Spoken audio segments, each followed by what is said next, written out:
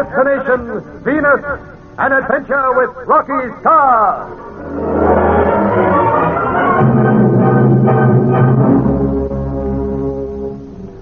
What lies beyond our Earth in the vast unknown of limitless space? Does life exist on the far-off planets? Who will be the first to conquer space, reach the planets, and learn their secrets?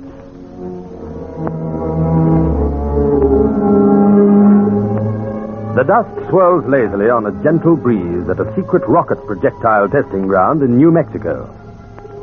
Balanced on its huge tail fins, a gigantic rocket points majestically to the heavens. A few hundred yards away, in the reinforced concrete observation post, two members of the Rocket Development Commission are talking. The smaller, dark, thick-set one is Canadian engineer Mitch Morgan. The other is tall, red-headed, adventurous Englishman Rocky Starr. Say, how much longer do we have to twiddle our thumbs, Rocky? They'll be here any second. You said that 10 minutes ago.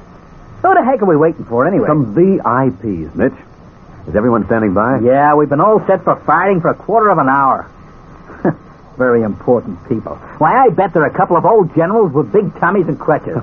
Now, look here, Mitch. Yeah, maybe I am touchy, but this hanging around makes me feel all itchy inside. Well, storming around that way won't help matters. Oh, it's all right for you, Rocky. Nothing upsets you. Well, I'm different, though. When I do something, I like to do it right away. Wait, this is the most important test we... Rocky, are you listening to me? No, I wasn't. Well, I like that. What's going on in that red head of yours? Oh, nothing much. I get it. You were thinking of space travel, weren't you? Well, yes. Don't you ever think of anything else? You know, Mitch, it won't be long before someone takes off for the moon in a spaceship. Oh, talk sense. Well, I am. Look, you've got a bug about it, Rocky. For a spaceship to escape the Earth's gravity and reach outer space, it'd have to accelerate to about 30,000 miles an hour.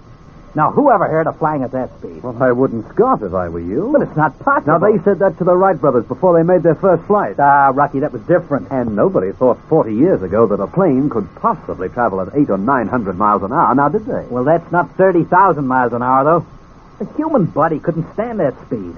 Look, pal, you spend too much time dreaming about... You're the VIPs. Yeah, well, not before time either. This way. Sorry to have held you up, gentlemen. Our guests were delayed. Professor Gabar, Miss Vernon, may I present two of our rocket personnel? Our designer, Mr. Rocky Starr, and Chief Engineer, Mr. Morgan. Miss Vernon. How do you do? How do you do, Miss Vernon? Miss Vernon? And this is the eminent Professor Gabar. It is a pleasure, gentlemen. Glad to know you, sir. That goes for me, too, Professor. Well, are we all set to conduct the test? Are we all... Yes, Commander. Fine. Carry on, then, please. As you and Professor Gabar are both aware, Miss Vernon, we hope that this rocket will penetrate the Earth's atmosphere and reach space. When it does, the recording machines aboard will send us back information that should be of great help to us. Any chance about actually seeing the takeoff, Commander? Yes. Come over to this observation slip. It's rather interesting watching the firing of a rocket. At first, it just seems to hover 2 or 3 feet from the ground. Then, zoom, and she's away. Okay, Mitch? Yeah, Rocky. Some stand by for firing. With the sounding of the siren, a tense atmosphere descends over the whole station. Men check their speed recorders, their radar, their high-speed cameras. Soon the giant rocket will zoom from the Earth and scream into space at 15,000 miles per hour. Reports flash to the control tower. Area cleared of aircraft and personnel. Observation posts standing by.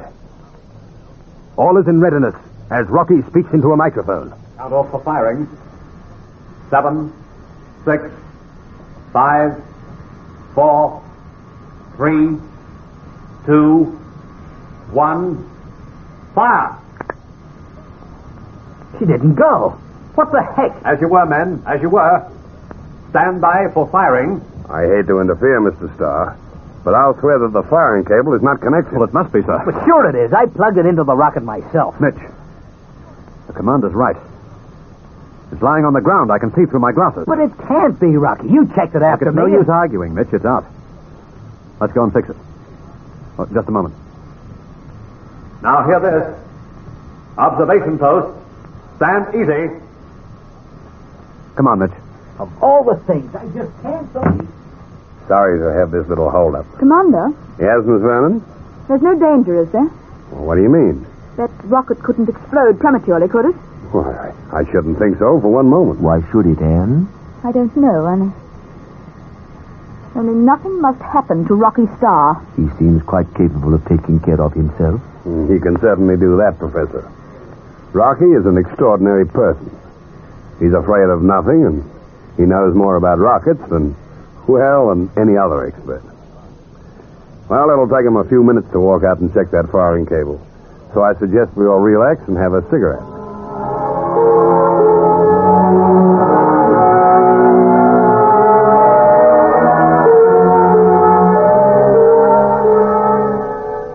Say it again and again. It just couldn't happen. I agree with you, Mitch. And yet the fact remains it did. But, Rocky, that firing cable couldn't have fallen out unless... Go on. No, it's crazy. You were going to say, unless someone pulled it out. Yeah, but no one was near it. No. Then how the deuce did it get onto the ground? That's this year's biggest mystery. Let's forget it, Mitch. You know, Rocky, something always goes wrong when we have VIPs here. They're rather different than the ones you expected, aren't they? Yeah. Say that Miss Vernon is awful pretty. Yes, she is. And she's rather clever, too. You know, she's the daughter of Professor Vernon. And like her father, is a brilliant physicist. You don't say. Beauty and brains together. Mitch, what do you think of Professor Kabar? Well, I don't know. Queer-looking bird, isn't he? Peculiar skin. I'll say. It looked kind of dirty, or a smoky color. And his eyebrows, they nearly cover his eyes. Rocky, look, I might be stupid, but when I shook hands with him, a queer feeling shot through me. I started Mitch, to... what's that on the rocket fence? Huh? It's something moving. Well, it's a bird, isn't it? That's no bird. Wait. Mitch, am I going mad? It's mechanical. Say, what is it? I'll swear it's a tiny robot. Look at it. Rocky! Firing charge! Run for the slit trench! Run for it!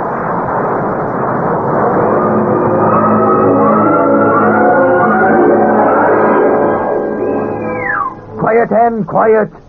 Now, hear this. Accident stations. Keep your radar on that rocket, Watson. Commander, where's Mr. Starr? It is quite obvious that he and Mr. Morgan cannot be alive. I saw them start to run. No human being could live in such a blast. Commander, isn't there anything we can do? Our rescue squad will handle that side of it, Miss Vernon. They will be all right, won't they? Won't they? Commander, Go ahead, Watson. rocket turning, altitude 20,000. Repeat, Watson. Repeat. Rocket turning, altitude 18,000. What's its direction? Commander, it's headed straight for the station. It's headed straight for us. Now, hear this. All personnel take cover. Take cover. Commander, Mr. Starr's out there. We can't leave him. I'm afraid we'll have to, Miss But we Vernon. can't. There'll be... Now, hear this. Check personnel. Check personnel. You all right, Miss Vernon? Professor? Quite. Anne?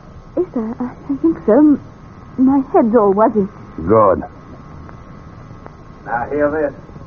Rescue stations. Rescue stations. Find Rocky Starr and Miss Morgan and hurry. There's no movement out there, Commander. No movement at all.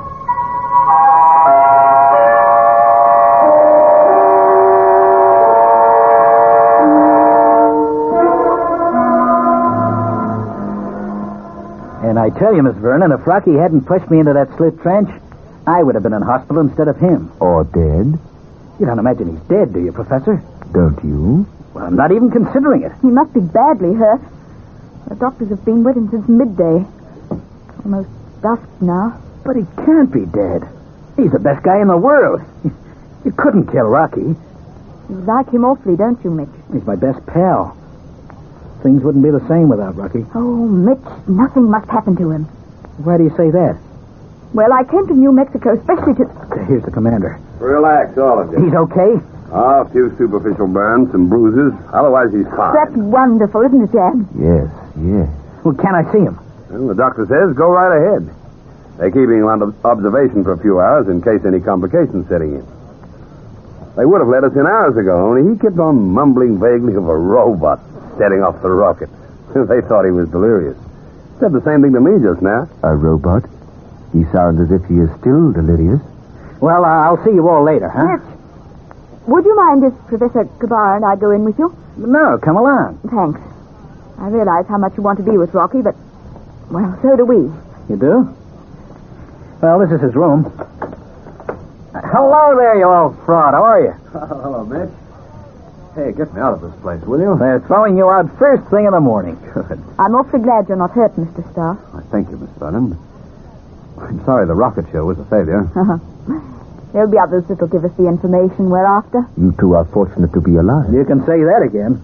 If it hadn't been for Rocky spotting that robot thing, we'd have walked to our death. Are you sure it was a robot? I'm certain, Miss Vernon. It set off the firing mechanism. Mr. Starr, you must be worse than your doctors are saying. Well, I saw that thing too, remember? You are both quite wrong. I was watching that rocket through glasses, and I saw nothing at all. It was merely a premature explosion. It happened before and will happen again. It was not a premature explosion, Professor. Don't be ridiculous. Man, don't let's quarrel with Mr. Starr. We want him to be our friend. Why, how do you mean? We came to New Mexico to see more than that rocket takeoff. Oh? We came to meet you. I believe that you're very interested in space travel. Yeah, he thinks of nothing else. Good. Then you're Come to the point, Anne. Mr. Starr, we have a job for you. What is it? Miss Vernon? How would you like to fly a spaceship to the planet Venus?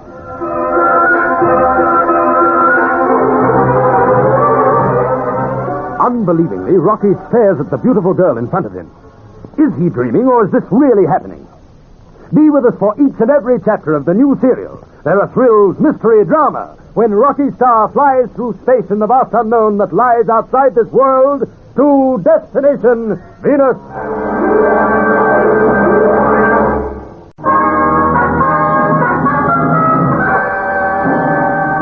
Destination Venus, an adventure with Rocky Starr.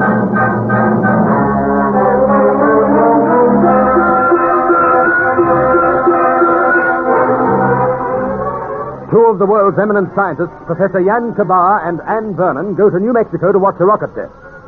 To the amazement of Rocky Starr and Mitch Morgan, the rocket fails to take off. While on their way out to examine it, it suddenly screams into the air, and Rocky and Mitch dive for a split trench to escape the intense blast. Later, in a nearby hospital, Mitch, Anne, and Professor Kabar learn that Rocky has only slight burns and bruises. The three get to his bedside, and Anne startles him by saying, How would you like to fly a spaceship to the planet Venus? To Venus? Say, am I hearing right? You want us to fly to a star? To a planet, yes. To Venus? By spaceship? But that star's millions of miles away. It is a planet, my dear Mr. Morgan, and it is roughly some 30 million miles away at this moment, and coming closer. Can we go that far? You would have to reach the planet, would you not? Yeah, but 30 million miles. Boy, that's some distance. It's fantastic. It could mean a lot of fun, Mitch. It could also mean your death, Mr. Starr. Miss Vernon, you're not kidding us, are you? I'm very serious. Our spaceship is completed and ready for testing. It's as perfect as we can make it. Will it reach Venus? We hope so. Well, you don't sound very confident. You are quiet, Mr. Starr? Are you afraid of making this trip? Rocky afraid?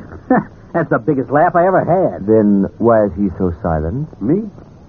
No, I was just trying to imagine what we'd find there, and what we'd meet going through space, and whether there are people like us on Venus, or what. There are people like us there. How do you know? Both my father, Professor Vernon, and Jan here, convinced that Venus is peopled by a highly intelligent race. Ah, it could be, too. It's supposed to be very like our own Earth. That's one of the reasons we've decided to go there. Of course, being closer to the sun, it is much hotter. Ah, the more I think about it... Then you'll go? Well, I might. Who put you on to me, Miss Vernon? Well, we've had you under observation for some months. Your background has been checked and rechecked. As a matter of fact, I know your life story from your childhood to the present moment. Oh, I hope... You've nothing to be ashamed of. Say, Miss Vernon, this spaceship... It's very hush-hush. Should you decide not to go with us, neither of you must breathe a word about it. You can count on us. Do we hear any more about the ship? Not much, except that it's been designed and built by my father, Professor Vernon, and the whole scheme is sponsored by UNO. By UNO? Mm-hmm. I suppose at the moment it's the world's most guarded secret. And yet you're telling us... Had I had my way, you would not have learned of it. Why all the hush-hush? Surely that must be obvious. We wish to be the first to conquer space and reach Venus. Anyone else trying? We believe that a foreign power is very interested in our project. In fact, this great power is doing all it can to prevent our taking off. Who is it? We haven't any real evidence yet, Mitch. We feel, though, that someone is trying to ruin our plans. Getting back to the spaceship. Yes? It'll be atomically powered. We'll leave the explanation to my father, shall we? Well, what do you say? Will you come to Venus with us? Well, it certainly sounds exciting. Exciting's not the word. It's terrific. Then you'll go, Rocky? Yes. Yes, I'll go. I knew you would. So did Daddy. Naturally, we'll arrange things for the experimental commission. Look, are you well enough to discuss details with us? One moment, Anne. You forget some rather important facts. Yes? Mr. Starr must pass certain physical tests before he is acceptable to our party. Oh, he'll pass them. That remains to be seen. Mr. Starr, anyone who goes on this expedition to Venus must be, one might say, a perfect physical specimen.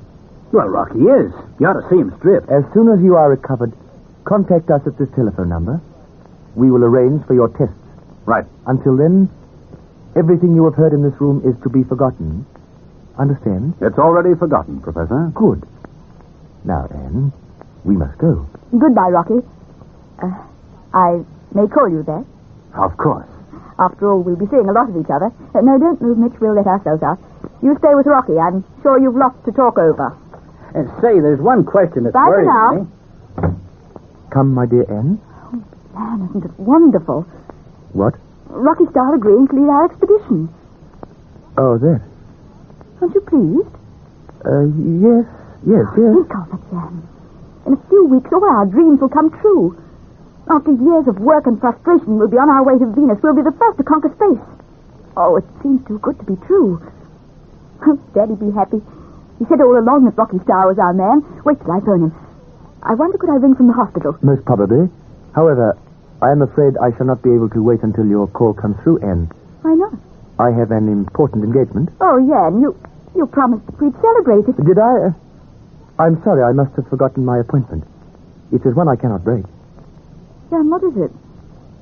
You seem unhappy. Oh, don't be upset because Rocky's been chosen instead of you to lead our expedition.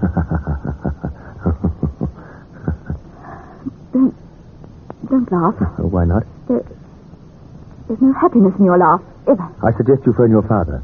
I will contact you tomorrow.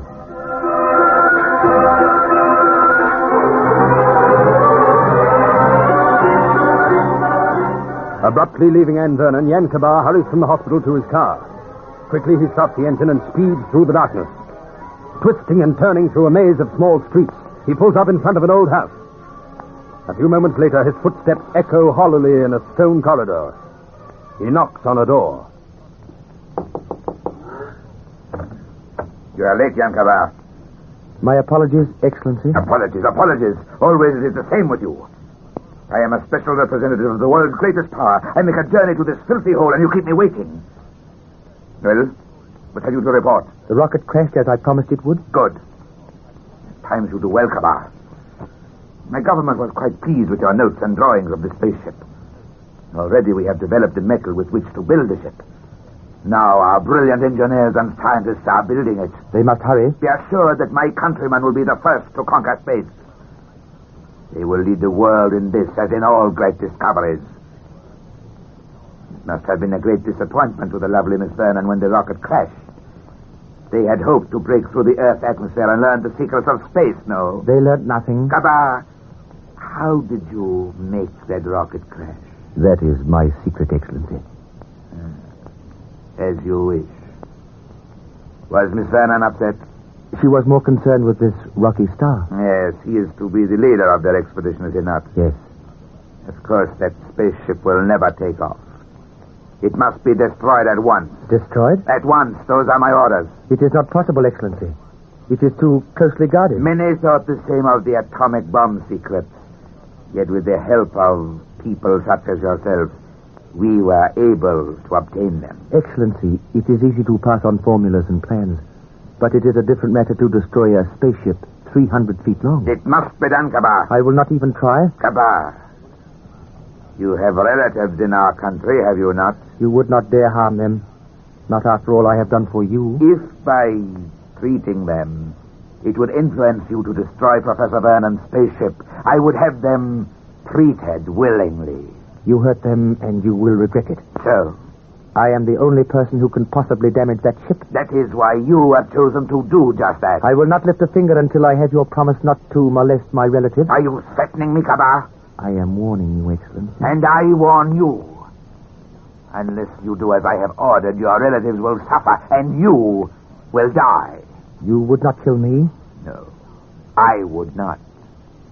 I would merely pass on a hint of your activities to the American authorities. No, you must not. I trust that I will not have to do that. Every nation hates people such as you. Excellency, I will do it. I will find a way of stopping that ship. Do that, and my country will certainly be the first to conquer space. And naturally, you will be well rewarded. Yes, I will do it somehow. Now, I must go. There is one other matter, Kabar. This Rocky Starr. Yes? Deal with him, too. He must not join Professor Vernon. The details of his removal I leave to you. Yes. Leave that to me. You seem to appreciate this work. I do. Perhaps you fear the lovely Anne Vernon might be interested in this Rocky Starr. I am not jealous of him. I realize that if I am to prevent this spaceship leaving Earth, I must get rid of Rocky Starr. Yes. Leave it to me. Something unfortunate will happen to him during certain medical tests. Something very unfortunate.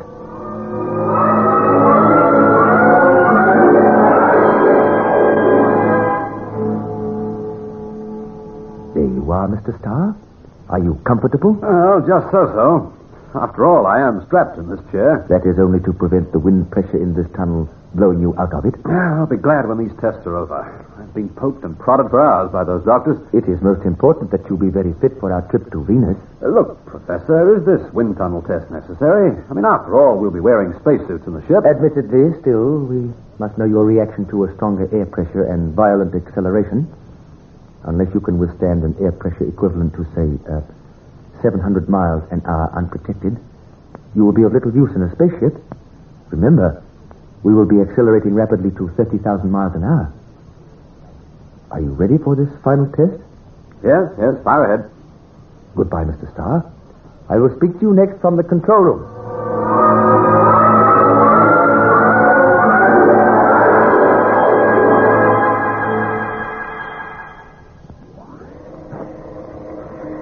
Anne, would you and Mr. Morgan stand further back? Yes, Jen. The doctors wish to be close to the glass panel. Okay. There you are, Doctor. Thank you. I'll wave you when to cut down the air pressure, Professor. Very well. Are you ready, Mr. Starr? Sure. Good. I am turning on the air now. We should soon know whether he is fit to lead our expedition, Anne. Yes.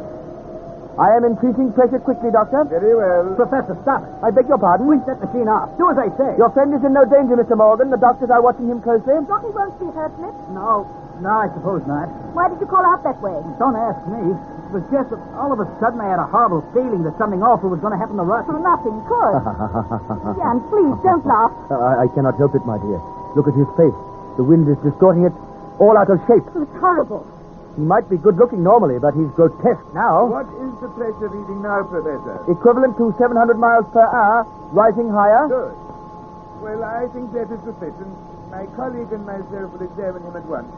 Switch off the pressure, please. Certainly, Doctor. Well, thank goodness that's over. Say, didn't you hear the doctor, Professor? Turn that machine off. I am trying to. Oh, hurry it up. You'll kill Rocky.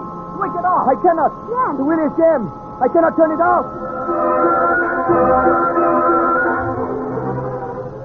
Horrified, everyone in the room watches Jan Kabar struggle with the controls of the giant machine. Inside the wind tunnel, Rocky's head is forced back and back as the pressure mounts higher and higher. Will Jan Kabar's diabolical plan succeed? There are thrills ahead before you fly into the vast unknown that lies beyond this world with Rocky Starr in Destination Venus.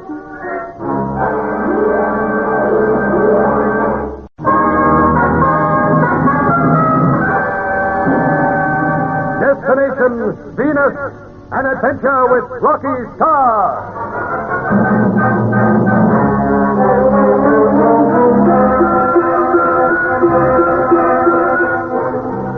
Anne Vernon and Jan Kabar, two eminent scientists, asked Rocky Starr, a British rocket expert, to fly a spaceship to the planet Venus.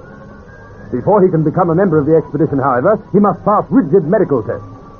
Meanwhile, unbeknown to the others, Jan Kabar plots with the mysterious foreign agent Gregor to destroy both Rocky Starr and the spaceship.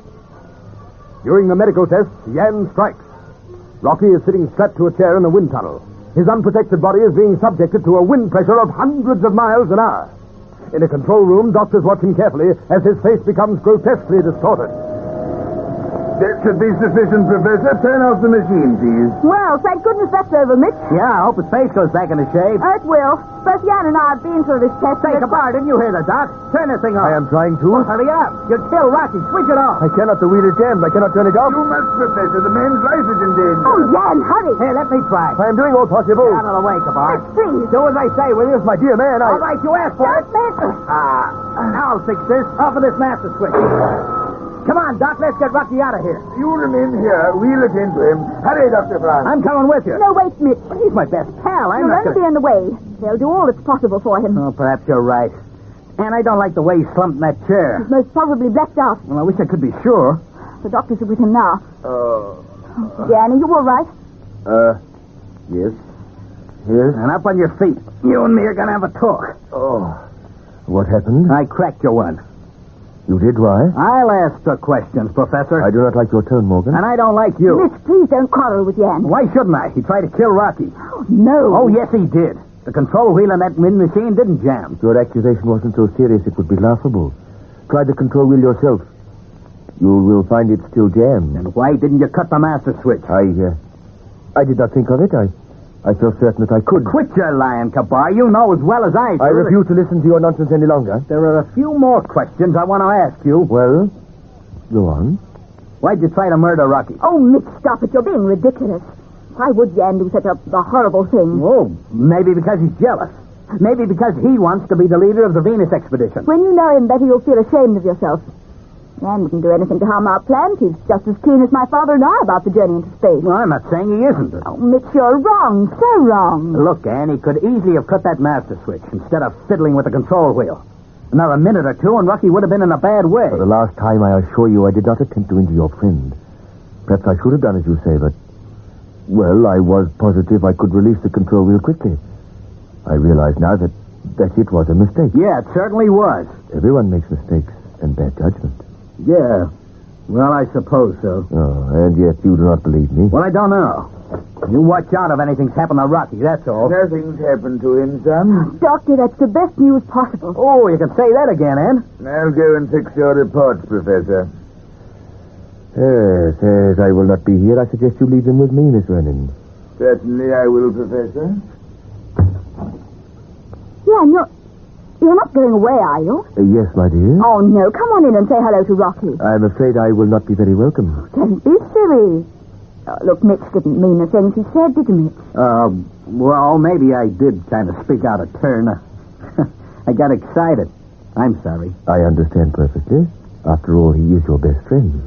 Well, now that little matter's over, we can all... I am still unable to remain, Anne. I have an engagement that I must keep. It is regarding medical supplies for the Venus flight. My regards to Mr. Starr. Until later, my dear. I wonder. What, Mitch? Lots of things. You're not still worrying over Jan, are you? Well, Look, he wouldn't harm anyone. Jan's a wonderful person. Look, Anne, I wasn't only thinking of him. But there's something else nagging at me. What is it? Well, I haven't done that wind tunnel test yet, and I reckon... Oh, there's the doctor calling us. Let's go and join Rocky.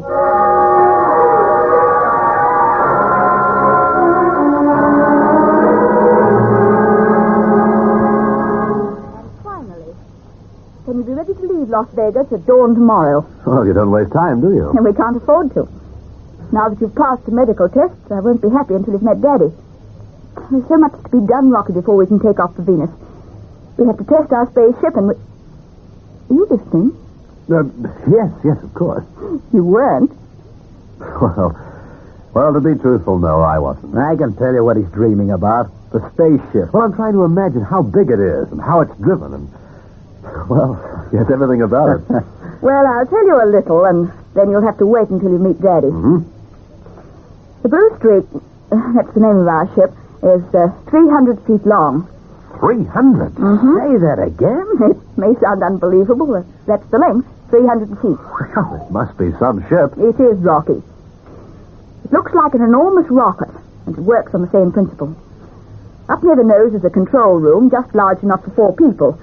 The rest of the space inside is taken up with the power units and fuel tanks. Hey, wait a minute, Ann. How the heck can they get a ship 300 feet long off the ground? By jet propulsion? Well, it'll have to be mighty powerful. It is. You see, Jan has developed a new rocket fuel that's revolutionized the whole idea of spaceship. Now, I still say you'll never get it off the ground. It's not a plane with wings, you know. Now, I tell you it's impossible. Oh, take no notice of him, man. He's a wet blanket. Rocky, I'm just looking facts in the face, and I don't like what I see. Mitch, I haven't time to argue. I know the Blue Streak will take off and reach Venus. Rocky, you haven't answered my question yet. Can you be ready to leave Las Vegas at dawn tomorrow? Well, I suppose so. I'll have to arrange it with the Rocket Commission. Oh, you've no worries there. They'll release you. It's all been arranged by the people behind us. Where are we headed? You'll find that out when you're there. The location of Daddy's research station is, well, on the secret list. Say, this gets more mysterious every minute. Yes, doesn't it? Well, I guess we better make our wills, Rocky. Our wills? Yeah, don't expect to return to Earth after visiting a star, do you? He'll be back, Mitch. Well, I'm not counting on returning. You? Yeah, I'm going to, you know. No, Mitch, you're not. Say, you can't leave me out of this. I've always wanted to sit on a star. Anyway, Rocky can't do a thing without me. Can you, pal?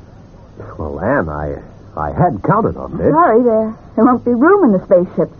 Oh, you could squeeze me in. I'm not very big. How many are making the trip? 4. You as leader, flight engineer. Mitch Morgan? He's already been chosen, Mitch. Another scientist and myself. Jan Kabar said that an hour ago, and I didn't believe him. It's quite true. My father's trained me to do just that for the last 4 years. And there's one... I'm sorry, Mitch. There just isn't room for you. Well, Jan Kabar and I'll meet you at the Las Vegas airport at dawn tomorrow. Until then, bye, Rocky.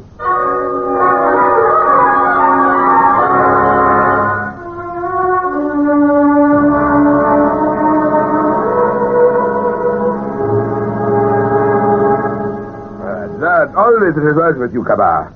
Again you have failed me. Rocky Starr is still alive. I did my best, Excellency.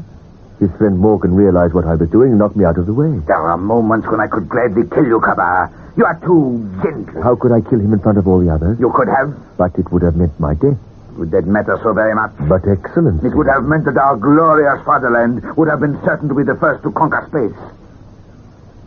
Kabar, this Rocky Starr must not reach Professor Vernon's research station. But no, do not interrupt me. Once he joins forces with the professor, the race is almost over. As you have said, their ship, the Blue Streak, is ready for testing. That is correct. Our country's spaceship is only being built. Then they must hurry. I have given them drawings. No, Kabar. We must ruin Professor Vernon's plans. First, destroy Rocky Starr, and then their ship. How will you do this?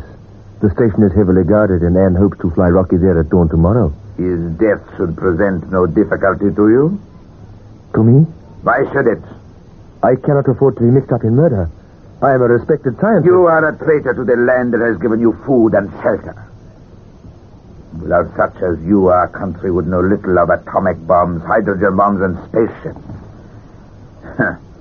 A respected scientist. You will not speak to me in that manner. I will speak to you in any way I think fit. One word from me to the American police and you die. The same applies to you, Excellency? Nonsense. I am under the protection of our embassy in Washington. They would not dare lay a finger on me. But it is different with you, Kabar. You know the penalty for treason? Yes, I know. Then you will do as I order without argument. Yes, Excellency. After all, you should be glad to be rid of Rocky Starr. He is handsome. And the lovely Anne Vernon might... Leave Anne out of this? As you wish. Still, he must be dealt with at once. How? How? You said earlier that he would return to Las Vegas rocket-proving ground. There is a lonely stretch of road a few miles from there. That should be a convenient spot for you. Excellency, I cannot. His friend Mitch Morgan will be with him. He would recognize me. Very well, very well. Perhaps it would be dangerous to risk another failure.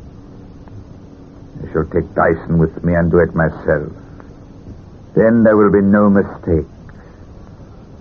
I assure you, Kabar, that Rocky Starr will die within an hour.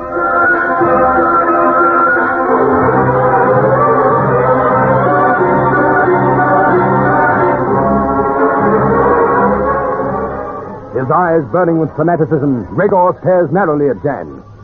Meanwhile, Rocky and Mitch are preparing to return to the rocket proving ground. What will happen? Will Gregor's plan succeed? There is excitement ahead for you before you fly into the vast unknown with Rocky Starr to Destination Venus.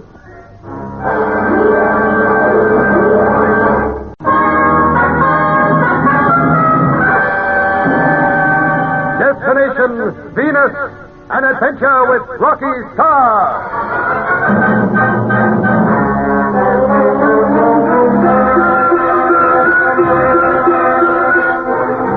From the moment Van Vernon and Jan Kabar asked Rocky Starr to fly their spaceship to the planet Venus, he has been in grave danger. Unbeknown to the others, Jan Kabar has been plotting with the foreign agent Gregor to destroy both Rocky and the spaceship, the Blue Streak. When Gregor learns that Jan has failed to kill Rocky, he decides to deal with him himself before he reaches the rocket proving ground. As Gregor makes his decision, Rocky and Mitch climb into a car a few miles away. Oh, stop your growling and get in, Mitch. I'll start yelling any minute. Are you in? Yeah, sure I am. Good. First up, the rocket proving ground. I'll have to move if I'm to take off at dawn with Anne. Hey, listen, Rocky, where you go, I go, and that's final. I won't let you leave me behind. Mitch, it's not my fault. But sure it is. Oh, it's no use arguing with you when you're this way. What's come over you? You're my pal, aren't you? Oh, don't start that again. Yeah, well, there was a time when you would have insisted that I went with you. Anyway, you just have to take me. You're hopeless without me around, you know that. Oh, Mitch. Well, it's no laughing matter. I'm going to Venus or bust. Listen, I've told you again and again that I'll do all I can to get you a berth on that spaceship. Well, look, it ought to be easy for you to wangle that. You can talk Anne Vernon into it. Can I? Well, sure, she's keen on you. Anne is? Yeah. Say you ought to see the gooey look she gives you. Oh, don't be crazy, Mitch. I'm not. I wish she was that way about me. She's awful pretty and a wonderful girl. You're barking up the wrong tree. I'm not interested in her, nor she in me. Now, if you'd have said she was fond of Jan Kabar, I would have agreed with you. Don't mention him. You don't like him, do you, Mitch? Well, there's something about him. His queer colored skin and his funny eyebrows. I can't figure out what's wrong with him, but I'll swear he's no good. And I'll bet my last dollar that he deliberately jammed the pressure control to the wind tunnel. Oh, well, according to Anne, he did nothing of the sort. Well, perhaps he didn't. Still, it looked kind of fishy to me. And that robot thing that set off the rocket the other day. What about it? Well, Kabar knows something about that, too. Oh, Mitch, you're letting your imagination run riot. He'll be saying next that he's trying to kill me. Say, maybe that's his little game. It's obvious he's jealous of you and... There's a car following us. Huh? Been on our trail for the last mile or so. Are you sure? Positive. Well, I bet it's Kabar. You've got him on the brain. Rocky, he hates you and he's a killer. Hey, listen, slam that accelerator to the boards and lose that car. I've got a feeling that Kabar's out to finish us. Well, why would he do that? We've got no time to argue. Get moving. All right, if you think it's best. Hold on to your seat. Here we go. Hey, never mind looking behind. You keep your eyes ahead. I'll watch that car. Have we gained anything? No, they speeded up with us. Well, we might lose them on this stretch of lonely road. Hey, Rocky, they're closing up on us. Can't you go no faster? This bus is flat out. They're almost alongside. Pull into the side of the road. What do you think you're doing? Do as I order. Look out, they'll force us off the road. Slam on your brakes. Ooh. Boy, that was close. Wait till I get my hands on those guys. You will remain where you are, both of you. Now listen, fella, this It isn't would be unwise to disobey my orders. Oh, yeah? You tell Kabar. Steady, Mitch. There's a Tommy gun covering us. Exactly. And I have been accused by many people of being trigger-happy, as you Americans say. And I could not miss from such a short distance. Who are you and what do you want? My name does not matter. You wouldn't know Jan Kabar, would you? Kabar? No. Not much. You tell him from You me. be quiet. Now you, driving. You are Rocky Starr. Yes? Good. I would not wish to kill the wrong man. What? Don't, Mitch. You were saying? Naturally, I trust I will not have to kill you. Of course, it will all depend on you. Well? I suggest that you do not join Professor Vernon's expedition to Venus. Otherwise, you will both die at once. Take yourself and that pop gun out of here. No, or I'll handle this. Yeah, but Rocky, he can't do this. Leave the talking to me. I am waiting for your answer. Why are you so anxious to prevent us joining Professor Vernon? Because my country must and shall be the first to conquer space and reach the planet. You will not allow others to beat us. What is your country? Answer my question. Well, to be quite frank, I've forgotten it. Would you mind repeating it? It is no use wasting time. No one can save you. However, here is the choice you have to make. Refuse to join Professor Vernon or die. I will give you 10 seconds to decide. Count for him, Mitch. I'm sure he couldn't possibly count to 10. 1, 2, 3. Well, he can count. 4, What are we going to do? I'm hoping a car will come past. You should hurry. You wouldn't dare shoot. This is America. For the last time, your answer. The only obvious one. No. Very well. Rocky, he's going to shoot. You are so right. There are the lights of the car. It's coming this way. What? Oh! Give it to her, Rocky. You bowled him beautifully. Now keep low. They might start firing. What's that car coming towards us? Rocky! Oh, we missed it. Keep it going. He's firing at us. Not much of a shot, is he? He'll be out of range of his Tommy gun in a few seconds. Say, we were mighty lucky. Yes. He doesn't seem to like us. Are they following us? No, I can't see any lights. Well, I don't suppose they would be. They've missed their chance. Not by much, Rocky. If that other car hadn't come along, then we'd have had it by this. Well, the fellow might be bluffing, you know. You don't believe that, do you? No. I wonder who he is. I don't know. He must be one of the foreign mob that are trying to stop the Venus flight. Yes. Well, that little episode has taught me one lesson. In future, I'll be on the lookout for trouble. And you'll need a bodyguard, and I'm the boy. I'd like to have you around, Mitch, after this. I'll be there. Don't worry. Wait till Ann Vernon hears of this tomorrow morning. She'll just have to take me along.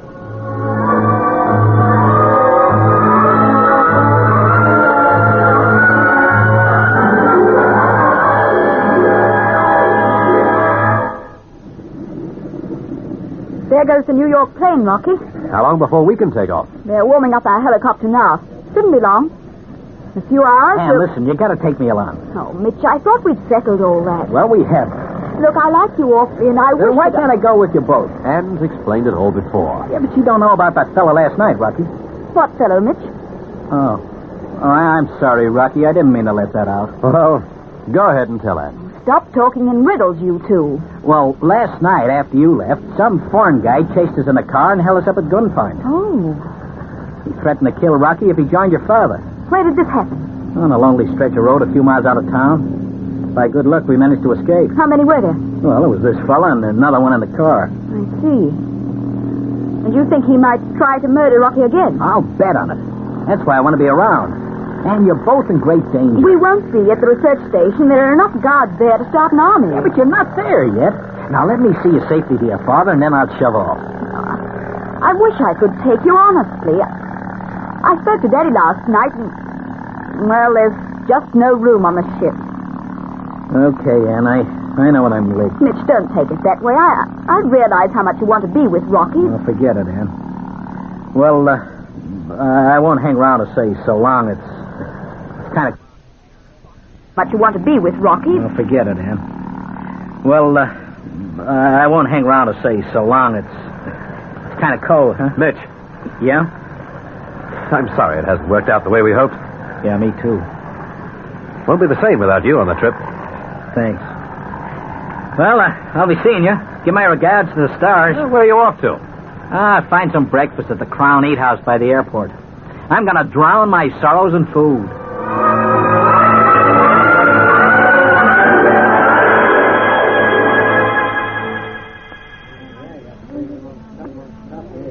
I asked you to meet me at the Crown Restaurant, Dyson, because I realized it would be almost empty at this hour. And naturally, I do not wish to be seen at the airport. Sure, I got you, Gregor. You have had enough breakfast? I'm fine, Gregor. Do not mention my name again. Speak quietly, too, in case anyone should be close. Now, we will go over our plan. Okay. I give them 10 minutes start in their copter, then I sets out after them. Yes? I follows till they're over some bad country, then I rams my crate into them and bails out. I do not understand your... Okay. I crash my plane into theirs and then parachute to safety. You're happy about it all? Sure, there's nothing to it. I've done it for years in the movies. It's easy. Good. But there is nothing to keep you here. What's that? There is someone in the next booth. You reckon you heard me? Say, he's moving out. Stop it. Stay where you are. So, it's you again. Keep your voice down. Rocky Starr's friend Mitch. I remember you from last night. Do not move or I shall shoot. You're not keeping me here. Sit down. Sit down. That is better. Dyson. Yeah. Be off. Do not fail me. Sure, I won't. I'll fix it all nice and clean. Listen, you can't do not that. try to attract attention and do not attempt to escape. Make yourself comfortable. You and I are going to have a little talk. Covered by a gun, Mitch sits helplessly before the gloating Gregor. At the airport nearby, Rocky and Anne talk to Yan Kabar, unaware that death lies ahead. Can Mitch escape and warn them? There is excitement in the next chapter of this thrilling new serial, Destination Venus, an adventure with Rocky Starr.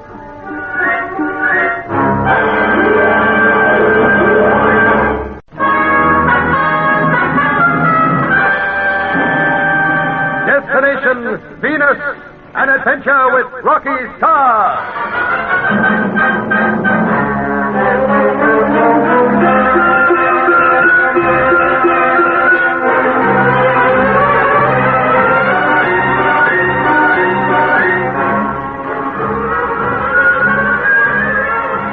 In spite of his fears, Yan agrees to help Gregor into the Death Valley station so that he can destroy the Blue Streak.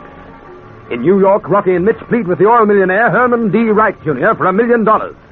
After listening to their story, Wright says, I don't know. I see. Yeah, me too. It's no use, Rocky. He won't play. When would you want this million? Well, there's no time like the present, Mr. Wright. Well, I got to check on your story first. I ain't tossing $1 million in your lap without doing that. Well, that's fair enough. Well, the only catch with that idea is that the Venus project is very hush-hush. Don't give me that, son. You can't keep nothing hush-hush in America. We talk too long and too loud. I'll find out what's cooking. You mean you'll give us the money? I might, and then again I mightn't. All depends what I get out of it. I thought there'd be some ants in the jam. You don't blame me, do you, if you're wanting something? $1 million is a lot to have floating up among the stars. Well, what's worrying you, Mr. Wright? I'm trying to figure out some way of making money out of your fly. I got to keep the taxation boys in the job, you know. So suppose you give me the television, radio, and newspaper rights of your story. Well, I haven't the power to say yes or no to that. It would have to go before the United Nations. Say, I know. You could have any oil on Venus. Uh-huh. How would I get it back to Earth? Well, by freight spaceship. Interplanetary trade is possible, Mr. Wright. Not in my lifetime. Nope, there don't seem to be no way of making any money out of this scheme. I thought you'd back our flight because you're patriotic. Son, I always try to combine patriotism with business. Mr. Wright, I'll be frank with you. Sure. Unless you assist us, we're beaten. The Blue Streak will never leave the ground. Yeah, Rocky's right. It'll just stand out there in Death Valley and rust away to nothing. And that means some foreign power will be the first to pioneer space travel. I'll say. They'll have the laugh on the Yanks. Seems like the Americans will have to stop their blowing off about leading the world and everything. No, it seems that way, Mitch. Now, come on, Rocky. Let's push on. Well, thanks for listening to us, Mr. Wright. Yeah, what's your hurry? Well, you're a busy man, and you were going to golf, remember? Yeah, I was. And you're not going now? Of course I am. I let nothing interfere with my golf, not even my wife. Oh, wouldn't he make you sick, Rocky? Listen to me, Herman D. Wright, Jr. Why don't you put us out of our misery? Make up your mind one way or another. I'll do that, over golf. You fellas play? Yes, Mr. Wright. Come on, then. We'll make a threesome. At the end of 18 holes, I'll give you your answer. Oh, no. I'll have my secretary phone ahead and arrange some clubs for you. Oh, well, then. Oh, let's shoot back to our hotel, Rocky. No, Mitch. Well, he won't give us the money. That's sticking out a mile. We're sunk. Looks like Gregor's right. This country will be the first to conquer space. Gregor's beating us, Rocky, whether we like to admit it or not.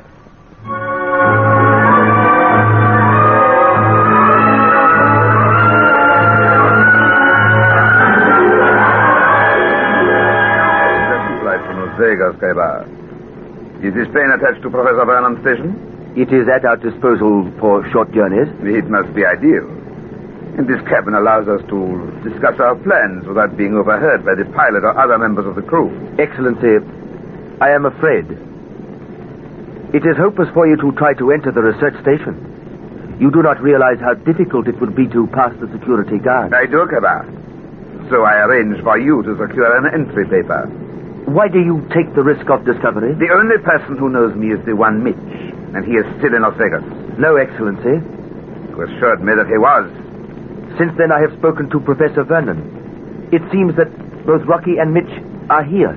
Go. Excellency, take my advice. Return to Las Vegas. I will order the pilot. No. Should Mitch see you... We will face that problem when it arises. The moment we land at Death Valley, you will hide me in your room until we act. Excellency, I beg of you... You sound as though you want me to stay away from that station. I am thinking of you, Excellency. After all, there is no necessity for you to go there. The flight to Venus is cancelled. I am taking no risks. They could raise that money. The Blue Streak must and shall be destroyed. It will not be easy. Always you say the same thing. It will not be easy. I do not expect it to be. However, we shall do it. The time bombs in our suitcase are powerful enough to blast that spaceship to atoms. First, you have to pass the security guards. They do not trouble me. They do me.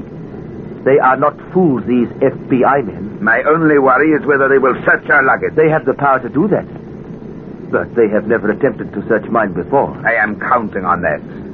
That is why I have put the bombs in your suitcase. In mine? Should they find them Have no fear. They will not look in the bag of a trusted high official, Gabar. There is no risk of discovery. But enough of that. How much further? We should be landing at Death Valley within half an hour. I wonder what Rocky Starr or Mitch would say about my arrival at the research station. They would be very surprised,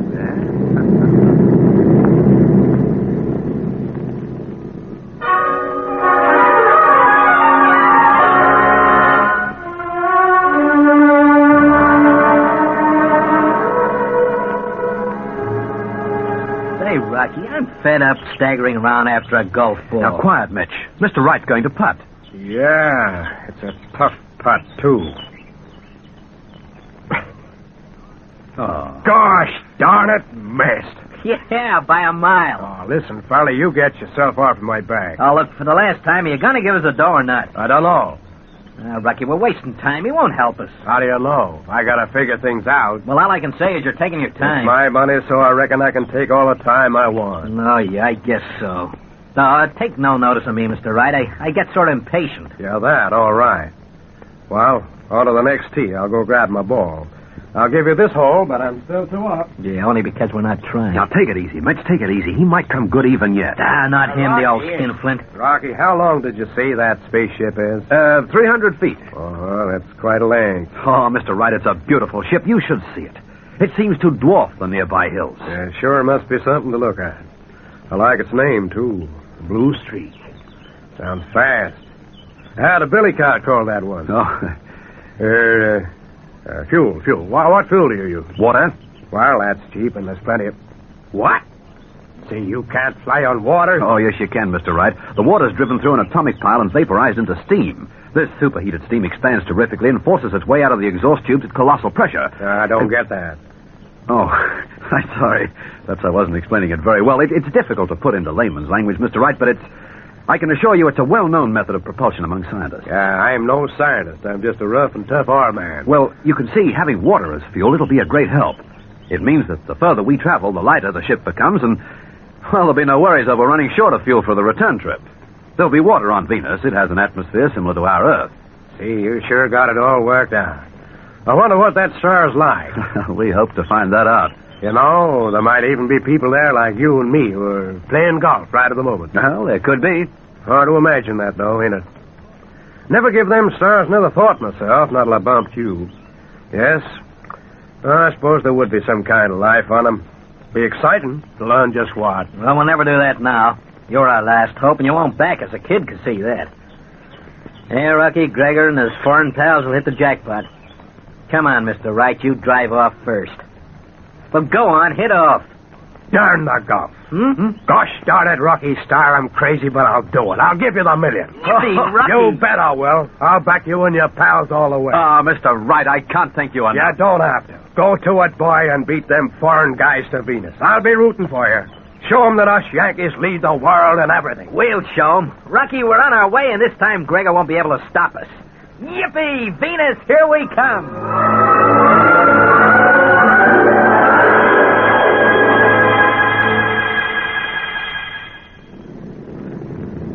We are going into land, Jan. Yes, Excellency. Do not be so intense. Should the guards find the bombs in my suitcase? They will not unless you make them suspicious by your behavior. Carry your suitcase as though it meant nothing to you. Excellency. Cabas, you must not address me as Excellency or Gregor at the station. My name is Pierre Montagne. Pierre Montagne. Yes. Yes, I will remember. See that you do. Jan, forget your fears. I am sorry, I cannot. Discovery at this hour would ruin everything. Should they learn that I am working with you, I would lose all chance of destroying the blue streak. Follow my instructions and we will not be detected. Keep your nerve, Cabas, and we will be soon past the security guard.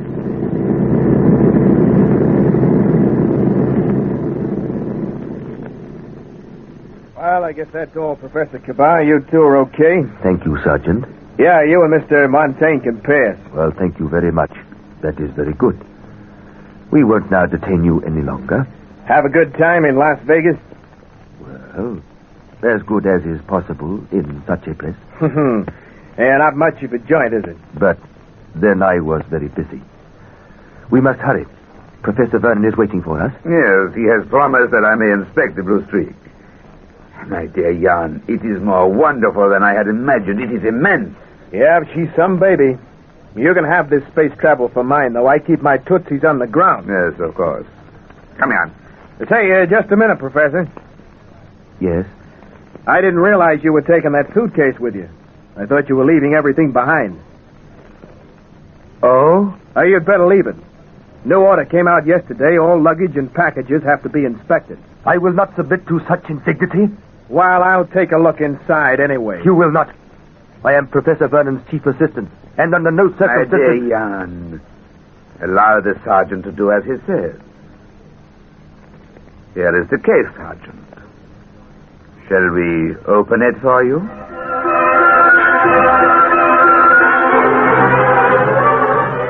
Frozen to the spot, Jan watches the sergeant as he reaches out for the suitcase. Will he find the bombs and put an end to Gregor's plans? Be with us for each and every chapter of this Rocky Starr adventure and fly with a blue streak into the vast unknown that lies between this Earth and our destination, Venus.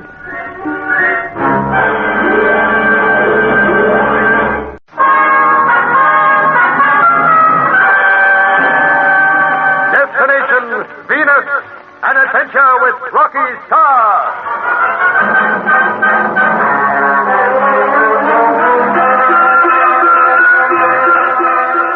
Having raised $1 million, Rocky and Mitch set out once more for Death Valley. Meanwhile, Gregor has already arrived there to destroy the blue streak. In Jan's suitcase are 2 time bombs. After leaving the plane at the research station, Gregor and Jan are held up by the security guards. I'm sorry, Professor Kabar. I'll have to take a look in your suitcase. I will not submit to such indignity. Well, I'll take a look anyway. A new order came out yesterday. All luggage and packages have to be inspected on arrival. This is absurd. I am Professor's chief assistant. And under no circumstances shall I allow you to search my case. My dear Jan, allow the sergeant to do as he says. Very well. You will find nothing. There are only papers. I'm not expecting anything else. Still, orders are orders. We understand. Here is the case. Shall we open it for you? Yeah, if it's locked. Have you the key, Jan? Yes. Here. Thank you. One moment, Sergeant, and you can... Hold it, Mr. Montaigne. It don't matter. Leave it closed. But I insist, Sergeant. Forget it. I guess Professor Kabar wouldn't be bringing any time bombs onto the station. Time bombs? What an idea, Sergeant. Yeah, ain't it? Okay, on your way. On your way, you'd better report to the office, Professor. Yes, we will. Oh, Gregor. You fool. Why did you behave that way? I felt certain that we would be discovered. Had I not interfered, we would have been... I am sorry, Excellency. Montaigne! Pull yourself together, Kabar. I am Pierre Montaigne on the station. Yes, yes. And stop acting as a frightened schoolboy, or our whole plan will collapse. Quickly, take me to your room. I should hate to be seen by the one Mitch. That would be the end of everything. Hide me until tonight, and then nothing matters. You mean you intend to strike at once? Having seen the blue streak, the sooner the better. Perhaps you're right. I will take you to my rooms and report to Professor Vernon.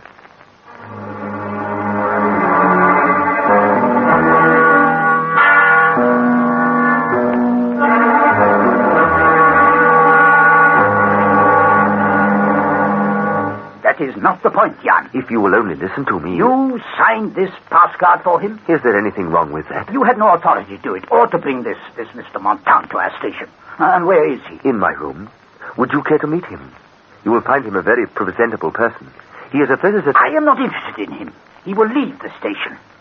I wish you hadn't done this, Jan. I tried to phone you for permission, Professor. You shouldn't have done it. It's against all our security regulations. Again, I apologize. Have him leave the station at once. I will arrange that the cabin plane returns him to Las Vegas. You are being most unreasonable. I refuse to discuss the matter further. You know my wishes. Professor, I need Mr. Montan. Otherwise, I should not have brought him with me. You need him? He is here to help me pack all my equipment. Are you leaving the station, Jan? There is nothing to keep me now. The Venus flight is off, so you told me so yourself. I am praying that it is still possible. Oh? As I told you before, I haven't made Juno's decision public yet. Professor, how can you hope to continue with your work? The American Engineering Company has threatened to sell the Blue Streak, has it not? Unless we pay them the $1 million we owe them, yes. And where can you raise such a sum? I have great faith in Rocky Starr. He's in New York, and he'll find that $1 million. That is most unlikely, Professor. And we are both aware of that. No, our dreams are over. We will never reach Venus now, I am convinced of that. So when I was offered an appointment at the Columbia University, I accepted. And returned with Mr. Montan to pack all my scientific equipment. I have been offered the chair of... Daddy! Now, there's Anne calling. Daddy, I've had the most wonderful news. Rocky's got the money. Anne, my darling. We'll go to Venus in spite of everything. An oil millionaire, Herman D. Wright Jr., is backing us. Oh, I could kiss him. We're off to Venus. That is excellent, Anne. Oh, Nan, I didn't see you there. Didn't even know you were back. I've just been sitting by a phone waiting for Rocky to ring. Isn't he marvelous? How are you? Not quite as excited as you are. How could I feel any other way? When is Rocky returning, Anne? He hopes to be in Los Angeles tomorrow morning. Oh, I promised that the cabin plane would meet them. Good. I'll leave you to arrange that. Where are you going? To begin loading supplies aboard the Blue Streak. You and Jan can help me.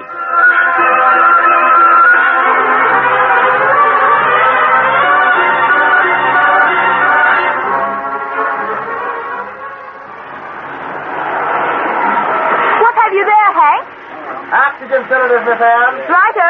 Back over to the lift and Andy will help you unload. Okay. This place is a hive of activity. Well, there's lots to do. Daddy wants to stage the test flight in 2 days. Does he now? It'll be a battle to get everything on board by then. Now, what are you doing down here, Jan? You should be in the control cabin checking the instruments with Daddy. I'd rather be with you. Oh, would you? Anne, you are so lovely. Please, Jan, there are lots of people round. I know that this is not a good time. Yet there is something I must say to you.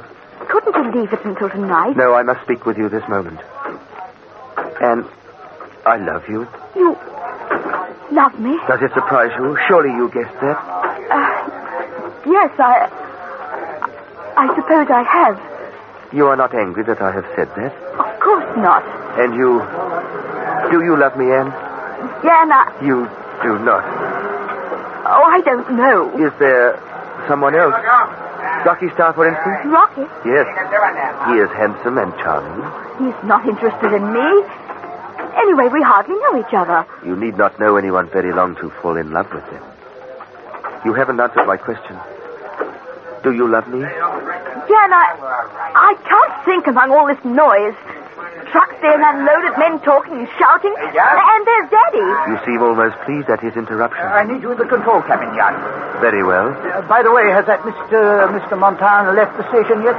He is leaving by plane first thing in the morning. I understood it was to be this afternoon. There was no plane available, Professor, because of the... Very well, very well. See that he remains indoors in the meantime. Report to me in the control cabin in 5 minutes, please. Yes, Professor. Jan? Who is this Mr. Montan? An old friend of mine. I did not know that Rocky Starr was attempting to raise money to continue our work. I returned all prepared to leave Death Valley. And you will, for Venus. Does that make you happy? I am always happy with you. And No matter what may happen in the future, remember only that I love you.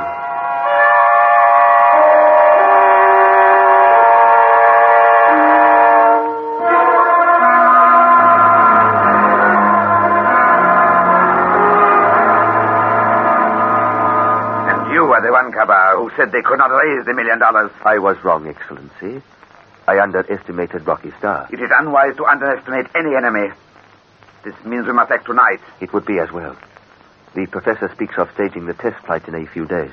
What are they doing at the spaceship? Loading supplies. Do they need them for a test flight? I had not thought of that. Kabar, I believe that they will set out for Venus without any tests. They would have said so, Excellency. It must be their idea. I have heard lorry after lorry passing this building. To me, that means one thing. They are leaving earlier than they had planned. Well, we shall disappoint them, eh? We will have to destroy the blue streak if our country is to be the first to conquer space. How is our spaceship progressing? It is almost ready. Before I came to Death Valley, I received information that it was only a matter of days before it took off. Our countrymen have worked quickly. Nothing is beyond our father and Kabar. As I informed you, all our resources were thrown behind this project. Kabar, we could conquer the universe should our leader so desire. Yes, we could. And one day we will. However, enough of that. Tell me, was Professor Vernon suspicious of my presence here? I would not say that. He was annoyed. Still, he believed my story. How did you explain me? I said that I had brought you to help me pack all my scientific equipment, as I had accepted an appointment at the Columbia University.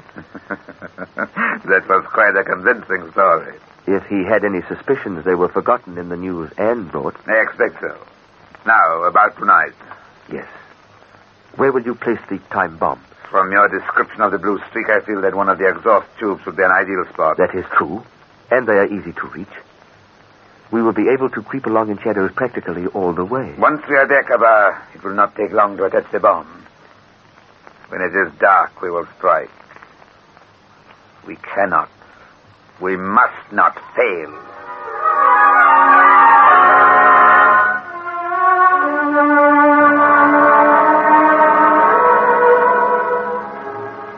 We are almost there, Excellency. Good.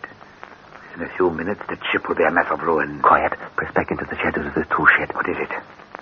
I thought I saw someone standing near the blue streak. A guard? Perhaps. Listen. Can't hear anything. No. Come. Wait a little longer and make certain there is no one there. And have some guard discover us here? It would be hard to explain. That is true. So much farther to the ship. It is difficult to judge distances in this blackness. About 10 yards from this tool shed. We must move slowly and quietly. Follow me. The blue streak looks even bigger at night, no? No more speaking. A few more paces and we are there. Stop. Is there a guard? No. No. We are here. The exhaust tubes are immediately above your head. Good.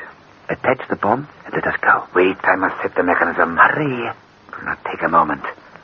There. Now, I place it in a tube and clip it in place. Have you finished? Almost. Do not make that noise. Someone may come. It is done. The bomb will explode in 5 minutes. Back the way we came quickly. Wait.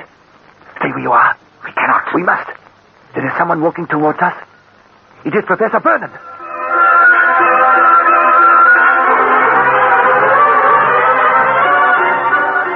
Escape seems hopeless to Jan and Gregor as they watch the dark figure walking toward them. Will the professor discover them and their plan before the blue streak is shattered by the time bomb? Be with us for each and every exciting chapter and fly into the vast unknown that lies beyond this earth in the Rocky Starr Adventure, Destination Venus.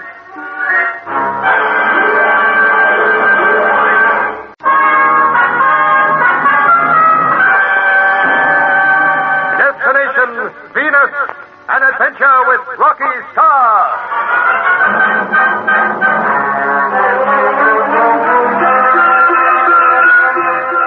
The moment Herman B. Wright, Jr. agrees to back the Venus flight, Rocky and Mitch set out again for Death Valley. There, Gregor and Jan, on learning the news, make a desperate bid to destroy the blue streak. In the darkness of night, they creep toward the giant ship, and Gregor places a time bomb in one of the exhaust tubes. Now, back to where we came quickly. Stay where you are. We cannot. The time bomb will explode in 5 minutes. We must. There is someone walking towards us. A guard? No. Professor Vernon. What will we do? I will show you. Leave him to me. Is anyone there? Don't move. Hold your breath. Funny. I swear I heard a clicking sound. Hold his legs. There. What was that? We must have blocked a tin line down. What's going on there? Go, we must go. That is Andy from the elevator. Leave the professor. Until I make certain he will be quiet. Come on out of there, I'll let you have it. Run, Excellency, run. Halt! You all right, Kala? Yes. Follow me, fast as you can. We must get to my room before the whole place is awake.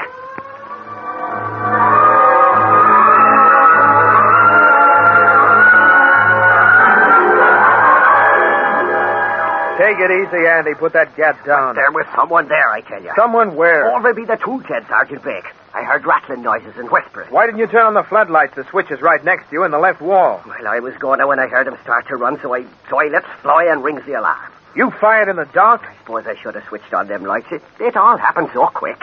Andy, you were most likely shooting at rats. Rats don't wear boots, Sergeant. I heard footsteps. Okay, we'll take a look. You men go around the far side of the ship. Andy and me'll cover this part. And get this, keep your fingers off the trigger. Come on, Andy. I'll swear I heard someone using a spanner or something. I reckon they was by the fins here. You know what, fair, give me the... What? Sergeant, look. It's the professor. Take it easy, Andy.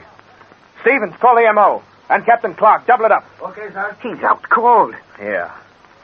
Any blood anyplace? No, I don't see none. Well, leave him be till the doctor's here.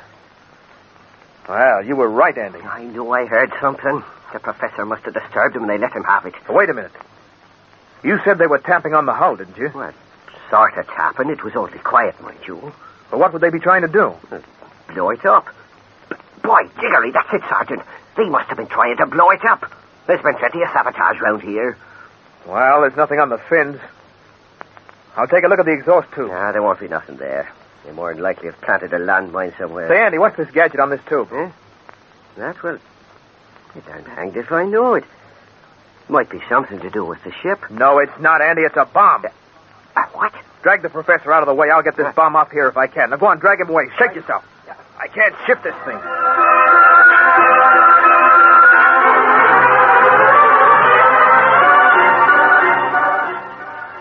We did not escape one moment too soon, Excellency. Soon enough. We could not have explained our presence there. Were we seen, do you think? Perhaps. But we would not be recognizable. It was too dark. The professor, he is... Not dead. I merely knocked him unconscious. Gregor, you seem as though you are listening for something. I am waiting for that bomb to explode. The guards may have discovered it. No, Kabar. They would not think to look in the exhaust tubes. Besides, the 5 minutes have not elapsed as yet. In a few seconds and the blue streak will...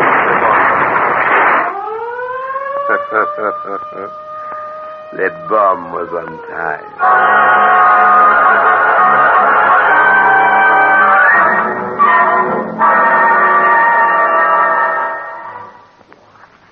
Oh, that fire. It's frightening. They'll soon have it under control, Miss Anne. Andy, who did this horrible thing? I wish I knew I'd fix them, I can tell you that. If only Rocky were here. I'd feel a lot happier, my dear. I know, Professor, you're supposed to be lying down. Doctor's orders. I'm quite well, Andy. I'm completely happy. The blue streak is saved. Only because Sergeant Blake happened to have a look at the exhaust tubes, remember? Not forget his actions. He'll be well rewarded. He deserves a medal, he does. I couldn't have stuck there fiddling with that bomb the way he did. And then to run with it in his hands before he threw it. He would have had a fit. You stayed and dragged Daddy to safety, Andy. Oh, that was nothing, Miss Anne. You were just as brave as the sergeant, you... Oh, darling. Hey, stop kissing me, young woman, and take your father home to bed. He's all in. I couldn't sleep, Andy. My head's aching. No wonder it was them pumpkin-sized lumps on it. Come on, Daddy. The doctor will give you a sleeping tablet. No, I'm all right, really. I'd rather stay until they have the fire under control. No, and I'm so worried. I feel after this that I can't trust anyone on the station. There are some you can trust, Daddy. Oh, there's you, Rocky and his friend Mitch, Andy here, the FBI men, but that leaves hundreds and hundreds. You've forgotten Jan. Yes, he's included, naturally. Personal like, I wouldn't trust anyone with a foreign name. Never did and never will. You oughtn't neither, Professor. I reckon that some foreigner's at the bottom of tonight's work. Whoever it is, He's out to cripple the blue streak. Next time, he just might do it. I'll have the guards tripled. Take my advice and get that ship off the ground just as fast as possible. Andy, you can't rush these things. But you've got to, or you'll be too late. I'm warning you. Oh, you may be right too, Andy. Oh, who could have done this? Daddy, you said you heard voices. Would you recognize them again? No, and I wouldn't. They were too low to distinguish one from the other. Oh, my mind's so hazy about it. I'm beginning to wonder if I did hear voices. Look, getting back to the blue streak, Professor. The moment Rocky lands back, you send it off to Venus. That might be best, Daddy. You and Jan could prepare the ship. I wouldn't tell that foreigner enough in no time. Oh, Andy, don't be absurd. Jan's worked with us for years. She's above suspicion. Well, I'd still keep my idea to myself till the last moment. Oh, that wouldn't be possible, Andy. People would see us loading supplies. Not if you have them confined to their quarters. What? Go and see Captain Clark of the security guards. Have him lock everyone in their rooms till this bomb business is fixed. While he's clearing that up, you and the ones you can trust get the ship ready for the takeoff. Andy, I'll do it. I'll do just that. Will you tell Jan of your plans, Daddy? No, I won't, Anne. Well, I think that's being most unfair. Just because Andy's put doubts in your mind, you shouldn't be... I really trust him, and yet he broke our security regulations by bringing Mr. Montaigne here with him. Yes, perhaps it would be better if neither Jan nor Mr. Montaigne knew anything of our plans.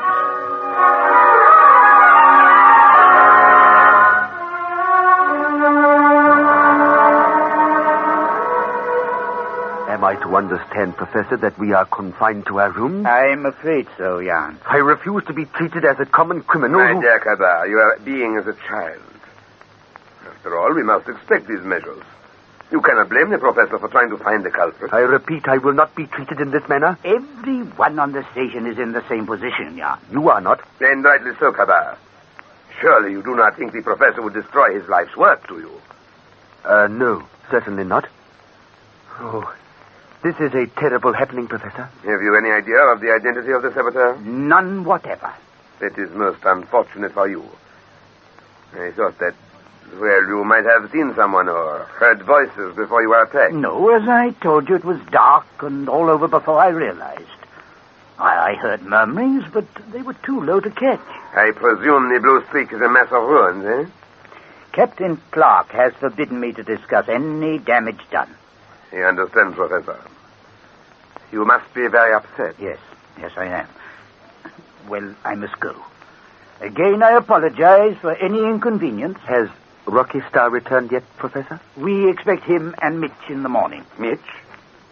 Mr. Montaigne, you speak as if you knew him. Me? Oh, no, it was simply the unusual name that struck me. Oh, it's a nickname, I should say. Well, goodbye for now, gentlemen. You will be released as soon as it is possible. We will not complain, Professor. Thank you. Until later, then. Excellency, they have... Yes. Might be listening. I'll make sure he is gone. We are locked in, Kabar. Not that it surprises me. Professor Vernon did not look well, did he? The lumps on his head did not improve his looks any. Poor Professor. All his years of work gone in one moment. If he only knew of your part in this sabotage, eh? He would be shocked, to say the least. Well, we may as well be comfortable. For the moment, we are helpless. And Mitch and Rocky Starr are due here in the morning? It makes it very awkward for us. It may even mean that I shall be discovered, and you will be in great trouble. However, we will face that when we come to it.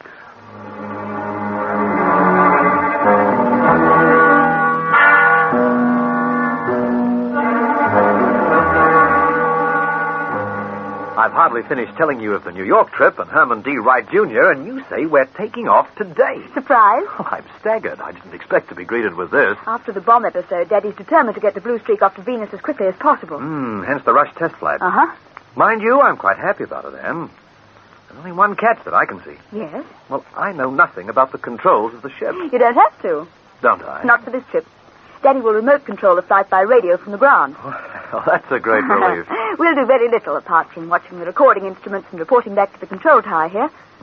You know, Anne, we might just as well hop off for Venus and be done with it. Well, I suggested that to Daddy, Rocky, but he feels that the ship must be tested first. Yes, well, he should know, of course. There are certain to be some adjustments necessary. And And say you let Mitch take your place. Oh, why should I? Well, just in case something does go wrong. I mean, anything might happen during the takeoff or landing. Nothing will go wrong. I have absolute confidence in Daddy and the Blue Streak. You have too, haven't you, Rocky? Well, of course. I was only... Well, I'd hate you to be hurt in any way. I won't be. This test flight will be a success, Rocky, believe me. We'll prove to the world that space travel is possible. Now start moving because we take off in 1 hour.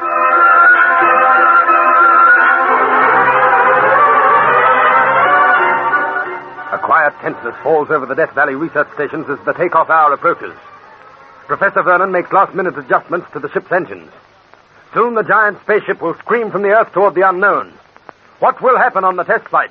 Will the Blue Streak leave the ground? Be with us for the next thrilling episode of the Rocky Starr Adventure, Destination Venus.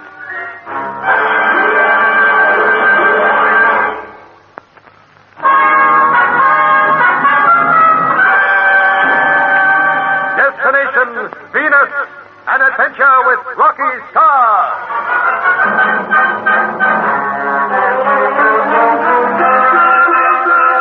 After Gregor's unsuccessful attempt to destroy the Blue Streak, Professor Vernon decides to test the spaceship at once. When Rocky returns from New York, he learns that he and Anne are to be ready in 1 hour for a radio-controlled flight. Meanwhile, Gregor and Jan Kabar are confined to their room. Excellency, I'm worried. Why should you be? You are comfortable here, and the Blue Streak is destroyed. Are you certain of that? Are you not? No.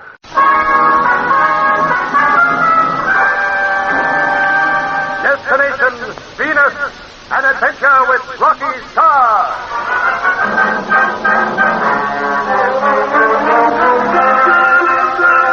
After Gregor's unsuccessful attempt to destroy the Blue Streak, Professor Vernon decides to test the spaceship at once. When Rocky returns from New York, he learns that he and Anne are to be ready in 1 hour for a radio-controlled flight. Meanwhile, Gregor and Jan Kabar are confined to their room. Excellency, I'm worried. Why should you be? You are comfortable here, and the Blue Streak is destroyed. Are you certain of that? Are you not? No. No, Excellency, no. Sit down and stop your shouting. I apologize. You seem very upset, Kabar. The Blue Streak must never leave Earth. It would mean a great deal more to me than you imagine. Is that possible? Yes, I have been sent to... Go on, Kabar. Well, our country is depending on me to stop its takeoff. Unless I do that, our country could not claim to be first in space travel. That would hurt me deeply. Oh, forget your fears. That ship was damaged beyond repair last night. How can you be sure of that? We did not see it again after placing that time bomb on it. I am convinced it is. No one would think to look in an exhaust tube for a bomb. Perhaps you are right. I am silly to worry. It is being forced to remain in this room that upsets me. I want to know what is happening outside. You will soon learn that. We are only here until we have been questioned by the FBI regarding last night. If they only knew. Yes. However, forget all that. There are other matters that require our attention. The one Mitch will be at the station again. You remember he was to return with Rocky Starr this morning. Oh, yes. It would be bad should he see me. Yes. You must leave the station quickly. How, my dear Kabar? At the moment we are locked in this room. That is true, Excellency. I must get out of here at once. What is the matter with you? You are nervous, jumpy. Excellency, there is something going on at this station. Of course. The FBI are trying to discover who blew up the Blue Streak. Or they are preparing to take off in it. So? What gives you that idea? I do not know. Perhaps it is the quietness. Normally there is a great noise here. Trucks driving round furiously. Machinery roaring and clanging. Today, the place seems deserted.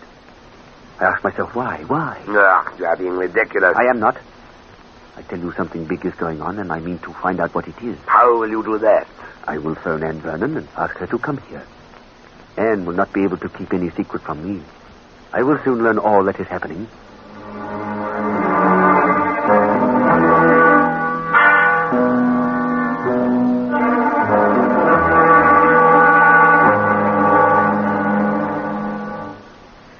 How do we look in our spacesuits, Mitch? Man alive, you look like $1 million. Well, it certainly suits you, Anne. Yeah. It goes to you, too. You're as dashing as a film star. When you two are finished playing tiddlywinks and patting each other on the back, I have some news for you. Mm-hmm. We're all ears. It's time you run your way to the Blue Streak. Already? Yeah. Gosh, I hope it takes off. Well, why won't it? Well, look, Rocky, it's an awful big weight to shoot up into the air. Oh, don't be crazy, Mitch. Why start this? Rocky, it's a colossal size. I just can't see it ever leaving the ground. It'll most probably just explode into little pieces. Stop your laughing. Well, I'm quite serious, and as a matter... I'll take it. Yes. Who's calling? Professor Kabar? Oh. One moment. It's Jan. Oh, I'll speak to him. Hello, Jan. How much longer must I remain locked in my room? I don't know. Where is your father? Why will he not speak to me? He's with Captain Clark of the FBI most of the time, and, Anne, I must see you. I'm sorry, Jan, I'm not allowed. I demand to be released from here at once. I am not a criminal. I was not concerned in the sabotage last evening. No one believes you were, Jan. Then have them release me, Anne. Speak to your father for me. Then come and visit me, please. All right, Jan. Goodbye. Wait, Anne. You seem in a hurry to be rid of me. Oh, no, I'm not. I'll go and talk to Daddy. Thank you. You are very kind. I will expect you soon. What do you have to say, Anne? Oh, nothing much, really. I think he suspects that he's being left out of something. Well, he suspects right. Why was Jan confined to his room? Does your father suspect him of sabotage? No, he doesn't. Well, he ought to. Oh, Mick, you're as bad as Andy on the elevator. He's suspicious of anyone with a foreign name. Look, I'll bet my last dollar that Kabar is mixed up with Gregor some way. He tried to murder Rocky in that wind tunnel test. We all know it. Jan wouldn't hurt anyone or anything. Then why's he locked in his room? Because Andy put doubts about him into Daddy's head. Well, if he is under suspicion, it's his own fault, Anne. He should never have brought that Montaigne chappie back here with him. Who is this Montaigne guy, anyway? A friend of Jan's. He only came to help him pack his equipment. And the night he arrives, an attempt is made to destroy the Blue Streak. Doesn't look too good, Anne. I'll admit all that. And yet I'll never believe that Jan had anything to do with that bomb. I won't. Anne, don't. Oh, I'm sorry, Rocky. I didn't mean to fly into a paddy. I don't usually. It's all right. You're churned up over last night and excited about the test flight, that's all. Yes, it must be. Oh, I wish Daddy hadn't done this. It's not fair to Jan, especially after all his work. Anne, what's this Montaigne look like? I haven't seen him. Why? Oh, just a crazy idea popped into my head. I was wondering if he was Gregor. Gregor? Here? Nah, he wouldn't have the nerve. Wouldn't risk bumping into me. No, I suppose it was rather a fantastic idea. Okay, I'll fix it. Mm-hmm. Yeah? Okay, right away. They want us down the Blue Streak at once.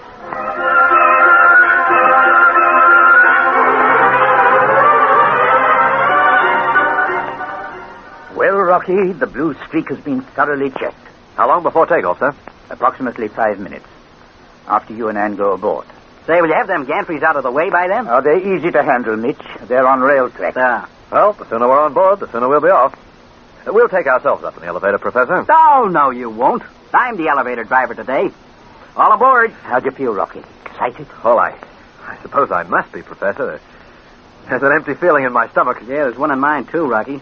I can't help wondering whether I'll ever see you both again. Oh, now, cut it out and start the lift, Mitch. Well, Anne, this is it. Yes, Daddy? All our years of work depend on this takeoff. It must go right. We either prove that space travel is possible, or... We can guess the rest, Professor. Yeah, it doesn't make good guessing, does it? Oh, stop being so pessimistic, all of you. Look, nothing will happen. The Blue Streak will take off and land again like any ordinary aeroplane. We hope. Mitch, you say another word and I'll throw you out of the lift. Take no notice of me. Heights always depress me. We'll have a wonderful trip, won't we? I'm happy to be going. Me too. I've dreamed of space travel for years. Well, now it's a reality. You know, if it hadn't been for you, Rocky, the Blue Streak would never have left the ground. Oh, you'd have found the money somehow. I don't think so. Of course you would. Oh, by the way, did you know approve of Herman D. Wright backing us? No, they raised no objections. In fact, they gave us their blessing. Well, here we are. Well, thanks, Mitch. Now, you both know what you have to do. There's no need for us to go over it again. Well, there's not much to remember, Professor. You'll do practically everything by radio control. Excepting the closing of the airlock and the starting of the gyros. I want you to do that and set the recording gear in operation before we count off for firing. And naturally, we'll follow your flight by radar and be in radio communication with you all the time. Right. And lastly, on no account must you attempt to leave your bunks. Strap yourselves in and stay there until you reach space. You should bring back pictures and stories that'll amaze the world. We'll do our best, Professor. Well, good luck, Rocky. Thanks. And, my darling, Goodbye for now, Daddy. you really don't mind? I'll be back. That's my girl. Goodbye, darling. Good luck, Ann. So long, Mitch. Same to you, you lucky devil. Wish I was going with you. Well, come along, Mitch. We've lots to do.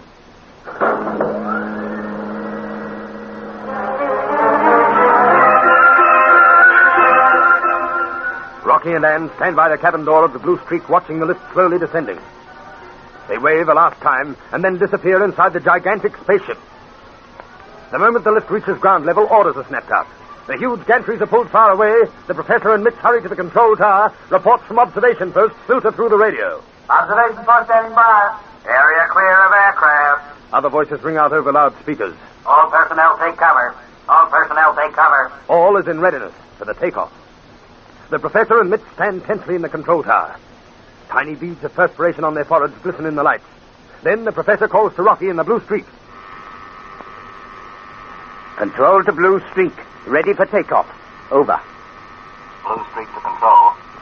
Ready. Over. Close the airlock. Airlock closed. Start the gyros. Gyros running. Attack safety harness for takeoff. Safety harness attacked. That's all, Rocky. I'll count off for firing from 10. Over. Right, Professor. Good luck, Rocky. Stand by for firing.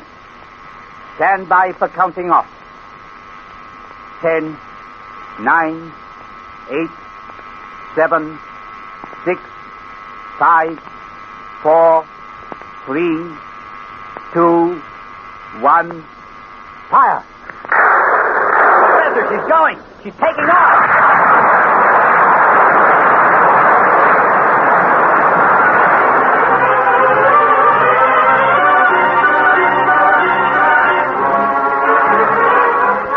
With a blinding flash of light, the giant Blue Streak moves from the ground. Slowly at first, and then with a hissing, screaming cacophony of sound, it gathers speed and races up, up, up into the vast unknown. What will happen on the flight? Will it be successful?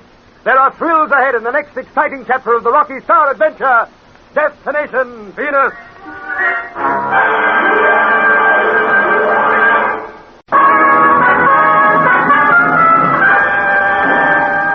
Destination Venus, an adventure with Rocky Starr.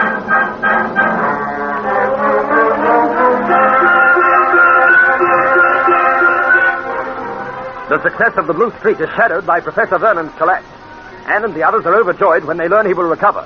Meanwhile, Rocky and Mitch accuse Jan Kabar of trying to crash the spaceship.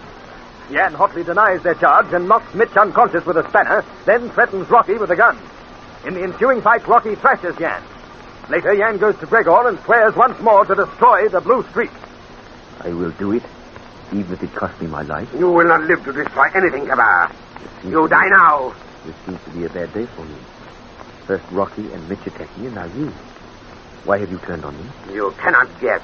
I have no idea, Excellency. You know perfectly well what you have done. I've risked my life to give you and our country the secrets of the Blue Streak. This letter you handed me when you came in. Excellency, I suggest you do not have letters addressed here care of me. It would be dangerous should they fall into other hands. I am glad this one arrived, Kabar. It's your death warrant. My death warrant? You speak in riddles. I will read it to you. Then you will understand my attitude. Naturally, this is in code. In the complete translation. Our spaceship disintegrated 2 minutes after takeoff. On recheck, fuel formula and sketches found to be incomplete. Deal with agents. Well, Kabar. Well, Excellency? Do you deny that you deliberately falsified the formula and sketches? No. No. Do you imagine that I would give to your country the true secrets of the Blue Streak? It is also your country. You are wrong, Gregor. You do not lie any further. You were born in our fatherland. Your people live there. They did live there. After your effort, they were treated. You laugh at their death? No, at you. I have no relatives in your country. Liar, liar! I do not. You have killed innocent people. I have never been in your land. Then who are you? Where do you come from? That is my secret. One that you shall not learn. Even the threat of death will not open your lips. I am not thinking of dying, Gregor. I should if I were you, Kabar. Oh? This gun has 6 bullets. 5 are for your miserable hide. The other? For myself. I cannot return to my country after this. It would mean a concentration camp, and all because of you. That gun will... You knew when you gave me those sketches and formulas that they were incomplete, that our spaceship would be destroyed. It amazes me that it took off. Your scientists should learn to check stolen secrets. There was no time. We trusted you, you filthy... Put that gun down, Not Gregor. before I finish you. Do not move. Let go. Let go my arm. You will break it. I will unless you do as I say. You idiot. You will bring the whole station to this room. I want them to come to learn the truth about you. Let go my arm. You have broken my arm. You were stupid not to obey me, Gregor. Now I have the gun, and you will not raise your voice. I am not finished yet, Kabar. I will see that everyone will know you for a traitor. Rocky Starr! Rocky Starr!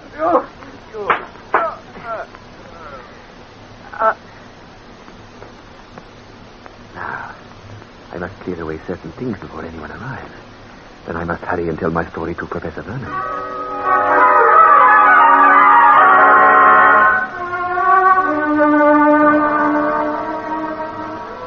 And I felt that I should tell my story first to you, Professor. Oh, I can never forgive myself to think that I endangered the Blue Streak. Oh, you couldn't have known he was a foreign agent, Jan. I should not have brought him to Death Valley in the first place. As I was saying, I became suspicious of his actions some hours ago. Finally, I trapped him into a confession. He was furious at being discovered and threatened to shoot me. I defended myself and he was killed. What was his name? I did not find out until a few minutes ago. I knew him only as Pierre Montan, a French physicist. His real name was Gregor. Gregor? He was the man who attempted to murder Rocky and Anne on their way here from Las Vegas. If Mish hadn't heard him plotting, he would have succeeded too. Then he deserved to die? Yes. Oh, Professor, forgive me. You are not well. I should not have bothered you with those. I'm glad you came to me, Jan. You have to inform Captain Clark of the FBI, naturally. I will do that when I leave you. Better still, have him come here, and we'll clear this up together. Oh, I wish I wasn't tied to this hospital bed. It will not be for much longer. I'd have been out of here hours ago, only that young doctor insists I'm dying. Oh, Jan, there's so much to be done to the Blue Streak. And I must send it off to Venus before there's any more sabotage. There won't be any more. Gregor was the cause of all that. With him out of the way, your troubles are over. Yes, I was forgetting that. Still, I want the Venus flight to be within a few weeks. That could be arranged, surely. It would mean a lot of work. There's certain alterations to be made to the ventilating equipment. And then Rocky must be taught the controls. I could do that, Professor? No, I'd rather do it myself, Jan. It shouldn't take him long to master the Blue Streak. He's a very clever man. Yes, he is. I believe he's the right man to lead our space expedition. You know, Jan, within a short time, you, Rocky, and the others will be walking around on Venus. I wonder what you'll find there.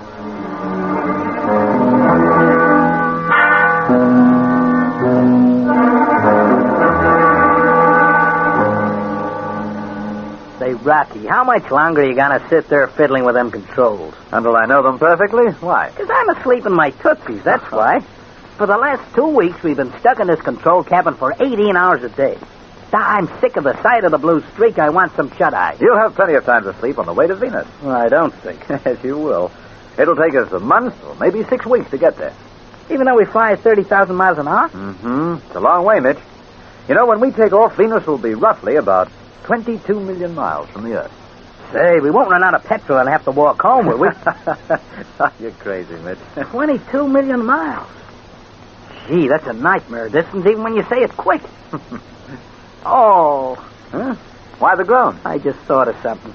I'll have to look at Yonka Bar every morning, noon, and night for a month. It's not a very pleasant thought, is it? Nah. Still, he can't help his looks. If he's gone on the Venus trip, so I'll just have to put up with it. Oh, boy, I'll get a real kick out of this flight. Yeah, I guess my ma never thought when I was a kid that one day I'd be wandering around a star. Mitch, you aren't... Before you say another word, I'm going to Venus. The professor says I can. He reckons I'm a terrific engineer. Very man for the job. I wasn't even thinking of that. Weren't you? Well, what then? Jan Kabar. Yeah, he often pops into my mind, too. Sometimes I feel I ought to apologize for all the hard things I said about him. What, have you forgotten that he slugged you with a spanner? Oh, of course not, but... yeah, I guess I asked for it. I did abuse him that day. I think you've changed your ideas a lot. Well, sure I have. A week back, I'd have bet my last buck that he was tied up with Gregor. Couldn't have been, though, or he wouldn't have shot him. No, I suppose not. But don't you agree with me? Yeah, Mitch, there's something about Kabar that puzzles me. What? Oh, I don't know. I've thought, but I just can't put my finger on it. Oh, I admit he's a queer-looking guy with that funny-colored skin and them overhanging eyebrows. I wonder where he comes from. Someplace in the continent, according to Anne. Say, you're not still suspicious of him, are you? No, I don't know. Well, you're the only one who is. Nan, the professor, and the rest of the station are on his side now. He's a hero. Oh, look, Rocky, he must be okay. He saved the blue streak from Gregor. Did he? Well, sure he did. Now, you can't blame him for all the sabotage that went on here at Death Valley. Gregor arranged all that. Gregor had nothing to do with that rocket explosion at Las Vegas. Right. That was the first time we met Jan Kabar. You remember that doll-like robot we saw on the rocket sim? Well, what's that got to do with him? Well, everything. I'll swear Kabar knew all about that robot. In some way or other, he used it to set off that rocket prematurely. Yeah, but why should he? To kill us. Oh, Rocky, look, wait a minute. And he tried to murder me in that wind tunnel test, too, didn't he? Well... Oh, yes, I thought so at the time, but I must have been all wet. No, Mitch, you weren't. You were dead right. Believe you me, Kabar's playing a deep game.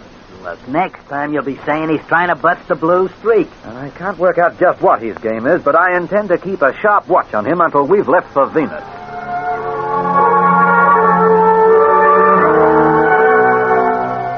The professor and the others imagine their troubles are over now that Gregor is dead, little robot. If they only knew who I am and from where I come, eh? They will not learn that because we will destroy the whole station, even as your robot brother destroyed that rocket at Las Vegas. You must work fast, little robot. Within a few days, they will be ready to leave for Venus. First, I must put them off guard. Create some excitement so that you can attack the blue streak. How can I? How? There must be... Yes, I have it. I know exactly what we will do.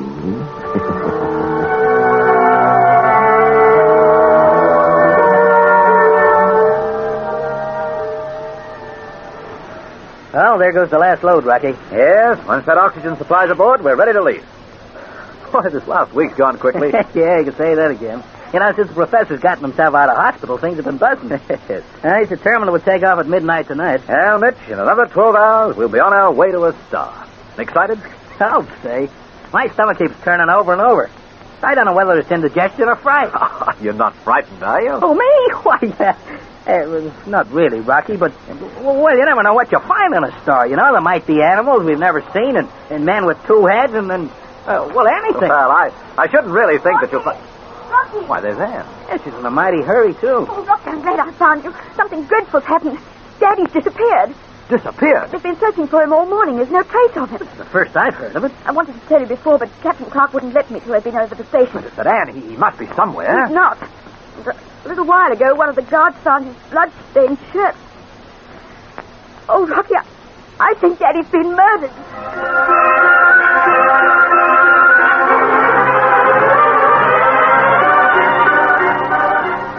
Staggered by this latest development, Rocky and Mitch join the search party. Hour after hour in the stifling heat of Death Valley, they look for the professor without avail. Has Professor Vernon really been murdered? And is this some of Yan's work? There are thrills for you in the next exciting chapter of the Rocky Starr Adventure, Destination Venus.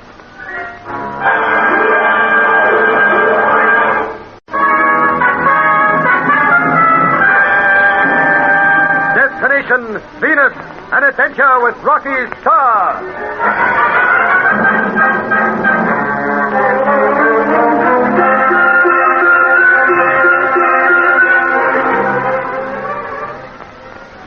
With the death of Gregor, Professor Vernon feels that all their troubles are over. Jan Kabar has other ideas. If only he knew who I am and from where I come, he would not be so heavy. Eh, little robot?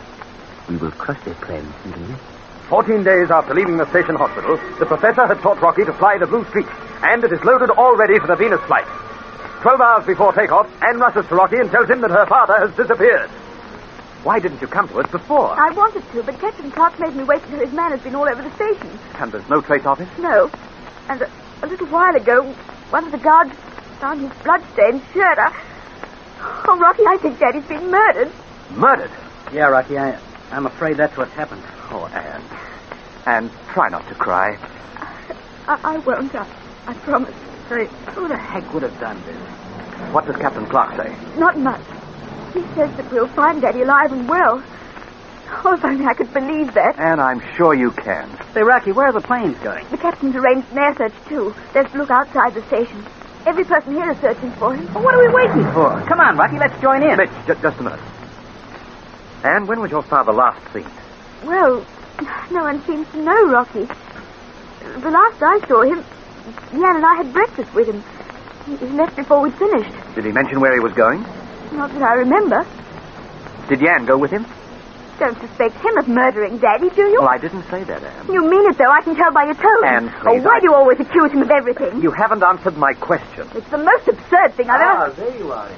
Oh, Jan, is there any news? Not as yet, my dear. Do not fear. Your father is not dead. Jan, I pray so. He will be found alive and well. You sound very confident, Kabar. Naturally. Almost as if you knew where he was.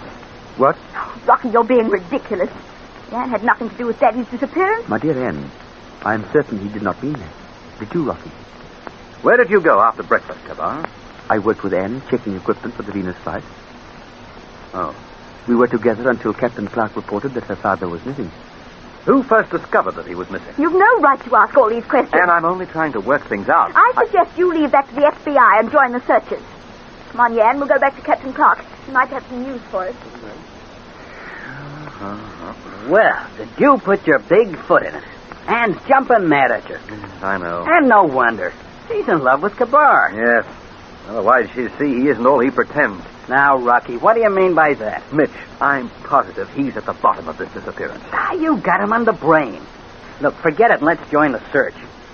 The more who look, the better hope we have of finding the professor.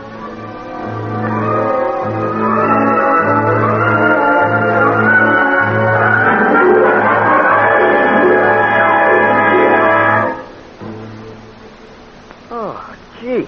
Hey, let's take a rest, Rocky. I'm all in. We've been rushing around for hours. Well, we won't locate the professor that way. Well, he's not here, I tell you. They've been over the station with a toothpick.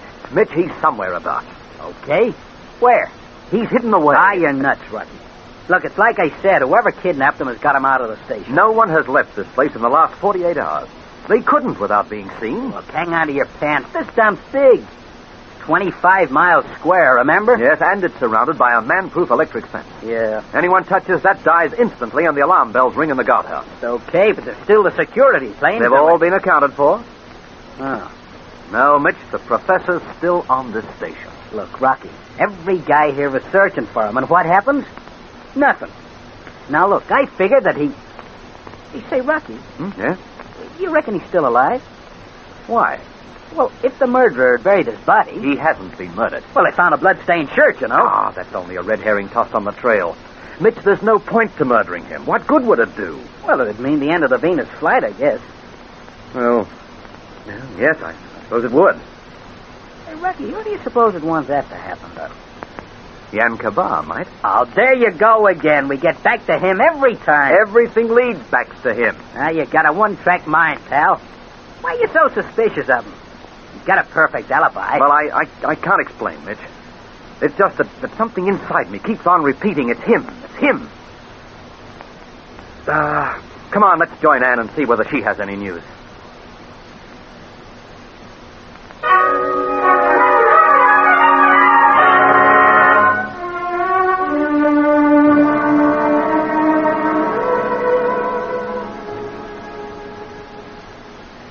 Rocky, we're wasting time. Yeah.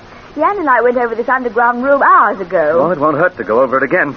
Look, we've been in every possible corner, looked everywhere. Daddy's not here. Yeah, I agree with you, Ann. Come on, Rocky, give it away. Mitch, wait a minute, please. What are you scratching around for? You look like a cat. Just an idea I have. Wait a minute. I'll tell you if I find anything. Okay, do that. Oh, What is it, Ann? Oh, Mitch, I'm terribly frightened. I'm afraid we'll never see Daddy again. Now, honey, relax. Don't give up hope. I don't want to, and yet it seems so pointless. Nighttime now, and... We get every chance, so don't give up hope. Well, every man on the station's been looking for him all day. You know that. Captain Clark's even taken the guard off the Blue Streak. Yeah, I guess he do that. And the longer they... Mitch! Yeah? You and Ann, come here! Have you found him? No, just another trapdoor. Look. Well, I'll go hopping. Well, we didn't see this before, It's been open lately, too. Look, you can see where the earth's been disturbed. Yeah. Mitch, come on now. Give me a hand to lift it. Looks pretty heavy to me. Yeah, you think I ought to? You know, I'm kind of delicate, Rocky. I don't want to go... Mitch, come on. Give me a hand. Okay. Can we both grab hold of the ring? I think so. I ought to be able to. You Right. Yep. All right. Both together. Come on, Rocky, do something. Don't just stand there. All right, come on now. Heave. Oh, Come on, Mitch. and again. All right. He's coming. I think so. Oh. Wait a minute. Right, this time. Yeah. Up, go. There. There he is. All right, now, come on. Throw it back. Mitch, I'm your out. torch. Man. Come on, your torch. I have one here. Look, shine it down there. Here you are. Hey, say, it There's looks... some steps. Yeah, it looks kind of sneaky, don't it? Rocky, there's something lying back from the steps. Rocky, it's Daddy. Now, wait a minute. Daddy. Now, keep your torchlight on, Ann. Right. I'm going to go down. Now, watch yourself, Rocky. You never know who might be waiting. Mitch, if I yell, raise the alarm. Sure thing. Mitch, Daddy's not moving. No, he's not, honey. He's got to be all right. Say, you okay, Rocky? So far. Come on down. Down there? Come on, yes, there's nothing to hurt us. Oh, well, you go first, then. I'll be right behind you. Rocky, is Daddy... He's alive, Ann. Got that torch? Yes, here it is. Shine it on his face. Rocky, he seems very asleep. Now, don't worry. He's been chloroformed. Can't you smell it? Yeah, I was wondering what the smell was. Oh, Daddy, speak to me. He won't wake up just yet. Who'd have done this? At the moment, the important question is why? Yeah, that's the year's biggest quiz question. Well, brother, have they caused a fuss in the station? The whole place is turned upside down. Ann says they even took the guards off the Blue Streak to join in the hunt. What? Then the ship's not guarded? No, Captain Clark put them into the search late this afternoon. Oh, that doesn't matter. They're Rocky Daddy's saved, thanks to you. Gosh, that's it. Hey, what's gotten into you, Rocky? I know now why your father was hidden down here, Ann. So that the Blue Streak would be left unguarded. Mitch, come on. Where to? Back to the spaceship. Now, wait a minute, We've Rocky. not time. Whoever kidnapped the professor is out to destroy the Blue Streak. Well, yeah, but we can't leave Ann here. You'll be all right, won't you, Ann? Yes, of course. We'll send Captain Clark back. Mitch, on your way. We haven't a moment to lose.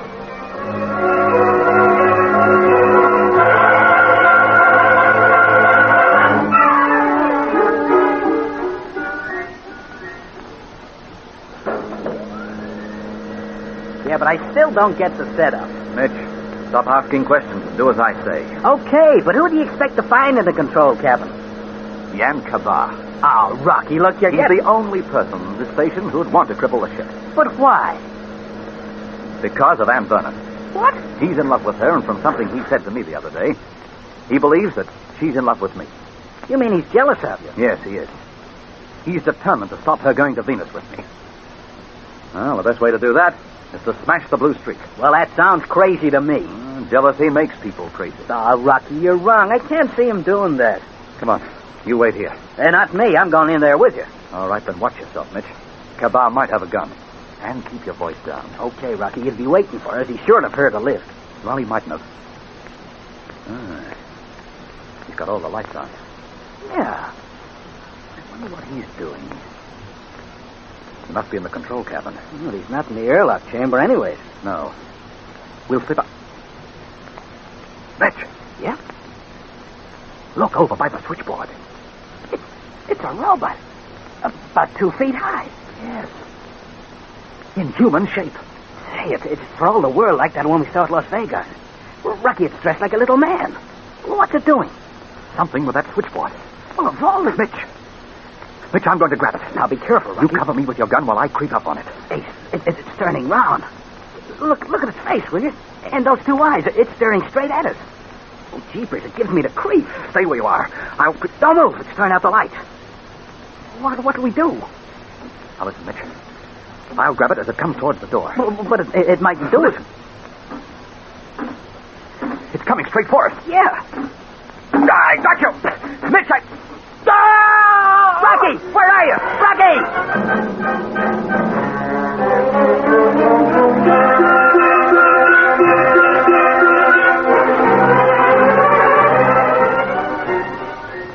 Rocky's cry of pain echoes round the airlock chamber of the giant spaceship. His heart beating fast, Mitch searches for his friend in the darkness. What has happened to Rocky, and where is the robot? Be certain to be with us for thrills and startling developments in the next exciting chapter of the Rocky Starr Adventure, Destination Venus.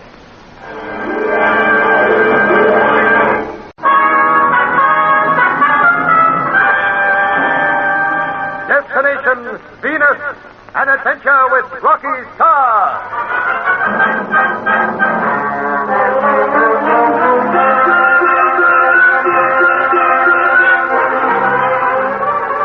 Some 12 hours before the Venus takeoff, Professor Vernon disappears. As the blackness of night descends over the Death Valley station, Rocky finds him in an underground cellar.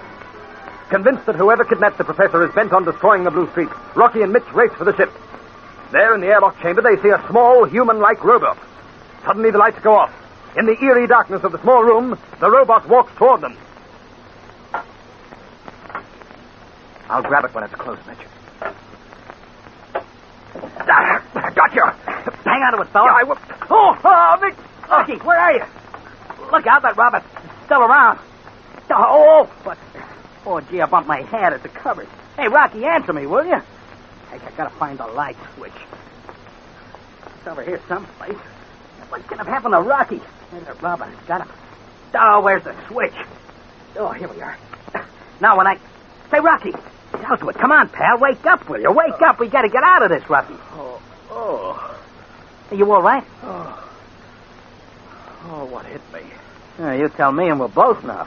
I remember grabbing that robot and then a terrific pain shot right through me. Listen, Rocky. There's a lift. What? The robot's escaping. We'll have to stop it. No, we can't now, Mitch. Oh, look, Rocky, we'll have to. No, Mitch. No, stay here. Well, you want to get that thing, don't you? We will later on. Okay. Give me a hand to get up, will you? Right. Here. Up. Oh, boy. Oh. Hey, you better relax. Take it easy, Rocky. You're looking awful gray. Oh, I'll be all right in a minute. Say, you know, that robot thing must have given off an electric shock when you touched it. I don't know, but whatever it was, it certainly knocked me. Yeah. Well, where do we go from here? I don't know. We better take a wander around the chamber and the control cabin. For gosh sakes, why? Why don't we go after that robot? Mitch, it wasn't here for fun. That's a certainty. We're sent here to do a job. Okay. What kind of job? Well, I just can't answer that yet. Oh, look, Rocky, this whole thing's getting screwier every minute. Listen, that thing was here to wreck this ship. You mean it's left the time bomb around? Well, it could have. Well, let's get out of here. Now, wait a minute. Why? Well, it wouldn't be the first time bomb put on the Blue Streak. Yeah, well, things certainly happened fast. First the professor kidnapped, and now this. Hey, say, I wonder who he is. Oh, listen, come on, stop talking, Mitch. Let's stop talking and look around and see if you can find anything anyplace.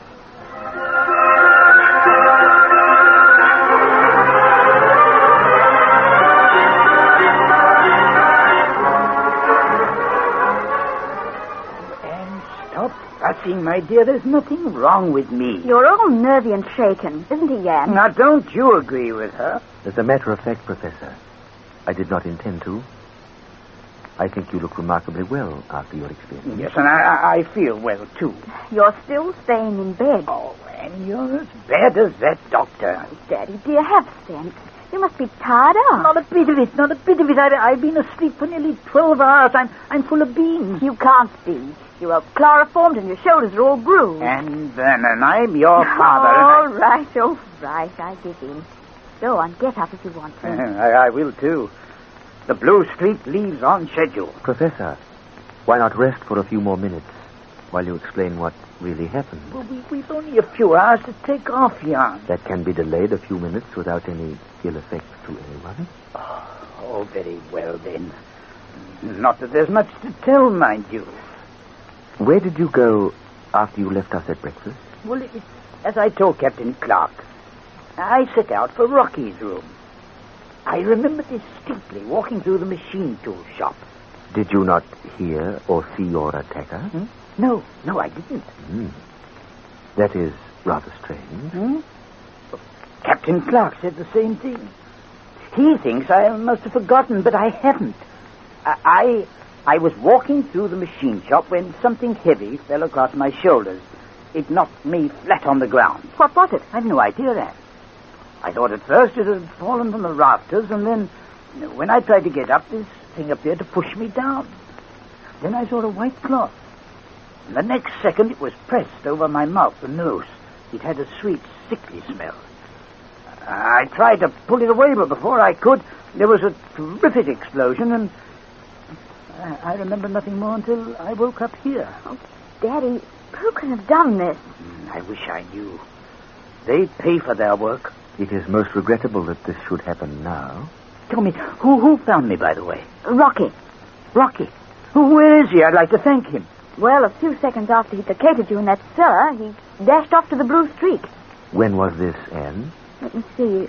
Oh, must have been 15 minutes ago. Oh, I see. Blue Streak? Well, what did he go there for? Well, you see, he has some idea that your disappearance is part of a plan to smash the Blue Streak. Professor, would you excuse me? Yes, of course. I have some work to do. I'll come with you, Jan. No, stay with your father, my dear. He really should rest. I would rather you did not come with me, Anne. Oh, very well. Oh, Anne, forgive my being so abrupt. However, I must finish this work alone. Goodbye, Professor. Jan's in a hurry? Yes. Oh, it's not like him to be so snappy. His work must be important for him to rush off in that manner. Yes, it must be. Well, it might be something to do with the Blue Streak, of course. I think I'll wander down to the ship and see if Rocky and Mitch are still there.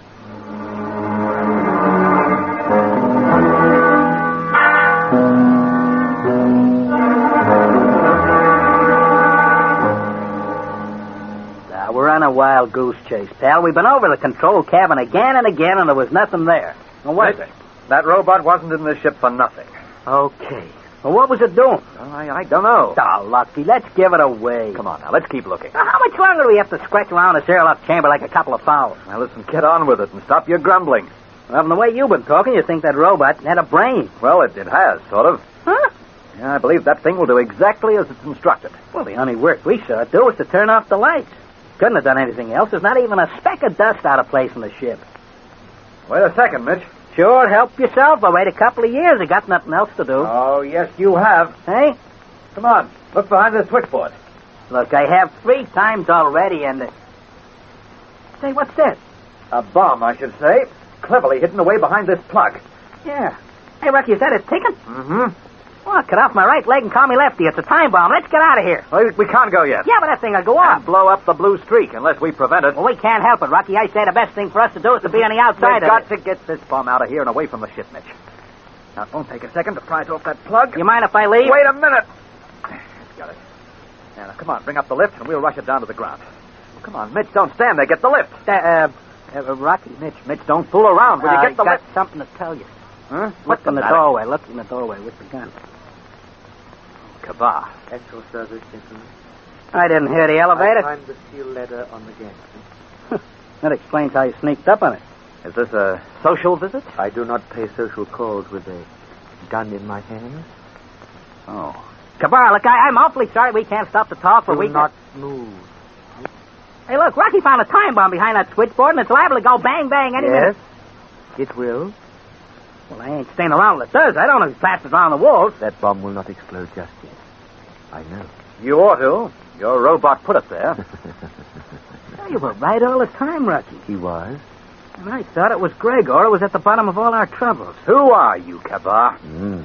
That is my secret. Well, tickle my tonsils. Look, that bomb is will going to... explode in 6 minutes, Mitch. And you too with it. How do you intend to escape? I will manage. We might have something to say about that. You cannot prevent it. In a minute or two, I shall put a bullet in your legs and close the cabin door. That should keep you both here. You cold-blooded swine. And stop your giggling. It gives me the collywobble. Kabar, seeing that we're to die, surely you can tell us who you are and why you're so intent on destroying the Blue Streak. Gregor asked me that question, too. Were you connected with him? I used him, yes. I am not from his country, though. However, my story can be of no interest to you. I am quite sorry to have to do this. Yet it has to be. Hey, say, this is America. You can't shoot people whenever you feel like it. Besides, Anne wouldn't stand for it. Would you, Anne? And she... Oh, he fell for it, Rocky. Out of the way, Mitch. He still has that gun. And I'm quite sorry to have to do this. Yet it has to be. Hey, say, this is America. You can't shoot people whenever you feel like it. Besides, Anne wouldn't stand for it. Would you, Anne? And she... Oh, he fell for it, Rocky. Out of the way, Mitch. He still has that gun. And I will use it. Drop it. Let it go, Kabar. Get hold of it, Mitch. I got it, pal. I got it. Hey, let me shout it. Leave this to me, Mitch. Kabar needs a lesson. You cannot break away from me, Rocky. Well, we'll see. Here, now catch this. I'll cover him, Rocky. I got him. Now, put away that gun, Mitch. Gee. Put it away. We're going to fight this out on the old-fashioned way. All right, come on, Kabar, up on your feet. You haven't had enough yet. No, not nearly enough. Look out, Rocky. He's got a knife. You would, eh? Oh, Rocky, your arm. Soon he will feel it in the face. Oh, let me give it to him, boss. No, Mitch, no, he's mine. Now, come on, Kabar. I am coming. I'll teach you to use a knife. All right. Come on, Kabar, get up. Come on, get up or I'll grab you by the hair. Take it easy, Rocky. He's had enough, I think.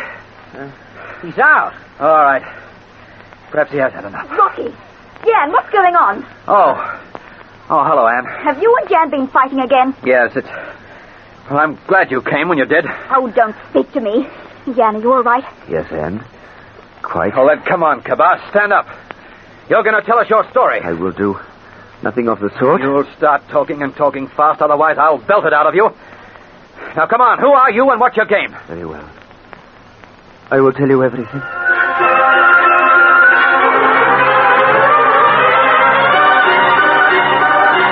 With blood trickling from the corner of his mouth, Jan climbs slowly to his feet.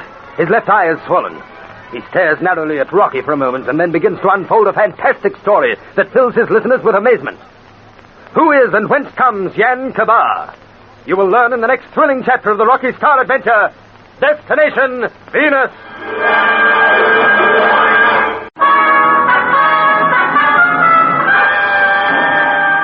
Destination Venus, an adventure with Rocky Starr.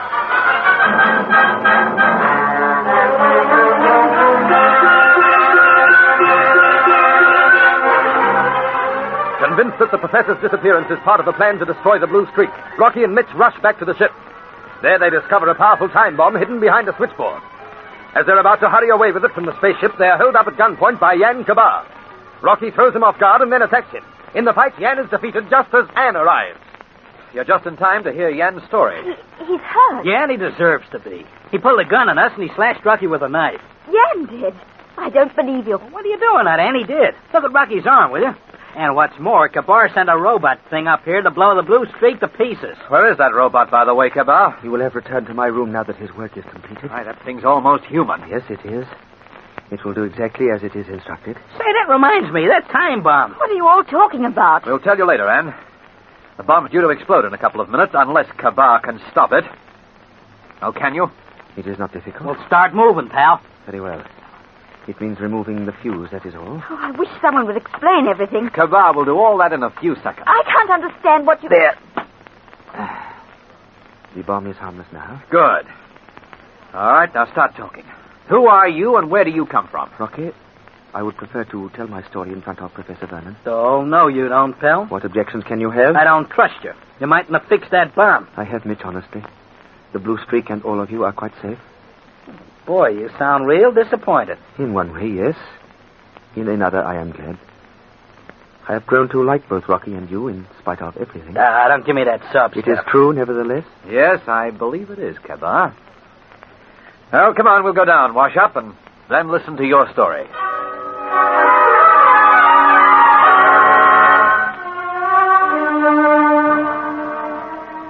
Are you comfortable, Jan? Quit wasting your sympathy on him, Ann.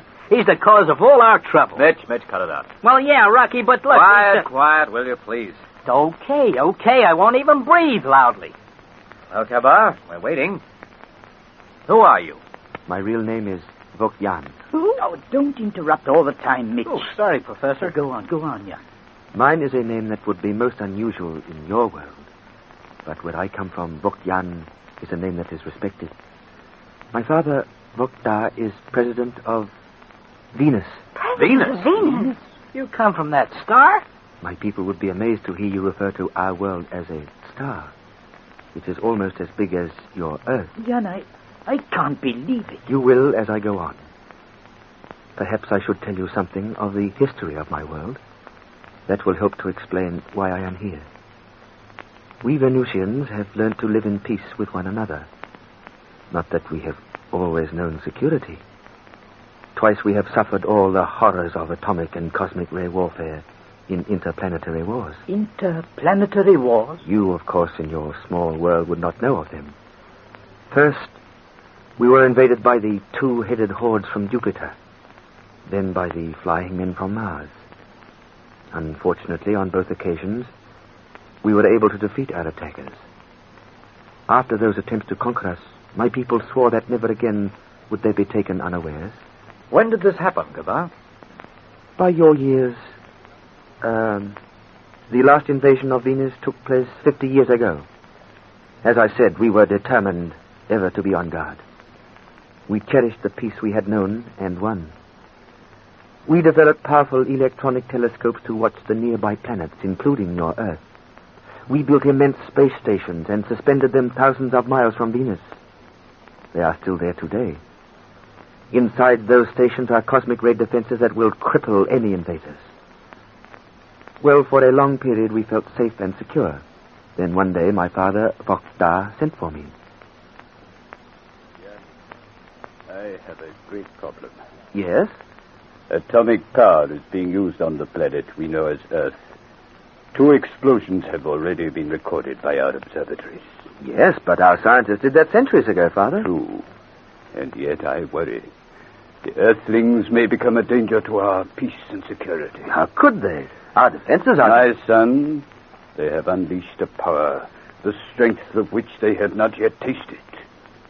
As with all peoples in the universe, some men on Earth will have gazed out far into the infinity that is space. They will have dreamed of exploring the other worlds they know only as a light in the darkness. They cannot harm us. Our cosmic ray defenses will cripple any spaceship they send. It would be better, my son, should they never learn the secrets of space travel. How can we prevent that? I am not certain, and that is why I worry. First, we must recognize them as a danger to us. Then we must study their habits and their speech. I will leave you and your scientific colleagues to work out all the details. I trust you will be able to accomplish your work. And so I began my task. It was not easy. To find a way of studying your Earthlings seemed impossible. Say, this sounds like a fairy story. It is not, Mitch, believe me. Yeah, but look... Quiet, man. As I was saying, we had to develop some method of learning all we could about your Earth. For when the President gives an order, it must be obeyed. At last, we overcame all obstacles. We designed tiny spaceships just big enough to carry one man. We fitted them with electronic cameras to photograph your cities, and with telescopic vision sets to record your habits and your speech. Sometime after I had first spoken with my father, I stood with him on a spaceship station and watched them take off. The fog that seemed always with us on Venus was heavier and more oppressive than usual.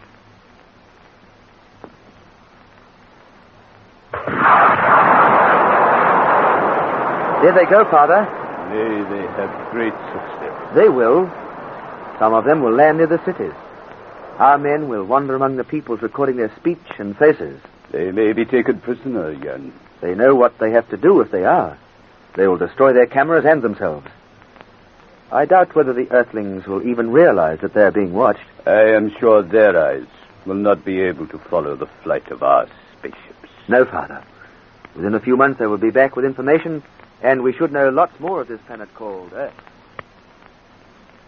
Well, within a few years, thanks to the efforts of our men, we had photographs of your buildings, recordings of your speech, and copies of your newspapers. Where did your spaceships first land, Jan? In America. We had pinpointed the atomic explosions, and we directed our ships towards that point with instructions to go to the nearest big city. Weren't any of them seen landing or taking off? At that time, there was a great deal in the papers about flying saucers, you may remember. Oh, yes. And the American Navy reckoned they belonged to them. They may have. They were definitely not our ships. Yeah, and were any of your men captured? Not one, Anne. Then no one on Earth even suspected that we had visitors from another planet. According to our crews, they wandered quite freely through the American city. I guess they could have that. Sure made some queer-looking and queer-dressed guys hereabouts. I agree with you, Mitch. Well, within months, we could understand some of your languages, some of your dreams, and we feared you even more. With the formation of the United States Interplanetary Research Commission and your great progress in the use of atomic power, we had to act quickly. Again, my father sent for me. I have one more commission for you. You are to go to Earth. To Earth? At once. You have learnt the language that is spoken most in the land of America. You go there to join the members of that research station. How can I, Father? I cannot help you there, but you must. Before many days have passed, the Earthlings will be traveling in space. We must act now while yet there is time. I do not understand you, Father. My son, do you not realize that very soon the people will attempt the conquest of space? You will prevent that. Even should I do that, they will eventually come. By then, we will be prepared for them. I must have time to reorganize our defenses. You can give me that time, Jan. Proceed to this valley in America and smash that spaceship they are building. You must, Jan. You must. And so, some 4 years ago, by your calendars, I landed in America. Our spaceship put down not far from the Caribbean Sea. You may remember there were tales of mysterious atomic explosions in that area at that time. It was my spaceship landing and taking off again. Well, blow me down. What a story this is. Why didn't your father send a mission to our world, Jan? We did not trust you. We think that you will try to conquer the universe under the pretext of trade. You have not yet learnt to live at peace with one another. We have. We want nothing to do with you or your world. I still find it hard to believe that you are not Jan Kabar. I resemble him, yes, but the real Kabar died more than 2 years ago. I know, I killed him. Oh. Now, I look closely at you. There is a difference. It is my skin. It is a smoky color. That's it, Jan. When you decided to come here, how did you know that there would be anyone resembling you? That was a risk I had to take. I felt that among the hundreds employed at your station, there would be one I could reasonably impersonate. Fortunately, that one worked very close to you, Professor. Had you and Anne not been so engrossed in your work, you must have noticed the difference between the real Kabar and myself. And now you all know. I have tried to cripple the Blue Streak. After meeting us and living with us, surely you still don't feel that we want to conquer the universe, do you? Perhaps not you people, but others would. People such as Gregor. Oh, boy, I never heard nothing like this. Do you believe me, Anne? Yes, I do. And you, Rocky? Yes. And you do not hate me? Why should I? I have twice tried to kill you, once at Las Vegas and again during the wind tunnel test. Well, had I been in your shoes, I suppose I'd have done the same thing. I did not enjoy killing those who died. You know, Jan, after listening to you speak of Venus, I'm keener than ever to go there. Yeah, me too.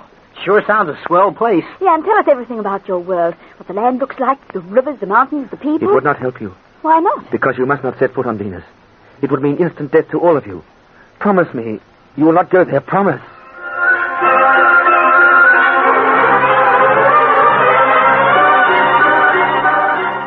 His eyes and voice full of pleading, Jan tries desperately to persuade them to give up the flight to this strange, mysterious world that lies millions of miles away.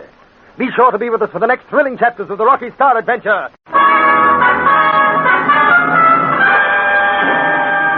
Destination Venus, an adventure with Rocky Starr.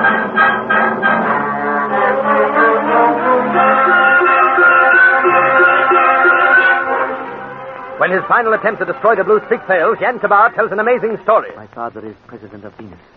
I've been sent to prevent any person leaving Earth for our world. Eyes wide with disbelief, Rocky and the others sit tensely listening to Jan's every word.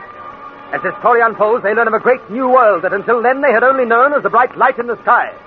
They hear of cosmic ray defenses that ring the planet, and the reason why Jan is on Earth. We do not trust you, Earthlings. We believe that you will attempt to conquer our world under the pretext of trade. Now that you have lived with us, you still can't feel that way. Perhaps not you people, but there are other countries. The men of Vergao's homeland boast of conquering the universe. No, Professor. We Venusians want nothing to do with you Earthlings. We have learnt to enjoy life, to live in peace with one another. You have not. Yeah, and what's your world like? There's the rivers, the mountains. Describe everything to us. That would take many days, Anne. Venus is almost as large as your Earth. There's one thing you haven't explained yet. How did you intend to return home? One of our spaceships travels to this world every 6 months. If I am not at the appointed meeting place, it returns without me. You know, the more you speak of Venus, the keener I am to see it. No, you must not. It would mean instant death for you all. Promise you will not go. Oh, now, just a moment, Jan. Professor, make them promise. Jan, for years I've worked to make this space flight possible. I've sacrificed everything. Would you knowingly send your daughter to her death? I won't believe that your people would kill her. Nor will I, Anne. When your father learns that we don't want to conquer Venus, I'm sure he'll be only too glad to welcome us. There is no welcome for any of you. You must do as I say. You can't ask the professor to forget the whole idea after the years of work and the money that's been spent on it. I don't know whether I'd be allowed to drop the scheme anyway. After all, there are others to be considered, Jan. You know, for instance, Mr. Herman D. Wright. They've both advanced us enormous sums of money. I do not expect an immediate answer. I suggest you discuss it together and give me your reply later. Now, I'm going to my room. Oh, no, you don't, Cabor. Pardon? You're sticking here, just in case you get any funny little ideas about busting the Blue Streak. Are you still suspicious of me, Mitch? Sure, you gave us plenty of trouble before. No, I'll just tag along with you. No, Mitch, I will. Not that I think Jan would attempt any such thing, but I want to talk to him. Come on, Jan. Daddy, I'll agree to any decision you three make. Well, Rocky? Well, the flight's on, naturally. Now, don't be too hasty. Do you believe Jan's story? Yes, don't you? You're so convincing, it's hard not to. Now I understand why he always insisted that a highly intelligent people inhabited Venus. Yeah, well, I find it hard to swallow, Professor. Oh, I guess it's all true, but blow me down. I never thought there were guys living on them stars. But little Jan has told us those guys seem to have advanced much more than we have on Earth. You can say that again. However, that doesn't solve our problem. What problem? The Venus flight. Well, Professor, as far as I'm concerned, it's on. That goes for me, too. It could mean your death. Them Venusians can't kill us. We're too tough. Professor, you can't pull out now. Neither you know nor Mr. Wright would agree to it.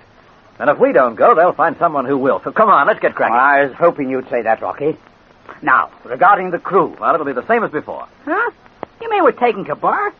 Why not? Rocky, you're nuts. That guy is... It's the only sensible thing to do, Mitch. He'll be a great help on this flight. Furthermore, Mitch, he could be very useful when you arrive on Venus.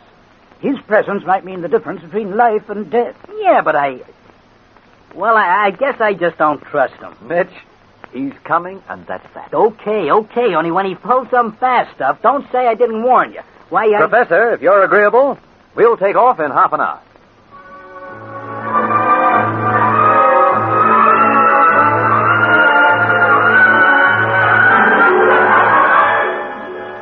The last 20 minutes have gone quickly, Jan. Very. You're awfully quiet. Are you angry because we haven't taken your advice? And you do not understand my people. My father, Vokta, will resist your attempt to land on Venus. The Blue Streak will not even pass out after defenses. We could, if you'd radio your father and ask his permission. Perhaps. When you explain that we're only explorers and nothing more, I'm certain he'll welcome us. Yes, he might too. Jan, what's he like? Tell me about your home and family. I will one day. Why not now? Where is Rocky? When I came up to the control cabin, he was talking to Daddy. Mr. Wright wants an invitation to our takeoff. Did your father agree to that? No. Daddy won't have any strangers near him. He says the less who know of our plans, the better. Surely, Mr. Wright... Don't let's talk about him. Tell me about your father, Vokta. I would rather speak of us. Us? And does my being a Venusian make any difference to your feelings for me? How do you mean? I love you, darling. You do? Stop pretending, Anne. Ever since we met, I have loved you. I want you for my wife.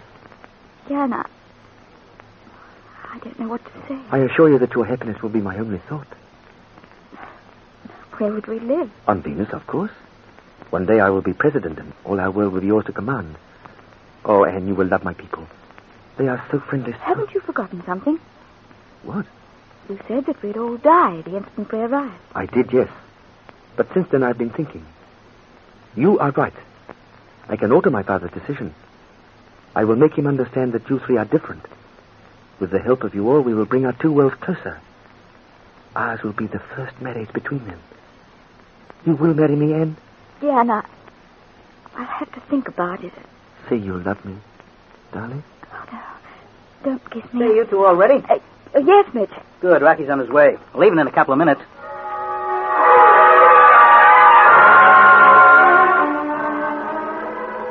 Say, how much longer do we have to twiddle our thumbs, Rocky? We're waiting for the all clear from the professor. Poor old Daddy. He was awfully upset when we said goodbye. He's not the only one, neither. Now, Mitch, don't start that. Well, I can't help it, Rocky. I'm scared. Look, we're not even headed for Venus. We're pointed one way, and that star's pointed the other. Look, by the time we've traveled 20 million miles, Venus will be dead ahead of us. Yeah, well, what happens if we miss it? Oh, Mitch, you're impossible. No, I'm not. Now, listen, you say another word, and I'll throw you out on your ear. Control to Blue Streak. Area cleared for takeoff. Over. Blue streak to control. Message received. That's all. Good luck to you all. Good luck. That's all. Stand by for taking off. Attach safety harness. Safety harness attached. Safety harness attached. Close the airlock.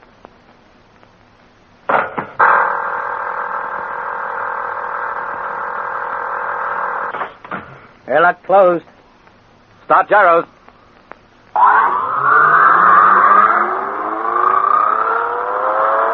Gyro's running. Count off for firing from 15. 15, 14, 13, 12, 11, 10, 9, 8, 7, 6, 5, 4, 3, 2, 1, fire! We're off, Rocky! Venus, here we come!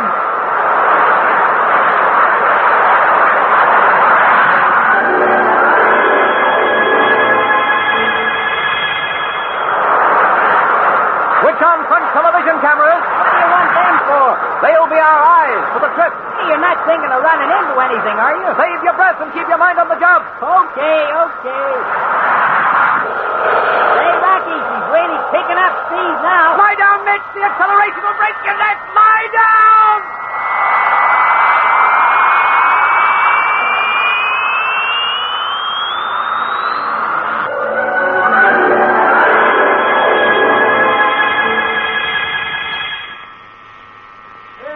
Professor, I brought you a cup of coffee and some Oh, you shouldn't have worried, Andy. I knew you wouldn't bother with chow unless I got it for you. I'm not terribly hungry. Well, you know you never are when you get that look, Professor. How's the Blue Streak? Flying beautifully. It's well on its way to Venus. Hear anything from Rocky or Anne? I don't expect to just yet. They'll have blacked out with a terrific acceleration. They're traveling at 10,000 miles an hour already. Look at the Blue Streak on that radar screen. Yeah, it's all silly. Why'd you say that?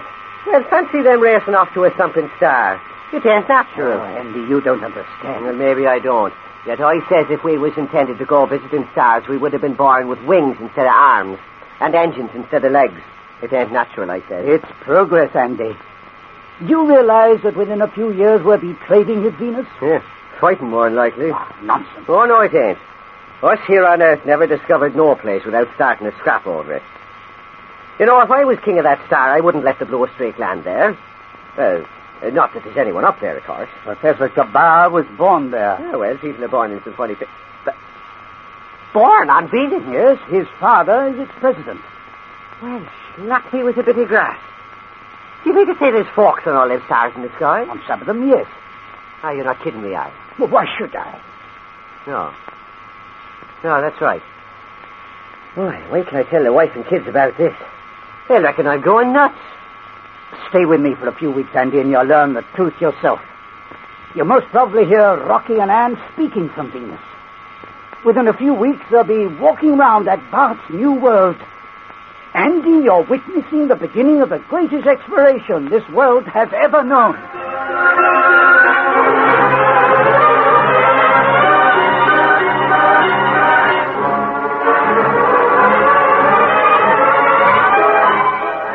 As the professor speaks, the blue streak streams up, ever upward through the vast unknown that lies beyond our world. What will happen on this flight? Will they reach the far-off planet safely, or will Yan make one more attempt to destroy them? There are thrills waiting for you in the next chapter of the Rocky Starr Adventure. Destination Venus.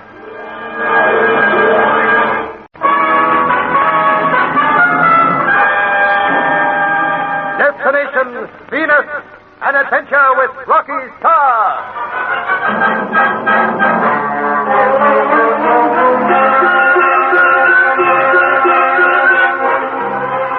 Despite Yan's warning that death awaits them on Venus, Rocky, Ann, and Mitch decide to go on with the flight.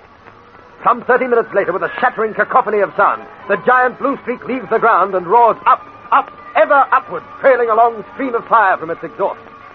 As its speed reaches unbelievable heights, its crew black out. Their faces are distorted, their bodies pressed deep down into the cushions on their bunks. The only sound aboard the spaceship is the whine of the gyros. At last, shaking itself free of the Earth's gravitational pull, the blue streak crashes out into the infinite space of the universe. In the control cabin, Rocky and the others slowly regain consciousness and begin checking their positions. Airspeed, 30,000 miles an hour. Altitude, 25,000 miles. Got the gyros. And we've been flying only 45 minutes. Oh, the blue streak's going beautifully, isn't it? It is a great ship, Rocky. It compares favorably with anything we have. Oh, come on, Mitch. Wake up. Your worries are over. Why, are we back on Earth? No, we're more than 25,000 miles from there. Say, what hit me? I was talking to you, and the next thing I know, you're waking me up. You blacked out because of the acceleration. Oh, how long since we took off? 46 minutes. Well, it feels like years. Say, is that altimeter right? It says 25,500 miles. That's right. What do you know? We're traveling at 500 miles a minute, and you think we wasn't moving. Hey, I'm getting out of this bunk. Go right ahead, Mitch. I can't lie in a safety harness another second. Oh, boy, it'll be good to stretch the legs. And it... Ooh. What is it? My stomach. Oh. Feeling sick? Yeah, I'm dying. You'll pull through. No, I'm dying. I'm going to make my will. Oh, you fool. Drink this, Mitch. You've got space sickness. Space sickness? Feels awful like seasickness. Well, it's much the same. Come on, drink the medicine, Dal. It'll fix you, Mitch. Hey, steady. Oh, don't spill it everywhere. Oh, boy, I couldn't help it. Take it slowly. Rocky, I can't swallow the stuff. Keep trying. You'll get it down eventually. Yeah, but why can't I swallow it? Oh, there's no gravity to help you while we're up here. That's why. Oh, tickle my tonsils. What a life. Oh. Come on, Mitch. Stop your moaning and drinking. Now, come on. Okay, I'll do it even if it kills me, and it probably will. There, I made it. Say, Ann, are we going to have the same trouble eating? Afraid so. It could be difficult swallowing anything up here in space. Oh, why did I ever come? You're very quiet, Yen. Me? Oh, you've hardly said a word since we left Death Valley. Anything worrying you? No. I am an old space traveler. It does not affect me. Then why look so gloomy? Have you forgotten my warning? Oh. Your landing on Venus means instant death unless I can contact my father. Oh, I had forgotten that, as a matter of fact, Yen. Could you radio him? I could later, perhaps. Even so, he may not alter his decision. When I last spoke with him, he was determined that no Earthling would set foot on our world. Boy, that makes it sort of awkward, doesn't it?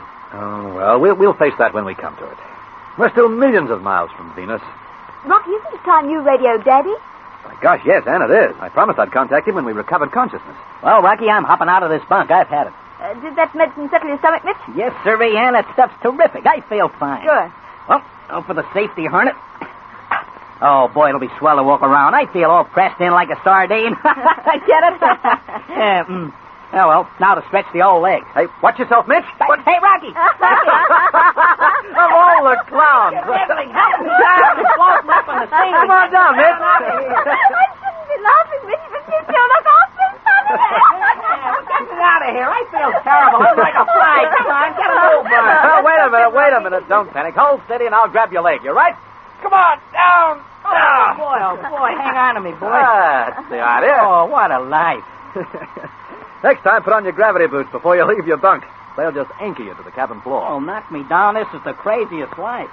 I just can't get used to there being no gravity. Oh, I wish I'd stayed back on Earth with the professor. There's no turning back now. Next stop, Venus. Control to blue streak. Receiving me. Control to blue There's streak. the professor Receiving calling. me. Over. Blue streak to control. Receiving you. Come in. Over. Control to blue streak. Come in, Rocky. Come in. Over. Blue Streak to control. Everything fine here. Over. Control to Blue Streak. Are you receiving me? Rocky? Come in, Rocky. That Come is in. rather obvious, Mitch. Control to Blue Streak. Something must be wrong in our transmitter. Well, it was okay when it took off. The terrific vibration may have affected it. Well, I'll take a look, see. The sooner we get in touch with the professor, the better.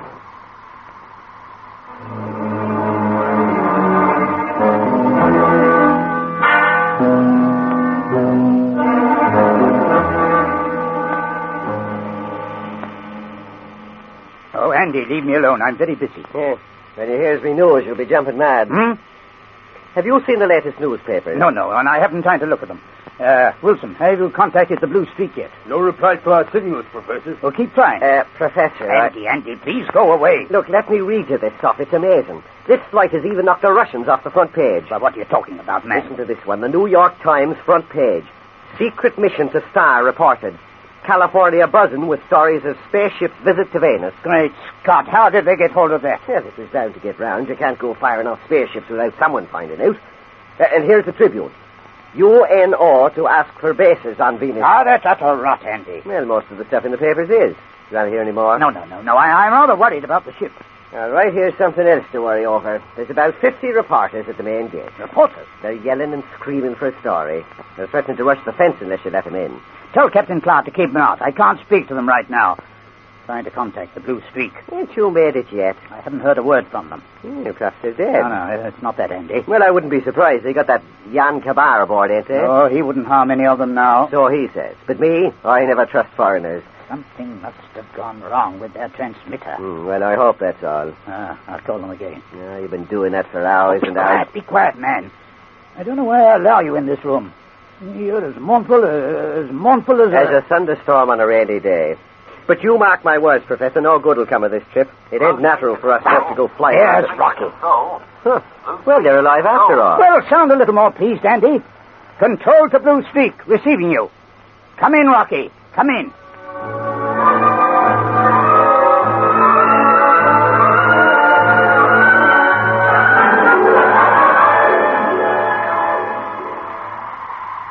Daddy when he spoke to you this morning, Rocky? Very happy, Anne, that we've passed the 2 million mile mark. Haven't we traveled that far already? 2,110,000 to be exact. Any more stories in the papers? Well, the professor said they're worse than ever. The entire front pages are devoted to the Blue Streak. Thousands of astronomers are watching our flight. You don't say. Hey, Kabar, have you got newspapers on Venus? Not as you know them. They are more on the cultural side. Something like your better weekly magazine. What? No wars, murders, sports result, accidents, or funnies? No nothing? An occasional accident and sports result, yes, but no wars or murders. Oh, kind of dull. As I have already told you, we Venetians have learned to live in peace with one another. Well, how the heck do they fill the newspapers? There are many other interesting happenings, you know. Art, music, big developmental projects, the latest medical discoveries. Oh, believe me, ours are much more enjoyable than your papers. Is your language difficult to learn? Well, for you, perhaps. I do not know. It is different in many ways. Well, say something in, what do you call your language? We call our language Venise. Here is something. Yedo Nimyasi Tiris. What's that? That means it is raining today, friend. We'll talk like that. Say it again. Yedo Nimyasi Tiris. Yeah, it sounds delightful. That's soft. Clever guy. Listen, Yen, does it rain much on Venus? Rocky, we have a saying there. Niyasi wala si tuisu. The rain is always with us. Oh. Well, always. Well, not every day, though it is very wet, and a mist seems forever to envelop us. The rainfall is the reason we do not have railways. You don't have trains? We did long ago, of course. However, there were continual washaways and accidents, so we changed our transport. I can see your point. Our main method of travel is the air car. The air car is a combination of car and aeroplane, you see. And every family has at least 2 air cars. Pretty good. Tell me, how do they work? Well, Rocky, you drive them as you do your automobile. Exactly the same? Gears and everything? Exactly the same. When they reach 40 miles an hour, they leave the highways and then they take to the air. They are built so they cannot crash. Of course, There are very strict rules for our highways, and the sky, you must understand, with all those cars. Must be quite confusing, I should say. Don't stop, Len. We want to know all about Venus. Well, to me, it is the most beautiful world in the universe. There is such scenery that will take away your breath. There are Rocky. Mitch, quiet. Look at that radar screen. See that little dot there? Yes? Well, I've been watching it for the last minute. Seems to be something flying on the same course as us. Well, what is it? Oh, I don't know, but it sure is coming fast. It's a shooting star, isn't it? It could be, Anne. It must be, Rocky. There couldn't My gosh, be it isn't. That's a spaceship. A spaceship? Let me see. It is, I tell you. And it's flying straight for us. Swing off course, Rocky, or we crash into it. Swing off course.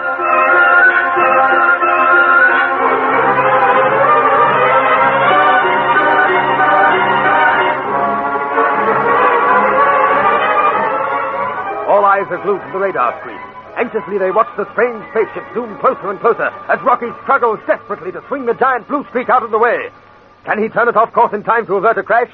There are thrills and startling developments ahead for each and every one of you.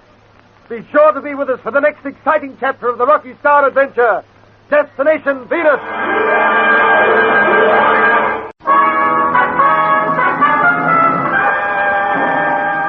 Destination Venus, an adventure with Rocky Starr.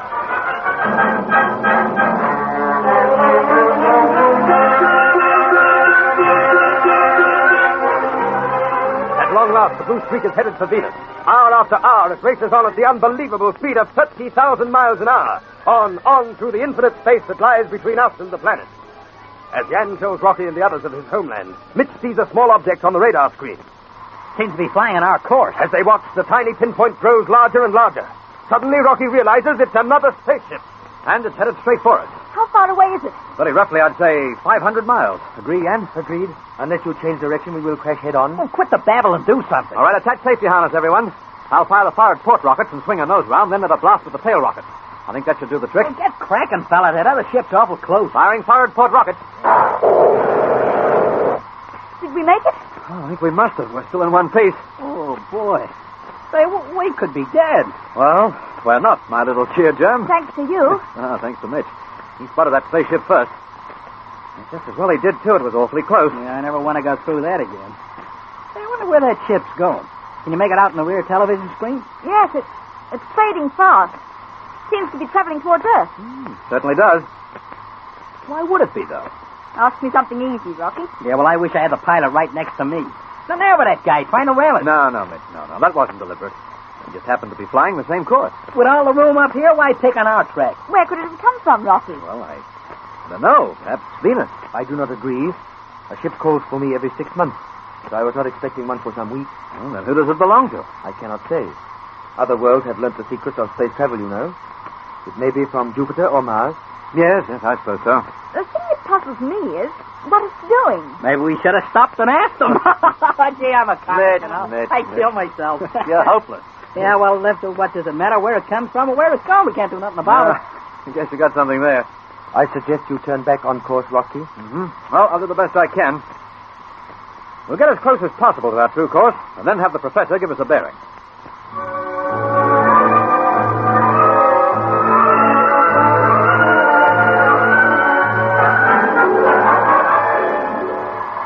Heck, a guy never has a moment's peace in the ship. There I was, having 40 winks in my bunk, when what happened? You and Ann grabbed me and dragged me down in the airlock chamber. Listen to him to think he wasn't having any fun, Ann. Yeah, sure I am, only Well, I then got listen. Get What? into your outer space suit. Well, why? We're not in Venus? Well, we're going outside. Oh, well, that'll be a change. Outside? That's what I said. Well, that's where the television aerial is, isn't it? Oh, look, I got an awful lot And of our things forward television set isn't working, is it? Well, yeah, I'll admit And that. we can't do without it, Mitch. You know that.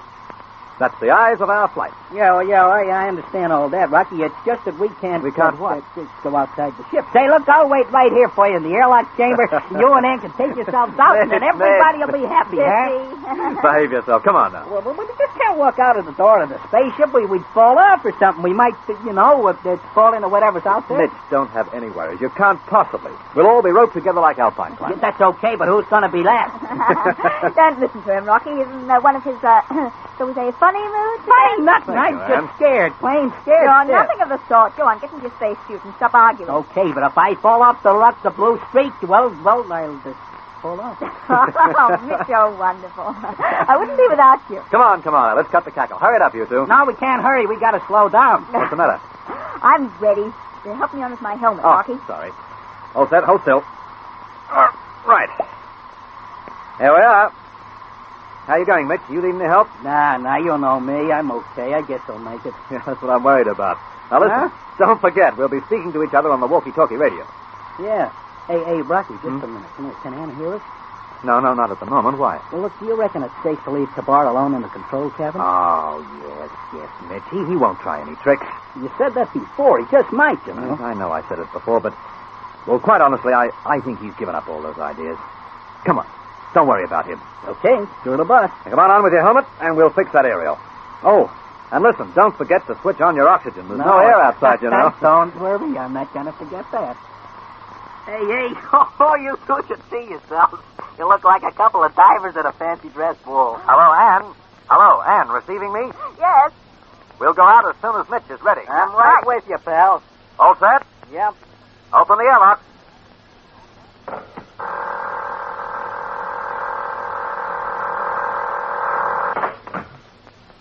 Here we are.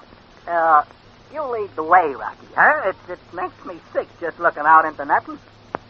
Oh, all right, I can take a hint. I'll go for it.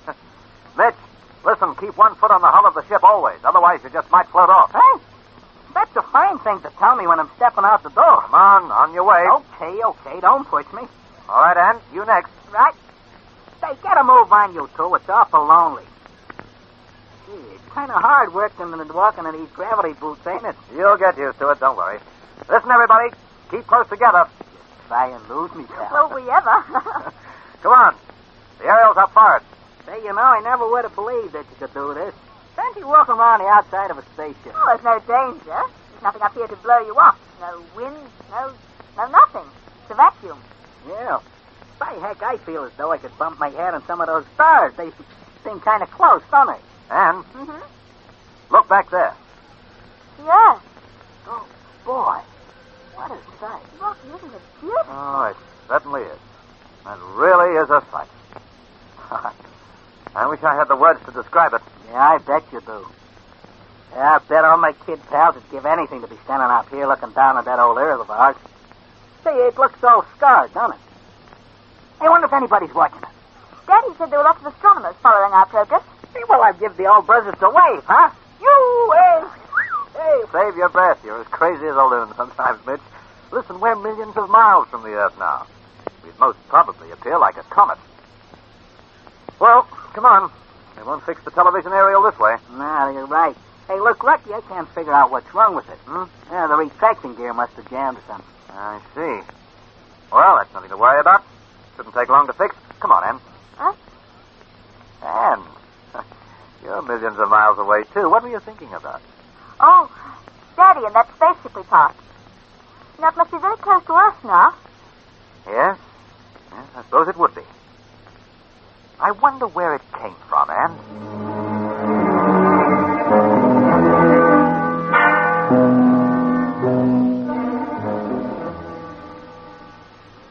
Well, you're going to eat this grub, Professor. Professor? Yes? I said your meal's getting cold. I'm not hungry, Andy. Oh, you must be. You ain't eaten nothing for hours. I'm not hungry, I tell you. No. You mob ain't natural. All you thinks about is spaceships and all that nonsense. And what are you staring at that radar screen so hard for? I'm watching a spaceship. In fact, the whole station is. Well, I can't see. Oh, yeah, I spotted it. Headed this way. It must be the Blue Streak returning. It's not the Blue Streak. Well, of course it is. There ain't too many spaceships toting around, you know. This is one Rocky mentioned the other day. They nearly collided with it. The whole station has been following it for hours. Huh? Where's it hailed from, did they say? They haven't any more idea than we have. Andy, I believe it's going to land. Yes, it is. They've turned it over. It's coming in, tail first. Ah, look, Professor, you're imagining things. Eat your dinner and then... And what's more, it'll land close to our station. Attention all observation posts. Spaceship will touch down nearby. Slap me with a bit of grass.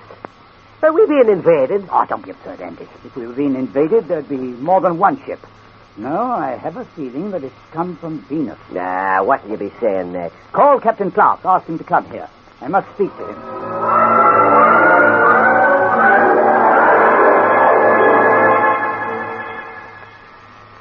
Professor, are you dead sure that this ship don't mean no harm? Well, what could it do, Captain? Well, it's not my job to know that. I'm here to protect Uncle Sam's property. I've got a hunch I ought to send the jet up after it. No, don't. Hold off until it lands. It might be too late then. He might unload a ton of atomic bombs and blow us sky high. Captain, if they intended attacking America, they wouldn't bother about Death Valley. Yeah, I guess you're right. Well, I'll clap a guard around it as soon as it touches ground. In one false move and I'll start shooting. I'm taking no risks. You never know who might be aboard that. Captain, that ship. Huh? There's something wrong. How come? Scott, it'll crash unless they're careful. Crash? They'll never reduce speed in time to land safely. Sound the alarm, Captain. All personnel, take cover. Hurry.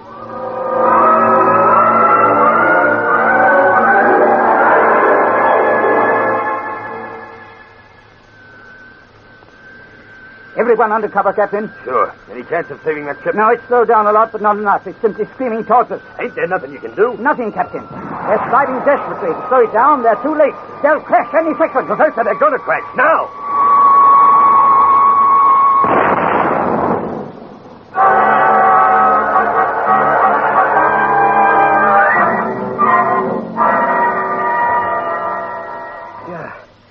This is the only survivor we found, Professor. I didn't expect anyone to live through that crash. Well, he's hardly living. The doctor won't give him a chance. Poor devil. I wonder who he is. Professor, his lips moved. He's trying to say something. Message. Can you hear him? No, not very well. Votian. What's he saying? Quiet, quiet, Andy. Message. Urgent. Votian. Who's this Votian he keeps talking about? The younger bar. This man is from Venus. Message for Votian. Urgent message.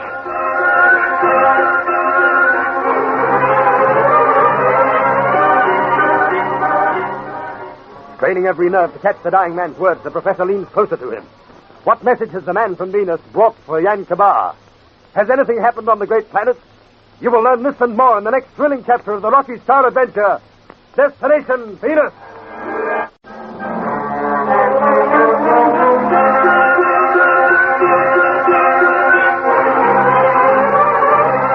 Millions of miles from our Earth, Rocky Starr saves the Blue Streak from a head-on collision with a strange spaceship. Days later, Professor Vernon and Andy watch that ship fast approaching Death Valley. Suddenly, the professor realizes that it must crash. From among the twisted, burnt-out ruins, they drag one dying survivor. As the professor and Andy stand by him, the stranger's lips move. Message. Urgent for Votian. Who's he talking about? The younger bar. Yeah, the foreigner. Listen, Andy. Votian. Message. Stranger, can you hear me? Can you? Seems to have gone unconscious. Stranger. It's no use, Professor. He's a goner. Stranger, tell me your message. He's opening his eyes again. Egatem Votian. What disappeared? The crown of Venus. Can you understand him? No, not a word. He's speaking in his own tongue. Stranger, can you speak as the Earthlings? Hey, Professor, he's trying to get something out of his tunic. I'll get it for you. No, don't be afraid. I won't hurt you. Nothing in this packet except a piece of paper. Andy, perhaps this is the message. There. I'd say he wants you to look at it from the way he's waving his hand. I am looking at it. And what's it say? I haven't a clue. Evicti Votian. Evicti me. Obviously something important, Andy. Oh, if I could only understand his language. Well, you'd better broadcast that message to Kavar, hadn't you? How can I? I've no idea what all these squiggles and dots mean. Votian. He's wanting you to do something with it. Andy, go to Arthur Wilson. Tell him to bring a microphone and a tape recorder here. I thought you was... Do as I say. I'm going to record this man's message and radio it to the Blue Streak. Hurry, Andy.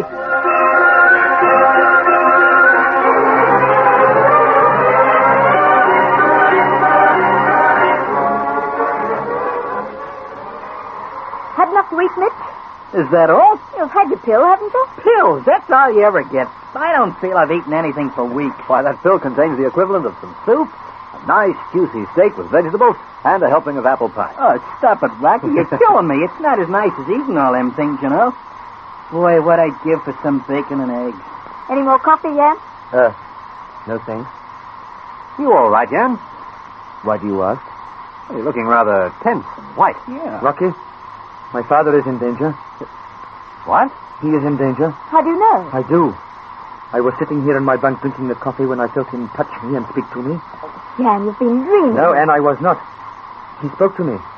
I heard him distinctly. But how could you? Mitch, in our world we have studied deeply telepathy. We can send messages one to the other, even though we are miles apart. My father spoke to me. What did he say? He asked me to return home quickly. Anything else? No, just that. If he was in any danger, surely he would have... There is no need for him to say more, Rocky. He knows that I will obey his wishes at once. Jan, I've had very little experience of thought transference. You do not believe it. I won't say that. It is very common on my world. We do not have telegrams as you. We send any urgent message by telepathy. But, Jan, what danger could your father be in? I do not know. Perhaps he's ill. Yes. Yes, that must be it. There is nothing else it could be. Yes, he is ill. Maybe even dying, and he wants me to be near him. As I have said, I am to be the next president of Venus.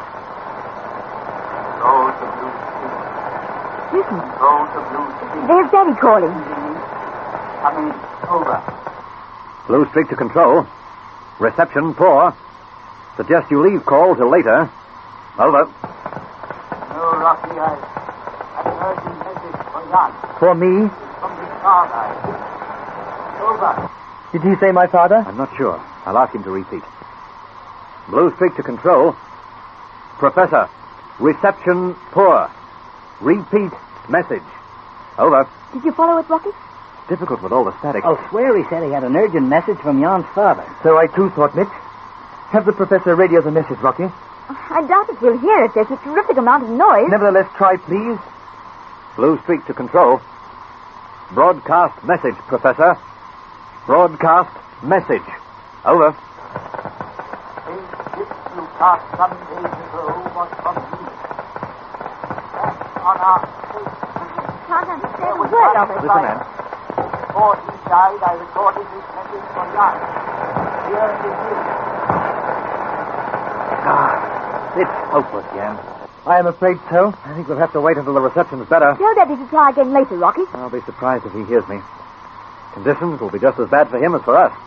However, here goes.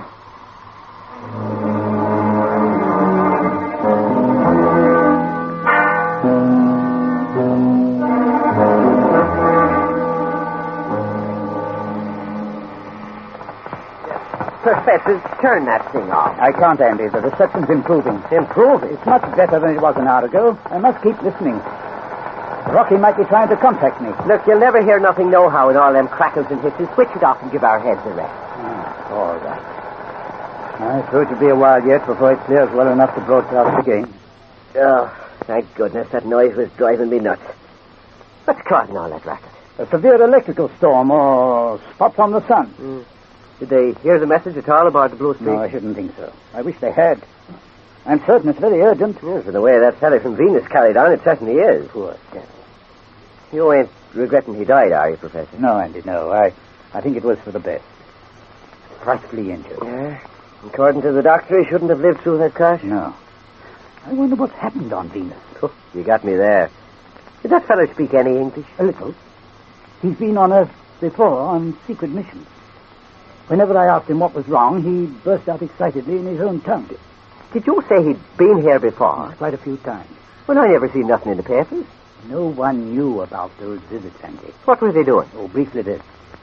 After the first atomic explosion in New Mexico, the people on Venus became afraid that we would try to invade their world. So they sent spaceships and men here to study our ways and language. When we began to build the Blue Street, Voitian, or Yankabar as we know him, came to prevent our leaving the Earth. Slap me with a bit of grass.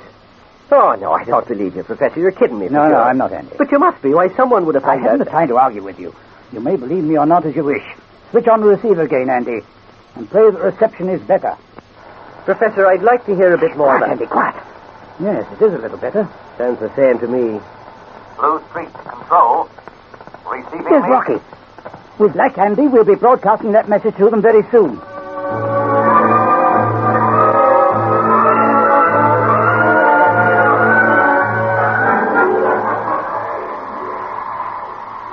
receiving you quite well now, Professor. Carry on.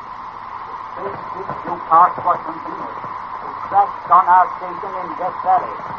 There was only one survivor. Before he died, I recorded his message for Jan.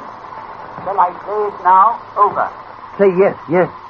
Go ahead. We're waiting. Very well. Here it is.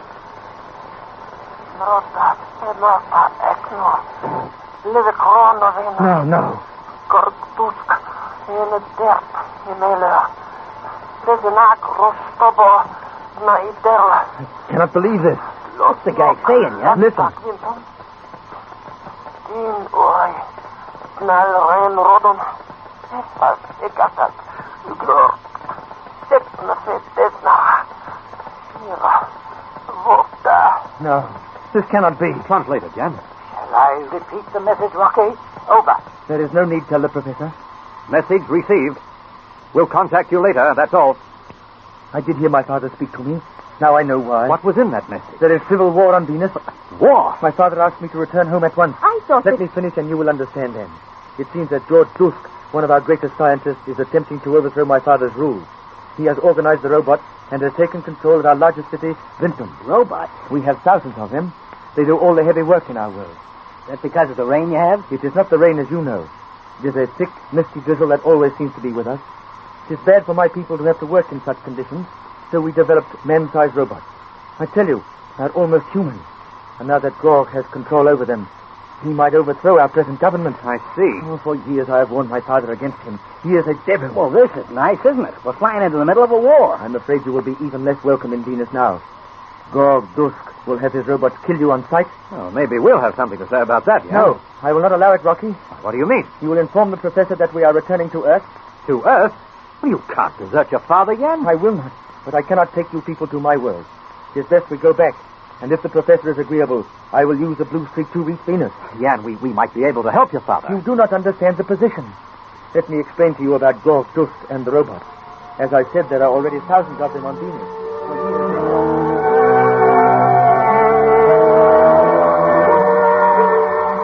And so you can imagine the immense power Gorg Dusk has in his grasp. His robots are radio-controlled. He can make them do anything. They're destructible, aren't they? Rocky, the more you destroy, the more Gorg will turn loose. Accept my advice. Go home. He's right, Rocky. I don't agree, Mitch. I'm rather keen to meet this Gorg individual. This is not our scrap, Rocky. It's nothing to do with it. Let's stay clear of it. Listen, are you feeling all right? Sure, why? Well, this is the first time I've ever heard you even think of running from a scrap. But this is war, Rocky. And then there's Anne to be considered. We can't take her into a civil war. Hey, you stay out of this, Anne. Rocky, you gotta do as Jan says. We can't. What do you mean? We haven't got the fuel to fly back to Earth. We'll just have to go on to Venus.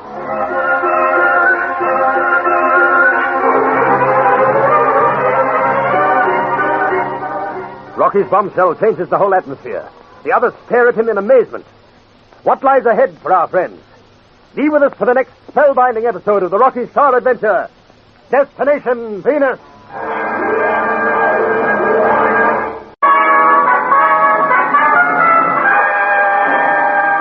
Destination Venus, an adventure with Rocky Starr.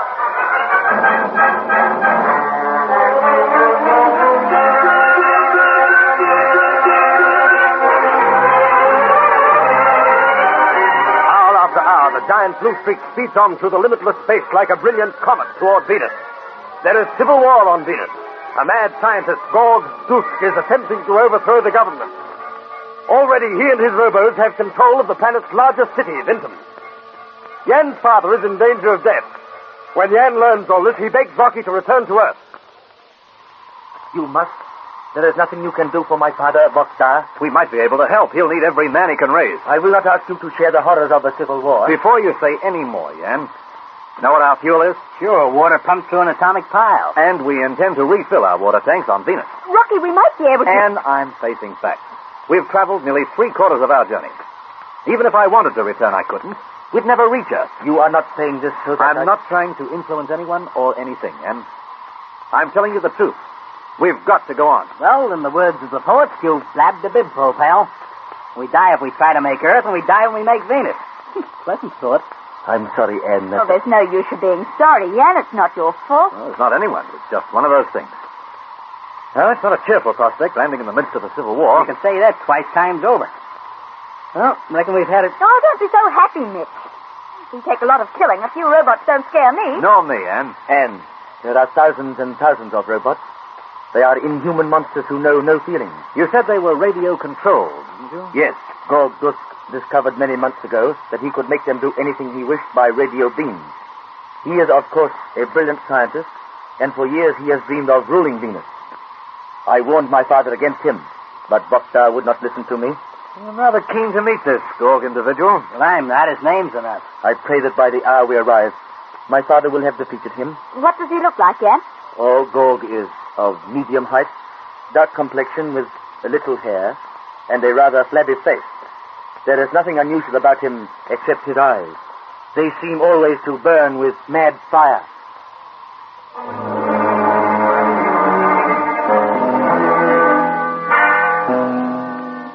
On the faraway world of Venus, Gog Dusk is at that moment fighting to gain control of the planet. From the safety of a shelter, he is directing his robot soldiers. They're moving into position to attack a small hill. From that hill, guns belch forth death and destruction. His Chief Lieutenant Joe speaks to him. You will Gnisol in arms to Gog. Joe. How many times have I said use the language we call Earthese? Do as I say, or I will find another Chief Lieutenant. Oh, as you wish, Gog, as you wish. It is just that I find it difficult to think in such language. It is better that we do. Then our people around us cannot know what we say and what we can't do. It is a good idea, eh? Perhaps. It is I, Gog, who says so. It would not do to allow these Venusians who fight alongside us to learn our schemes of conquest.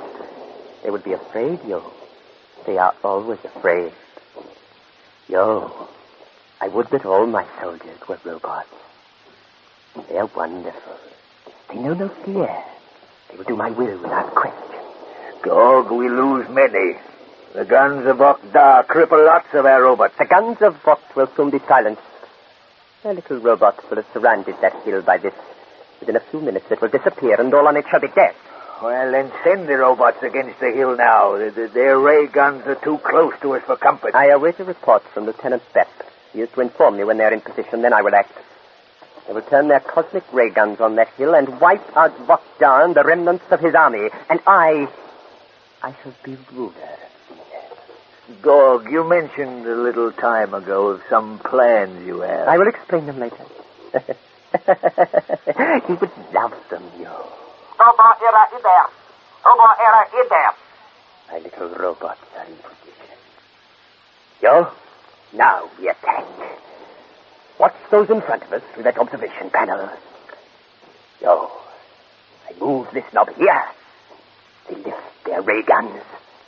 It is amazing, Gog. I flick the switch, and lo, the guns begin to throw out their gas.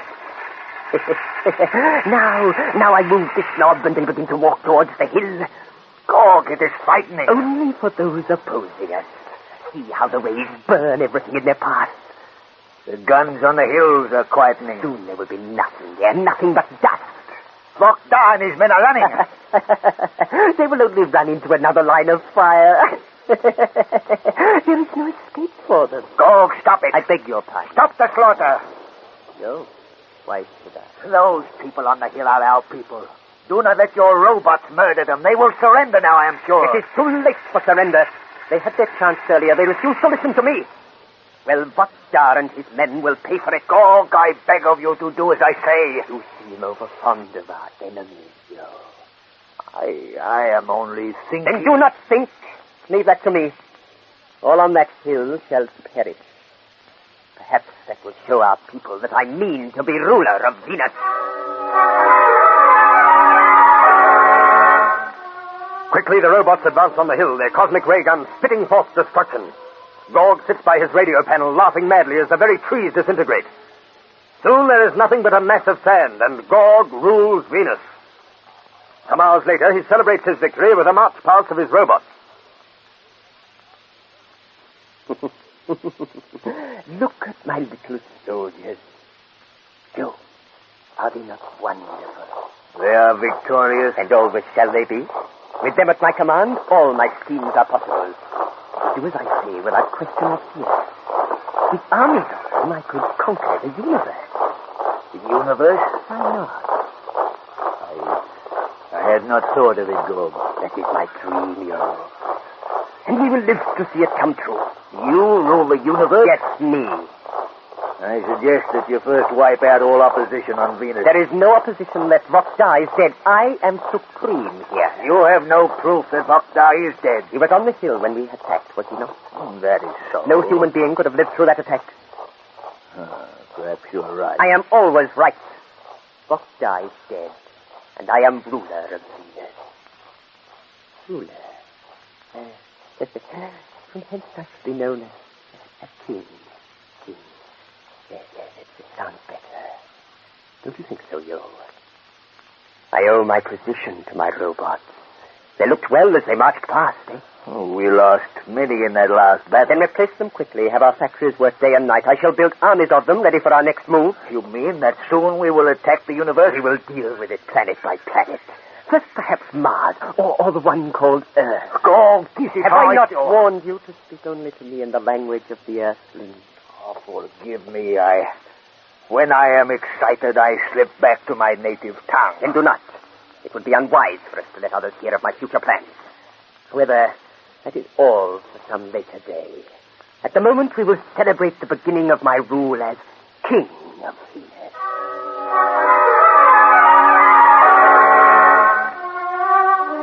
Meanwhile, millions of miles away, the Blue Streak races on toward its destination. Hour after hour, day after day, Rocky and the others sit in the control cabin, wondering what lies ahead of them in the strange new world of Venus. At this moment, Anne is talking of her father. Daddy said again this morning that we should return to Earth.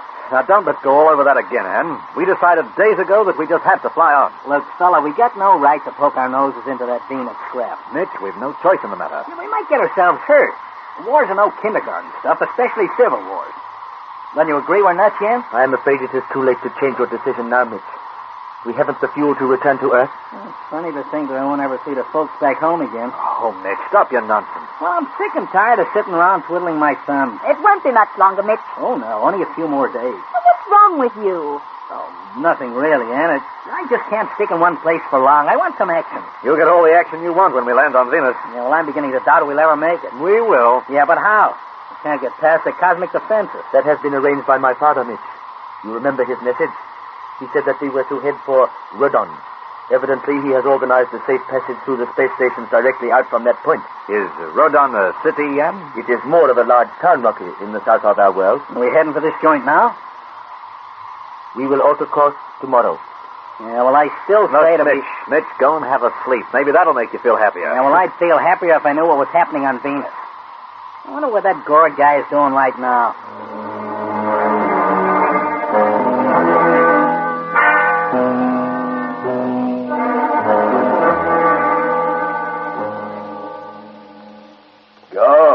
I would speak with you. Later, your lips. No, now. I have news. Great news. It is important. Very well. What is it? Loktian, as you know, is on Earth. Did you interrupt my work to tell me that? Do not worry over him. He is no danger to us. No? Gog, you have not heard everything. Oh? His father, Vokta, managed to send a spaceship to bring him back to our world. So? Our people might rally to a young leader. Did the ship reach us? According to my information, yes. Then that's fine, Voktan. We'll return quickly. Oh, we must see that he does not arrive in Venus. Send out the space fighters. Have them destroy any spaceship that approaches our world.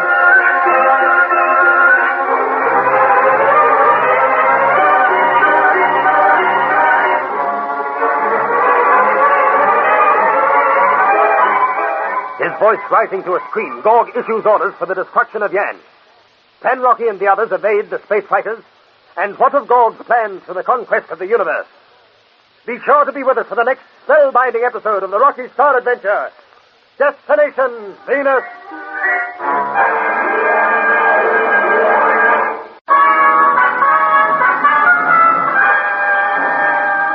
Destination Venus, an adventure with Rocky Starr.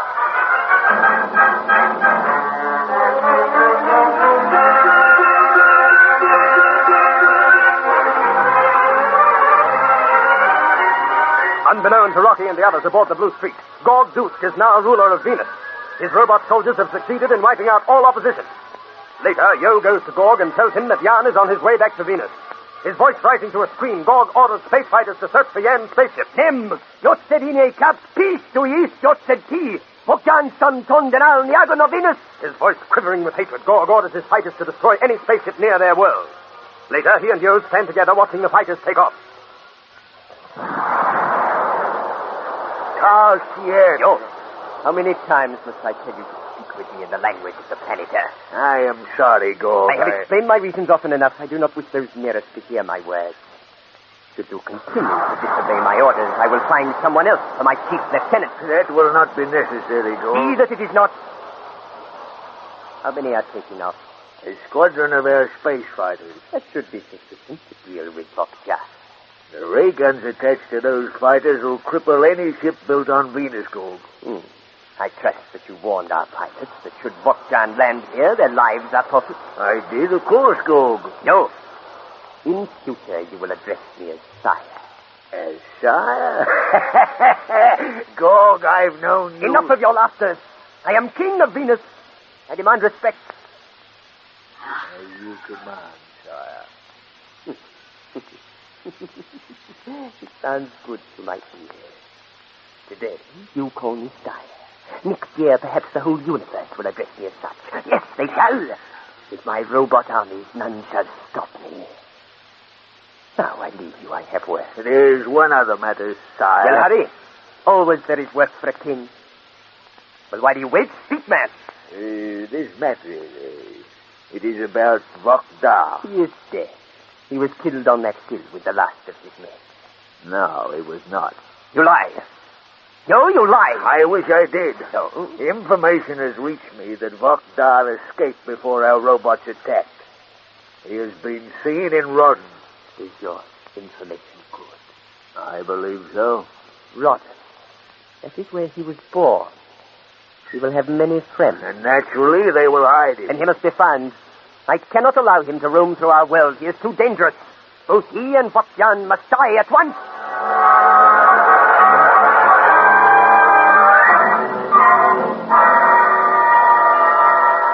With that, Gorg Dusk turns abruptly and hurries away, confident that his orders will be carried out. Little do Rocky and the others dream that a squadron of space fighters are out searching for them, their ray guns ready to deal out death. Jan lies on his bunk, his eyes closed. The others sit together talking as they soar on toward their destination. We should sight Venus within 12 hours. Yeah, providing we get past her outer ring of defense. Oh, no, don't worry, Mitch. Well, according to Jan, them outer space stations that ring Venus have cosmic ray guns that will cripple any spaceship. Jan's father has arranged a safe passage for us through the defenses, you know that. That's why we changed course and headed for Rodden. Yeah, well, I still got my doubts. I can hardly believe you'll soon be on Venus. Excited, Anne? Naturally. I've dreamt of coming here for years. Yet I'm afraid, too. Because of the war? I suppose so. Ruins any hopes we had of exploring the place and making friends with the Venusians. Well, you never know. It might be over for all we know. I hope so. There must be so many strange, interesting things for us to see on Venus. We most probably... Rocky, say, don't scream that way. You scared the life out of me. I thought you was asleep, Jan. My father spoke to me again. Yes, Jan? He has been defeated. Oh, no. He has sent me news by short transference. I don't put much faith in that kind of stuff. In my world, we use telepathy quite a lot. However, whether you believe it or not, I do. My father spoke to me. Gorg Dusk is ruler of Venus now. Most of the men who remain loyal to my father are dead. And your father? He is still alive and hiding in Rodden. He hopes with my hope to rally his friends and overthrow Gorg. It will not be easy, of course. Gorg will wipe out all who oppose him. My father warns us to be very careful. Well, how's about that safe passage he promised us? I do not know. You know, Jan, I just got an idea. Yes? I reckon we'll all be dead 10 minutes after we land. Perhaps you will be. Oh, I am sorry to have led you into this. You didn't lead us anywhere. The Venus flight was arranged long before we knew who you really were. I feel it is all my fault. Had I remained on Venus, my father and I might have been able to defeat Gorg Dusk. Rocky, listen to him, will you? Hey, Rocky. What are you doing with that television screen? Watching some very ominous spots. Eh? I should say they're spaceships. Quite a few of them, too. They're headed this way. Let me see. What would they be doing out here? Rocky, although I can't be certain, I believe that they are fighters. Do they have them things? They are part of our defenses. Well, maybe they came to give us a kind of welcome, huh? I'm afraid it won't be a welcome we'll appreciate, Mitch. However, we might be wrong. Those dots mightn't be spaceships. Well, here's hoping they're not.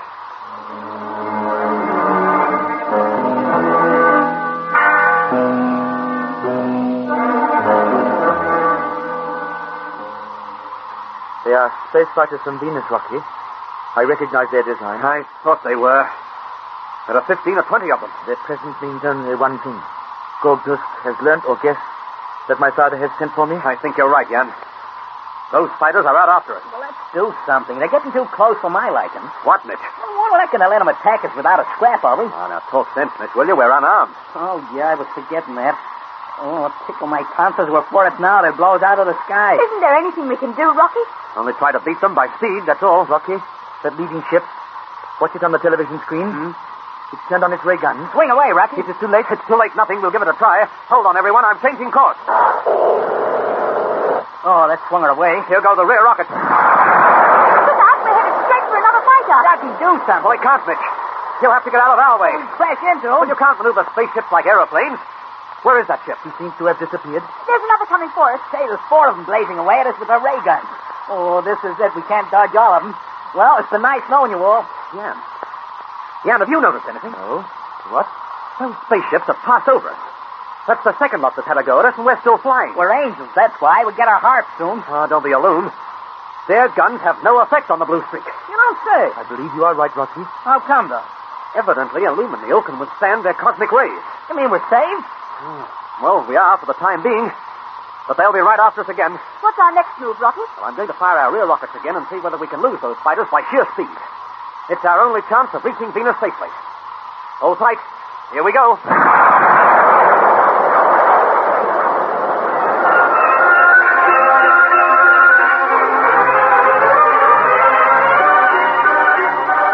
Flames pouring from her exhaust. The blue streak roars on. Her hull quivers with power, and her speed reaches danger point. Try as he will, Rocky cannot lose the fighters, and they creep closer and closer. Some hours later, Yo brings Gorg the latest report from the space fighters. Their ray guns are useless against that spaceship, sire. Useless? It would appear that it's made of some metal of which we know nothing. Then it cannot have been made on this planet, Yo. It must be the one Vokyan was sent to destroy. Yes. However, have no fear, sire. I have sent other ships up to intercept it. 2 of them will crash into this strange ship and blow it to fragments. They will not reach our world. Yo. I have done well, eh? You said the spaceship from Earth appeared to be flying towards Rodon, did you not? That is correct. Good. Yo, recall the space fighters and the men who searched for Vokdar. Recall them? I do not follow Do you. as I command. I have a little plan. We will capture both father and son so easily. Listen to me.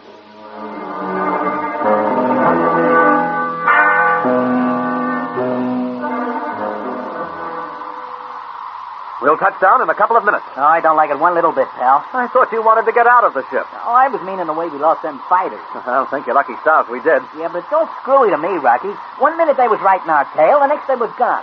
Now, who called them off and why? Mitch, we haven't time to worry about that now. What's ahead of us, Anne? A good clear area. There is no danger of you hitting any obstacles here. All the land round Rodden is very flat. Mm-hmm. Mitch, start the gyros. I'm going to turn her over.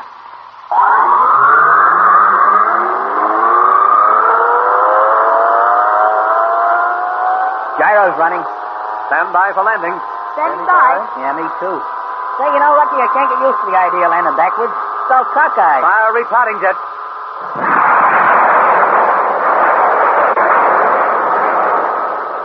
Hey, Rocky, the ground seems to be racing up to meet us. Slow her down. We're still traveling too fast. Fire a main jet. Here it comes. We're almost there.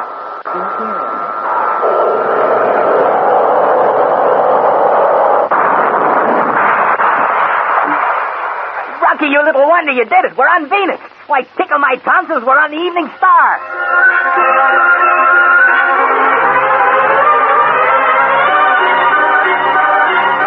At last our friends have arrived on Venus, a huge planet that we know only as a brilliant light.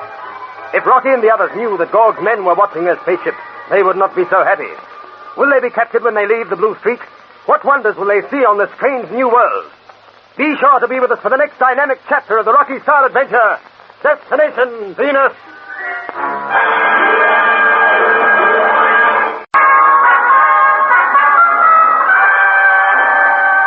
Destination Venus, an adventure with Rocky Starr.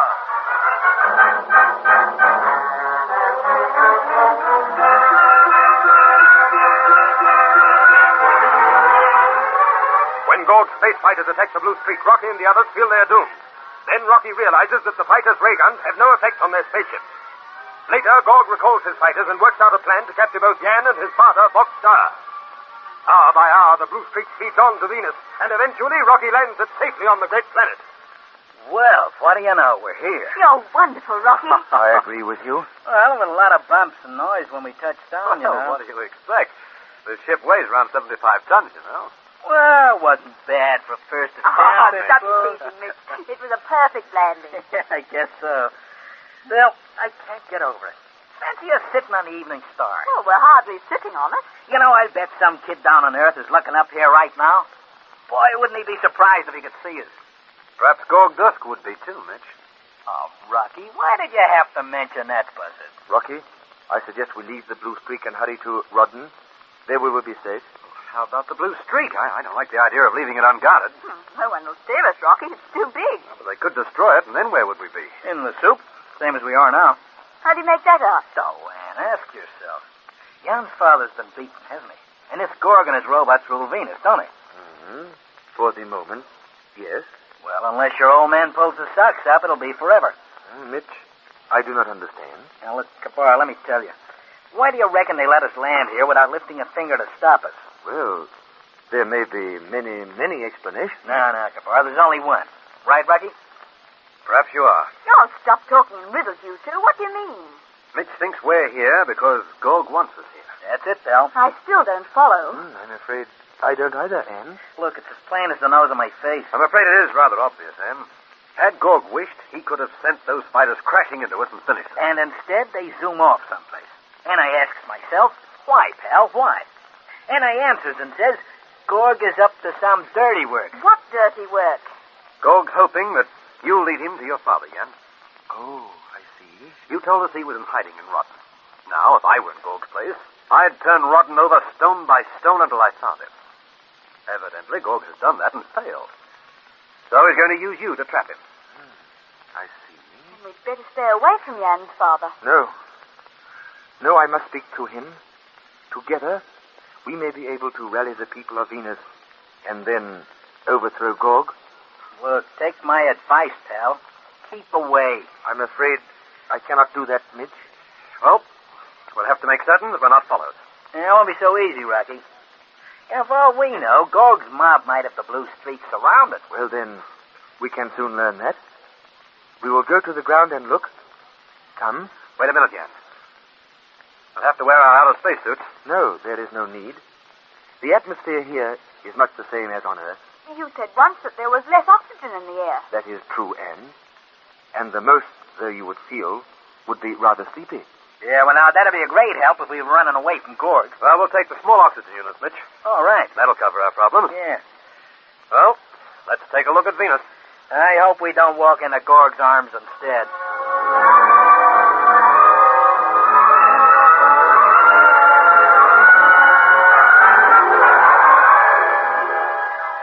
And I will make you queen of the universe, of flowers.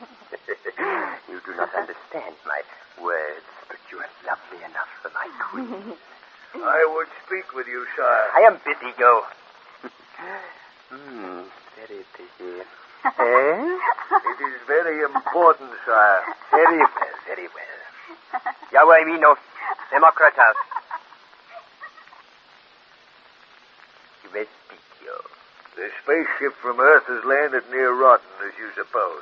Good. Our men are watching it. I've just received a radio call from them. Bokyan is there? Yes. They have this minute just stepped onto our world. They? There are strangers with him, sire. Strangers? I should think Earthlings. They are reported as being of white skin. Oh. Why are they here? I have no idea, sire. How many? 3. One is a woman. Oh. Yes. Yes. Nothing more is known to me. A woman, That interests me. I thought it might. Have our men bring her to me. Sire, you sent our men here to follow Voktian to his father. I suggest you forget the Earthling woman. Your suggestion is overruled. Bring her to me. I would speak with her. But it may spoil your plan for Voktar's capture. Do as I say. Yo, obey me at once. As you command, sire.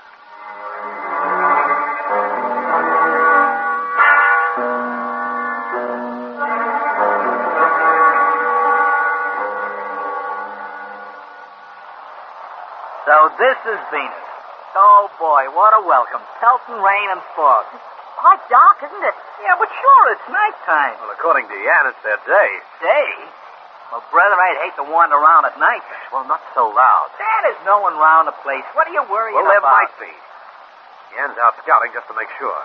Well, it might be wet, but it's not cold. You can say that again, man. I'm starting to hot up. Get it? And what do you think of Venus? I can hardly see anything in this rain and fog. Well, they haven't turned on a very warm welcome. Hey, Rocky, Jan's been gone a long time, you know. Yeah. Now you mention it, he has. Perhaps we ought to go look for him. Well, he said to wait here by the ship. Yeah, well, I wish he'd hurry. I got a feeling there are hundreds of eyes watching us. Well, they wouldn't see much. Look, here's Jan now. Oh, good. What news, brother? We must leave here at once. There are many of Gorg's men close by. Well, let's get out of here right away. How far are they? Roughly 100 yards. I heard orders as I was coming to meet you to surround us. Well, where do we go from here? I should suggest that we go straight away to Rodden. Rodden? Oh, which way? We go through the jungle track. It's only 5 miles. It's a very twisty, long track. They will not look for us in there. All right. As you say, Jan. Now, let's start moving while there's still time. You lead the way, Jan.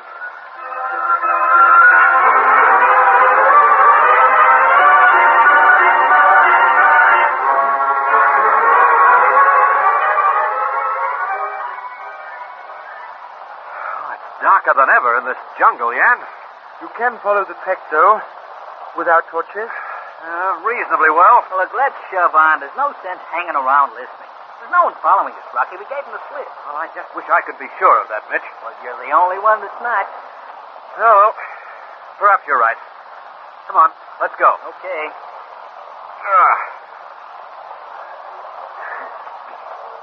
How are you feeling, Anne?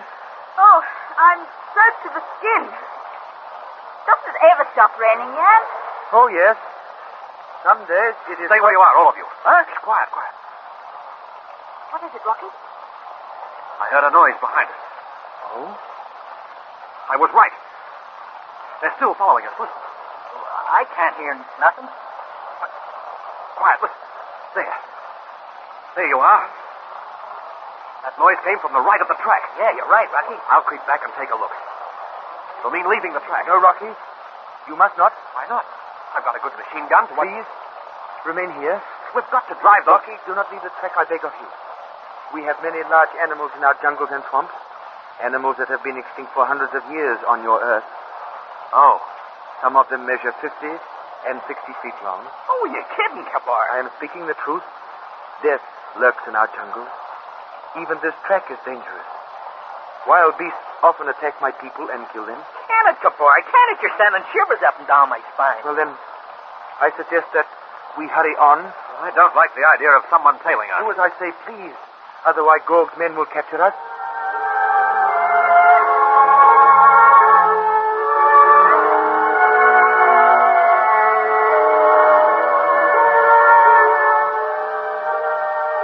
Quickly, Rocky and the others walk along the rough jungle track. Overhead, the twisted mass of vines and foliage cut off any light. The deeper they go into the jungle, the darker it becomes. And always behind them is the rustling of branches as their pursuers dodge their steps. They're even closer, Jan. Yes, we must. We must try and move faster. We can't, Jan. We're doing the best we can. Mitch, it is either that or be captured. But it's too dark. Torches aren't much help in this jungle blackness. Come on, everybody. Ian, are you sure we're on the right track? Why, Rocky, of course. Why? Well, I don't know, but it seems to be getting rougher and even narrower. Yes, Rocky, I am certain this is the way to Rodden. Well, I hope you're right, because we're in your hands, Ian. Please have confidence in me, Rocky. Although it is many years since I have used it... Hold it! What? Don't yell that way. Well, don't hiss in my ear like a snake. You scare my pants off. Everybody, switch out the torches. Turn them out, not in your life, Rocky. I'm not going to stay here in the Come dark. on, do as I say. What is ahead of us? Well, it could have been a man or some animal. I only caught a glimpse of it in the torchlight. Well, we'll put a couple of bursts of machine gun fire up the track. That'll clear it away. Well, go on, Rocky. We can't afford to have Gorg's men in front of us, too. Maybe you're right. Well, don't fiddle around. Give it to him. There. Well, whoever catches that will have a little indigestion. All right, Mitch.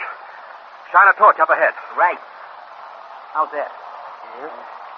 Yes, the track seems to be all clear. Yes, certainly does. Well, maybe I'm seeing things. Oh, come on, we'll push on. Only to watch your step, everybody. Follow me. Hey, Rocky, hang on. Where's Ann? She's right behind you, guarding our rear. Well, she was when we stopped, but she's not now. Why, she must be. She's not, I tell you. Ann's disappeared.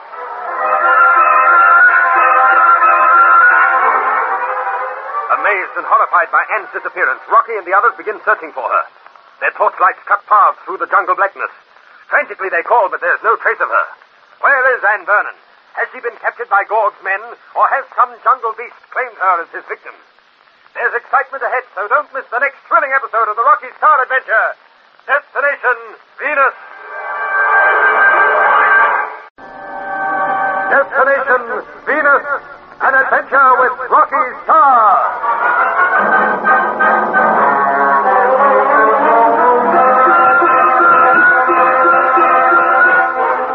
Hoping that Jan will lead him to his father, Gorg allows the Blue Streak to land safely on the strange new world of Venus. Learning that Gorg's men are close by their spaceship, Rocky and the others set out for Rodden by a rain-soaked jungle track. Behind them, Gorg's men dog their steps mile after mile. Seeing something cross the track ahead of them, Rocky fires a burst from his machine gun. Then, convinced the way is clear, they're about to move on when Mitch says tensely, Where's Ann? Behind you, guarding our rear. She's not. But she must be. She's not, Rocky. She's disappeared. That is not possible. She has, I tell you, Ann. She'll be back along the track. Look, Rocky, I shone my torch back there, and there's no trace of her. What the heck's happened to her? Well, we'll soon know. Ann! Ann! She might not hear you with the rain. Of course she would if she was okay. Ann! Ann! Look, you're wasting your time, Rocky. She won't answer. Why do you say that, Mitch? Why? I'll tell you why, Ann. Because Gorg's men have grabbed her.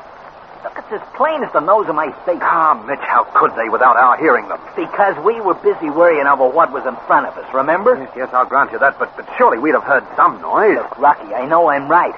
Gorg's men have got her. Yes. Besides of that, or some animal has killed her. No, it's not that, Ann. She would have yelled if an animal come close. That is true, she would have. Well, she would have called if someone had attacked her. No, she mightn't have had the chance.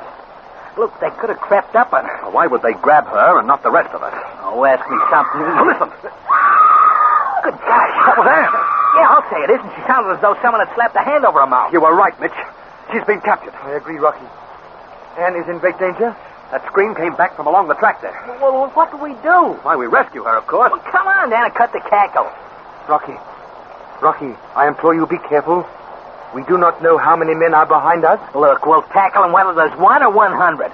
Now, let's get going. Mitch, not so fast. Look, we gotta hurry, Rocky. We got no time to waste. We can't let Gorg's men get away with her. If we rush back there, we'll rush straight into an ambush and be captured ourselves. That is true.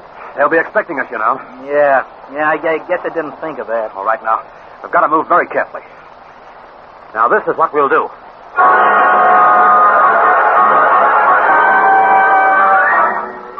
His voice low and tense, Rocky explains his plan.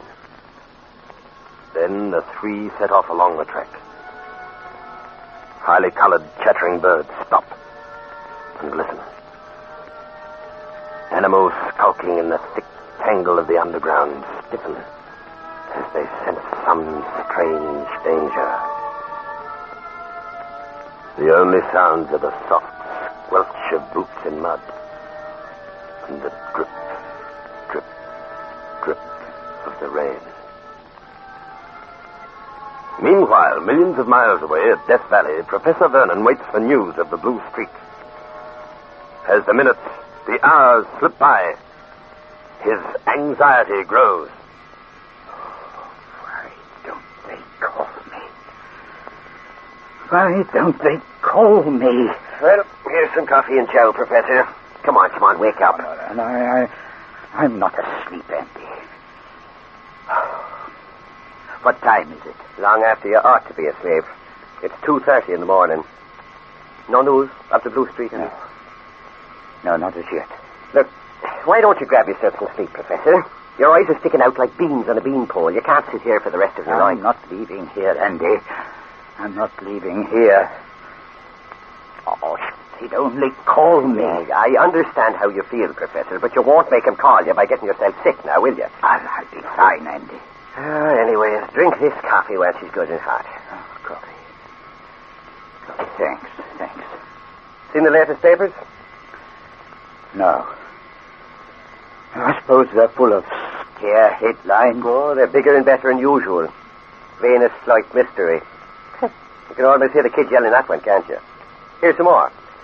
Silence of the Blue Streak. Where is the Blue Streak? Every paper has got itself a full page about it. I understand that all the radio hands are standing by listening for any messages. Yeah, so the Times says. They promise to ring through anything they pick up. Well, my Professor, the whole world is talking about Rocky Starr and the rest of them. Yes. I suppose they are. This flight has pushed everything else off the front page. I'll take it. No, I will. Professor Vernon. Who? Oh, no, I'm afraid not. No news. Yes, I will. Yes. Bye. A reporter? Herman D. Wright, Jr.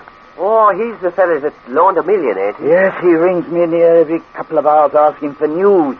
Why, is he worried about his money? Andy, no, not about his money. No, he's like the rest of us, anxious for news. Well, most everyone's saying, I wonder what's happened to them poor devils. They're on Venus. You sure of that? Rocky spoke to me a few hours ago. They've passed the outer ring of defenses safely and expected to land in half an hour. Oh, well, they're there then, unless they've crashed. They haven't crashed. I've too much faith in Rocky to believe that, but they could be dead. Professor, this is the first time I ever heard you speak this way. What's gotten into you? Andy, there's civil war on Venus, and they've arrived in the midst of it. When I learned that, I begged them to return to Earth. And why didn't they? They didn't have sufficient fuel. They had to go on. Andy, I think I sent my daughter, Rocky, and the others to their death. Oh, take it easy, Professor. I wish I'd never heard of space travel. I'll never forgive myself if they shouldn't return. Oh, they will, as large as life. Well, I pray that you're right. Look, Professor, I've got an idea that the four of them are sitting up on that star having the time of their lives. You know, I can almost hear them laughing. They're so happy. Ah, come on, forget your fears, Professor. She'll all end like a fairy story. Real happy.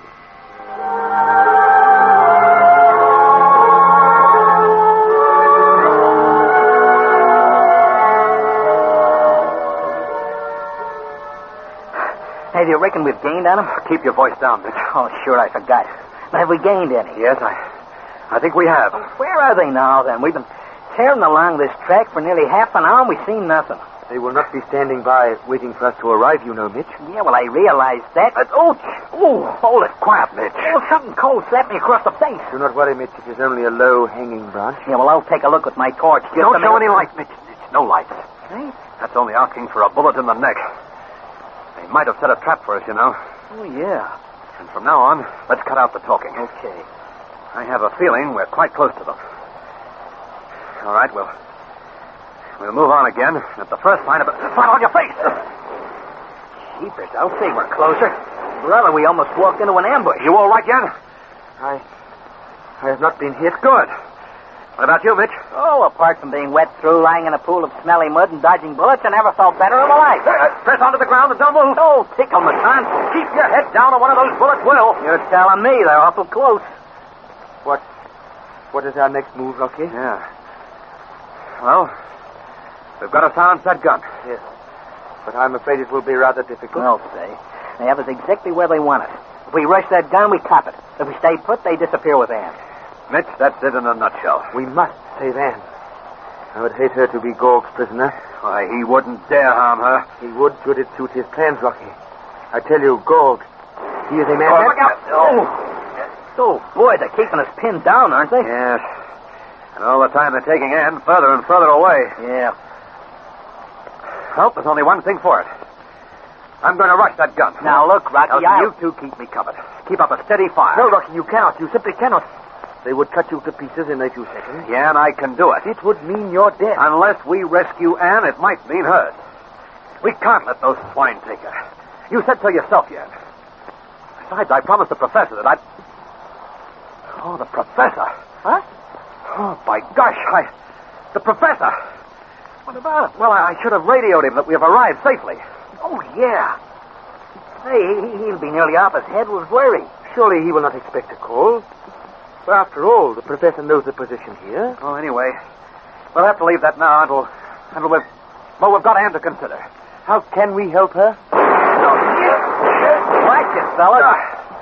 Well, we can't do anything until we stop that gun. Oh, that's hopeless. Without some grenade. Why, Mitch! Mitch! Well, it's okay. It's okay. A bullet landed right in front of me and it threw mud into my mouth. Well, you'll have to keep it closed from now on. Oh, gee, what a time to make... Oh, boy, Rocky, they got a bead on us. We'll have to pull back. We simply cannot pull back. We cannot desert Anne. Look, we can't stay here and live. Next burst, they'll probably get us. All right, on your feet, everybody, and run back. Hurry, or it'll be too late.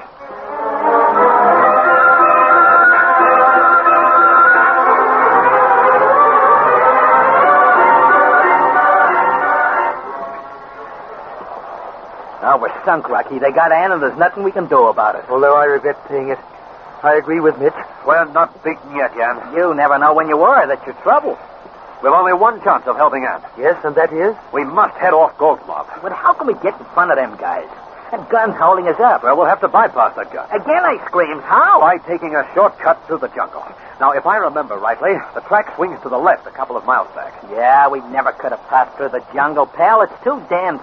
Well, it isn't on your left, Mitch. I know, but there's a swamp there. Exactly. We'll cut through that, and with an ounce of luck, we'll pop up in front of Gorg's men. All right, come on. No, Rocky. Wait. What? You must not cross that swamp. You must not. Death lives there.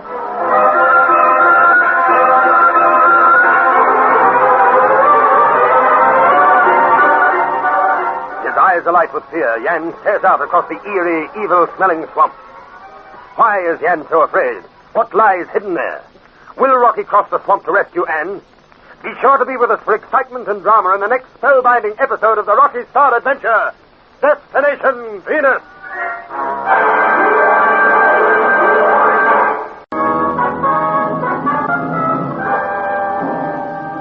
Destination Venus, an adventure with Rocky Starr.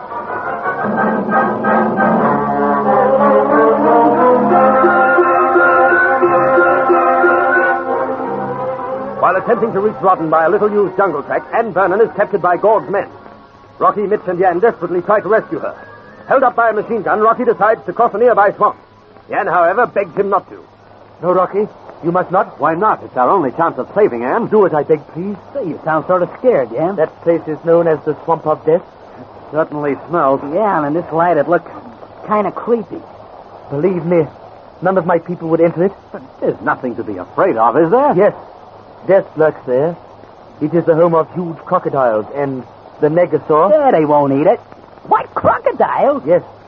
And they are much larger than you have ever seen. Well, we have machine guns here, and that'll soon quieten them. That is not all, Rocky. Our greatest danger is the negasaur. Eh? What's that?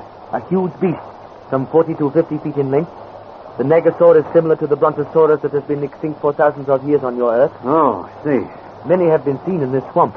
Well, we're not afraid of any animals. They should say not that very much. Rocky, the negasaur attacks human beings. Many of my people are killed each year by it. I beg of you not to go through that swamp. But, Jan, we've got to. We must get in front of Gog's men to save Anne. Hey, say, Rocky. Listen, you two can stay here and I'll go alone. Oh, don't be such a hero, pal. If you go, I go. Even though I die of fright. I will come with you. Well, come on, let's get moving, and we haven't much time. Watch your step and keep your eyes wide open for Gog's men.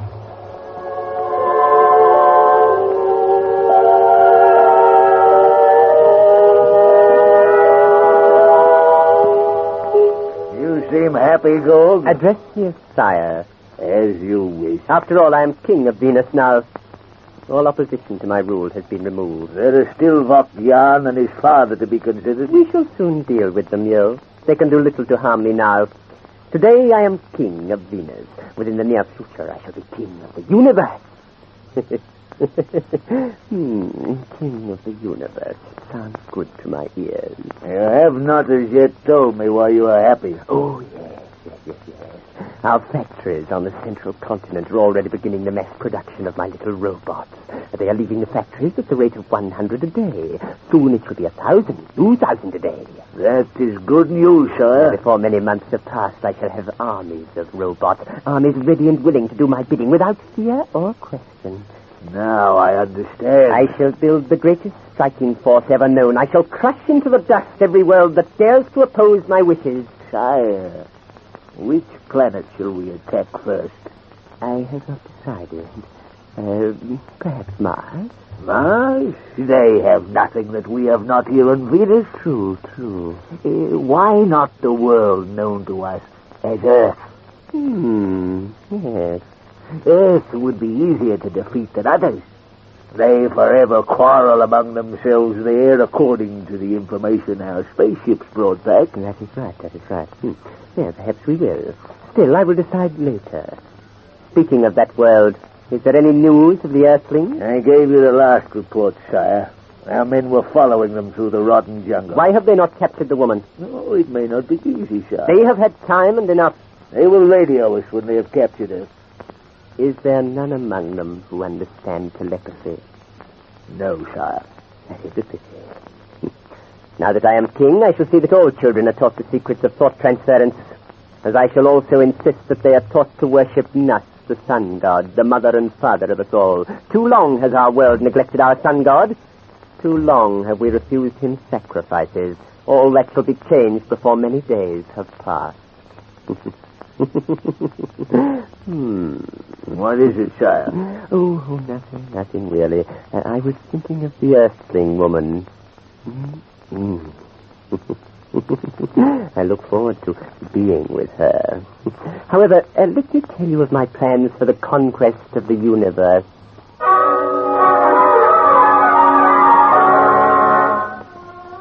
Even as Gog speaks, Anne Vernon is being forced quietly along the rough jungle track by his men. She tries desperately to delay their progress so that Rocky and the others can overtake them. She stumbles and falls over rocks, but her guard quickly drags her to her feet. Oh, leave me alone. Rats up! Stop me pushing. Where's Rocky? Why don't they come? Emok! Namau! Take your hands off me. Take them off.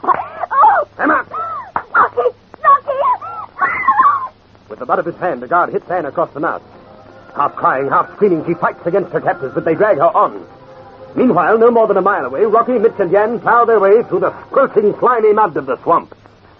Oh, boy, this joint stinks. It's pretty foul, all right. And it's hard work, too.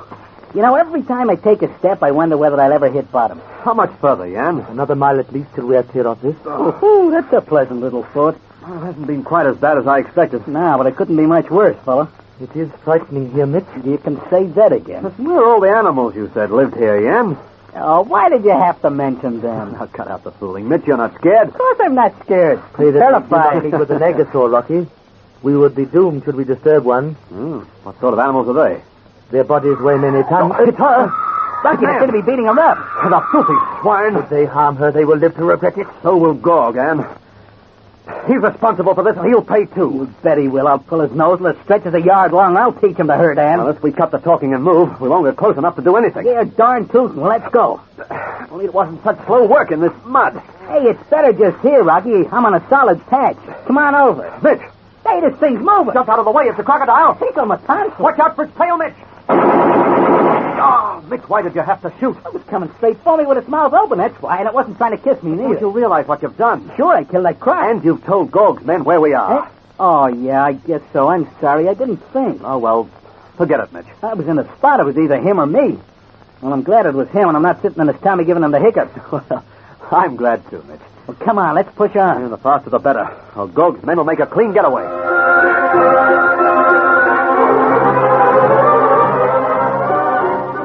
Those are my plans for universal conquest, Yo. Can we do it so easily, sir? I swear in the name of Nuss that we shall. We shall rule every planet known to us. It will take many of our years. Not as many as you imagine. Who will be able to resist our robot armies with their hydrogen bombs and cosmic ray guns? We cannot fail, especially with Nuss on our side. But will the father and mother of us all assist us? We have angered him greatly, sire. Because of our neglect of him. And who is to blame for that? Vokta and his cursed son. They turned our people away from our sun god Nuss. They stopped our sacrificial offerings. And for years our crops have failed. And they will fail again and again until we turn back to him. Yo, from henceforth our people will bow before him when his warm rays pierce the atmosphere of our world. So be it, sire. I promise you, Yo, that we shall return to the ways of our ancestors, to the ways that we Venusians knew before Vokta became president. Have you decided his fate? Death is all that remains for him and his son, Yas. And the earthlings who came with him to our world? They shall accompany him on his last journey. Sire, their spaceship has many interesting features. Especially the metal they used in the ship's hull. We must reproduce that here, Yo.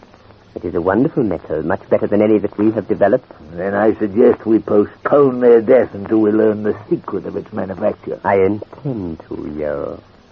Oh, the woman. The woman shall not die at once. I am sure she will tell me all I wish to know. Oh, someone is always in need of their king's advice. Shall I answer the call? You may. Say. Imok, Tikelep, tight now. Say tight now. Well? Our men report they have the Earthling woman. Good. I told them to bring her to you at once. They only await an air car to leave for your palace here, sire. Excellent. Yo? Yes, sire? I have this moment thought of a sacrifice that we shall offer to Nuss, the father and mother of us all. After I have spoken with this woman, we shall offer her to our god, her and the other earthlings. That should greatly please Nuss. Yes, greatly please him.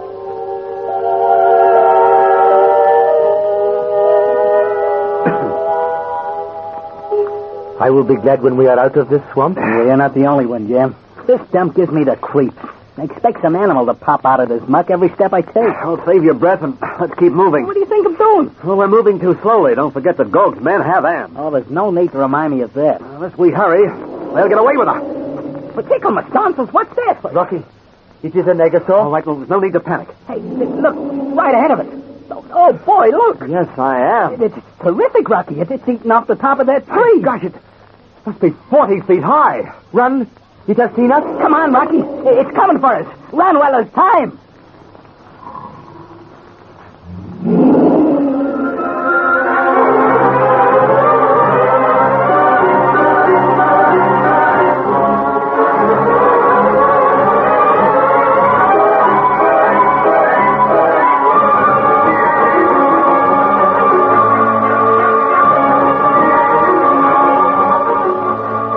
Mitch yells his warning, the immense lumbering beast turns slowly toward our friends.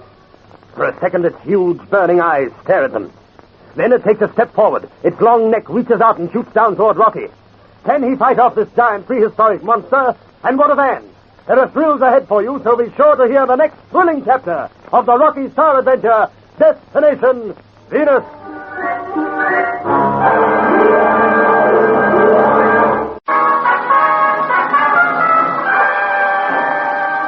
Destination Venus, an adventure with Rocky Starr.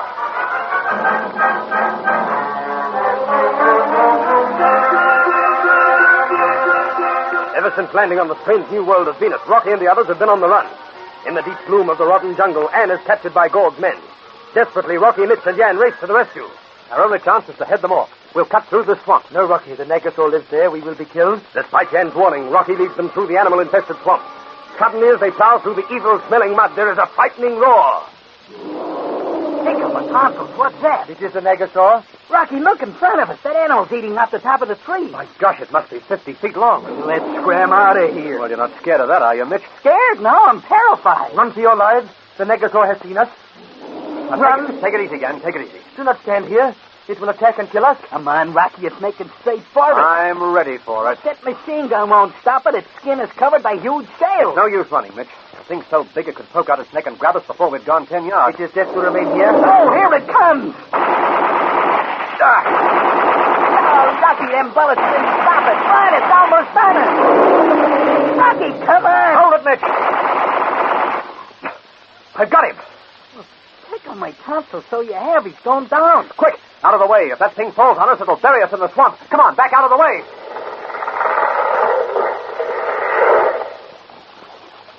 Wow. Wow, that's that. Oh, boy. Hey, we were rather lucky. Lucky, my toe is still alive thanks to you, Rocky. I don't know how you had the nerve to stand and fight the thing. Will you look at the size and the length of it? Yeah. Gee, ain't it frightening? Hey, Ann, have you any more little playthings like this one? I told you before that we have animals on Venus that have been extinct for thousands of years. Yeah. On your Earth. But there was one thing you didn't tell us. You didn't say it was this big. Well, I only hope we don't run into any more of them. You and me both. Oh, boy, I'm still shaking. When this Negasaur fella poked his neck out at me. Boy, I'll dream about that for the rest of my days. Hey, Rocky, let's get out of this smelly joint. Yeah, it'll be a pleasure, Mitch. We'll have to travel faster than ever now if we're to get in front of Gold's men.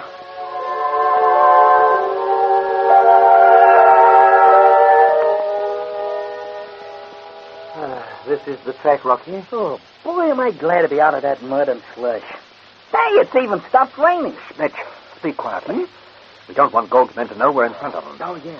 But, Rocky, are we in front, though? Hey, that's the point, Rocky. We took longer than you'd figure to cross that swamp, you know. Yes, you're right. That's quite true. Mitchell, listen. Mitch, we've made it. Listen, they're back there. How far? Well, I'd say about 50 yards. I got an idea. Why don't we arrange a little reception for them, huh? Rocky? They have not come any closer. No, you're right. They haven't. Hey, Rocky. Huh? Do you reckon they heard us? Well, I doubt it.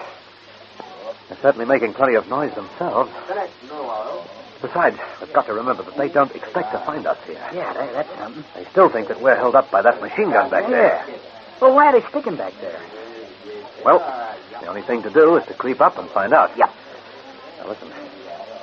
The best thing to do, we'll leave the track here and stick to the jungle. Right. Now, listen, fellas. Move as quietly as you possibly can, both of you.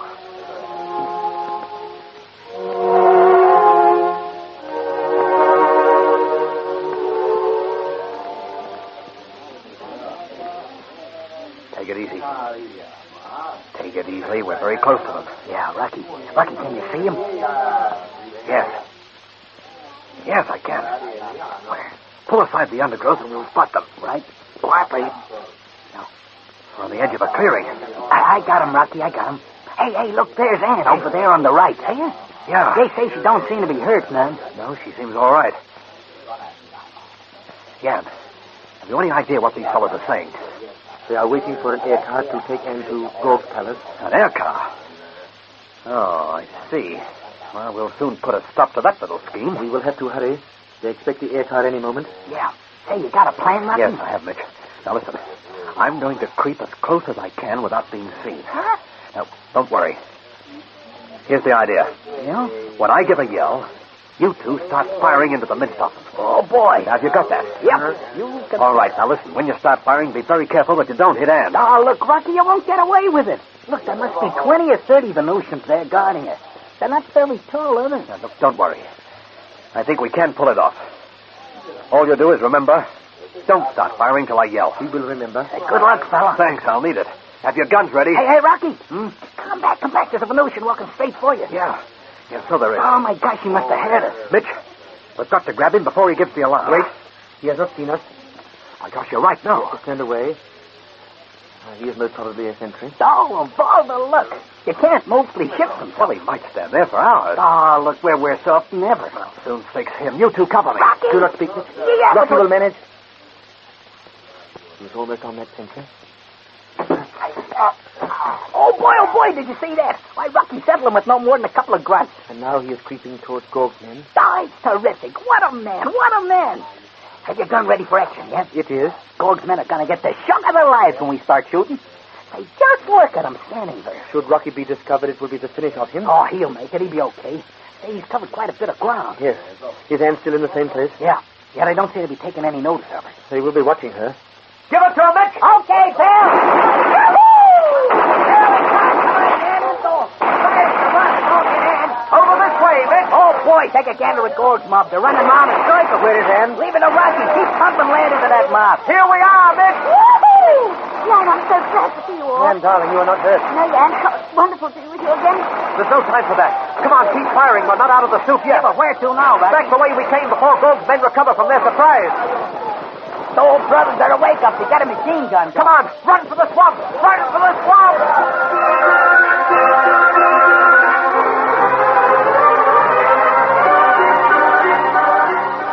Rocky, couldn't we slow down? Not yet, Ann. Hey, it's kind of tough work in this muck. Yeah, they might be very close on our heels. Now, let's take a breather anyway. I could do it once. No, we can't afford to. Hey, they wouldn't follow us in here. You hadn't said that, didn't you? Yes, Mitch. Gorg's men would not enter this area. They are terrified of the Negasaurs. Yeah, but they're not the only ones. I hope we don't bump in any more of them babies. Rocky, I feel it would be safe for us to walk more slowly. And have them waiting for us at the other side of that swamp? Oh, no, thanks. Come on. We must push on. Now, you're forgetting Ann, Rocky. Why, is there anything wrong with her? Yeah, she's just about all in, poor Well, kid. I'll carry you, Ann. We just can't stop. I'll be all right. Come on. Let me carry you. No, Rocky, couldn't. It's bad enough without the extra weight. I'll manage. Now, Ann, would you please stop arguing and do as I say? Come on, now, up with you. All right, there now. All right, Mitch, you lead and make a fast pace. Okay, you're the boss, Rocky. Hey, this sure is hard work. I sink to my knees with every step. I'm sorry, Rocky. Now, don't you worry. Don't be silly. You just sit there and have a spell. It's a long way to this town of Rodden. We still going there? It is the best that we do, Mitch. Well, I'm not so certain about that, Jan. Playing right into Gorg's hands, you know. How do you mean? Well, we figured that he'd allowed us to land so that we would lead him to your father, didn't we? So we think, yes. Well, why do that? Why not keep well away from your father? No, we must go to him, Rocky, and learn his plans for the future. We will be quite safe in Rodden. My father was born there. His friends will hide both us and him from Gorg. Well, I hope you're right.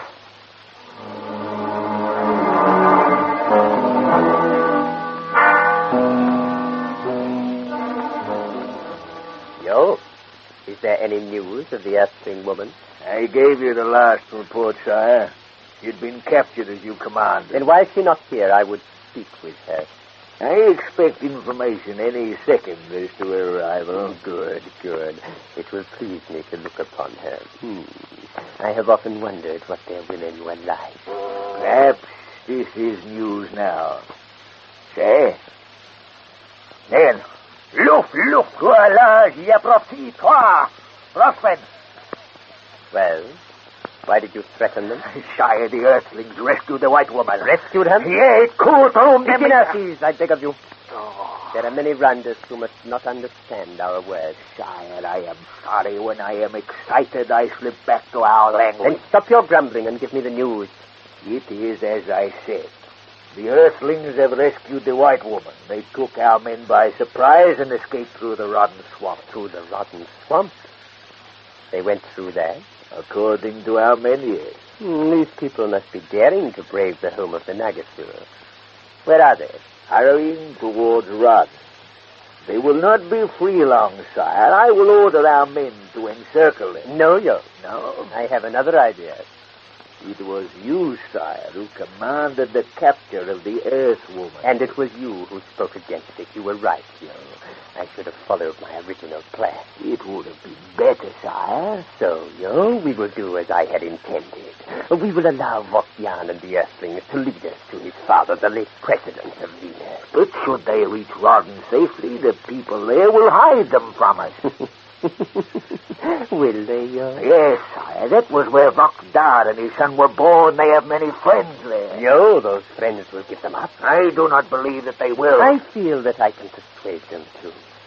Unless they do as I command and give up the Earthlings and Votyan and his father, I will burn Rodden and everyone in it to ashes. I will burn them to ashes unless they do as I command.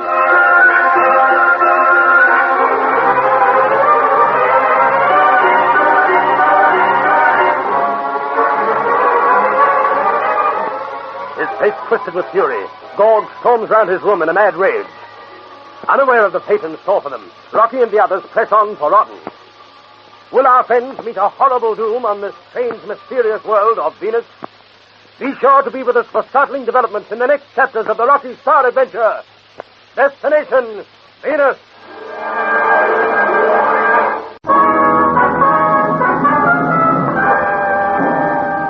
Destination, Venus. An adventure with Rocky Starr.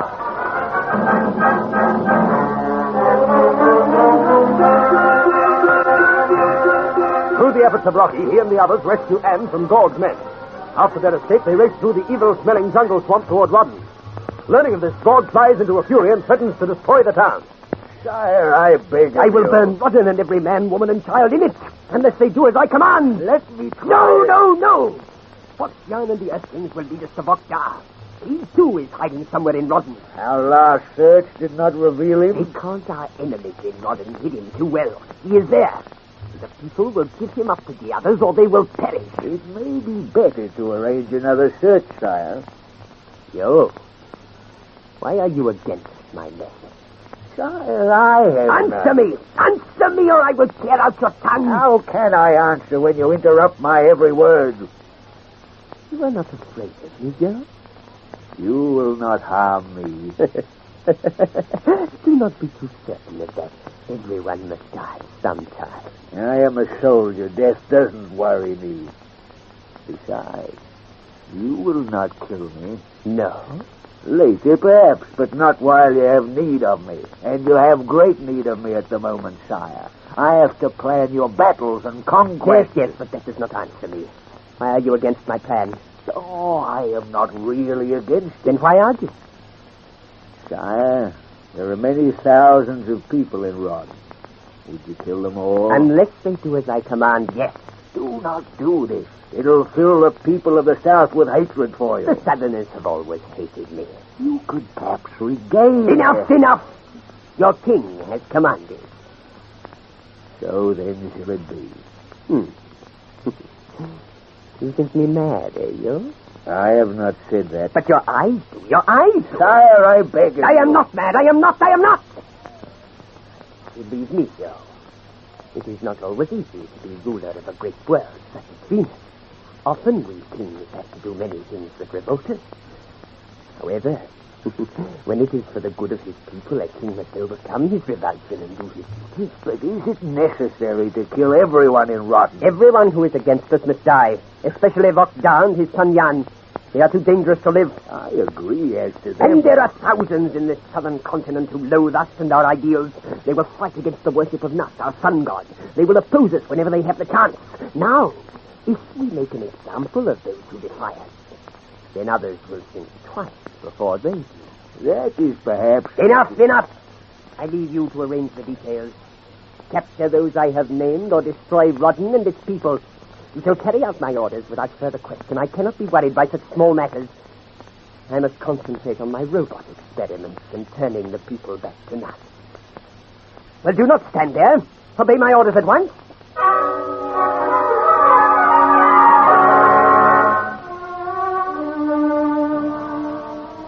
Asleep for a week after that race through the jungle. I thought I'd collapsed every step. You stuck it out well, Anne. Yeah, I'll say she did. Anyway, it was worth all the agony. It certainly was. We gave Gorg's men the slip. I suppose they're still looking for us back there in the jungle. Say, Ann, how much further to this Rodden place? We are there. Are we? Well, where's the town? There's nothing here but a kind of clearing with a roadway running through it. Well, don't you have buildings and houses yet? Oh, I am so stupid. I should have explained. All our cities and towns are built underground. Underground? Why? Because of the rain and heat? Those are some of the reasons. We really went to live with the worms, as my people say, after we were invaded for the second time. You cannot conceive the horrors of interplanetary warfare with its cosmic ray guns, its hydrogen and atomic bombs. In the war with the Martians, we lost 10 million people, and all our buildings were destroyed in the first week. Oh, no wonder you went underground. We find it safer and much more pleasant. Blow me down. This Venus is sure some place. You have not seen all yet, Mitch. Brother, I've heard and seen plenty. Prehistoric monsters in the jungle, and now a town built underground. This is only a tiny part of Venus. Rodden is a small town on the southern continent. Our world is almost as big as your Earth. We have 3 immense continents, 4 great oceans with many huge islands dotting them. Oh, Mitch, when all this trouble is over, I will show you the beauty spots of Venus, and there are many. Do all your people use the same language, Jan? Rocky, it is not as in your world. On Venus, there is only one language, Venese. Mm-hmm. Those from the north use one dialect, and the people from the central continent another, while we southerners claim to speak only true Venese. Well, can you all understand each other? Oh, yes. However, there are many differences in our speech. How big are your oceans, Jan? The Asogar is like your Atlantic Ocean, but much calmer. Mm-hmm. And the others? They are smaller and more dangerous. They are hooked by violent hurricanes for many months of the year. We leave them well alone. Naturally, we have both great and small rivers. Some of them of great beauty as they wind down from the snow-capped mountains. You got snow here. On the northern continent, yes. But it is not known in the southern world. I thought it would have been too hot here for snow. There are some areas of Venus which have never felt the warming rays of Nut. Yes, who's this Nut guy? That is our name for the sun. Many years ago, our people were sun worshippers. In fact, it was my father, Rocky Starr, who turned them away from Nut and taught them to worship the supreme being. He made many enemies in so doing, of course. Still, I think the people are glad now. No longer are their sons and daughters offered as sacrifices to Nut. Oh, boy, wait till this story hits the papers back home, eh, Rocky? Well, it'll knock everything else off the front page, Mitch. And how? Providing you ever return to your world. Well, who says we won't? Gog will do his utmost to destroy all of us. We take a lot of killing, Anne. Tell us some more about Venus. Later, Anne. First, we must go to my father. There we will begin organizing Gog's downfall. Well, let's cut the cackle and go see this underground town rotten.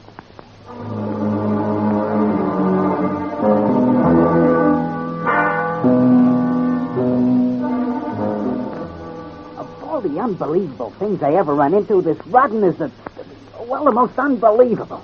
Gee, Rodden's like a big liner built in the ground. The lifts and escalators to take you from one street to another. Oh, boy, it sure is someplace. And it's not small neither. Jan says 2,000 people live down here, Ann. Well, it's made a great impression on you. And how? The layout's terrific. Look, here's us two sitting in a beautiful park with seats and swings for the kids, and we're underground. Why, Ann, it's colossal. And so clean you could eat a meal off that street there. And them shops and houses. They're the last word. And to cap everything, the whole town is air-conditioned and lit by ray lamps. Yeah, say, Ann, honey, this is a dream town. It's got everything. Hey, I wonder where everyone is. We haven't set eyes on a soul since we got here. Mitch, how long did Rocky say he'd be? Sorry, I reckon only a few minutes. I figure, though, that he and Jan will be away for at least an hour, you know. They got lots to talk over with Jan's father. Yes, I suppose they will. Hey, Ann, here comes a whole tribe of these Venusians. Oh, yes. Oh, they're not very big people, are they, Mitch? No, they're kind of small and dark-looking. Mitch, there are some women among them. Huh? Yeah. Quite attractive, aren't they? Oh, to a notion, I guess they would be at that. Don't you like them? Oh, so. They seem plenty worse, you know. Say, Ann, get the way they do their hair, will you? Huh? All rolled up in a big ball that sits plop on top of their head. It's kind of cute, ain't it? Say, what are the clothes made of? I don't know. I was just looking at the material. I've never seen anything like it. Boy, the whole joint seems to be turning off. There's people coming from everywhere. They're all making for this park. I wonder what's happening. Oh, they must be going to a meeting or the movies or something. Yes, they're coming towards us. Yeah. Say, I wish Rocky and Jan were nearby. They don't mean any harm. Yeah, they're laughing at us. Listen to them guys and dames. They're laughing their pants off. Hey, let's get ourselves out of here. No, don't move. They've come to see us. Yeah? They must have heard we're from another world. Look at them. Their faces are full of amazement at us in our clothes. Yeah, well, I wish they'd quit the giggling. Hey, get out of here. Go away, the lot of you. Go on, you. Hey, you dribble a dimple, brothers. Say, what are they talking about, Ann? Well, I've no idea. Leave me alone. Beat it, you guys. Hey, why do they have to keep crowding us and pulling at our clothes? Well, because we're a novelty. Now I know how the colored people on Earth feel when we stare and laugh at them. Oh, we're saved. Rocky. You two seem to be causing a sensation. Hey, I'm all these guys and dames away, Rocky. They're getting in my hair. Don't worry about it, Mitch. They're only being friendly. Yeah, well, it's kind of embarrassing. I don't mind so much if I knew what they were saying. Where's Jan? I left him with his father, Anne. He'll join us as soon as he can. Yeah, then what? We'll discuss the future later with him, Mitch. Until then, let's make friends with these Venusians.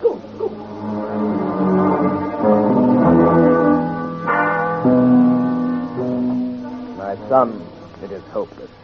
There is no use our discussing it any further. Father, believe me that... We cannot fight Gog. Oh, listen to me, please. It is too late now, Jan. We cannot oppose without weapons. I would not ask our people to do that. There has been enough bloodshed already. Our people do not want Gog as their ruler. He will introduce nurse worship again with all his horrible sacrifices. Our people hate and despise him. He rules Venus, my son. Father, what is it? Why are you so depressed? I do not know. Perhaps I am too old, too soft for this life, Jan. I have spent too many years in peace to fight one such as Gog. You will not have to fight. Leave that to Rocky Starr and me. Your earthling friend? Yes. Do you like him, Father? Yes, I do. And to think that I sent you there to destroy him. I am glad I was not successful.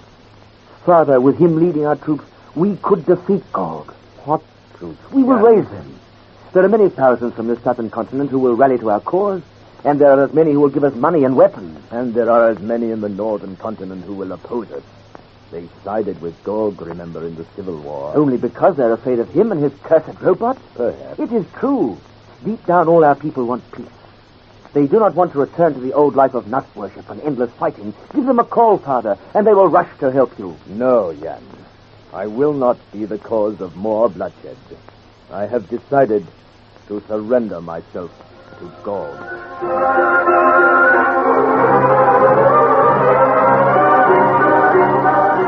Eyes wide with unbelief, Jan stares at his father. Desperately, he pleads with him to fight Gog. Little do they both realize that already Gog's men are moving toward Rotten. Will Jan's father surrender, and what of Rocky and the others? Be sure to be listening, because there are thrills and startling developments waiting for you in the next exciting chapter of the Rocky Starr Adventure, Destination Venus.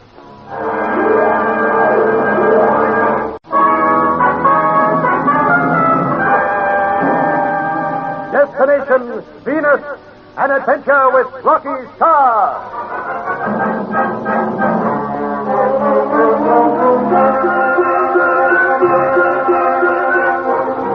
In spite of Gog's efforts, Rocky and the others reach Rotten safely. There they stare in amazement at the underground town with its streets, houses, and shops. And there they meet the friendly Venusians. Meanwhile, Jan goes to his father, the ex-president of Venus. He pleads with him to fight Gog. To his astonishment, Boxstar refuses. You cannot mean that. I do, my son. I will not believe it. Jan, it is too late to begin now. Our people have suffered enough already. Thousands upon thousands of them are dead. There is bitter hatred in their hearts, one towards another. Should we fight on, that hatred would become a festering sore that could never be healed. My son, there is only one course left me. Yes, overthrow Gog. No, Jan, I have decided to surrender. Father, you cannot give yourself up to Gog. It is best I do. He has threatened to torture and hang you. That would be better than having more death on my heart. Father, I will not allow you to do it. I have decided. That is the end of it. No, Father. I will not be the cause of more bloodshed among our people. Does that bloodshed matter if we can rid ourselves of this maniac and regain our freedom? It is asking too much of any man to give his life for a cause. Every man who fights for a cause is happier than he who does not. I think I taught you that, my son. You taught all our people that. You taught the North and the South to live in peace with one another, how to live, how to be happy. They all love you, Father. Give them a call and they will flock to help you. I think only of them and their happiness. They will never know happiness under Gog. No. Then do as I say. Rally your people and they will bless you. Surrender and they will live to curse your name. I agree with you. They will. Then why hesitate? Rocky and his friends will help us plan it all. Jan, we cannot ask them to join in this fight. It will be difficult to prevent them. They loathe Gog almost as much as we do. Together, Father, we will work every minute of the day building our strength until we... One moment, Jan. Where can we do that without Gog learning? Have you forgotten Cosgrack Island? Cosgrack? Yes. I spent many a holiday there. It is an ideal place to train an army secretly. It is easily defended, and it has wonderful shelters from bombing range. Yes, we will make Cosgrack our headquarters. Oh, Jan, forgive me. I have been foolish to even think that we could give up this battle. You were right. We must go on until Gorg is defeated. It may take some time. Time means nothing as long as our people are free. This is more like my father. We will go to Cosgrack at once. There we will form underground teams who will sabotage Gorg's every scheme. We will send our messengers calling our friends to arms. Jan, I wish to take with us as many of the people of Rotten. They are still faithful to me. Then they come with us. Father, we will build and build our army there until we are powerful enough to attack and destroy that maniac and his robots. We shall do just that. Now, let us begin planning, and then you will bring the Earthlings to me.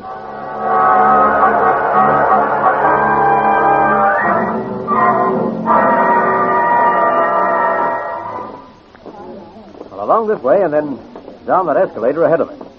Jan's father is staying at that house on the street below there. Say, this Rodden is sure some spot, Rocky. Hey, look at that avenue of trees down below. And them birds and lights. Boy, you'd swear you was in real sunshine, wouldn't you? You wouldn't dream about it. Agree, Anne? Yes, I do. I didn't expect anything like this on Venus. I knew their world would be different to ours, of course, but underground cities and prehistoric monsters, well, it's enough to stagger anybody. You're telling me. It's like I said to Anne, Rocky. This town is a big liner built underground. Boy, do I go for these escalators. That's a riff. You want to go from one street to another, do you have to walk? No, sir. You simply climb aboard these escalators and bingo, there you are. I thought that appealed to you, Mitch. Yeah, I could ride these all day. Watch your step off the escalator, Anne. I'm right. Hey, by the way, pal and gal, I'm getting hold of this Finese, too. Yeah? It's an easy language to learn. Grab yourself an earful of this. Aruwadaya-mak marfreganak. What on earth is that? Hey, quit your laughing. That's Finese for where do you come from, stranger? I don't think. Sure it is. And this is good day. Et yadistok. Oh. Hey, not bad, huh? Not bad for a guy like me. It's horrible. How do you like that? Professional jealousy wears a ugly head. One of the locals told me I could talk him swell Finese. He was only being polite, Mitch. Yes, well, they're awfully nice people, Rocky. Certainly are, and very friendly. I know. One of the women's invited all of us to her home. It took ages for me to work out what she was saying. I did eventually submit to her. Think nothing of it. Rocky, let's go. She was so keen to give us some... Rocky. Say, look at Jan, will you? He's coming at a gallop. I'll not speak with you all at once. Well, we're listening. Something terrible has happened, something terrible. Hey, we'll take it easy, pal. It can't be as bad as you reckon. It is worse. My father has received information that Gorg has threatened to burn Rodden to ashes unless we surrender. Burn it to ashes? Yes. Already his troops are marching towards us. Oh, he wouldn't do that, Jan. Oh, of course not. He's bluffing. No, he is not. Gorg could and would do it. Rocky, he is insane. And you were right. He did allow us to land safely so that we could lead him to my father. Who gave you this information, Jan? My father received it by telepathy. Oh, hold your horses, Jan. This telepathy game ain't... Mixed-thought transference is highly developed on Venus. We send all our urgent messages in that manner. I was speaking to my father when he stopped me and said, Jan, we are in danger. Then he told me of the message one of his friends at Gorg's palace had sent him. Is it reliable information, Jan? The man who warned my father is one of our oldest friends.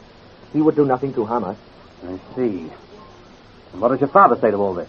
He is at this moment discussing the threat with the head men of Rodden. Say we don't surrender, Jan. Then every man, woman, and child in this town dies. Oh, no. That's horrible. Well, we're in this kind of spot, huh? And we have very little time to decide what we will do. Well, there's nothing to decide. We've no choice in the matter. I agree with Rocky. Yeah, me too. Jan, we can't let 2,000 people die because of us. Do not make a decision yet, Rocky. Wait until we can talk it over with my father. Come. He will be waiting for us.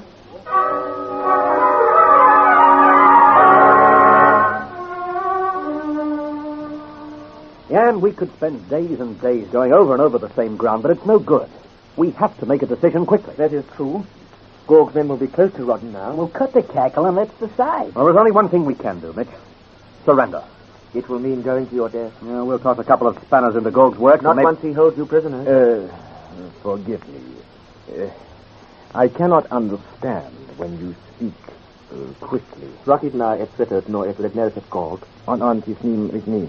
Yet least yet an actually set Europa per Rodden et esquabe fomet. On Yanon. Titon Antoneb. What are they arguing about? Rocky, my father will not allow you to surrender. Please understand. My people would be unhappy at the thought. Well, that's very decent of them, Vogdar. Still, we would rather surrender. Speak not so quickly, would you? Oh, I'm sorry. I said it's very decent of them. Still, we would rather surrender. And they would rather we all escape. Can we? How? Mitch, hold it. Vogdar, if we attempt to escape, those left behind will die.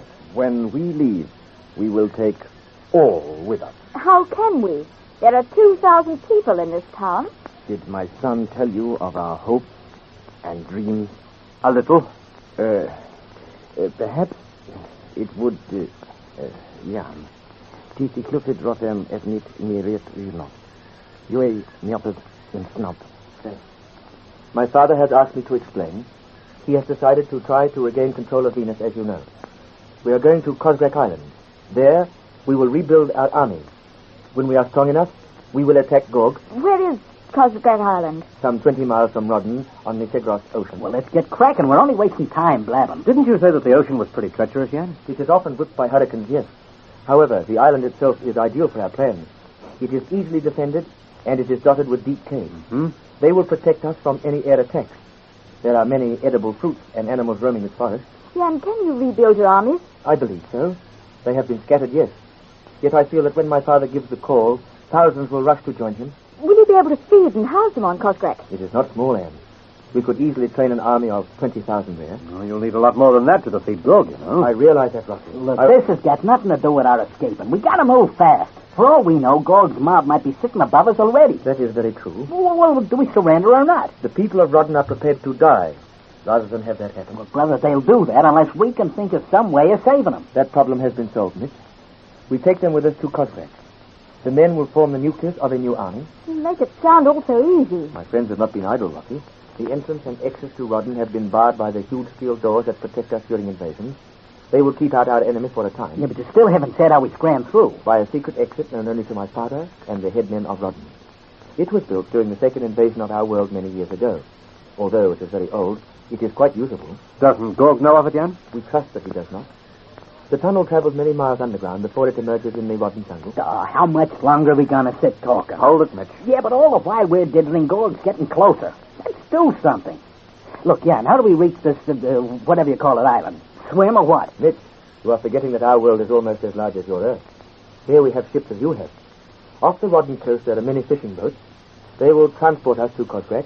Well, the only thing left to do is to escape as fast as we can. Well, knock me down. Haven't I been saying that for the last half hour? The people are already moving through the tunnel. Well, come on and let's join them. Let's take it easy. Look, Rocky, we've talked enough. How long will it take Gorg's men to batter down these steel doors? Perhaps 5, perhaps 20 minutes. Well, you can't move 2,000 people in 20 minutes. No. Well, then, we'll have to hold the fort till the rest get away. Yes. My father and the headmen will accompany our people, and... Now, listen. The attack started, Jan. Action stations, everyone. We must hold them off. Start moving. We haven't a moment to lose.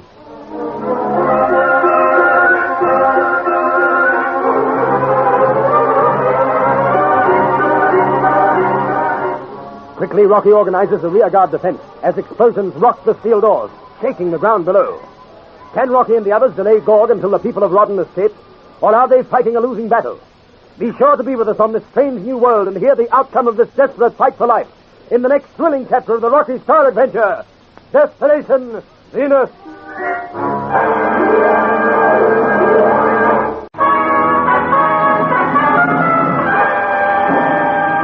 Destination Venus, an adventure with Rocky Starr.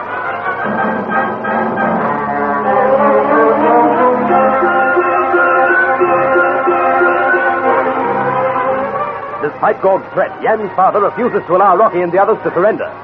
Instead, he and Yan plan their escape to Cosgrec Island. As they discuss final details, explosions batter the steel doors guarding the entrances to the underground town.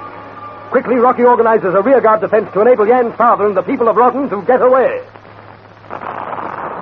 How long will that steel door hold, Yan? No, not long, pal. Now listen, Mitch. How can it? They're pumping explosives into it every tick of the clock. They have not made much impression as yet. Yeah, they'll be through it soon. These steel doors were made to resist atom bomb attacks, Mitch. Well, how do we know they're not using atomic shells right now?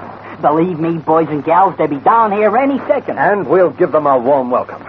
You all know what you have to do. Yes, Rocky. Sure, we turn those cosmic ray guns on them the moment we see anyone or anything. Right. But go easy with them. Don't fire unless you have a target. They've only a limited life. Yeah, so have we. Oh, somebody sit on him. Will you look Mitch cheer up? Yeah, we're done for. It's time we faced it. Listen, Mitch, we aren't finished yet. Yeah, well, we're so close to it, I can hear the worm saying, I wonder how the moitlings will taste. Stop being so gruesome. Yeah, what am I laughing at? We haven't got a chance. Yes, we have. Well, they only attacked one entrance. Yeah, well, I now, don't... Mitch, we're going to hold them off until Voxar and the people of Rodden escape. Even though we're killed doing it? If necessary, yes. Got a problem. Pal just discovered Unless Voxar can rebuild his armies and overthrow Gorg, that madman will start an interplanetary war that will destroy the entire universe. He will certainly do that. His aim is to rule every known planet, including your Earth. Well, how the heck can we stop him? There's only a few of us. At the moment. But once we begin organizing, the peoples of Venus will flock to help dethrone Gorg. Yeah, well, maybe you're right, maybe you're wrong, Now, and yet let's I can't... cut out the arguing and have those guns ready for action, everybody. They might burst through that door any second.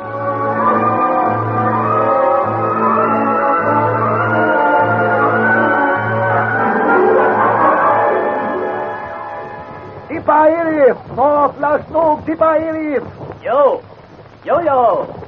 Sire. You are here?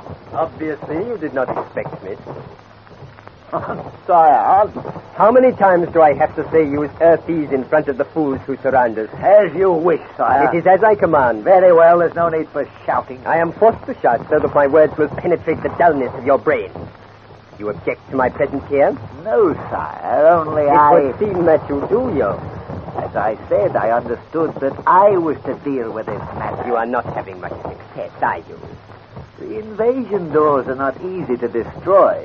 They were built to withstand atomic bombs, sire. Excuses always with you, yo. Be reasonable, sire. I do the best I can. Your best is not good enough. Perhaps I should search for another leader of my army. Do not interrupt your king.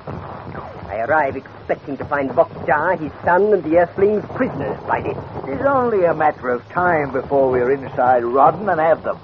See that your words come true quickly, yo. I want these people destroyed at once.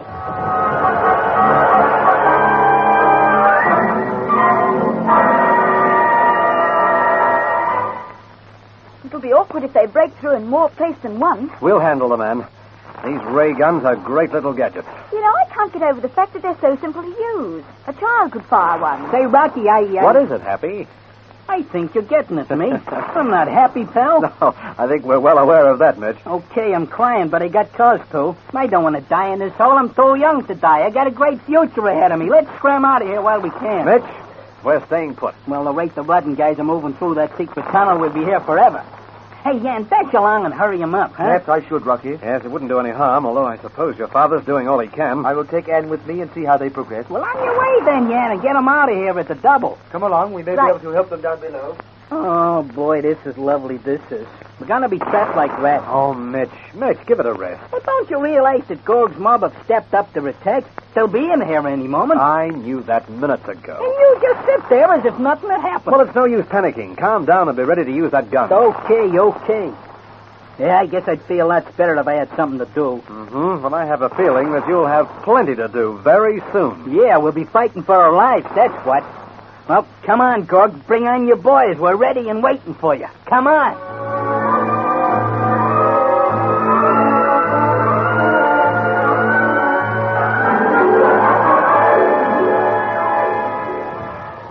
Yo, must we suffer this noise forever? We must force a way in. Surely you could have entered Rodden without a full-scale attack. Sire, the entrance doors were barred when we arrived. Voxar had been warned of our plan. And how could that happen? Well, there must be a spy at your palace. Perhaps there is. We shall have an inquiry later. It would be as well to root out any opposition to us there. Right now, let us root out any opposition in Rodden. Oh, it shall be done, sire. Have no fear. When? Why, 10 of my little men could blast their way through that door in seconds. Sire, I have no robots under my command. Well, I have. Yo, I have thousands of robots. And with my little men, I will conquer the universe. This is hardly the moment to discuss the conquest of the universe. Yo, how dare you speak to me that way? How dare you? How dare you? I am God, King of Venus. One word from me and you die. Sire, please listen. You are afraid of me. Yes, you are. The universe shall fear me and my little men, even as you do before many years pass. However, our arguing will not force an entrance into Rocky. My men shall order them to cease fire. Sire, Do as I command. Stop their noise. It irritates me. Isaif! When their guns cease their belching, I will be able to think. You, from now on I take command. So be it, sire. My little men shall do what you have failed to accomplish. Where are they? They wait for me some little distance off. I set up my remote control panel. You make ready your flame-throwing tanks. We will burn these rats from their holes. So be it, sire. You know my little men will be so happy. As they love to work, they do not like idleness, my little robots. There, yes, everything is prepared. Now, yo, watch over on your right. I press this little button. So, yo, can you see them? Yes, they are moving towards us. And within a minute they will attack that entrance door with their atomic guns. They will blast a way in.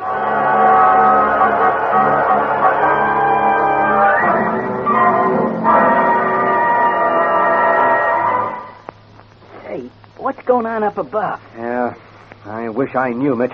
Sheepers, it's getting awful quiet, with them guns stopped. Yes. You better be ready for trouble, Mitch. I'm ready for it. I got my finger on the ray gun trigger. Hey, Rocky, do you reckon they're going to give it up? Do you really believe that? Well, no, but... Well, what the heck are they up to? I don't know.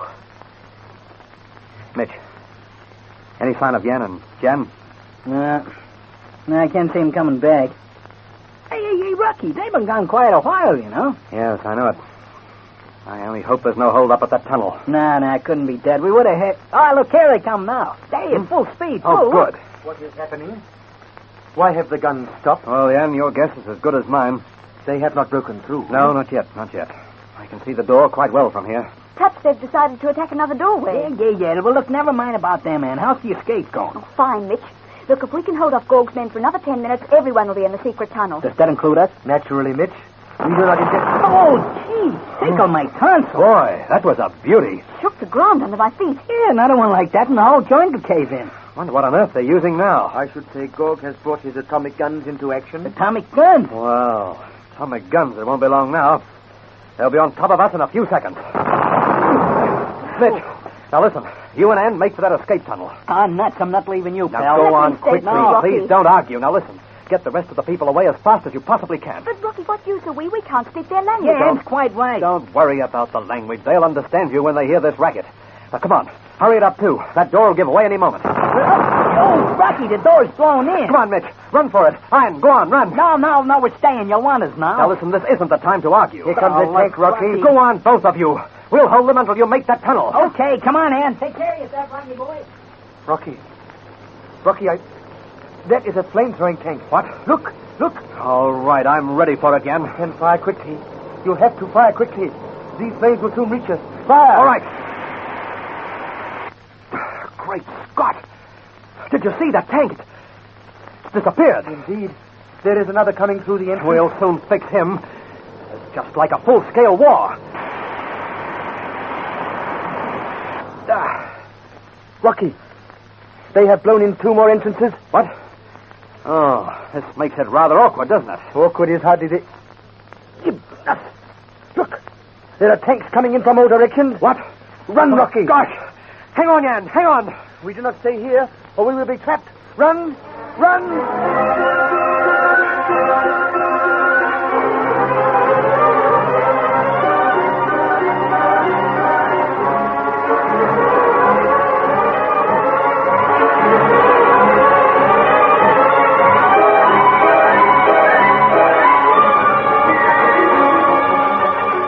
Even as Jan shouts his warning, giant lumbering tanks trundle noisily into the underground town. their scorching, searing, death-laden flames reaching out to destroy anything within their path. What will happen now? Can Rocky hold up the tanks until everyone has left Rawdon? Or will he and Jan be captured by Gorg? You can't afford to miss the next exciting episode of the Rocky Starr Adventure.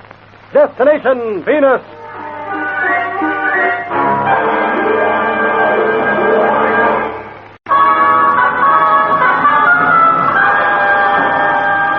Destination Venus, an adventure with Rocky Starr.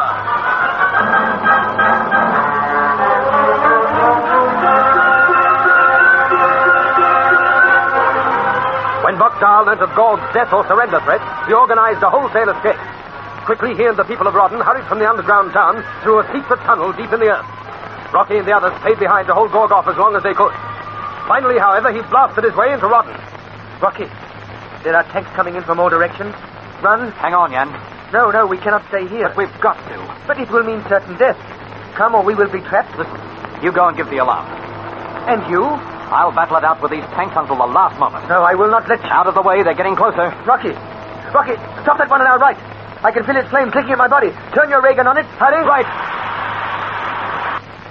Great Scott, Jan, these guns are colossal. Why, that tank just disintegrated. There is another approaching us. That has finished him. Certainly has. Jan, the power of this gun is frightening. Yes. It gives you some idea of the horror of interplanetary wars, eh? Certainly does. You can keep them for mine. Jan, what's the matter with those tanks? I do not know. They're going back away from us? Yeah. Well, I don't blame them. Now is our opportunity to reach the tunnel safely. Not yet, Jan, not yet. The longer we hold Gorg's mob here, the more chance your people have of escaping. Jan, flat on your face. That's close. Yes. Too close for comfort. Now I know why they pulled out those tanks. They're going to try and blast us out of here. They will, too. Well, they've certainly got the job in front of them. The spot's well protected, and our getaway is right behind us. Rocky. Uh-huh. The guns have stopped. Yes. Yes, they have. I wonder why.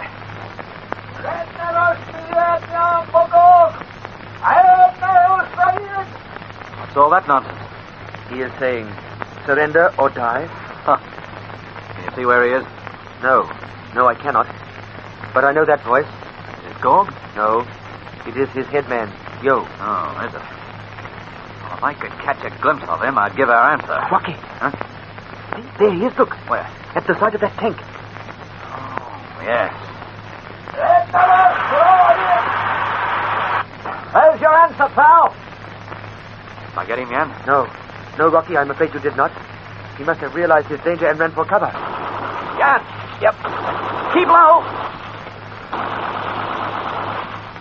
Rocky, we cannot remain here much longer. No, we'll have to hop it shortly. I only hope your people are all in the tunnel by this.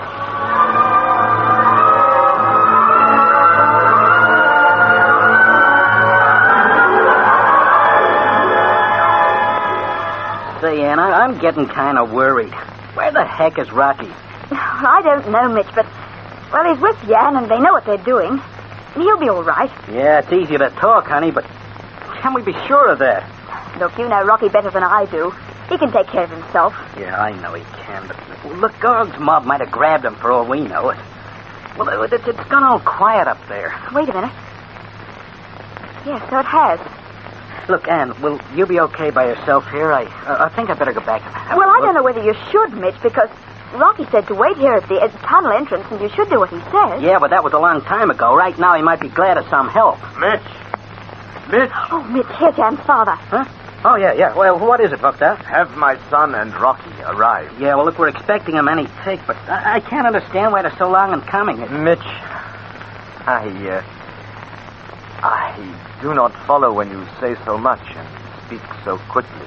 Oh, I'm sorry, Buckdahl. I forget, but, pretty soon I'll be able to talk to you in your own language. I'm coming along real fine. Mitch, hey? slower, yeah? Oh, yeah, look, Rocky and Jan should be here any moment. Your words are good for my heart. Are all the people in the tunnel? Yes, Anne. Our escape makes excellent progress. I believe that it will be a success. thanks to your friend, Rocky. Well, is it okay for us to leave Rodden now? Yes. It is time that we all entered the secret tunnel. We are the last in the town. Perhaps we should... Now, look, we can't leave till Rocky comes. We should, Mitch. I'm not deserting him, pal. Look, you go with your people, Voxar. You two will not accompany me? No, we'll wait for Rocky. I pray that you go with me.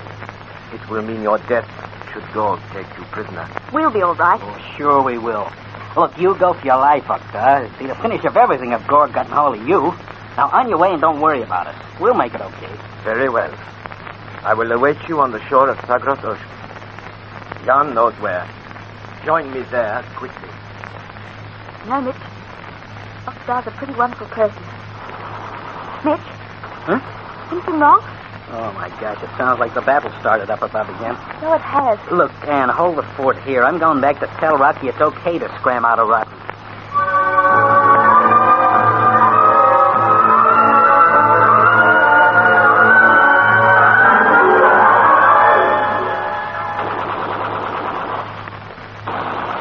Stop worrying, Ann. I cannot help it. I would never forgive myself should you or Mitch or Ann be killed. Ah, we're not dead yet. It is rather funny in one way, Rocky. Funny? Well, how do you mean? It only seems yesterday that my father sent me to Earth to kill anyone who attempted to come to Venus. And now, here you are, helping to save my father's life. You know, Jan, I've often wondered what our reception would have been had your father still been president of Venus. I do not think he would have killed any of you. He is... Keep your head down, Jan. Those bullets are coming pretty close. Should we not... We're quite safe while our ray gun lasts. With only one left. Well, I'll just have to go easy with it. Rocky, surely my people will have all have entered the tunnel by this. Hiya, Rocky, yo, so. Don't come any closer. You'll get a ticket. That's okay down below. Everyone's out for Ann and me. Good. Well, come on, then. Don't stick around where you're not wanted. Rocky, they are going to rush us. By gosh, you're right, Jan. Rocky, come on. Mitch, you and Ann get into that tunnel and don't wait for us. Well, how's about you? We'll be right on your tail. Now go for it, Mitch. Okay, see you down below. Here they come. Rocky, they're robots.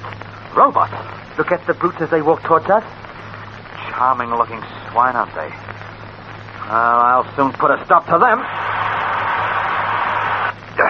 I'll bet that stopped them. No, it did not. They're coming closer. My gosh, so they are. Those robots must be immune to cosmic rays, Rocky. Run! Run before it is too late!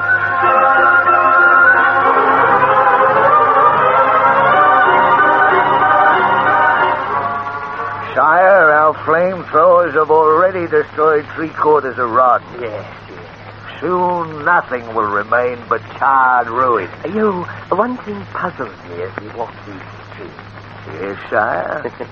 There are no bodies. No, that is true. Then where are the people of Rodden? They must be on a lower level, sire. The only living things we have seen or heard were the two who held us up soon after we entered the town.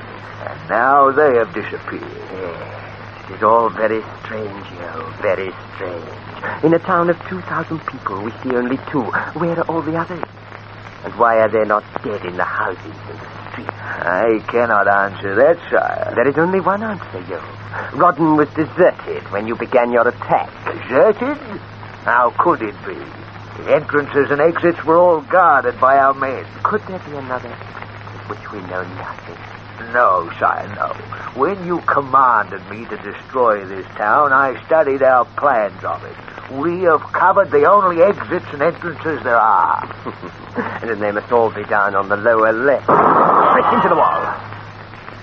Someone is firing at us, Yes. So not all of them are dead, eh? No, sire. Where did that shot come from? In front of us. There it is again. Sire, be careful or they will kill you. You look there. It is Voxar. There is another with him. They wish to make a fight of it. Sire, they're running away. After them, you! After them, you! They must not escape!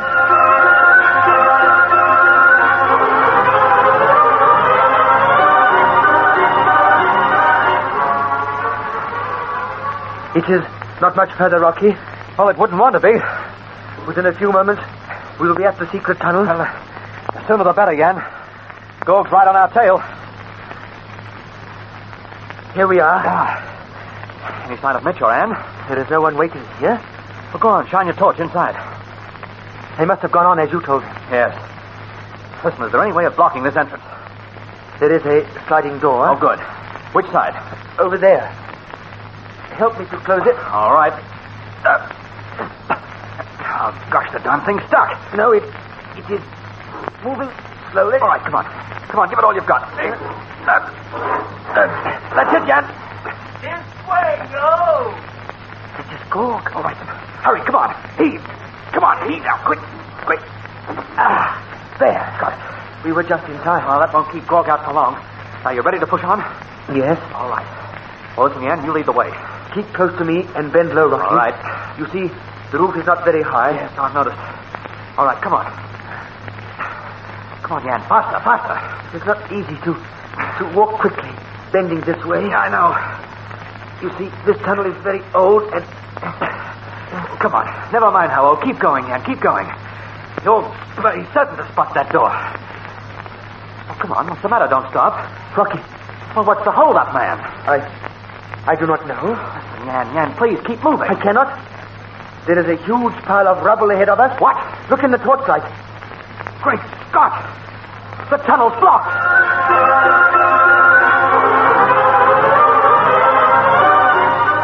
For a moment, Rocky stood speechless in the eerie darkness of the tunnel. Then he called to Jan to help him. As they tore at the huge pile of rubble in their path, they heard Gorg's voice yelling orders at the other side of the door. What lies ahead of our friends on this strange world of Venus?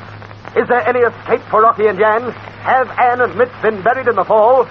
Don't miss the next thrilling chapter of the Rocky Starr Adventure, Destination Venus.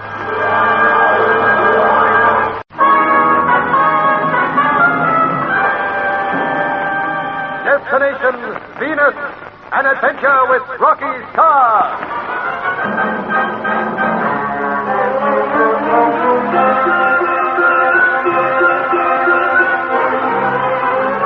In a desperate battle to hold off Gorg's men until the people of Rodden escaped, Rocky and Jan risked death as they fought against flame-throwing tanks. Learning that everyone was in the secret tunnel, they raced there with Gorg close on their heels. Frantically, they closed the steel door guarding the tunnel entrance and hurried toward safety. Suddenly, Jan said, Rocky, there is a huge pile of stones across the tunnel. What? Look for yourself. In the torchlight. Great Scott! The tunnel is blocked and we're trapped beautifully. Oh, this is lovely. A wall in front of us and Gorg behind us. Yes. Rocky, a horrible thought. Forget it, Jan, forget it. It entered your head, too? Yes. It could have happened. Anne and Mitch entered this tunnel before us. For all we know, they may be buried under that rubble. They're not. But how can you be certain of that? Well, I can't be, Jan, but... Well, somehow I know they're safe. You've gone this way. Listen. Follow the door. That is Gorg. Oh, he's found the entrance. I'm afraid yes. Well, that door won't keep him out for long. What can we do, Rocky? Oh, we've got to force a way through that heap of rubble. We cannot. It is so big. Well, it's either that or be captured. Now, come on. Come on, Jan. Tear at it with your hands. What can have caused this fall? Well, I don't know, but every one of those explosions shook the ground. That must be it. As I said, Rocky, this tunnel is very old and... Come on. Work up here near this side of the tunnel. Be careful, Rocky. If you don't... Stop. They're trying to blast in the door. All right, come on. Cut out the talking and work. We've got to move fast. Perhaps we should surrender. Oh, not on your life. I'm not letting Gorg grab me without a real scrap. Jan, listen. Shine your torch ahead. There. I thought so. There's a space up near the roof and the wall. And with any luck, I'll tear a hole big enough for us to squeeze through. Slowly, Rocky. We must not start another fall. Well, we'll have to risk that, Jan. It's easier working now, you've noticed. Hurry. Hurry, that door will give away any moment. All right, shine your torch again, quickly. Jan, we can get through now, I think. Oh, can we? Oh, it'll be a tight squeeze, but we'll make it. Come on now. You go first. I feel that now, listen, no arguing. Please, come on. Go on now. Oh, Rocky. Very well. All right, I'll give you a heave. You right? All right, away you go. It is not easy. Go on. Go on, Jan. You can do it. I am nearly... Come on. Hurry it up. I am on the other side. Through with you, Rocky. All right. I'm coming. Yan! Yan, I'm stuck! Give me your hand. I will pull you through. All right. All right, you're set? Right. Pull now! Oh, that's it. I'm all right. There we are, Rocky. Oh, thanks, Yan. Now, let us run from here. Now, wait a minute. Cover up this hole. Throw some rocks up into it. If Gorg spots that, he'll guess what's happened. Come on now, as fast as you can, Yan. Well, I think that should do it. Shall we go? All right, we certainly shall, right now. Come on. The further we're away from Gorg, the happier I'll be. I pray that Anne and Mitch were as lucky as we. So do I. Oh, boy, I'll bet that blew the door in. Not that it matters. Gorg's too late.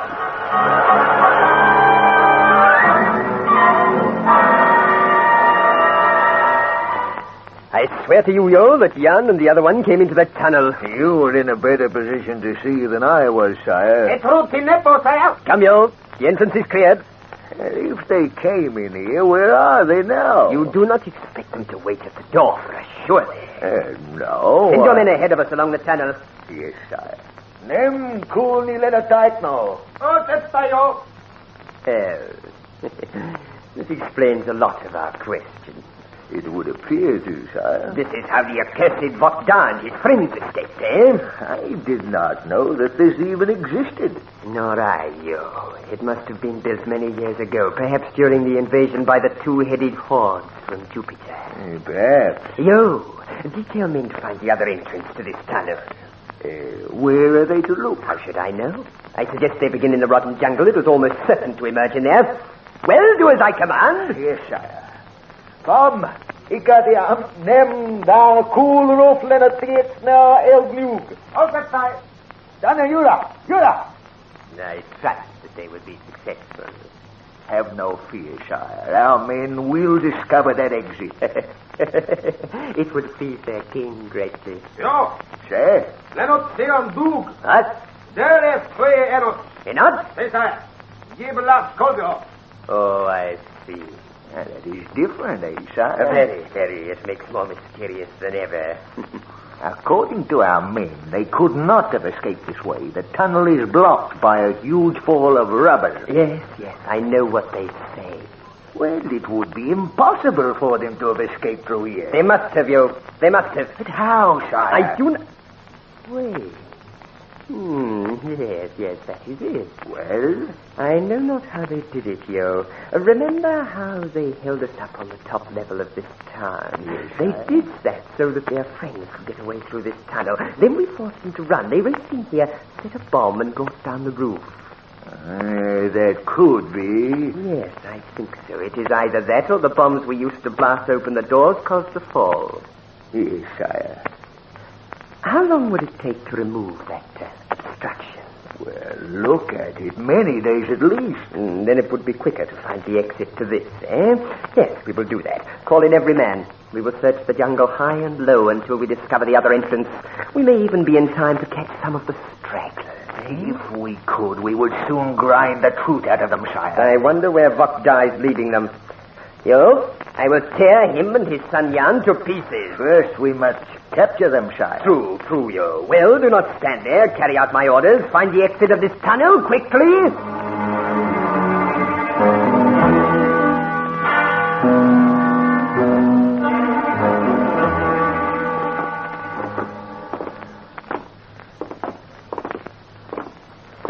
You're very quiet, Jan. There is not much to speak of, is there? Oh, I thought you'd be laughing and happy at escaping Gorg. I am happy. Well, you don't sound it. Oh, I have worries. Worries? Well, you're not the only one. I've got a few myself. Such as? Well, there's the Blue Streak, for instance. We haven't been near it since we landed on Venus. I told you before, Rocky. It is heavily guarded by Gorg's men. Oh, yes, that's right. Well, I hope they don't damage it, or we'll never get back to Earth. We have many ships on Venus you could use. Yes, providing we clip Gorg's wings. Oh, my gosh. Oh, speaking of Earth reminds me, I still haven't contacted Professor Vernon. Oh, he'll be off his head with worry. Not that I can do much about it, stuck here in an underground tunnel. Jan? Huh?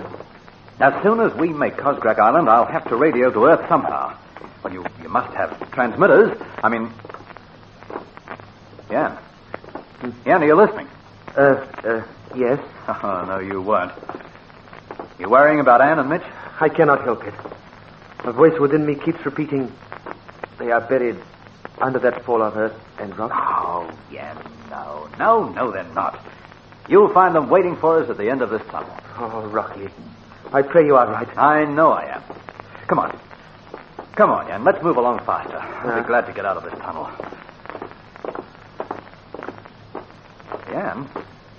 Jan, have you noticed that the roof's a little lower? Yes, it is a little. Well, does that mean we're coming towards the exit? No, we have walked not a mile yet. This tunnel winds for many miles before it emerges in rotten jungle. Well, Jan, what's that ahead of us? Where? Here, show me your torch. Thanks. What is it? Some animal? Oh, no. Oh, it can't be. Rocky, is the tunnel blocked again? Yes. And from the look of it, this fall's bigger than the other one. Then we are in trouble. We cannot go back and we cannot go forward. Oh, Jan, I'm afraid you're right. Rocky, we are finished. Now, listen, don't jump to any conclusions yet. But we are entombed in this tunnel. We've one chance, Jan. We've got to force a way through that fall of rock. It might take us weeks. Well, we've got to do it or die. Come on. Set to work if you want to see Anne and your father again. Come on, Jan. Work.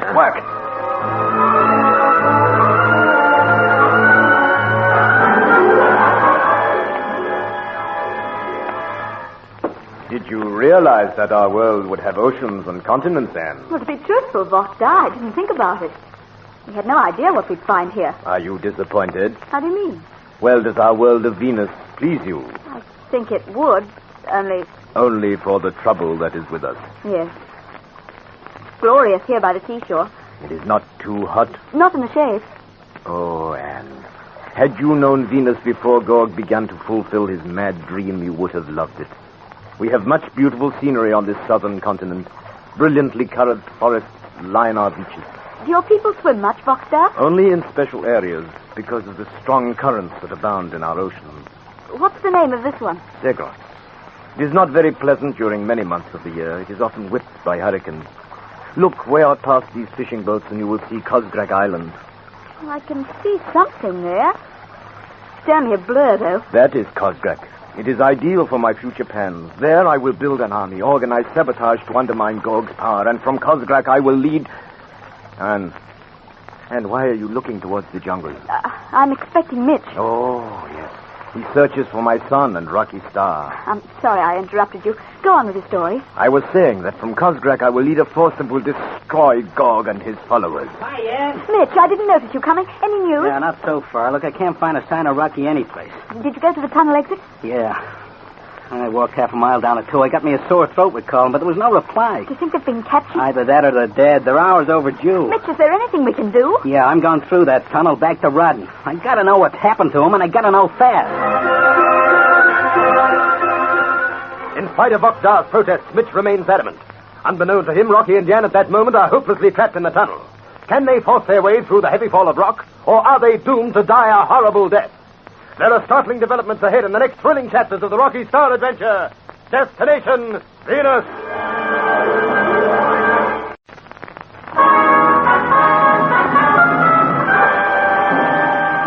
Destination Venus, an adventure with Rocky Starr.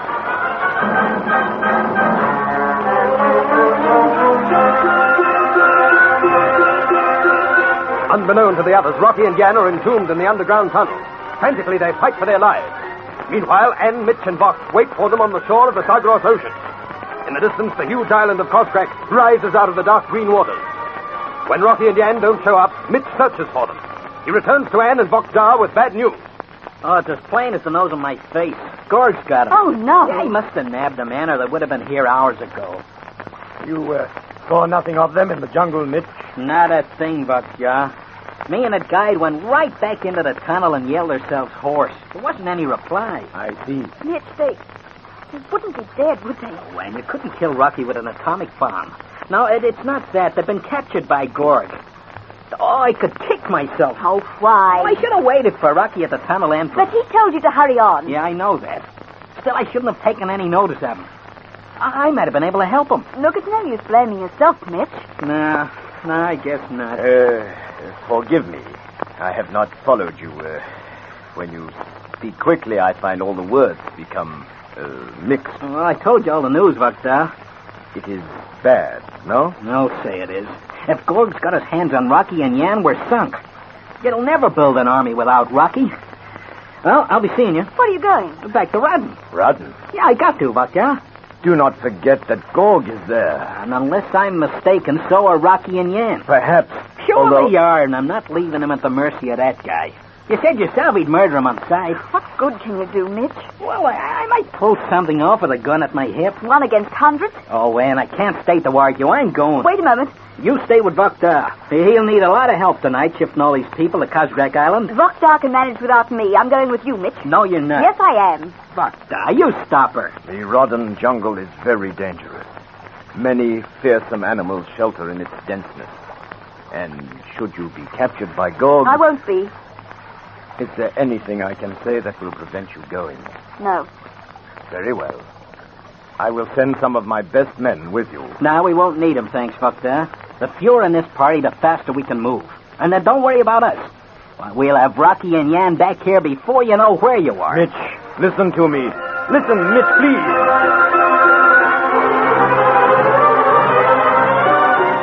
Despite Vakta's pleading, Mitch and Anne set out through the danger-packed jungle toward the secret tunnel. Quickly and quietly, they walk along the sodden, narrow track. Thick, thorny vines tear at their bodies. Millions of insects buzz round their faces. Frightened birds chatter noisily in the rain-drenched trees. Loathsome animals skulk in the thick undergrowth. Hey, we're making fair time, Ann. Hey, Ann, you okay? Yes, why? Oh, you seem to be breathing heavily. It's awfully hot, that's all. Yeah, look, Ann, I reckon it'd be better for you If you're going to tell me to go back again, I'll hit you. Well, don't yell at me. I'm going with you, and I'll leave it at that. Okay, but when we're burying you, don't say I didn't warn you. Oh, Mitch, you're priceless. Hey, look, Ann, you don't realize how hard this trip will be. Gorg's a tough rooster. Well, we might be in a packet of trouble before we're through. Well, it wouldn't be the first time. Yeah? Well, watch yourself anyway. Our job is to rescue Rocky and Yan, not get nabbed ourselves. Oh, save your breath for walking. Yeah. Okay, give me that gun. I'll carry it. Look, I'll take it. You've enough to look after. Look, Ann, you don't... Oh, go on, Mitch. We'll never save Rocky and Yan at this rate. Get a move on.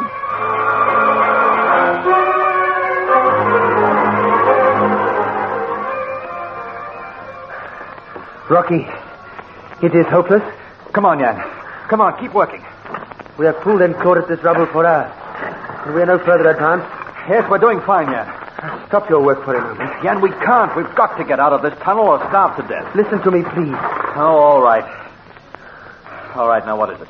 Rocky, you know as well as I do that we cannot force a passage through this rock fall. Yeah, but we can't go back to Rodden either. We might have to. What?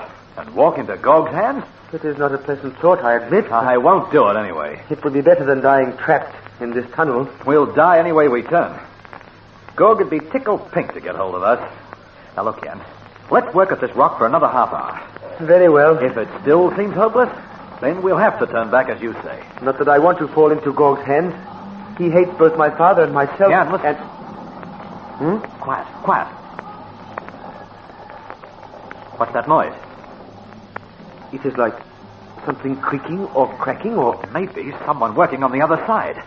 I would not say that. Perhaps Mitch and the others have realized that we're trapped in here and... Mitch! That sound was not of people working. Well, then what is it? I do not know. Listen again. It stopped now. Yes. It was a queer noise, rather frightening. Oh, come on, Yan. Let's start working again. As you say. You know, we might be nearly through this fall of stone. I pray so. Come on, cheer up, Yan. One day you'll sit at home and tell your children all about this. I begin to wonder whether I shall ever know that pleasure. With Gorg ruling Venus, there is no happiness ahead for any of my people. Hold it. Yes? There's that noise again. My gosh. It's coming from the roof. The tunnel roof? It's cracking. Listen to it. Soon it will cave in. Back out of the way, Yan, before we're buried. Back out of the way.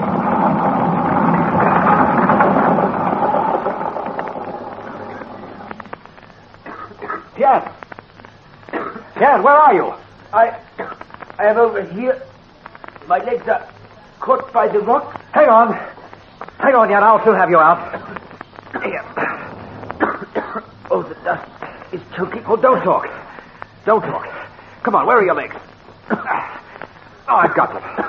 All right, it won't take me a second to free you. All right. There. That one is free. Well, here we are. Help me up. Rocky, we cannot stay here any longer. Can you stand up? Yes, I am all right. Thank you for help. Forget about it. It was lucky we got the warning. Well, we will have to go back to Rodden now. Yes. I wish Mitch was here. We could do with a couple of extra helpers. It'll be some job busting out of Rodden. Still, there's nothing else for it. Come on. Let's go, Jan.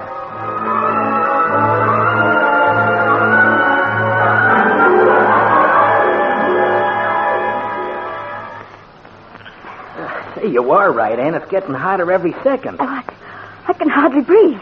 Oh, let's take a rest here, huh? Mitch, we'll have to. Oh, I'm nearly all in. Hey, you look it, too. Oh. How much further to the tunnel? Oh, a mile or two, I guess. Oh, I could go to sleep on a bed of ants. Yeah, me too. Mitch. Hey, take it easy. Mitch. That noise. It's okay, honey. What was it? An animal. It seemed so close to us. Yeah. Can you see it? No, I don't want it. It's a Nagasaur. Oh, what? An Nagasaur, a huge animal about 50 feet long. We bumped into one in the swamp, but they are so big. Oh, Mitch. It's okay, so I'll take good care of you. Aren't you afraid of it? Afraid? Now I'm scared stiff. Why, and there it is. Where? Over on your right. It's feeding on the trees. Oh, Mitch. Oh, it's horrible. Don't make a noise. Jan says it's a killer. Let's move on, Mitch. No, we gotta stay here. My hair isn't attacked. We daren't stay here, though. It might come this way. No, Ann, look, it's going the other way. Are you sure? Yeah, see? Look. Oh, Mitch. Oh, it's terrible. Yeah. I feel like fainting. Oh, wait a bit and I'll faint with you. Oh, boy, were we lucky. Are there any other animals like that in this jungle? Yeah, the place is alive with monsters, according to Jan. Oh, dear. Mitch, it's that animal. It's coming back this way. Huh? Oh, tickle my tonsils, so it is. On your feet. Run!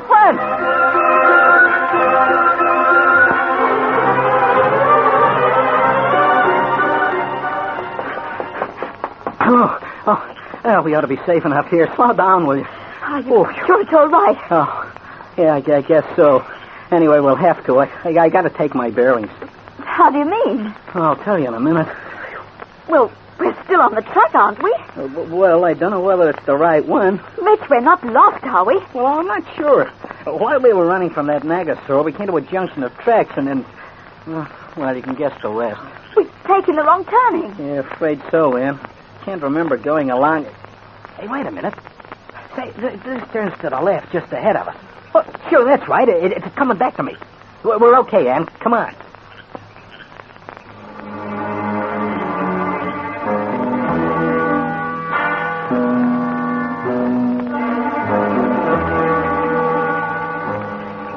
Mitch, we can't go on this way. Oh, stop worrying, man. We'll hit the tunnel entrance mighty soon. Well, you said that an hour ago. Huh? Did I? You know you did. Yeah. We're lost, aren't we? I guess so, Ann. Oh, I'm a sucker. I should have brought that guide along. Well, it's no use our standing moaning. So push on. Where to? Well, follow this track. It must lead somewhere. Yeah, I guess you're probably right. Hey, hold it. You hear voices? Yes. Hey, it might be Rocky and Jan. No, those voices belong to the Venusians. Hey, look, there they are. He's quite a few of them, too. 2 or 3 lots standing together. Oh, of all the crazy clowns, I'm the top. And we're back where we started. We've been running around in circles. That's Buck Da's mob. We must be close to the beach. Oh, Mitch. Hi there, where's Buck Da? Good. Era, hemos. Good. Tickle my tonsils, and we walked slap bang into Gog's mob.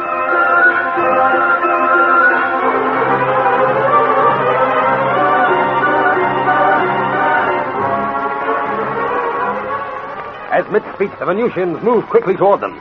Realizing their danger, Mitch goes into the attack. Yelling and fighting like a madman, he tries to get Anne to safety. Can he fight his way out?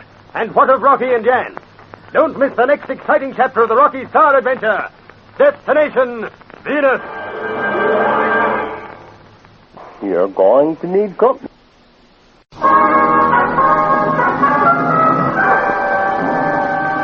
Destination Venus, an adventure with Rocky Starr.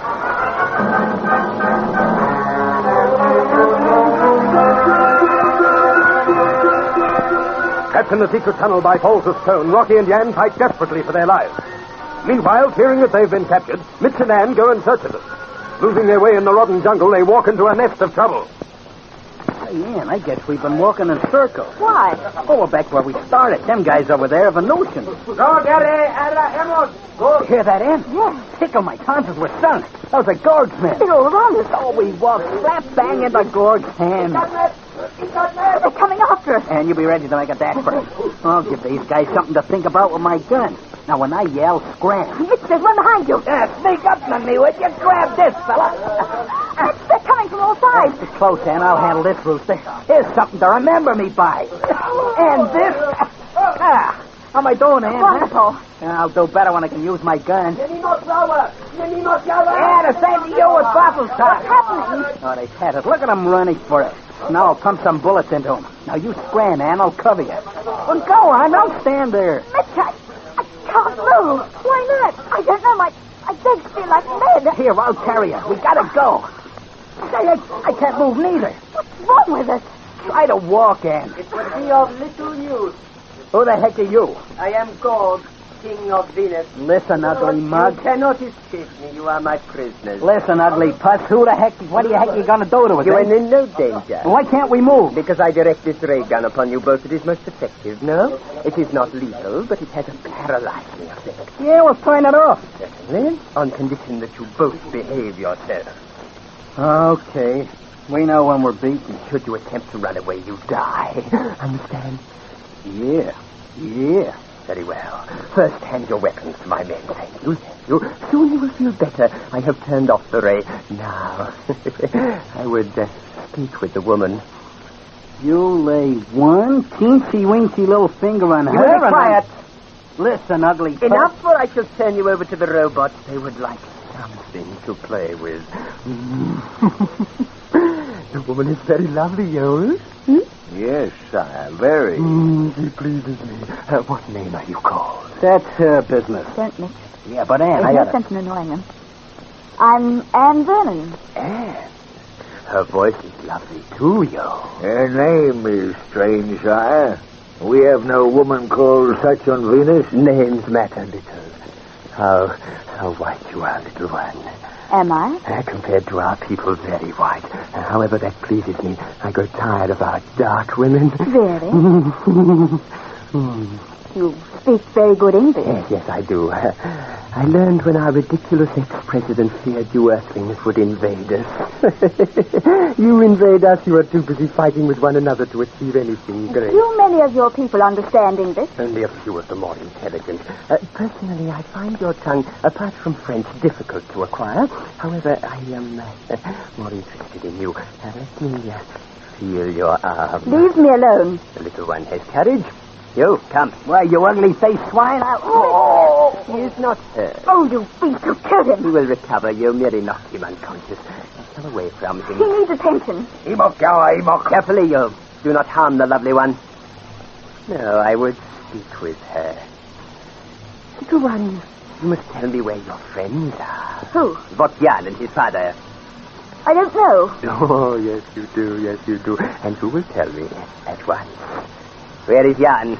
Otherwise, I will be forced to make you talk.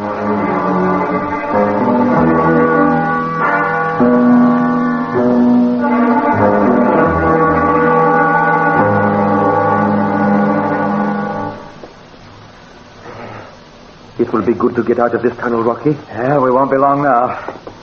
Evidently, Gog didn't bother looking past this rockfall near the entrance. It is as well for us that he did not. Hey, well, there we are. I've made the hole a little larger this time. I don't want to stick halfway again. Well, I'll go first, Jan. Very well. And listen, keep your voice down till I give the word that all's clear. All right. Careful. The rocks are falling. Careful, or you will start another fall. I'm almost through. Anyone there? Wait. All clear? Come on through. I'm on my way. Another yard. There. It seems awfully quiet. Yes. Perhaps they have all left Rodden. Oh, there are certain to be some guards left. All right, Jan, follow me. And keep your eyes open for trouble. Will you use the torch? Oh, we'll have to. It's pitch black in the street. Keep, look. Look in the light of that torch. Great God. Oh, Jan, they have made a mess. Gold was as good as his threat. Certainly was. Has burnt Rodden to ashes. That's about all that's left. Oh, he will pay for this. Quiet. Is there someone in the street? I thought I saw someone in the torch beam. Oh, it's all right. It's a post. I cannot get over the destruction. The whole town is ruined. Yeah, and there's one thing that struck me. Yes? If he's destroyed those escalators, we're finished. We won't be able to get out. That does not worry me. There are exits and entrances to every street level. Oh, yes, I'd forgotten that. I presume they will be guarded. Oh, by gosh, yes, Jan, I believe you're right. Well, the place is deserted. Well, this street is anyway. And I think we're safe. Not so fast, Rocky. We still have to pass through the exit. Well, the sooner the better. Come on, lead the way.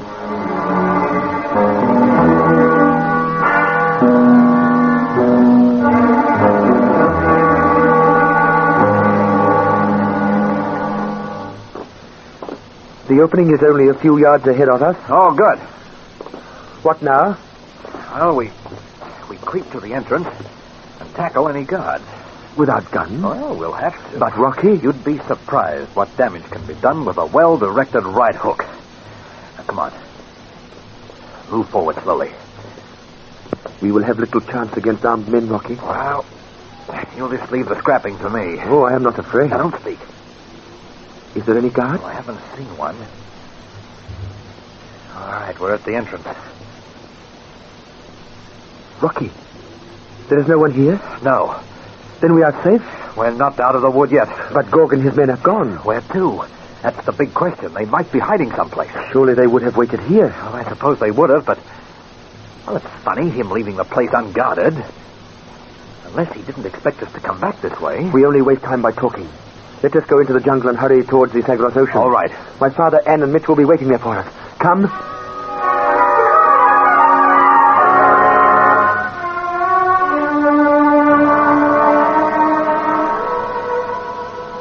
For hours you have refused to answer my questions. It is silly, Mitch. There, go scratch yourself.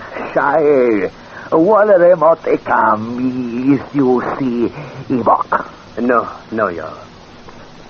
I will make him speak. You're wasting your time, pal. Where are your friends? I told you, in the Blue Streak and the way back to Earth. They have not been near the Blue Streak. My men guard it well. Well, seeing you know so much, you tell me where they are. Perhaps Yo is right. Yes, Yo is right. A little more treatment might help you to remember where you left them.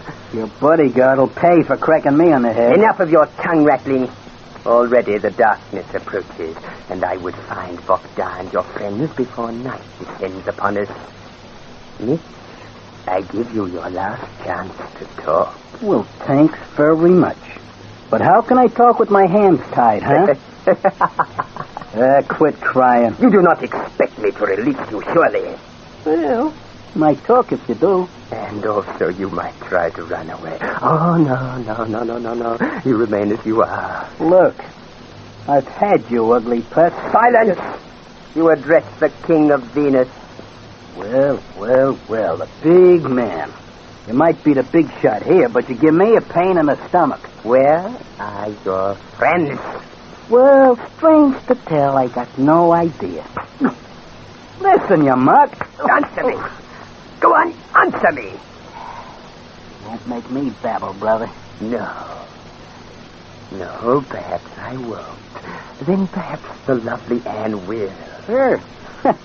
Nah, she's been struck dumb. You know, it often happens with beautiful dames. They get so mad, but they just can't talk. Is that so, Mitch? Well, I think we might be able to persuade her to say something. Listen, sourpuss, you touch her and I'll tear you into little bits. Quiet. I have no intention of harming her. However, she may give us the information we require when she sees you, being treated. Treated? How do you mean? Take no notice of them, ma'am. The lovely one still has her voice. Never mind that. And fire in her eyes. It pleases God. You lay one hand on her and I'll knock you silly. What are you going to do with Mitch? We will be very gentle with him, won't we, Joe? Of course, you could save him pain by telling us how I can find your friend. I don't know. That's a girl, Anne. That's You a girl. don't know. The lovely one should not lie to me. Why don't you shut up crawling? You get nothing out of her. Very well, we shall see. Yo, prepare this earthling for treatment. We shall soon loosen the tongue of the woman. Well, do as I command. At once.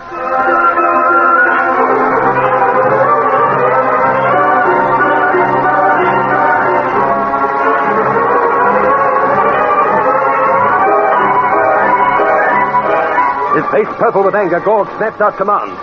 Soon Mitch is pegged to the ground, his shirt stripped from his body. Anne stares in horror as Gorg's crazy laughter rolls out across the jungle.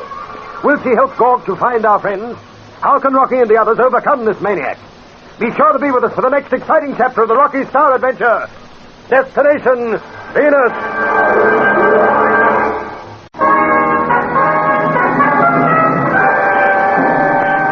Destination Venus, an adventure with Rocky Starr.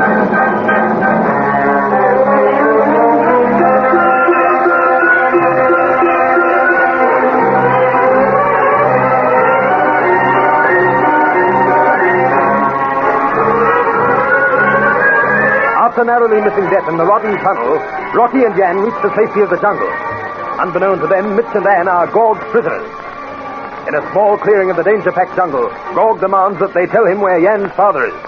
When they refuse, he flies into a rage. Yo, prepare the earthling. I shall loosen the lips of the woman. What's the use, pal? Use your brain. We don't know nothing. Nay, take your hands off me, do you hear? Do as I command you. Tear off his shirt. No, wait. You are young. Has the lovely one changed her mind? Will she give me the information I seek? No, she won't. Where is Vakta? What are his plans? You get nothing from either of us, Gorg. Silence! And let the woman speak. She won't. Mitch, No, honey, keep your mouth closed, Dan. He can't hurt me. Well, I am waiting, lovely one. Tell him guide me. Hurry! Yo is impatient to begin his treatment. Yeah, he's a sweet boy, ain't he? Very well. You handle the man, Yo. You touch me and I'll drop you. Oh, you would you? Don't, honey. It's okay. Don't you talk no matter what they do. He will when she hears your screams. It is useless to struggle. What are you gonna do? You will learn. It is time you spoke. It is some hours since we first questioned you. God, don't, Anne, don't. He can't hurt me. I would not soil my hands on you. I will leave that to the Woolpool. Yeah, they look kind of like you. Are they any relation? They are flying monsters that live on human flesh. They are huge birds that carry away a man or a horse, and they are always hungry. Oh, Mitch, I've got to tell him. I won't let you suffer. You can't do it. Mitch, I won't see you hurt. Look, he's only bluffing. No, he's not. He's mad. And you might be killed. Those birds... Enough of your whispering. Yo, peg him to the ground. Within a few minutes, the Woolpool will come flying through the air. Their huge beaks sent... Good. Tell your men to stop. Anne, please. Why should I? I'll tell you everything. How do I know it will be the truth? It will be. Very well. Yo, what's that now? Good, Sir Dednamuck. Well, my lovely one. And don't tell him anything. He will. And I told him, yo. But me interrupt again. Silence him. Go on, little one. The darkness of night comes closer, and I would have Vakta my prisoner before night time. And don't say anything else. They're all in the secret tunnel under Rodden. Is Vakta there too? Yes. Where was he taking the people? He wasn't taking them anywhere. He thought that you'd missed the tunnel and they'd all be saved. Instead, we found it, my little one. Did you? And don't say any more. Stop your lying, and let only truth come from your lips. Where is Vodka and the people of Rodden? They are in the Rodden jungle, are they not? No, they're not. Enough from you, enough! They are all in the Rodden jungle, are they not, Anne? Yes. I thought so. Okay, you win. Yeah, that's where they are. We got separated from them and ran into you. I am pleased that you did. Namo Sayer. Take that, do not agree away from me. Quiet! I feel it is the truth. We will find Vodka and the people hiding in this jungle, as they say. It will be a hard task. Get my hands on that guy! Quiet him! I will, sire. Good. Yes, dog likes that. We will accomplish it, yo. Now, I give you these commands. Sire, we cannot search for them now. Why can we not? It grows dark. Within a few minutes, night will be with us, and our people do not walk the jungle at night. Yes, that is true. Well, we shall have to wait until morning. They will not have traveled far. You hope? Yo, send for more men. We will throw a net around them. Tomorrow we will comb every yard of this place until we unearth Jan, his father, and the rest of our enemies. And these two, sire. I got it, guy. Keep him quiet, yo. Good.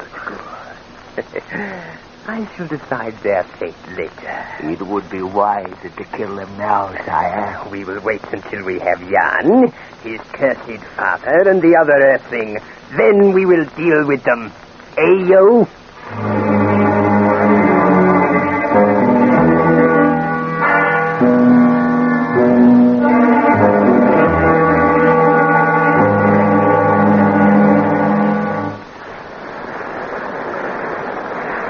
Jan, are you sure this is the spot? Quite, Rocky. My father said he would wait us at Naya Bay.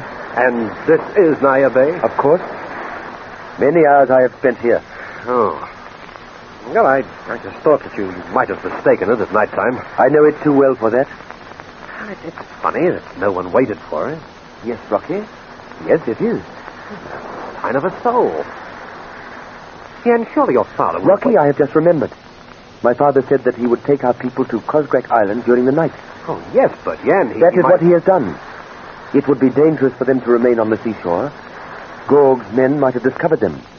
It is difficult to hide 2,000 people. Yes, I quite agree, but I still say it's a very funny thing to do. Perhaps my father had no choice. He may have been forced to leave this spot hurriedly. Yes, that could be, of course. Gorg might have got onto their trail. And he would not worry about you and me. He would expect us to escape from Rodden, naturally, and join him at Cosgrack. Yes, I suppose so. Do not worry, Rocky. All is well. I am positive of that. Our people were not in the tunnel. No, we found that out when we had a look-see. Then they will be either on their way to Cosgrack by fishing boat, or they are already there. No. You do not agree? No, I suppose so, Jan, only... Only? Well, I thought that it... Well, at least Mitch would have waited. We're hours overdue, and... Well, they knew we might have been captured or killed. Yeah, well, I suppose we'll find out everything when we arrive at Cosgrack. Will we go over tonight? We will walk along to the fishing village on the headland. The fishermen live there, and maybe we can get hold of a boat. Mm-hmm. Otherwise, we must hide in the jungle. Gorg's men might appear at any moment, Rocky. Rocky? Yes? Why are you listening? I swear I heard Mitch yell. Mitch? Yes. How could you? He is either on his way to or at Cosgrack. Yes. Yes, it must have been my imagination. Well, let's push on to that fishing village.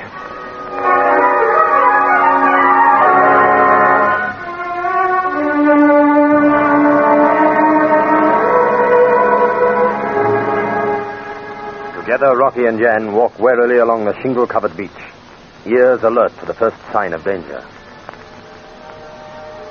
The dark green waters of the Sagros Ocean lap white round their feet as they move toward the tiny fishing village. Soon, Jan is knocking on the door of a shack built into the face of the cliff. A minute passes. before the door creaks open and a bleary voice speaks gruffly. Aye. T.C. Vokjan. Vokjan? T.C. Dug. Eretsi egasum. Porov joi? Se? Estot joi gis. Nyot godkrak. Emos ro oga. Inon dayatiera? On laog. Nempogor geru Ryan. Tao bemo krof joi waramat. Dug. Itiotni ilnush dinimet. Vozeti. Fulrak. Nempogor gera ere. Come on, Rocky. What was all that about? Everybody has gone to Coscrack. A boat will return for us tomorrow. In the meantime? We will have to lie low in the jungle. According to the old man, Gorg's men are all around here. All right, well, let's get under cover smartly. I'll be glad to find a resting place. So will I. Well, I don't suppose we'll have much rest in the jungle.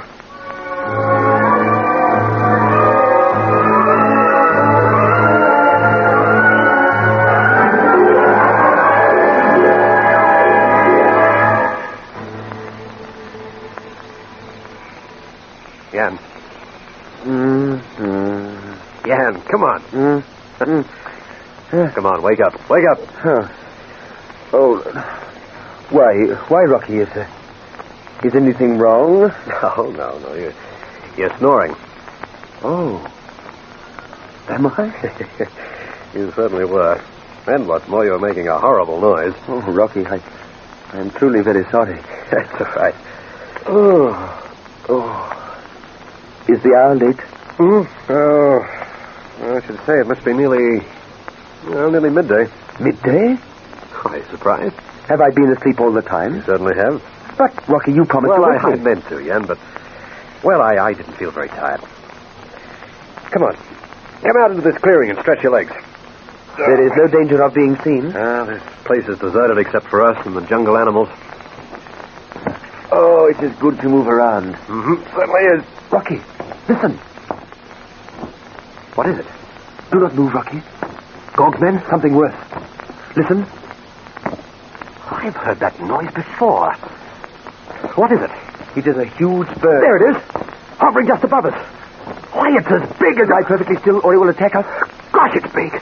Will you look at its mouth? It has been known to tear huge animals to pieces. Great Scott, you breed some fantastic things on Venus. Rocky, look out. It is going to attack.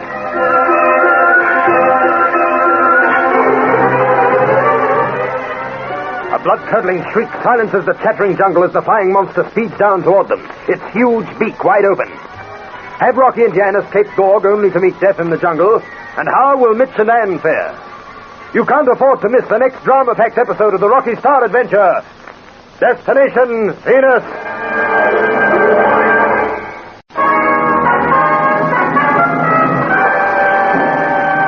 Destination Venus, an adventure with Rocky Starr.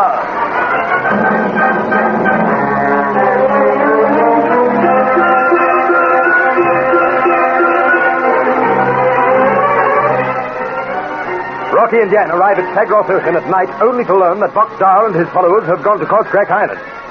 Unbeknown to them, Mitch and Anne are held prisoner by Gorg, while his men search for their friends. All through the night and the next morning, Rocky and Jan hide in the jungle awaiting a boat for Coscrack. Suddenly they hear a dull flapping of huge wings overhead. With a cry of warning, Jan tells Rocky it is the dreaded Bukul, a flying monster, half animal, half bird.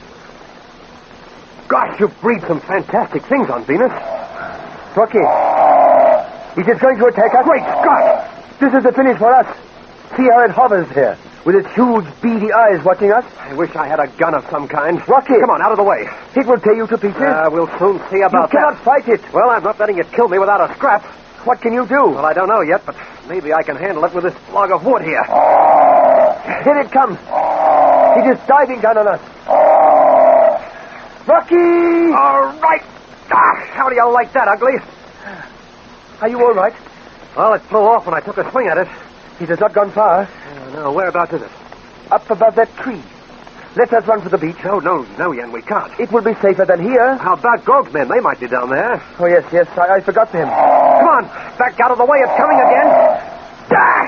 Got it. Kill it, Rocky. Kill it. I can't get near it. It's flapping its wings like mad. Look, it is standing on its feet. Yen. Why, Yen, it's almost as tall as I am. Let us run. Look out. Watch yourself. Come on, Ugly. I'm waiting for you. Ah, you would you? Here. That's it. Ah, that's got it. All right. Here's some more. Come on. Ah, again. Ah. All right. I think that fixed him for the time being. Rocky, I thought we were finished when the Vuku came. Oh, to be truthful, so did I. However, you never know your luck. You are the most amazing person I've ever known. Oh, why, how do you mean? You stand there and fight a Vuku with only a piece of wood? That's amazing what you can do when your life depends on it, Yen. It's either that thing or us. If we'd have run, one of us would have been killed. As it was, we're both alive and happy. Again, you have saved my life. Well, you'd have done the same for me, Yen. To think that I tried to murder you on Earth many times, and now on Venus you are helping us overthrow Gorg. Rocky, I can never say that. Yen. Forget that stuff. Or as Mitch would say, you'll have me bawling soon. My gosh, will you look at the size of that thing? Do not go closer, Rocky. It might not be quite dead. One flap of those wings would be enough to knock you to the ground. Yes, I suppose so. It's some size. I suppose its body is as big as a man's. Would you look at those wings? Men, call me Era. Name up them. Name up them. Call me Era. Rocky, that is one of Gorg's men. They must have heard the commotion. Yes. What are they saying? He calls his men to search over this way. All right, come on then, Yen. We'll have to move fast.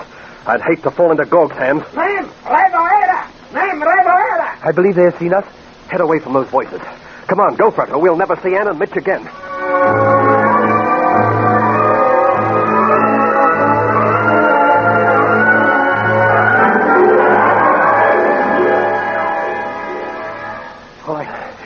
I think we've given them the slip, Yen. I trust so. Well, boy, that was a close call. Very. You almost hit us? Yes. Just be quiet for a moment. Can you hear anything? No. No, I think we're safe. Good. If we had to run any further, I would have collapsed. Yes. Come on, let's push back into this thick undergrowth, Yen. Careful that there are no snakes. We'll have to risk that. I'd rather face a couple of snakes than have Gorg's men at my heels any time. You are not afraid of him, are you? No, but right now I'd rather be free. We'll never organize an army if Gorg gets us. No. Yeah, this is nice and comfortable anyway. I presume that we remain hidden here until it is night. That's right. Then we have to find that boat. The sooner we're on Cosgrac, the happier I'll be. So will I. It will be good to talk with Anne again. Yes. She is a wonderful woman. You're rather keen on her, aren't you, Yen? And you are too. Me? Well, I hadn't thought about it, Yen. I hope to marry her one day. I see. You'll never do that unless we pin Gorg's ears back. No, that is so. Yen, between you and me, it's going to be some job. Yes, Rocky. He'll take a power of beating. Still, with a good army behind us, we can do it. I wonder whether Mitch and Anne are more comfortable than we are. I trust her, Rocky. I am lying on a bed of hard rock. Well, I won't be for long. And then it's Cosgrac, first stop.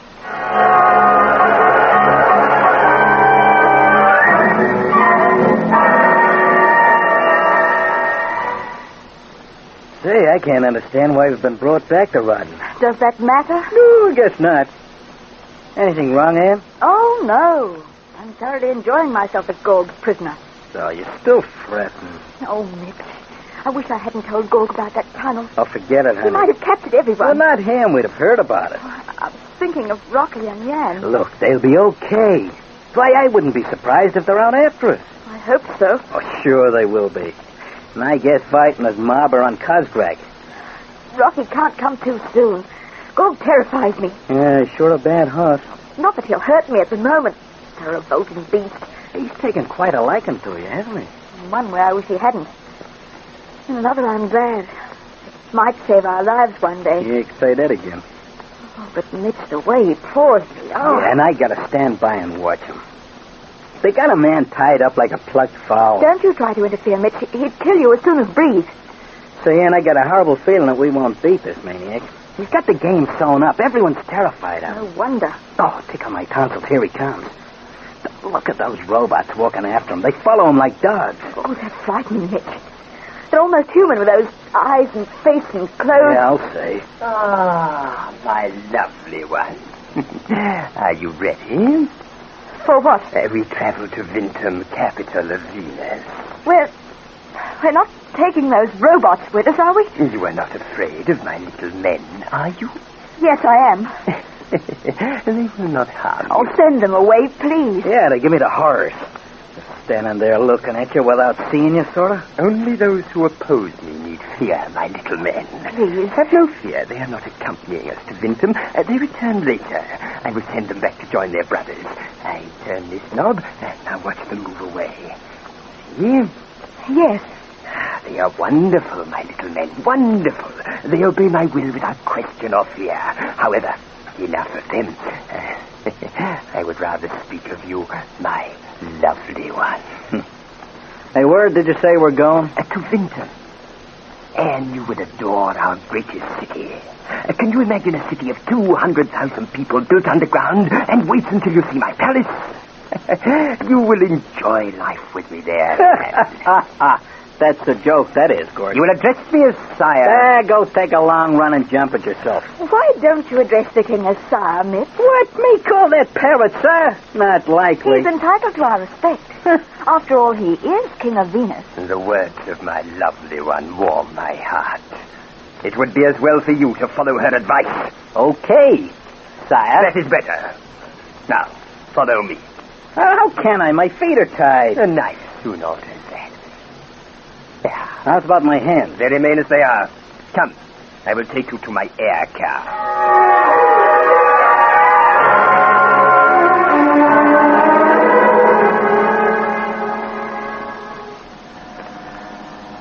So this is an air car. Mitch, it looks like one of those streamline jobs on the Earth. Yeah. Say, look, I'll bite my big toe if this thing can fly. We will sit in the back seat, Anne.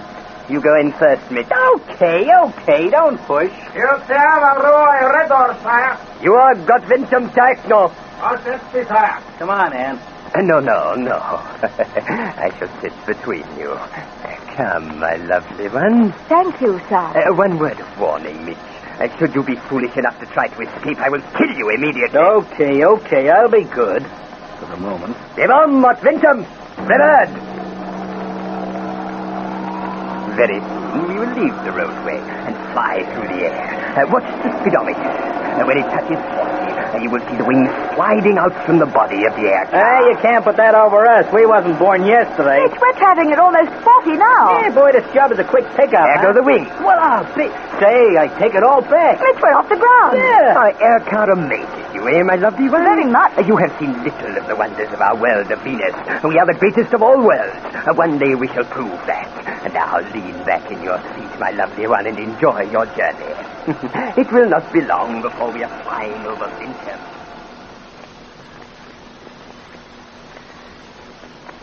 Well, I gotta hand it to you, Venusians. You sure built yourself some world. Are all those liners down there atomically powered, sir? They are.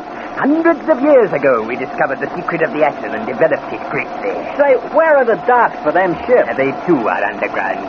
In interplanetary warfare, it is essential that everything go underground, otherwise it will be destroyed. Where are the ships going? To the North Continent, mainly. I was born there. It is much lovelier than this southern continent. I will take you there, my lovely one. Don't make too many plans, pretty boy. Mitch, don't speak like that to the king. Let him say what he will while he can. Yeah, what does that mean? You do not imagine that I have brought you to Vintum for company? Well, why? So that I can grind the truth out of you. Well, you got a job in front of you, pal. Oh, I have ways of making such as you speak. I need to find out where Jan, his father, and the other Earthlings are hiding. And I shall.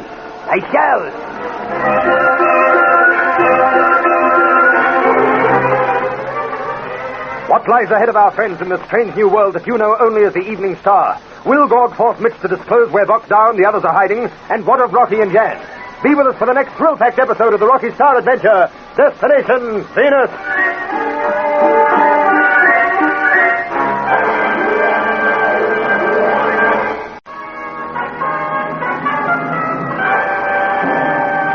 Destination Venus, an adventure with Rocky Starr.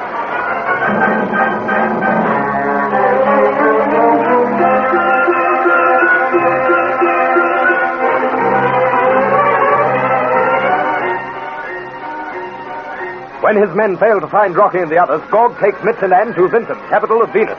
There he threatens to grind the truth out of Mitch. Meanwhile, Rocky and Jan have reached Kozrak safely. Rocky stares in wonderment as Jan guides him through the huge caves that dot the island. We will await my father in here. We call it the Great Hall. From the sea, you wouldn't know that all these existed. Kozrak Island pleases you, Rocky? Oh, it certainly does, Jan. It's wonderful. Many glorious holidays I spent here as a child. My father had these huge caves fitted out as hotels. Little did he dream that one day he would use them as barracks for an army. An army that doesn't exist at the moment. Oh, Rocky, believe me, when we give the call, thousands upon thousands will rush to join us.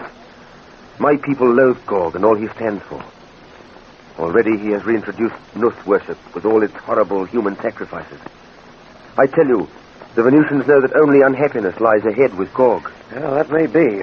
And yet it'll be a tough job to beat him. You've no weapons, no money. We will get the weapons, Rocky. Even if we have to steal them from under Gog's nose. Admittedly, it will take many, many months. But do not worry, we shall do it. My son. Father. It's all that my heart can. Rocky, I am happy to be with you. I am sorry I was not here to welcome you. I have been with my assistants writing messages to be carried to the length and breadth of our planet. It's a pity Mitch can't speak Viennese. He'd pull you in some recruits. Where is he? What? He is with you, Father? No, Jan. But he must be. He and Anne left Rodden long before us. That is true. And when you did not join us, they returned to the town to search for you. Fakda, they're really not here? No, Rocky. I thought that they would come with you. Then where can they be? There's no need to be clever to guess that. Gog has them. Oh, no. They could be lost in the jungle.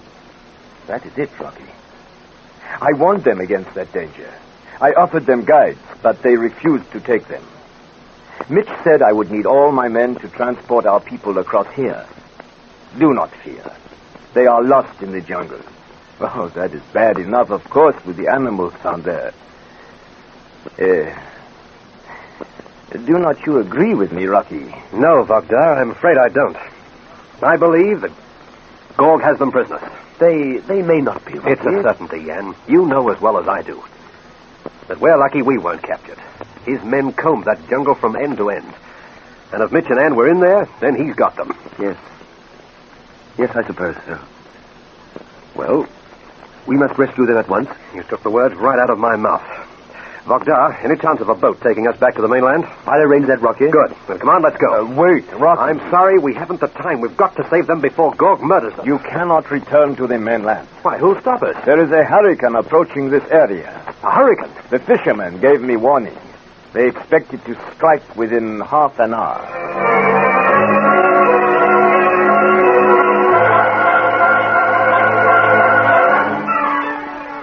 Doubt in his eyes, Rocky rushes out of the cave and stands on a cliff looking out across the Sagros Ocean.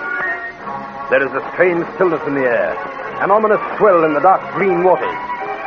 Away to the north, immense black clouds race toward the island. He turns as Jan hurries up to him. Well, Rocky? Where's the boat? You are still going? Naturally. With luck, I'll reach that mainland before the hurricane strikes. That is impossible, Rocky. It is at least 20 miles. I'll make it. No. I will not allow you. Jan, where is the boat? Jan! There's someone calling you. Yes, it is Mala, my cousin. Getting back to your trip. Nothing you can say will stop me, Jan. I'm not standing by and letting Gog manhandle Anne and Mitch. They're my best friends, and I... Mala, uaeralu. Well, I'll find the boat myself, Jan. Wait, Rocky. I would like you to meet a cousin of mine. Mala, yamyo et laget team Rocky Starr. Rocky, you may be glad to meet my cousin, Mala. How do you do? Welcome to our work. Thank you. Now, if you'll excuse me... You do not like me? What? Why do you leave me so quickly? Well, I want to reach the mainland before that hurricane hits. Rocky, you cannot. I'm not arguing any more, Yen. I'm going. No fisherman will take you in such weather, Rocky. All right, then I'll go alone. I will come with you. You? I am not afraid of the ocean. It is a great friend of mine. Mala, you must not. Si serete vos, Jan. Antabnaki nikekura. Well, Yen, I'll see you later. I've wasted enough time. Goodbye. Wait for me. I come with you. Rocky! Rocky! Ah, the fools, they will be drowned.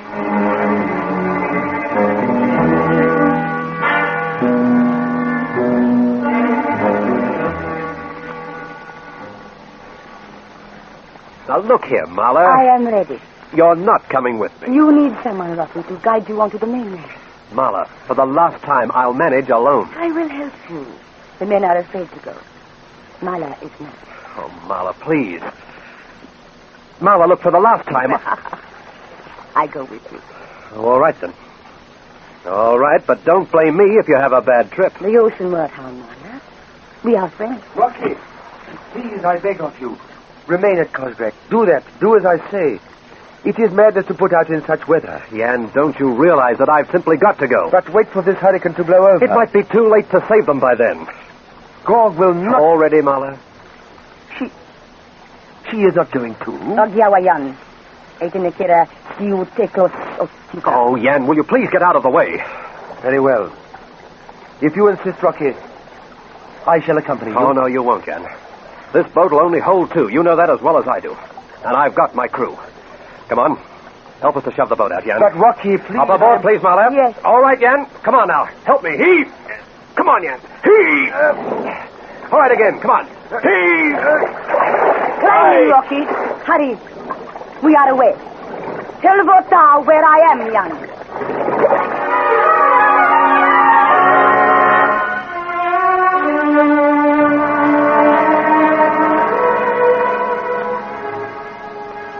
First task, Jan, will be to gather together arms. That is obvious. We cannot train an army without equipment. Yes. We must begin at once. We will make surprise raids on the mainland and bring the guns over to Kozrak by fishing boat. Yes. Have you any idea regarding the... Jan, are you listening to me? Yes. Then who do you suggest as leaders for our raiders? What? We need good men to land our raiding parties. Can you suggest any? What for? You have not been listening. No. I'm sorry I have not. I'm worried about Rocky and Mala. Mala? My cousin. I am well aware that Mala is your cousin. Why do you worry over her? She has gone with Rocky to the mainland. They refuse to let me accompany them. She has? She is a headstrong fool. She wouldn't listen to me, neither would Rocky. Father, they will never reach the coast in this. It grows worse every second. I know. I pleaded with Rocky to wait, but, well, he would not. That is very understandable. After all, Anne and Mitch are his great friends. Naturally, he is anxious to do all he can for them. He will not be able to do anything dead. That is true. Oh, why didn't he listen to me? He cannot save them alone. You'll only be taken prisoner, and then Gorg will have them all. Perhaps they will be forced to return to Kozjak. Yes, I pray so, Father. Well, it will not help matters worrying. Let us discuss our raiding parties. Father, I couldn't think. Not now. Try, Jan. It will ease your mind to have something to do. And it is very necessary that we begin work at once. We must have arms, and quickly. Leave Rocky and Mala to their fate, praying that it be a happy one. Now, the men for my raiding party.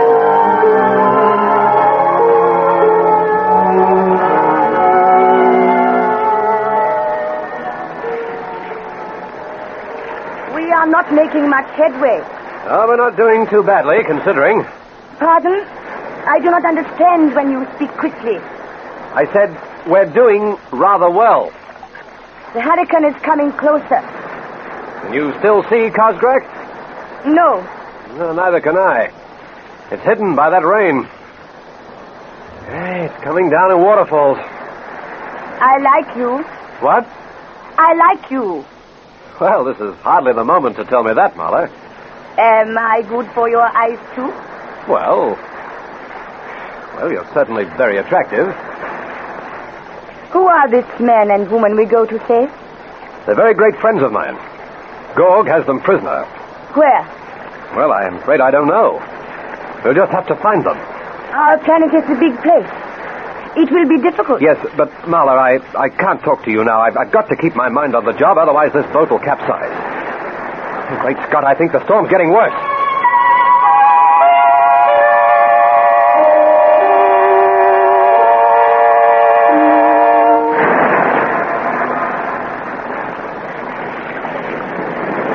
We'll be lucky to get out of this alive. We will.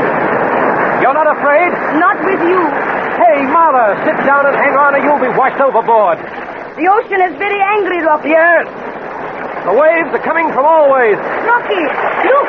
That wave! Great Scott! It is like a mountain! Hold on to that mast, Marla, hurry!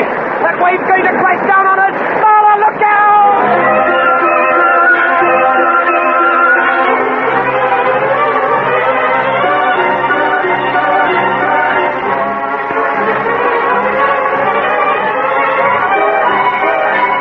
Rocky's warning is drowned in the moaning whine of the wind. Desperately, he and Marla hold on as the mountainous wave bears down on the tiny boat. Will they be tossed in the angry fighting waves, or will they in their tiny boat survive? You will learn this and what is happening to Mitch and Anne in the next thrilling chapter of the Rocky Starr Adventure. Destination Venus.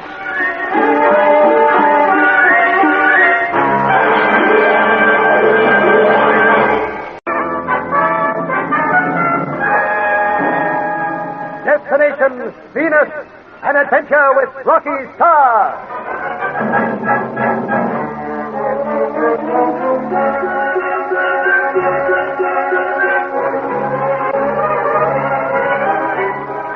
Convinced that Anne and Mitch are held prisoner by Gorg, Rocky decides to return to the mainland from Cosgraga Island. Despite warnings of an approaching hurricane, he and Marla, a husky-voiced, beautiful Venusian, set out in a small fishing boat. Soon the Zagros Ocean is turned into a howling battleground as the whining wind whips the waves in a frenzy of white hate. Marla, sit down or you'll be wiped overboard. Rocky, that wave! Great Scott! Hold on to the mast. The wave's going to crash down on us. Look out! Marla! Marla! Yes? You all right? I think I am full of water. So's the boat. Gosh, I was crazy to try this. Another wave like that last one and we're finished. Perhaps the hurricane will leave us. It's worse than ever. Here comes another big wave. Hold on, Marla! Hold on! Rocky! We're holding our own. The old boat flows much better than I expected. We'll have to bear Rocky. He's too low in the water. Marla, sail for your life or we'll never live to see Anne and Mitch.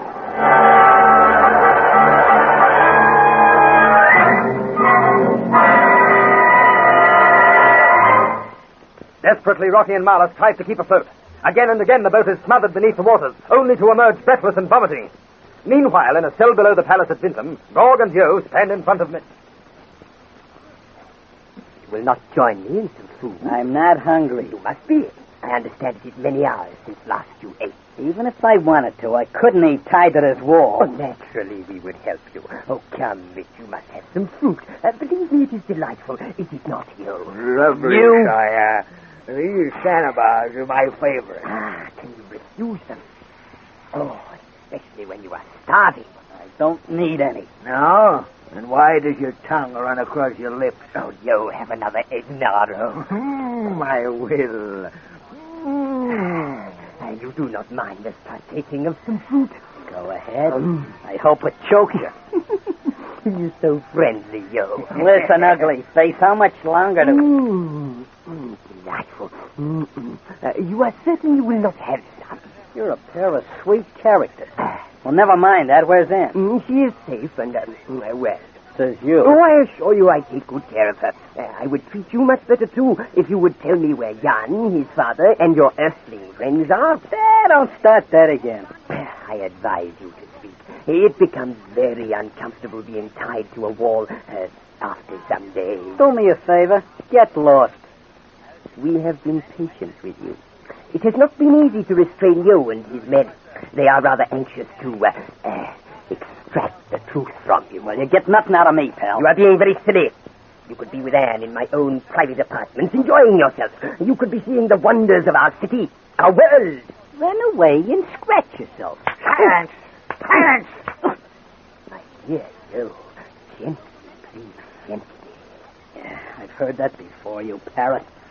Only I'm tied to this wall, I'd knock your nose down your throat. Where are your friends? Quit your yelling, will you? Very well, we will drag the secret from you. I must know at once. While Vokyan and his father are still alive, there is danger for me. You think I will allow a handful of people to defeat my plan? I intend to rule the universe, and I shall. Yakety, yakety, yakety. Don't be too sure. Rocky'll put a spoke in your works yet. No one can stop me. I shall be king of the universe. My little men will crush all who stand in my path. So you can't even rule Venus, let alone any place else. I rule this world, never fear. Yeah, well, how about Voktar and Rocky Starr? I will deal with them when you reveal their hiding place. Nothing doing. Sire, kill him like me, I know. Patience, yo, patience. He's a sweet boy, that. Quiet. Yo, you will have your chance soon. Yes, sire. Then we will see how brave the fat earthling is. Yes. Every man can stand so much, yo. Then his mind gives way, and he becomes most helpful.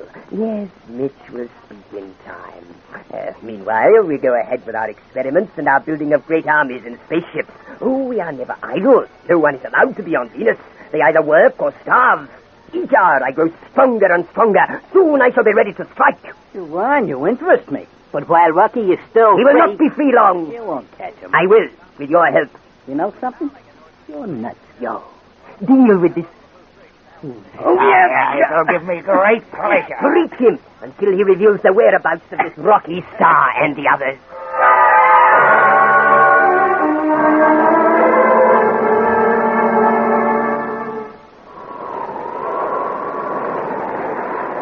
Well, we're still afloat, Martha. Well, this isn't exactly the time to laugh. I cannot help it. I am happy. Happy? In the middle of a hurricane? I am with you. Oh, you're crazy. Rocky, Save your breath for bailing. The boat's got too much water in her. Come on, Martha. Rocky. Didn't I say to bail? We are close to land. Did you say land? Yes, I can see rocks through the rain and spray. Is it the mainland? No, it is Tosgak Island. Tosgrak? It is. We have been blown back onto it. Oh, no. Careful, Rocky. We are much closer than I thought. You can see the waves pounding on the rocks. Swing the boat away. I can't. We're being carried in on this wave. We'll be smashed to pieces. Marla, be ready to...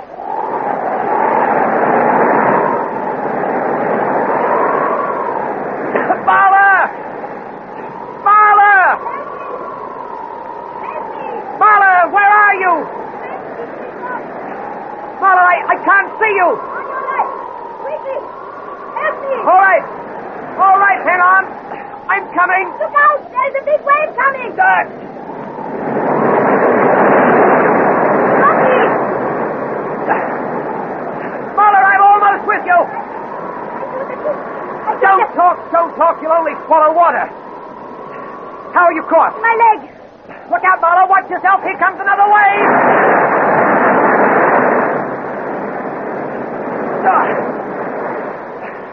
Don't worry, Marla. I'll soon have you free. Careful. All right. There you are now.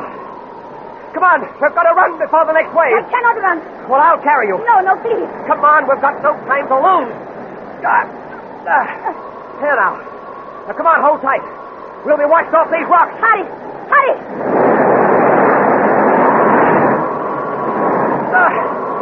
Marla, we've made it. Only just, though. You'll be safe for the moment.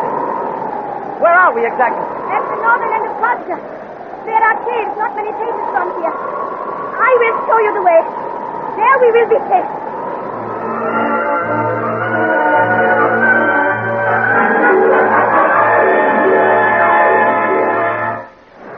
This is the cave I spoke of, Rocky. Oh, good. It is not large at the size. It is very close. Good. How's the leg? Think you can stand on it? I would rather stay in your arms. Well, I couldn't light a fire with you in my arms, could I?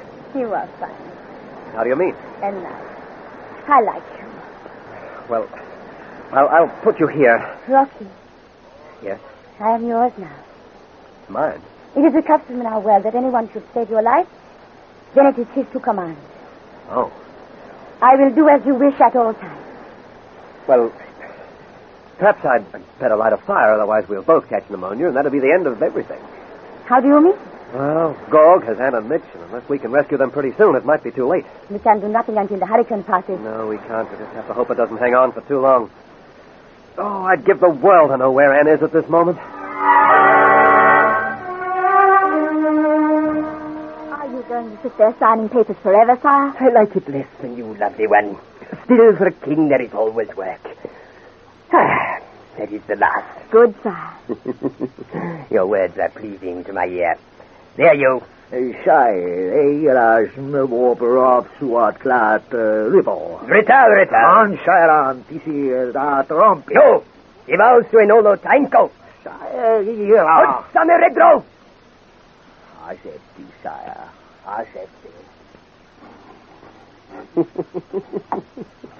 Poor yo.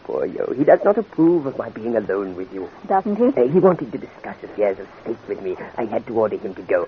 Still, we are alone, and we will not be disturbed. Does that please you? Yes, it does. You have changed greatly since you arrived at my palace. I would not refuse you anything when you are kind to me. Sire, you promised to show me. you my little men. Yes, I did. I wasn't meeting your robots. Oh, they are wonderful, Anne, my lovely one. I am working on even better types. Should my experiments prove successful, the whole universe shall be mine quicker than I had ever dreamed. I wanted to speak to you about Mitch. I can think of more present subjects to discuss. Why won't you let me near him? You are. Then let me see him now. Later. About my latest robot experiment. Oh. Do not walk away from me, my lovely Leave one. me alone. You are not afraid of me, are you? Why should I be? Exactly. You please Gog very much. Then let me go to Mitch. No. You wouldn't be torturing him, would you? Me? You. Oh, my lovely one, I am the most gentle man known. I loathe even to tread upon an ant. Oh, believe me, Mitch is quite well. He is rather stubborn, that one. He still refuses to say where your friends are. Perhaps I could persuade him, sire. Yes, perhaps. I can be very persuasive. Why waste your time with him? You could tell me yourself that. Could I? Yes. Say where they are, help me to capture them, and I shall make you queen of the universe. The most powerful woman ever known.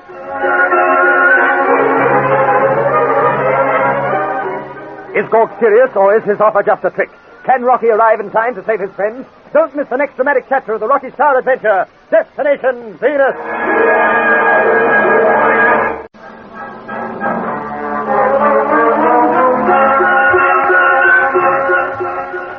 Although Rocky is convinced that Ann and Mitch are held prisoner by Gog, he is powerless to help them until the hurricane passes. At Gog's palace in Vinton, Mitch is being tortured to reveal Rocky's hiding place. Anne pleads with Gog to let her speak to Mitch, but he refuses. He is stupid and stubborn, that Mitch. Perhaps I could persuade him to. You could tell me yourself, Anne. Could I?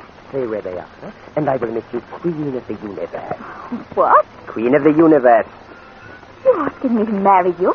Yes, my lovely one. That's serious, surely. Very serious. I will have music dedicated to you. You will be the most powerful woman ever known. I don't believe you. Help me catch the Vokdar yarn and this Rocky Star, and you shall be my queen. I swear it by Moose, the sun god. Well. I'm not interested. You are not? Not in the least. Anne, you would have the whole universe to play with. The Earthlings would beg your favors. The two-headed hordes from Jupiter would be your slaves. The flying men from Mars would cringe on their knees for your smiles. And my beautiful one, you cannot refuse such power. I am refusing it. Why? I couldn't send my friends to their death. What do they matter when so much lies ahead of you? I couldn't do it. You might not have another chance to accept my offer. I realize that. You do not realize, my dear one. You either accept my proposition or die with the rest. Well? Do I have to give you a decision at once? Of course not. I expect that you will need time to think it over. I'll give you my answer in 24 hours on one condition. Yes. That you let me see Mitch immediately. I cannot promise that, but you will see him today. I will arrange that now, and I shall expect to know the whereabouts of Vokdar, Rocky, and Jan with tomorrow's dawn.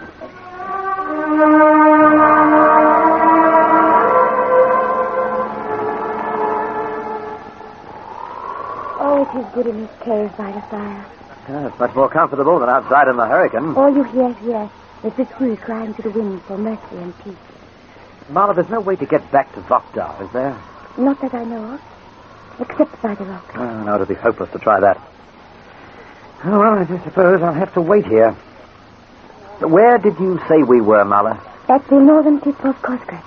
At the entrance to the long tunnel that leads to this cave. You can see the mainland on a clear day.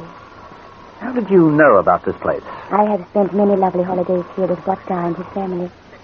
My people died when I was young, and he has cared for me ever since. Oh, I see. When we were children, Jan and I explored all these caves. We had wonderful times on Cosgrave. Yes, I'll bet you did. We used to pretend that we are great explorers like Gargan. Oh? Who's Gargan? You have never heard his name? No. Is he very famous? Oh, Gargan is Eddie Venusian's hero. He discovered that our planet was round, and that you would not fall off if you sailed across the horizon. Oh, I see. Well, that is not all. He explored the north and central continents and found all the great rivers of the Northern. Oh, I would have loved to have met Gargan. He must have been a wonderful man. Of course, this happened many centuries ago. There are many books written about him. Books? The life of Gargan reads like a fairy tale. Now, don't tell me you have fairy stories in Venus. My favorite is the unhappy Vukul. That is our great flying animal. Oh, yes, I know. Jan and I were attacked by one. And you still live? We were a bit lucky, but... Anyway, go on. Do you want me to tell you a fairy story? Well, it'll help pass the time. And take my mind off Anne and Mitch. Well, the unhappy Vukul is all about a beautiful princess, Kara. Uh-huh. She was in love with Prince Happiness, the most handsome man in Venus. Her sister, Princess Rata, was in love with him, too. Oh, she was a wicked witch, that Rata. When Prince Happiness would have nothing to do with her, she turned her sister into a Vukul and sent her to Rodon Jungle. Then she told the prince that Kara was dead and begged him to marry her. Being a fairy story, the prince refused to, didn't he? And then he went in search of his beloved. For years he wandered through our world without success. Then one day he heard stories of a Vukul that sat high on a tree in the Rodon Jungle crying bitterly. Thinking it might be his beloved one, he went there. Suddenly, he was attacked by a huge Nagasaur. Bravely he fought, but he was no use. Just as the Nagasaur's great mouth opened to eat the prince, a Vukul appeared out of the sky and killed it. Fearing that it would turn on him, the prince struck the flying animal with his sword. With a terrible cry, it fell at his feet, dying. While the prince looked at it, the Vukul began to change to his beloved princess. Heartbroken at what he had done, Prince Happiness fell on his knees and begged her not to die. But it was no use. He could not save her. He could not save her. Go on. At that moment, a tiny fairy touched him on the shoulder. The prince turned to see who was there. He was amazed when he saw the fairy. And she said, "I will save your princess if you promise to live with the fairies in the Rodon Jungle for always and always." The prince gave his promise, and soon Kara was standing by him, laughing and happy with him. Oh, gosh, Mara, that was great. Would you like to hear more stories of our work? I'm afraid not at the moment, Mala. Why do you sigh? I suppose it's because I feel so helpless stuck here on Cosgrave. Helpless? Yes, Anne and Mitch may be dying, and there's nothing I can do about it. Nothing, unless this hurricane passes. Oh, it's enough to drive you mad. Mad!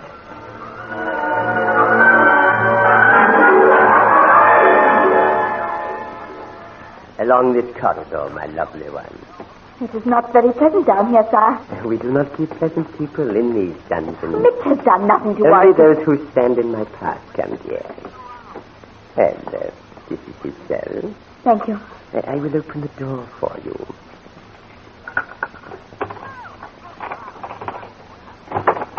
There. Come, my dear. I'd rather go in alone. Alone. Have you any objections? You might try to help him escape. How can I, sir? Well, the entrance is next to guarded. That is true. Well? I shall leave you alone with him. Thank you. But remember, it is useless even to dream of escape.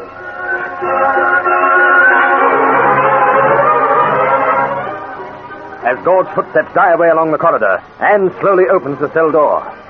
She stands for a moment peering through the doorway. Slowly her eyes grow accustomed to the blackness, and she sees Mitch tied to a wall.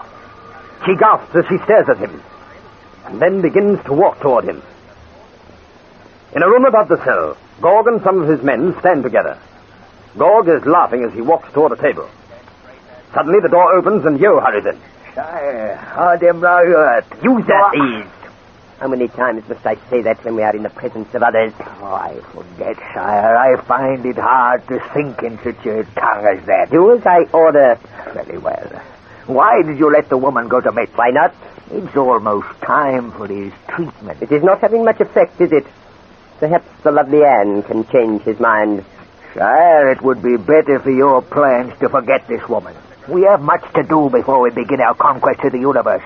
And you are always stuck with her. Enough! I will not be quiet. Gorg, your king commands you. I have known you for many years, and I have worked and slaved so that your dreams could come true, Gorg. But I warn you that our men are becoming suspicious of you. What is their complaint? You promised them better food and money. They have received that already. Let me finish, sire. Well? You also promised that the 2 earthlings would be sacrificed to Nus, the sun god. Oh, has the beauty of the woman made you forget that? I have not forgotten. Then sacrifice her at once and have done with her. No, Yo. No? I have other plans. I trust they please your soldiers. I am not interested in soldiers. Had I their names, I would offer them to Nus. I wish that all my armies were robots. Then there would not be complaints. Only obedience without fear. Your robots will never conquer another world, sire. They will! How can they? They cannot talk or think. You are wrong, Yo. You are quite wrong. My latest experiments will astound you. They will astound you. How do you mean? You will see later. You will see. And you will alter your opinion and agree with me that my robots can conquer other worlds. Getting back to the Earth. Yes, sire. of course. You and the soldiers can rest assured that they will be sacrificed to Nus. But not at the moment. First of all, my dear Yo, I must learn where their friends are. Oh, you waste your time. Neither of them will talk. You are quite wrong. They will, Yo. Sire, I have tried all our known methods to grind the truth from that one.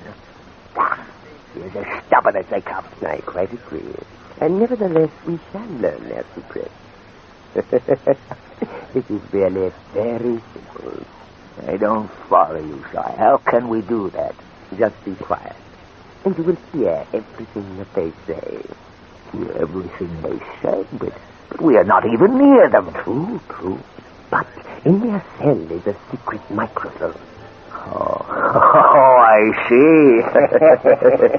Yes, that microphone is connected to this loudspeaker. Clever, eh? You think of everything, sire. Yes, I do. That is why I'm king of Venus. Switch on that loudspeaker and let us listen to Anne and Mitch talking together. Well, switch it on. As you say, sire. Believe me, Yo, we will know where this Rocky Starr and the others are within 1 minute.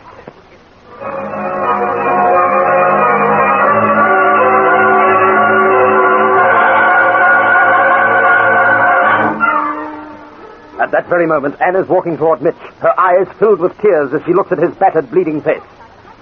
Little does she know that there is a secret microphone in that cell. Will she unknowingly tell Gorg that Rocky is on Cosgrec Island? Things look grim for all our friends, so don't miss the next action-packed episode of the Rocky Starr Adventure. Destination Venus!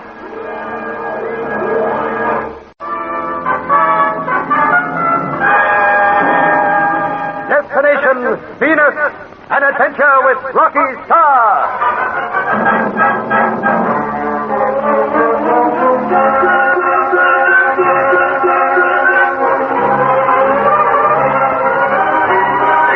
Hurricane-bound on Cosgrec Island, Rocky can do little to help his friends. Despite the efforts of Yo, Mitch stubbornly refuses to reveal where Rocky and the others are hiding. Hearing that Mitch is in danger, Anne pleads with her captor to let her see him. Finally, Gorg agrees, and she goes down to a cell deep down below the palace. Little does she know that in a room above, Gorg and Yo are waiting for her to speak. In that cell is a secret microphone, Yo. Believe me, we shall soon learn where Vokdar, his cursed son Jan, and the Earthling are. So that is why you let the woman go to him, eh? For no other reason. She thinks it's because of something else we discussed. I am clever, eh? Sire, when we have learnt their hiding place, then what? What do you think?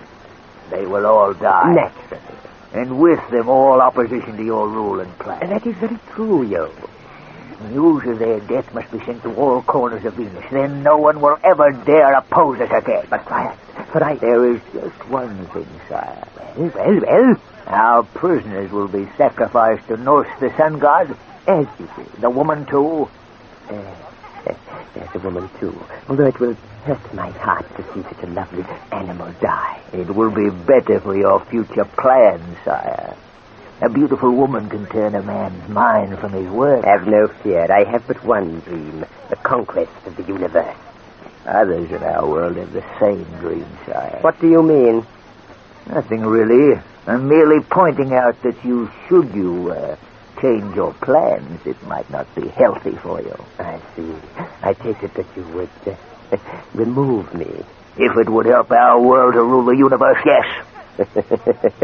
Oh, listen to us, yo. We are speaking and snarling like enemies, whereas we are friends. It is stupid for us to go on this way. I need your help to conquer the other planets. Together we can do it. Divided, we will fail. We will not fail, sire. Your words are good to my ear. Have no fear, yo. My only thought is universal conquest. Already our plans bear fruit.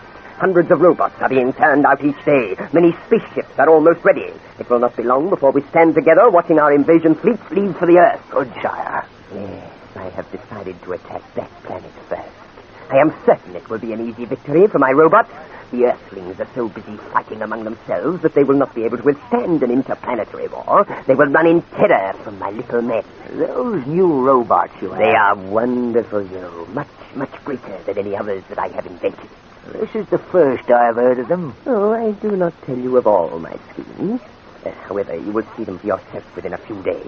My scientific assistants have at last produced 5 of them. We are almost ready to conduct tests to which you will be invited. Good. Sire? Yes? They are quiet in the room below. They've not discovered the microphone, have they? Of course not. It is well hidden. And what are they doing? Perhaps that loudspeaker does not work. It does. Listen. There is nothing. That is the lovely Anne walking across the stairs. Oh, Mitch. He sounds upset. Mitch.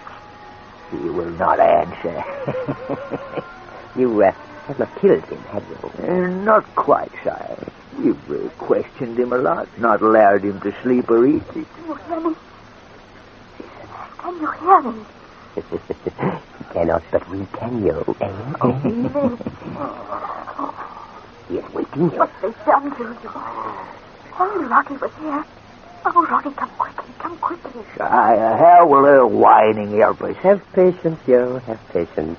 Soon he will recover, and then we shall learn all that we wish to know.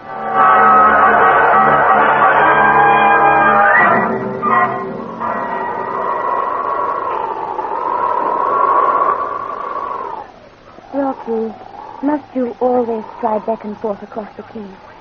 You will only make yourself tired. Sit down and rest by me. Oh, I couldn't sit still, Marla.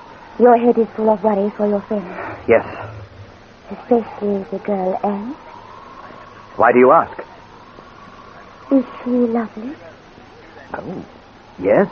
Yes, I suppose she is. I hadn't thought about it. No, you earthlings are the same as the men here. You are all blind to beauty. Oh, I wouldn't say that. You are. Our men here never know how lovely a girl is until she has been sacrificed to Nus. Then listen to them howl. Marla, what is this Nus worship? You and Jan have mentioned it quite a lot. Oh, it is horrible. Nus is the sun god, and until Votar became president, hundreds of maidens were offered as human sacrifice to Nus every year. Hundreds? Yes. Oh, if you could have heard the screams. Oh, please, let us not talk about it. Tell me, why did you worship the sun? It is an old custom that dates way back to our very beginnings. Yes, but why human sacrifice? So that Nus would dry and warm our feet. You see, only for a few weeks of each year does the sun break through the heavy atmosphere that envelops our world. Oh. Until, like he does, our crops fail.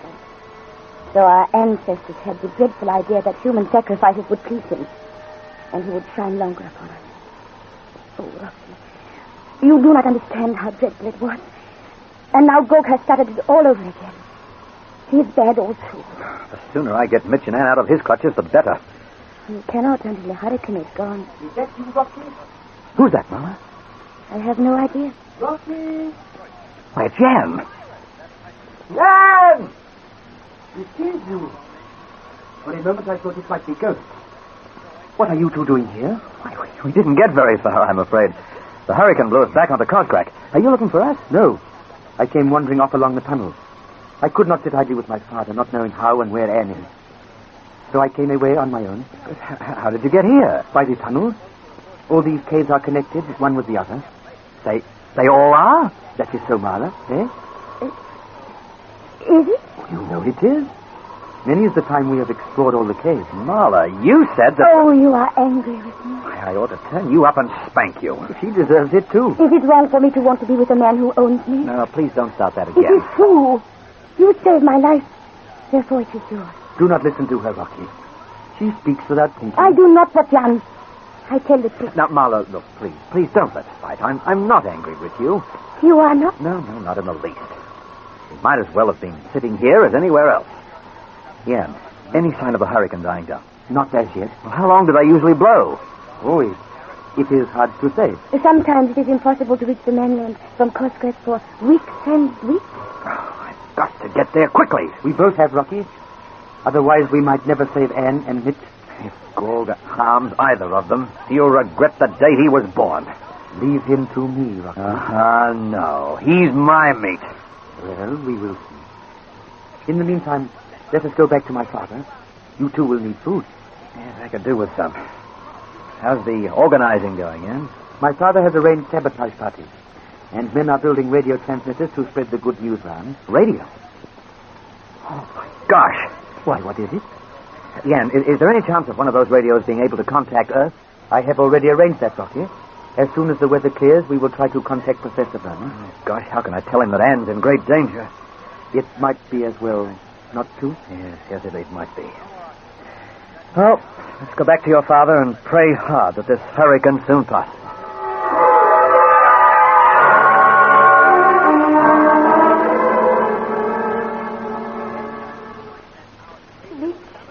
Can you hear me?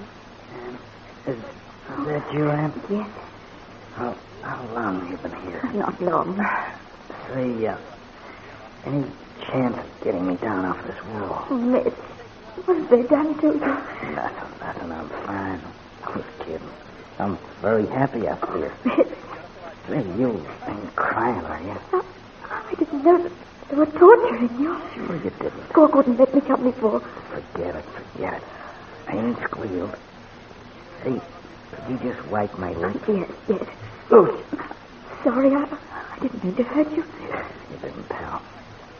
Mitch. Hmm? I'm going to tell them where Rocky is.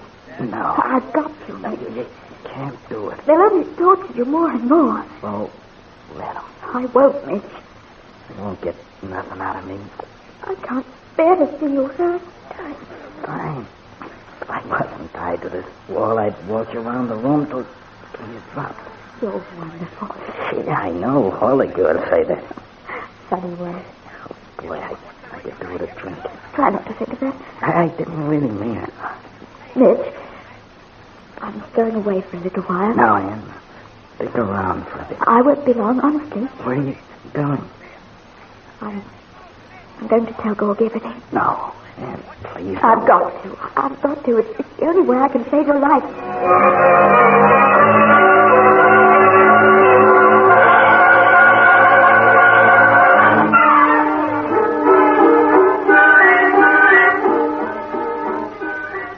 His swollen, bleeding lips try to form words begging Anne not to go. With a supreme effort, Mitch yells, "Wait, Anne! Wait!" Anne stops at the cell door and walks slowly back to him. Can Mitch persuade her not to give away Rocky's hideout? Will they discover the secret microphone in time? How can Rocky help his friends? There are more thrills ahead for you in the next exciting chapter of the Rocky Starr Adventure. Destination Venus.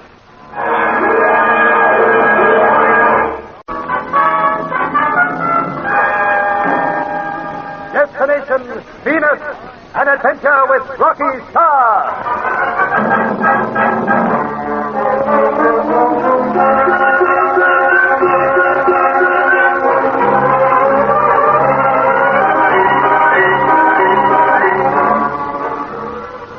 Unbeknown to Mitch and Anne, there is a microphone hidden in Mitch's cell. In a room above them, Gorg and Yo wait for them to reveal Rocky's hideout. When Anne sees Mitch tied to a wall, she is horrified. Tears well into her eyes as she stares at his battered, bleeding face. Realizing that unless she acts, Mitch is doomed, Anne turns away and walks toward the cell door. Where are you going? Tell Gog where Rocky and Jan are. No, Anne. I've got to, Nick. It's the only way I can save the lad. You can't kill me. I'll be okay now. Hey, I'll start you right. He wouldn't want to suffer this way. Not hurt. You are. I'll be talking to you more and more until... No matter what they do to me, we can't get Rocky away. He's still loose. We got to show. Once they grab him, Yes, but do as you're told, man. You gotta know it. That is where the pen. We're married, and we get ourselves a dog collar and pinhole. Yes. I bet you say that to a little boy.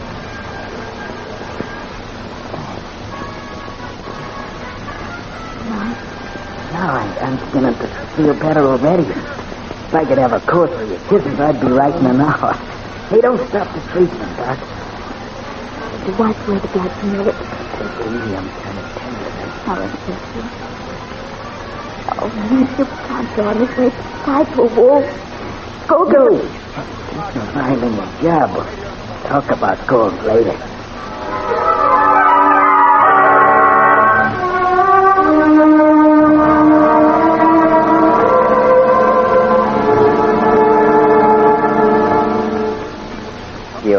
I am worried. The Earthlings are very quiet down there. Why not allow me to deal with the woman? She knows where Rocky Starr and this Rocky Starr are hiding. I could force her to speak quickly. There are methods of treatment that women cannot resist. No. I would hate to see such a deliriously lovely animal hurt. Sire, you must allow me to deal with her. We cannot go ahead with our plans for universal conquest until we wipe out all opposition on Venus. Quiet. Much better. Of course, I'd be a lot happier if I wasn't stretched across this wall. I still feel it. He wouldn't want to stop her like this. Maybe wouldn't on him. Anyway, they may have bliss by now. And don't say no more. Why not? Well, I smell a rat. What does he mean, sire? Quiet. Look, but God wouldn't have let me come here unless he had some rotten scheme in mind. What did he do? Not sure. Might be a microphone hidden in the cell phone. Sire, did you hear that? Enough, and listen. Microphone ideas but before it could be tucked away in a wall someplace. Good, that's what explains why Gold got his changed his mind and let me come here. Come on, closer. No. Turn up the volume of the loudspeaker. Turn it up. I am, sire, I am. Then hurry. Could you understand them, sire? No. The volume is full on. No, it is useless. The Earthlings have tricked us. We will learn nothing by listening. Use us, please. There are others listening to us. Sire, I find it hard to think in their stupid tongue when I am angry. Nevertheless, do so. Very well. Only promise that you will kill those Earthlings. Offer them as sacrifices to our god Nus at once. Shouting will not help us, yo. Make them pay for this, sire. Yeah. I have just thought of something. Why not give them to your robots? Let them play with them. Trample them to death. Wait. Sire, I beg of you. Enough! We will learn nothing here. Come with me. To where? To the cell below. We will creep quietly to the floor. Perhaps we will learn more there. Follow me, quickly.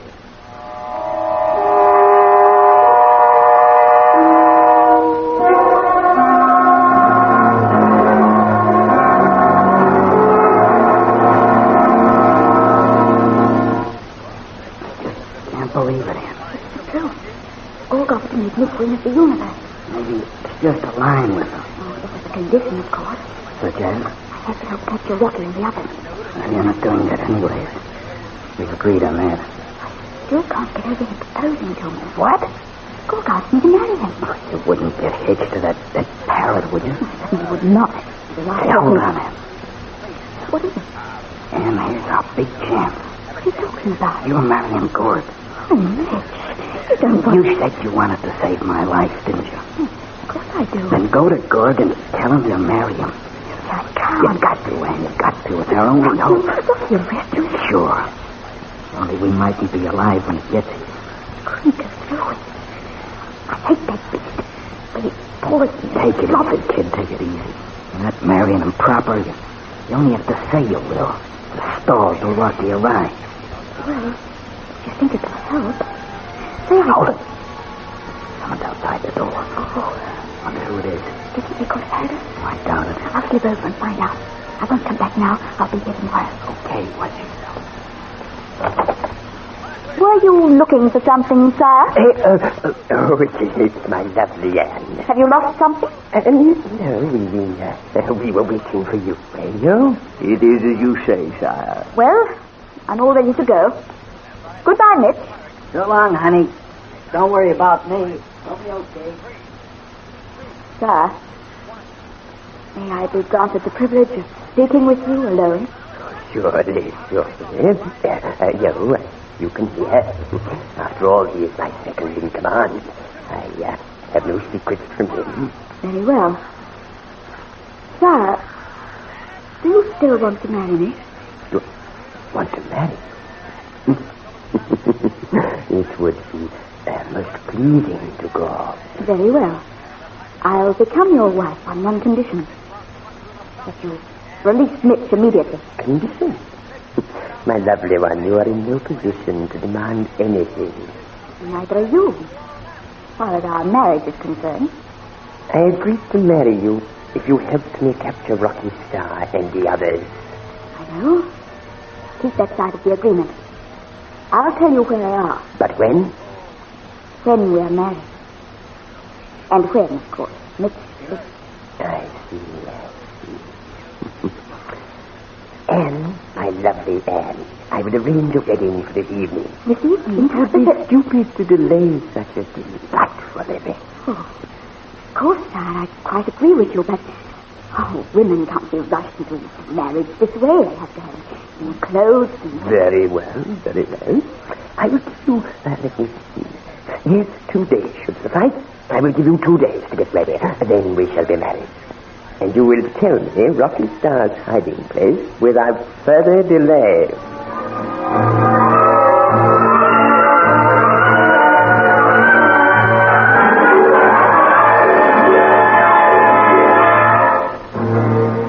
Oh, I'll go crazy sitting here in this cave hour after hour. Isn't the weather clearing at all, Jan? Slowly, Rocky. But these hurricanes take a long time to blow themselves out on Venus. You see, we must all be very patient. Oh, I quite understand all that, Jan, but as you can appreciate, it's very hard for me to be patient when my friends are in danger. Yes, Rocky, yes, I realize that. It must be very hard. But what can we do? No, there's nothing we can do. You've told me that. Jan, I've been thinking.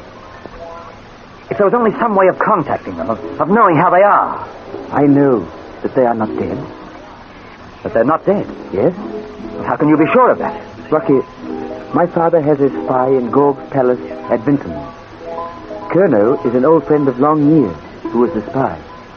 He regularly sends my father information. Oh, yeah. Spy? Mm-hmm. Well, he takes some risk, doesn't he? Not really. Kerno's information comes by telepathy. Oh, I suppose that's fair enough. Most of our urgent messages are transmitted by thought transference here. We received news of Anne and Mitch some hours ago. Well? They are, as we thought, prisoners in Gorg's palace at Vinton. And up to an hour ago, they were still alive. Well, is that all? I am afraid so. Our friend has not been able to speak with either of them. He will make himself known as soon as possible. Oh, well, that's something at any rate. Try to forget them for the moment, Rocky, and listen to Marla playing the harp. Admittedly, it is not very comfortable in this underground cave. Still, it is better than in the hurricane. Rocky! Oh, I'm sorry. Did you speak, Marla? Since when has Jan spoken with my voice? Oh, I'm sorry. What were you saying, Jan? Nothing much. You have some problem? No, I haven't anymore. I do not understand. While Marla was playing, I got an idea. Oh, how to rescue Anne and Mitch? No. of how to destroy Gorg quickly. Can you do that? I'm positive my plan will work, and that Gorg will be dead within 24 hours.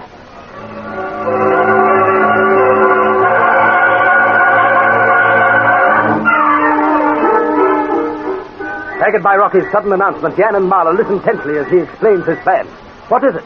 How does Rocky hope to overcome the maniacal George? And what of Anne and Mitch? You can't afford to miss the startling developments in the next thrill-packed episode of the Rocky Starr Adventure. Destination Venus.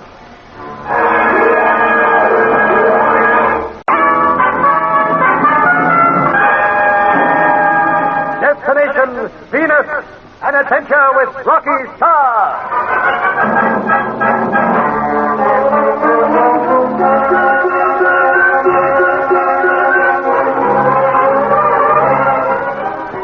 In a desperate effort to stall for time until Rocky arrives, Anne agrees to marry Gorg. Meanwhile, hurricane-bound on Cosgrack Island, Marla has told Rocky something of the literature of Venus. While talking with Jan and Marla in one of the underground caves, Rocky suddenly gets an idea. Jan, I think I can destroy Gorg quickly. You can? May sound crazy, but I'm positive my plan will work. Your plan will have to be good. It's both good and simple, Marla. Within 24 hours, Gorg will be dead. Dead? Can you do it? I think I can. Yes, but how? By going to his palace and shooting him. What's the matter? Don't you like the idea? You would never reach this palace alive? No? No. The moment you set foot on the mainland, you will be hounded every step you take. Well, why will I? No one knows where we are or where we'll show up next. That is true enough. But Gorg will have men searching every yard of the Rodden area. They will arrest any stranger they see. We'll dodge them all right. Maybe. You may even reach the palace. But you will not be able to enter. That's where your friend comes in. What's his name again? You mean my father's spy? Colonel? That's him, Colonel. Well, now, surely he can want to listen to the palace, can't he? He might be able to. Well, he's got to, Jan. He's got to. If he can get me inside there, I'll fix Gorg in a few minutes. Perhaps. Well, it's worth trying, isn't it? It certainly is. With the death of Gorg, my father would soon regain control over our world. All right, then. As soon as the weather clears, we'll shoot across to the mainland and get cracking. Very well. I will arrange everything. You? Naturally, I go with Rocky. No, you don't, Marla. It is the custom of our work. You saved my life, and it is now yours to command. Everywhere you go, there I will be. A job like this is no place for a woman, Marla. I will go with Rocky. You would not get very far. You will be more conspicuous than him. Every one of Gorg's men knows your face. Yes, she's quite right, Jan. I go with you, I say. Well, perhaps it would be better if you stayed with your father. I mean, you've got a lot of work to do arranging your sabotage. I have decided. Let's leave it and discuss it with Boktar. If he's agreeable that you come with me, all right. If not, Marla does. Now, let's go and find him. And then I'm just itching to get my hands on Gorg.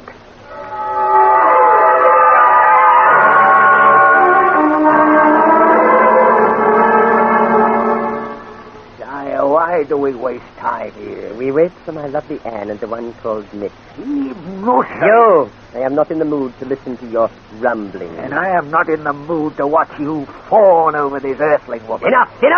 I advise you to forget her before it is too late. How do you mean? We have more important matters to discuss. Sacrifice of the notion, let us begin the conquest of the universe. We shall begin when I am ready. We are ready, sire.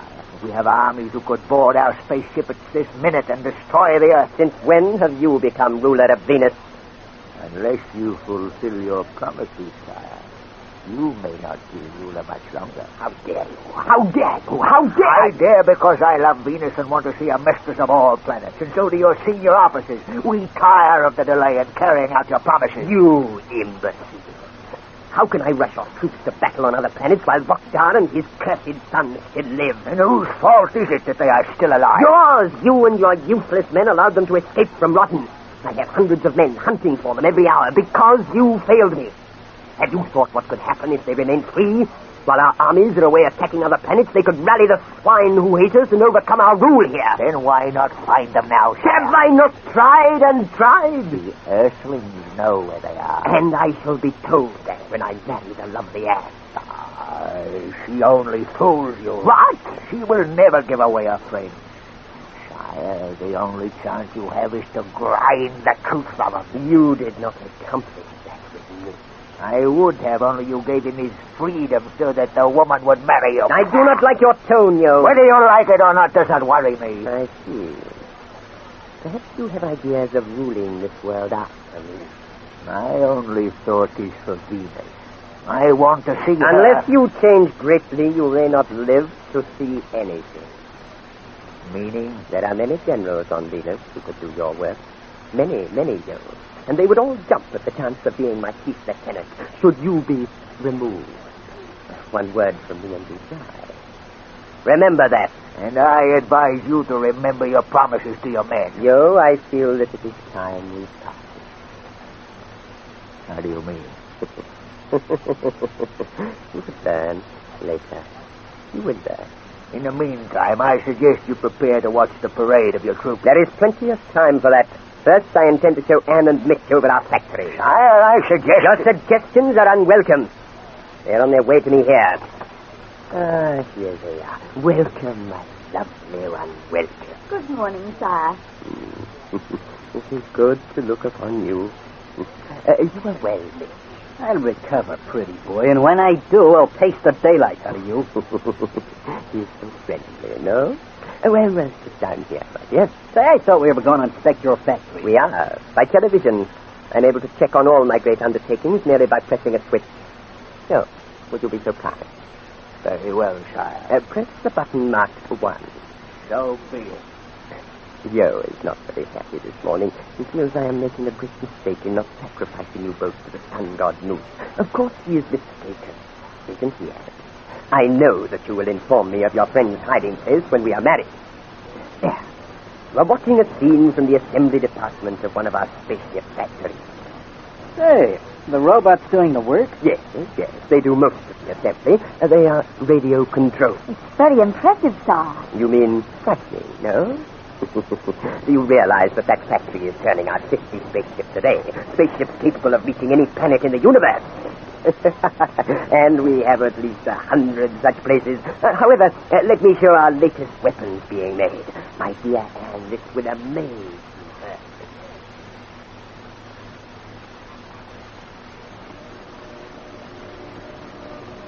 That hydrogen bomb plant should give you some idea of the immense power I have behind me. A power that will grow and grow until we Venusians sweep aside all who oppose us.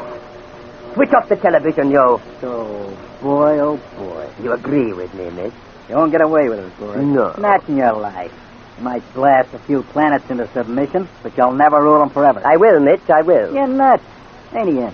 After seeing the wonders of our production, Anne, don't you agree that it is futile for anyone to oppose me? I suppose so. No world can withstand the might of Venus, let alone people like Vokdar and his son Jan. What are you getting at, Gorg? This. You two can share in the treasures that will be ours when we have conquered the universe. Anne will naturally share in them as my queen. There is a place on my staff for you, Mitch, providing you help with the destruction of Vokdar. So we're back to that, are we? I am positive that when your friend Rocky Starr learns of all this, he will join me. In fact, he would be very useful to me in my attack upon Earth. You're going to attack the Earth? Very shortly. With the help of you and Rocky Starr, I could accomplish it quickly and easily. Well, you get no help from us. Do not make a decision hastily, Mitch. I suggest you think it over first. The answer's still no, with capital letters. If you have any brains at all, it will be yes. However, you may decide later. Right now, I want to show you all my latest inventions. It is my greatest, and with it, the universe becomes mine. Yeah, maybe Yan and Rocky will have something to say about that. None can stop me, no one. I shall rule the universe.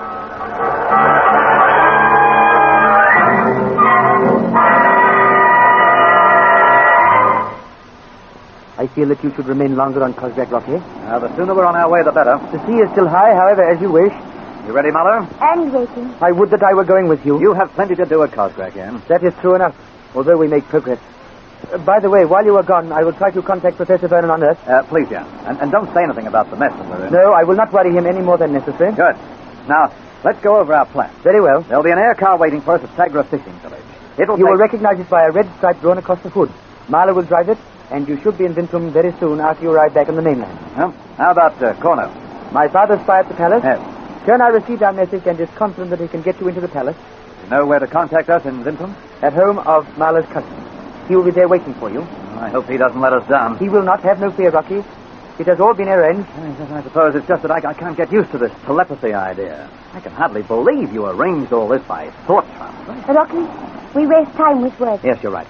Well, help us shove off, Jan. Good luck. Bring Anne and Mitch back with you. We'll do our best.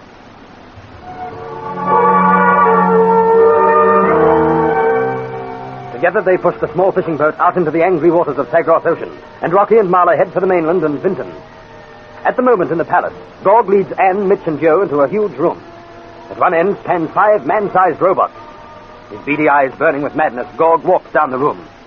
These are my greatest work. My greatest work, are you not?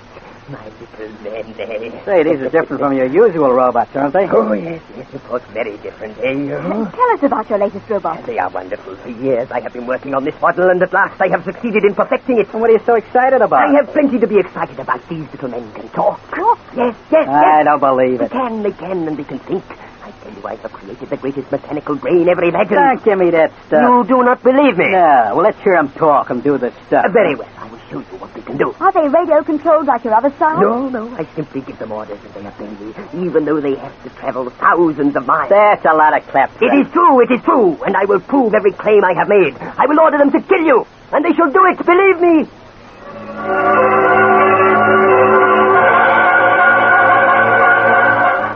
Mitch laughs at Gorg's threat, and the madman rushes to the nearest robot. He switches on its motor and yells orders at it. Lumbering slowly, the mechanical monster moves toward Mitch, its long steel arms outstretched. What will happen? Can Anne save our friends? And how will Rocky fare when he gets to close quarters with Gorg? There is excitement ahead for you on this strange new world in the next chapter of the Rocky Starr Adventure. Destination Venus.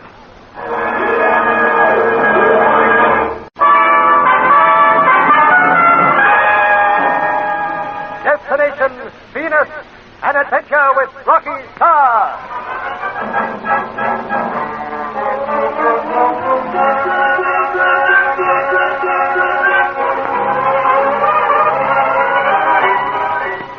Satisfied that only Gorg's death can save the universe from destruction, Rocky and Marla leave Cosgrave Island and set out for Vinton, capital of Venus. There, Gorg shows Anne and Mitch the immense armies he is building.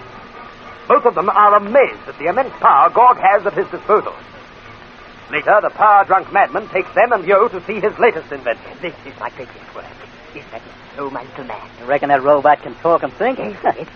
It has the greatest mechanical brain ever imagined.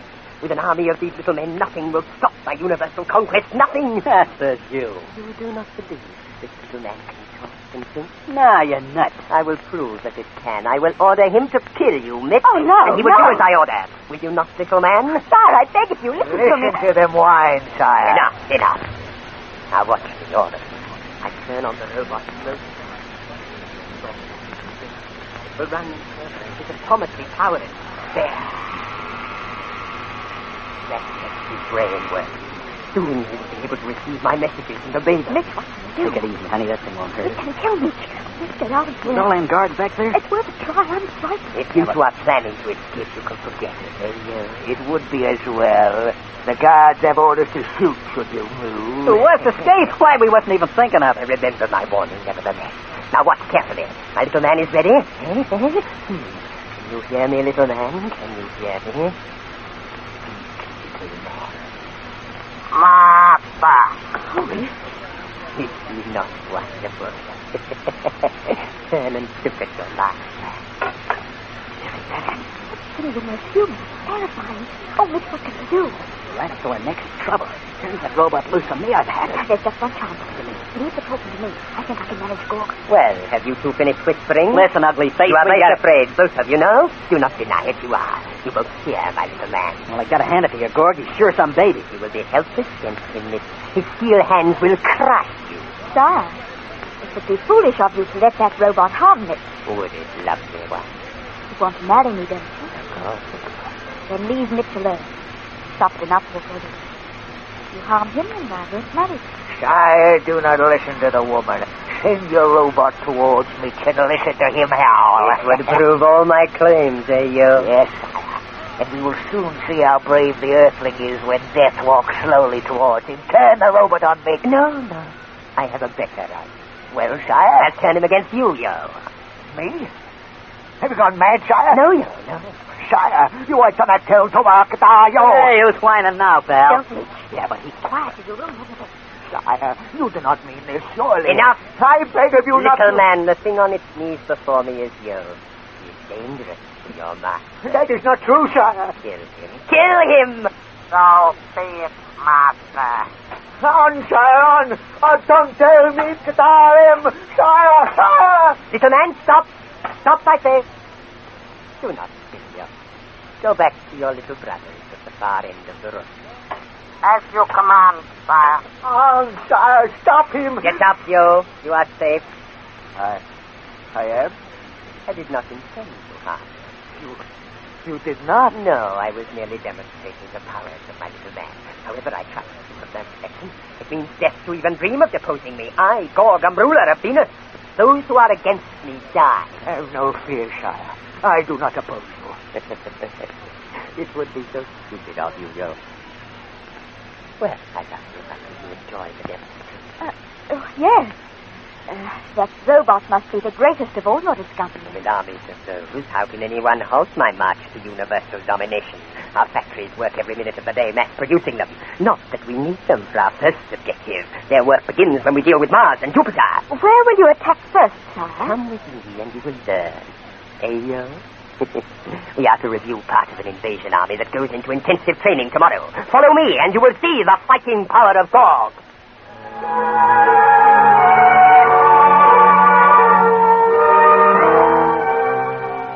Surrounded by grim-faced guards, Anne and Mitch walked behind Gorg from the palace to the ground above.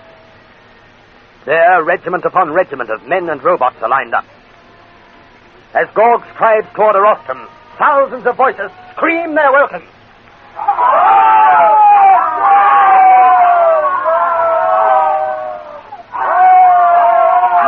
for Venus! Nem for Venus! Yados Gorg keeps the toys to Roy King! Et se play of news!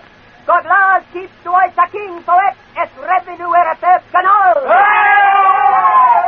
This yard do I ordi, every set in the art rock through a kakaka no et canal, don't cut to the earth! With the fanatical screams of his followers ringing in his ears, Gorg tells them of his dreams. A little distance from the rostrum, Anne and Mitch stand together. Boy, what a scene. This is Hitler and Stalin all over again. I wish I knew what he was saying. Well, it's something that's pleasing them up. I did hear Earth mentioned once or twice. Perhaps he's talking of invading the Earth. Yeah, I guess so. We've got to stop him somehow. Or warn Daddy of the Earth's danger. Oh, Anne, quit kidding yourself. We haven't got a chance of doing either. Rocky might be able to do something. Yeah, providing he's still alive. Of course he is. Otherwise, Gorg would have flung us in our faces. Oh, I wonder. You don't think he's dead, do you? Well, look, if he was alive, Anne, Rocky would have been here long ago. But he doesn't know where we are. And he would have found out. He could do much anything. That is very true, Dick. Listen, ugly face, you're just... You ought to creep up on people that way. What are you trying to do? We didn't realize the show was over, sire. Evidently not. You were too busy talking. What? What were you saying to them stooges of yours? Merely that the invasion of Earth begins in 14 days. Don't give me that stuff. You can't mean that, surely. I most certainly do. Your mob will get the daylight belted out of them down there. You'll never conquer Earth, Gorg. Oh, yes. Well, it will be very easy. They will not be expecting an attack from here. Earth shall be ours a few days after my troops first land. Says you. Hey, what other fairy stories did you tell them guys? That on the eve of their departure, I will offer Vokdar, Jan, yourself, and Rocky Starr as sacrifices to our sun god North.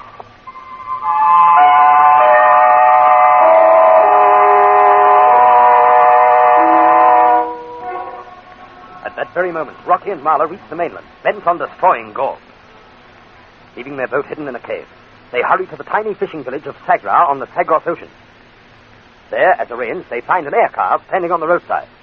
That is the one Jan said would be here, Rocky. Well, that answers his description. There's the red streak painted across the hood. Well, let us get in and start for Vinton. The sooner the better, as far as I'm concerned. Then why do we stand here?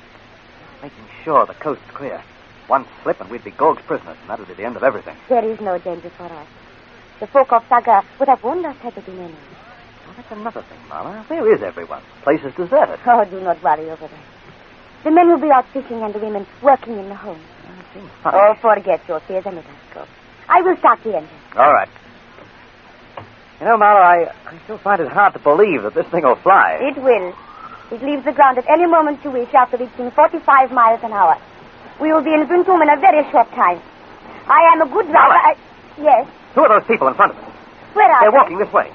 Oh, Rocky. They are our Gog soldiers. Well, let's get cracking then. We can't afford to be nabbed. Come on, Mala, hurry it up. They're running after us. And they know who we are, too. Look out, you'll run them down. It is either them or us. They will have to dodge us. Did I hit them? No, they dived out of the way just in time.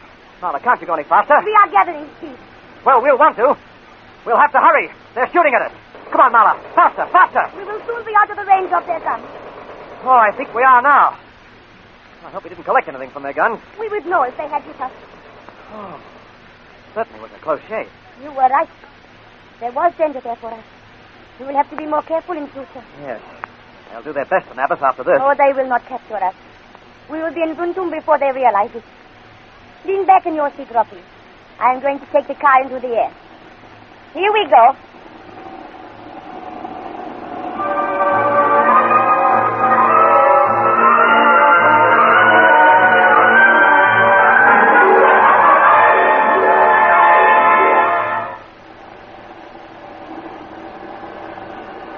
Like our air cars, Rocky? Why, they're terrific. I can't get over it. Took off like a bird. You know, these things would be the rage down on Earth. Every family on Venus has at least one. Look down below us. At the river? Yes. That is the Negretto, one of our loveliest. Gosh, Mother, I wish we hadn't arrived in the middle of all this trouble. Your world must be a great spot. It is beautiful. Oh, you should see the northern continent. I love that best of all. There is such scenery that... Mala, what's the matter? I do not know. That engine sounds a bit sick. We are losing height. The engine's cut out. I will have to land. Well, that shouldn't be very hard. There's plenty of open spaces down there by the river. Now, ease it down gently, Mala. I cannot control the aircraft. What? Rocky, we are diving straight for the river. Well, straighten her out, Mala, or we'll crash.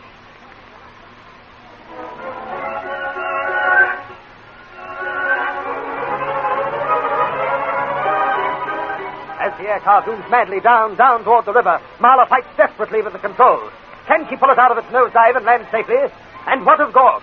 Can our friends prevent his threatened invasion of Earth? Don't miss the next thrilling chapter of the Rocky Starr Adventure. Destination Venus.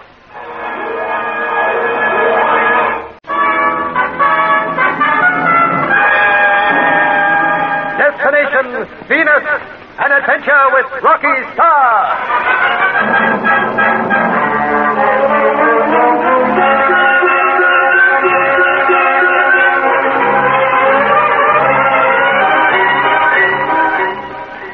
Vinton, capital of the great new world of Venus, Anne and Mitch watch Gorg review some of his fighting troops.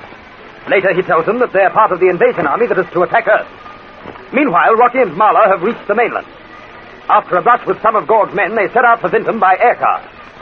As they fly along, the engine begins to cough. Within seconds, they're diving for the river below.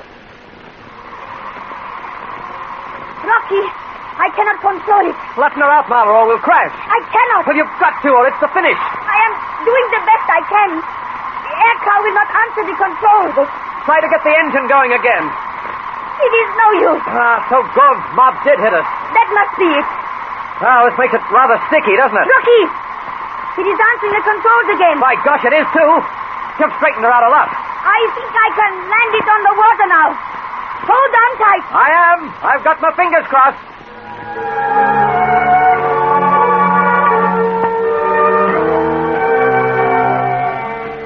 Her face set in grin, Marla fights to land the air car safely as the river rushes up toward them.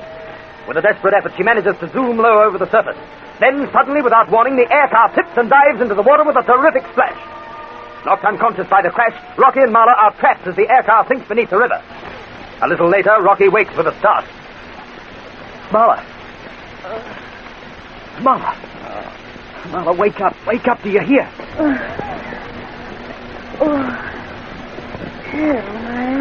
The poor kid, she's still out for it. Marla, can you understand me? Marla, we are in great danger. Wake up, come on, Marla, wake up. We've got to get out of here. Rocky, what happened? No, never mind. Can you move? Yes. Oh, my. We are trapped beneath the water. Now, we'll be all right. We are under the river. We will be drowned. Now, don't get panicky, Marla. I'll get you out of here. You will. Oh, you are wonderful, Rocky. Now, listen, Marla, we've got to work fast. First, we'll force open one of the windows, and then we'll... But the water will rush in. Well, we can't get out any other way. No. It's frightening being down here. I agree with you. I can think of plenty of better places to be. Can you open your window? I'm trying it. It's coming, I think. It has not moved, Rocky. Now, it must have jammed in the crash. Yes. Oh, Rocky, No, don't worry, please. We'll make it. Marla, will the one near you open? No, I tried it while you were working on yours. Oh, well, I'll give this another try before I start on the real one. It certainly is. Marla, I've moved it a little. It's coming this time. And so is the water. It will soon be rushing in on us. All right, now listen carefully. Once I open it wide, I'll push you out first, okay? And you? I'll follow you then. All right, here we go. Now, Marla, out you go, out. Rocky! Now, don't try to talk. Do as I say. Away you go. I'll be right after you.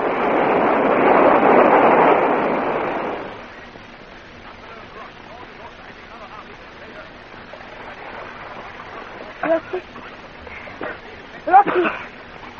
Well, here we are. I was afraid. Hey, you're not crying, are you? I thought that you were not coming. Oh, silly. Oh, Rocky. Look, Marla, there's enough water around us without making some more. Stop your crying. We're safe now. I'm sorry. Listen, can you swim to the shore? Yes. Yes, I think so. All right, now stay close to me and give a yell if you get tired. All right, come on. Let's swim out of this. It's cold.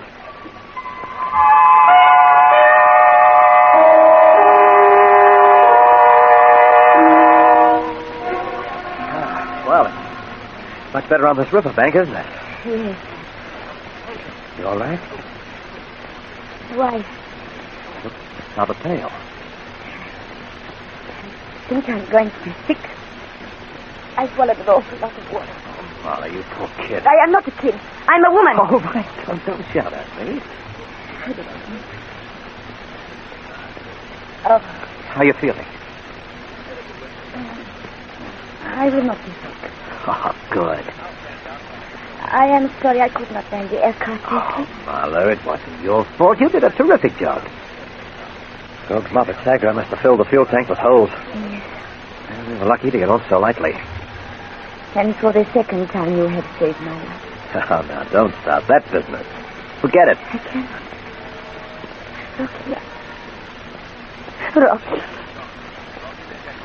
What are you trying to say? No, I can't. Oh, you. Rocky, I love you. What? I love you. You were not angry. No. I have so much to say. Well, why not save that for later? How do you mean? Well, we came to the mainland to do a job, remember?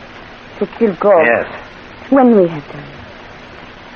Will you talk up like me? Oh, Marla, I thought that you and Jan... Oh, him. Well, Vakdar seems to think that you might marry his son. I'd rather marry you. You are exciting. Well, Marla, let's talk of something else. Not Jan, anyway. He has only thought for Anne. Is she as lovely as he says? Yes, she is. As beautiful as you? Well, you wait till you meet her, then you can judge for yourself. Now, how do we get to Vinton from here? Walk. Oh, is there no other way? Never did be safer. The soldiers in CSIRO have reported that we are on the mainland.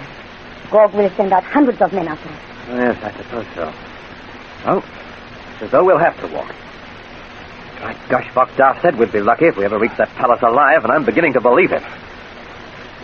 Well, let's move, shall we?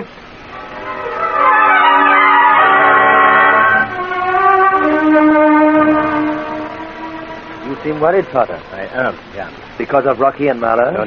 Then why? Well, while you were out training with the sabotage parties, I received a message from my old friend, Colonel. Oh, about Hen? He did not mention either her or Mitch this time. Oh. His message is rather terrifying. You know, my son, Without our spy Colonel at Gog's palace, we should know little of his plans. What is the latest news? Gog intends to invade the Earth. Invade the Earth? Within 2 months. Oh, I don't believe it. My son, Colonel, would not lie to me. Yes, but Father, Gog Let is me not... finish, please. Colonel was at a big parade of troops at Somerton. Gog told them that they would leave by space troop ships within 14 days. Oh, I see. And that on the eve of their departure, he would offer you, Mitch, Rocky Starr, and myself as sacrifices to Nuss. Providing he ever catches us. Colonel says there is to be an all-out search for our hiding place. However, that does not worry me as much as his other news. Jan, we must act quickly. Yes, but how do you mean? We must warn the peoples of Earth of their great danger. Oh, it is too late. Too late? There are 2 months before... Earth could not prepare weapons to defeat Gog in that time. They will be overcome in a few days. Nevertheless, we must warn them. I will do that, Father. I will try to contact Professor Vernon by radio. Right away, my son. It will not save him. There might be something they can do. You do not know the Earth as I do. They are not even at peace among themselves. They are continually fighting nation against nation. That is as may be. Yet they must be warned of Gog's plans. That UNO organization may be able to rally their people. But, Father, they have no experience in interplanetary warfare. They have not the weapons that we have. Why, their cities are all built above the ground. They will be in ruins a few hours after Gog's invasion begins. They're defenseless against cosmic rays attacks. Could they not build defenses in time? No. I see. After all, 2 months is very short notice. Yes, it is. Then we cannot help the Earth, eh? There is only one way. Well? We must defeat Gog here on Venus. Well, that may take years. Yes, it may. Then Earth is doomed. I'm afraid so. Unless Rocky can kill Gog quickly. Do you imagine that is possible? Rocky is a very clever man, Father. And Gog is the best defended man in the universe. Still, he may be able to do it, providing Colonel can get him into the palace without being seen. I wonder where Rocky and Marla are now. Very close to Vinton, I should say. I pray that their plans are successful. I have a feeling that they will be. Now, I will go to the radio transmitter and try to contact Professor Vernon.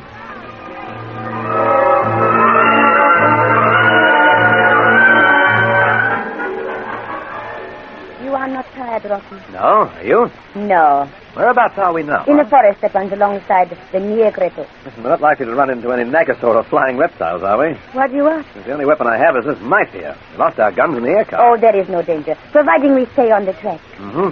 How far is it to Vinton? You are impatient to get there, Rocky. Well, naturally. Gog has Ann and Mitch prisoners, and unless we do something quickly, Marla, you can guess the rest. Do you think he would harm them? Well, don't you? He would destroy the universe if he thought he could gain more power. That's why I'd like to fix him once and for all. It will not be easy to kill him. Well, maybe not. Still, I think I can do it. How far to go? Oh, about 20 miles. Gosh, that'll take us the best part of 2 days, unless we can borrow an air car from somewhere. Rocky! What is it? Come back! Come back quickly! Rocky!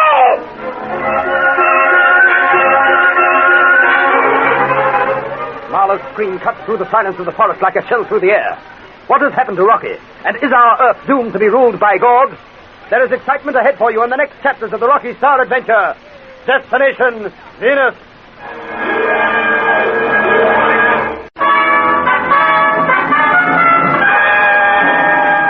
Destination, Venus. An adventure with Rocky Starr.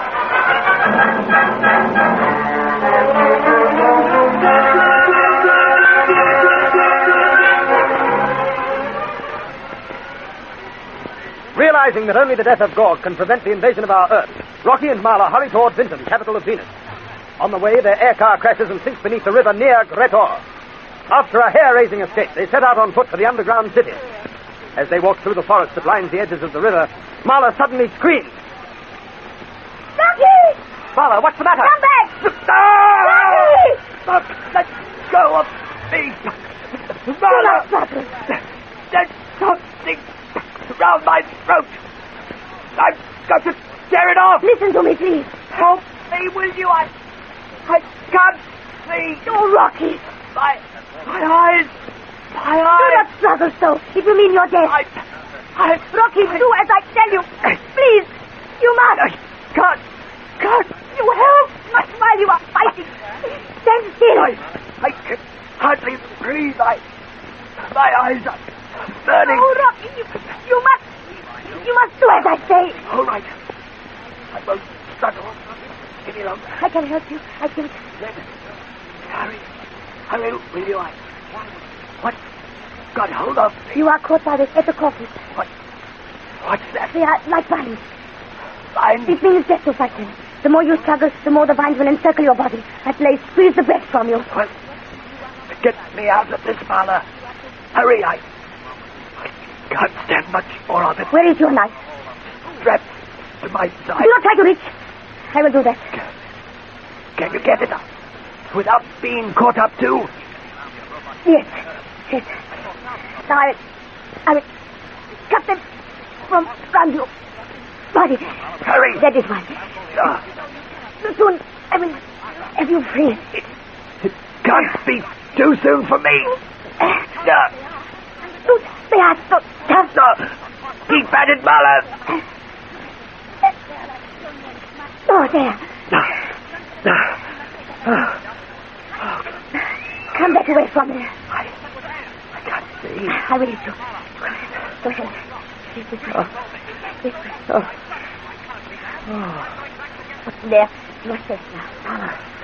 What's wrong with my eyes? There is a part of the vine across. Pull it off. It will be easier if we wet it. I will take you to water. Hurry. Hurry, Rocky, hurry.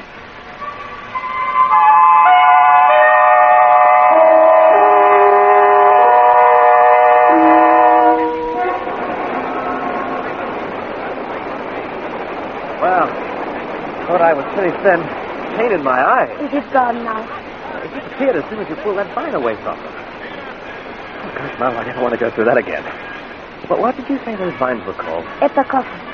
Oh, as bad as their name sounds. Until my people learned how to overcome them, many Venusians died each year because of the epicoffee. Mama, those vines have tiny suction pads on them. I know. They look for all the world like the tentacles on the octopus. That's a sea monster on Earth. Oh. You haven't any more little surprises like that, have you? Well, there is one thing that I pray you never miss. Oh? It is a noseblock. It is beautiful with the loveliest of flowers. But it gives off a gas that kills everything. Well, sounds very pleasant. Oh, Rocky, you must take our word. No, Mama, I don't. I would not blame you. Ever since you arrived, you have known nothing but this. We get fat on it, Mala. And I haven't thanked you for saving my life. You do not have to thank me. I am glad I was with you. I would be unhappy should you die. Well, I'm not thinking of it at the moment. Gosh, I never dreamed that our trip to Venus could be anything like this. It's just as well Professor Vernon didn't come. The Professor Vernon? Oh, he's and father. He designed and built the Blue Streak. Oh. I wonder how and where our ship is. Well, according to Jan, it is still where you landed. I hope so. It's our only chance of ever returning to Earth. You will go back there? Well, if our luck holds, we will. I wonder whether Jan has got in touch with the professor yet. No, Rocky, does that matter at the moment? Oh, not really. We're here to kill Gorg, aren't we? Well, we won't do it by sitting by this river. Let's start off for Bentham.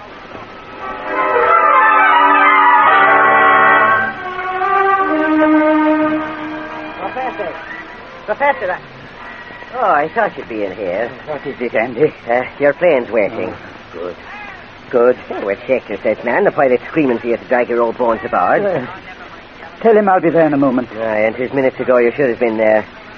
You haven't been listening again, have you? Yes. Well, I like that. And yourself saying to me last night that you'd never be hearing from the Blow Streak again. Oh, I know how you feel, Professor. I'm the same myself. I just can't believe that all them 3 kids are dead. I'll never believe that, Andy. And why haven't they got in touch with us? There might be many explanations. And you know the best one, Professor. I'm not for saying I told you so. But if we'd been meant to go visiting the stars, we'd have been born with wings and engines instead of legs and arms. Oh, don't be absurd, Andy. No, there's no need for you to start upsetting your stomach. I didn't mean to shout at you. Look, Professor, why don't you take yourself off to New York and be done with it? I suppose there's nothing else for it, Andy. I'm afraid not, Professor. I hate going to, admitting failure. Just when we were so close to success. Now, how do you know that the Blue Streak actually reached Venus? I'm certain of that, Andy. Are you? Deep down in your heart? Professor, next door to New York as you've arranged and tell him that you're closing down the research station. Andy, I can't. Oh, we've been through it all over again and again. I'll wait another week. And what good will it be doing you? It'll only take years off your life. Yes, facts, Professor. They're all dead and we know it. Andy, you're not... I'm not the only one that's saying that, neither. The papers don't even mention the Venus flight these days. Why, there's only one reporter, and that's Johnny Mayfair with this one. When they took off, they was 50. And that's not all. All your listening posts have given up listening to the Blow String. Maybe they have, but I haven't. My daughter is on Venus somewhere with Rocky and Jan. Andy, I can't let them down. Of all the stubborn... Hold the pilot, the flight's off. I'm staying here. I won't give up. I'll go on listening for a call from the Blue Streak for another week. I'm going to send the Blue Streak another signal. And somehow or other I know that either Jan or Rocky will answer me.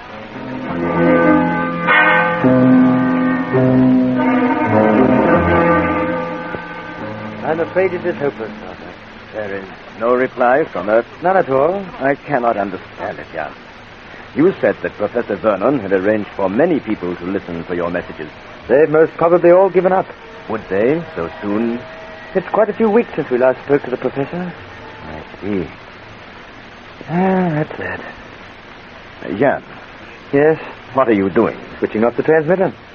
There's no sense in calling me every minute of the day. You must, son. But you must warn the Earth of their danger. How can I, unless I can contact them by radio? You will not do that by turning off the transmitter. Very well. I'll try again later. You will try many times. For weeks, if necessary, Jan. We cannot sit idly by and allow Gorg to invade the Earth without our warning them. I will wait a bit to see whether they reply to the last calls before I try again. That is much better. My son, we do not want others to suffer in an interplanetary war. Can you imagine the destruction that Gorg would inflict upon the Earth? Yes. Yes, I can. All their cities would be in ruins the day the invasion began. Exactly. And they have little time to prepare. Tell them that the invasion fleet leaves within 14 days. Providing your spy Kerner is correct. Gorg announced it at a big review of his troops.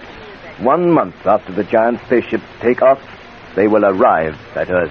Father, what can the Earthlings do in that time? Very little, I'm afraid. Their only hope is that Rocky can kill Gorg. Nevertheless, they must be warned of their peril. Who is it? Who is what? Well, didn't you say come in? No, I said no such thing. Listen. Are you receiving me? Come in, Blue Streak. Father, it is the Professor. So they've not given up hope. They're still listening for us. Then get in touch with them at once, Jan. At once.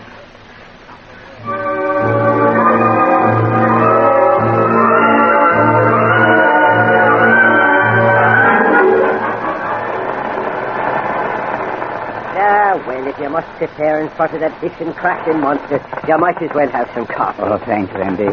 Have you had a reply to your call? Oh, no, not yet. I'm waiting now. Do you think you will? No, all right. Don't answer. Drink your coffee. And I'll tell you a funny story. Did you hear the one about the Irishman? Oh, stop me if you've heard it, have you? At least 50 times. Well, I'll make it short and funny. Andy, don't start any of your nonsense. What was that you were saying? I said don't start any of your nonsense. Oh, well, that's different. I thought you said Blue Streak to control. Andy, I swear I did and all. Although you couldn't have, could you? It must be me nerves or something. Listen, man, listen. Are you receiving me? Come in, Professor. It's Jan! It's Jan from Venus! Andy, they're alive! They're alive, I tell you! Well, don't stand there giggling and looking silly and stop being so excited. Answer him. I don't know whether I can. Oh, go on with you. I let the Irish do it. Control to Blue Streak. Control to Blue Streak receiving you. Come in, Jan. Professor, I have an urgent message for you. Is reception clear? Over. We are receiving you quite well. How is everyone on Venus? Over. Fine. Here is the message. Professor, you are in great danger. Gorg Dusk is preparing to invade. Hey, who's making that noise? Oh, I don't know. Well, tell him to stop it. Control to Blue Streak. Control to Blue Streak. Not receiving you. Over. No. Can you hear anything except that? No. Someone's jamming Jan's message. What? How do you mean? Someone is determined to prevent her hearing Jan's warning.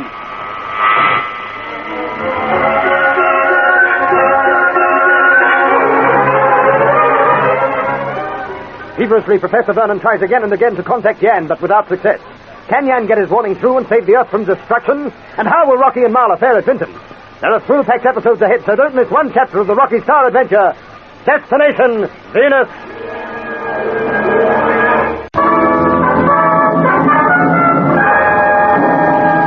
Destination Venus. An adventure with Rocky Starr.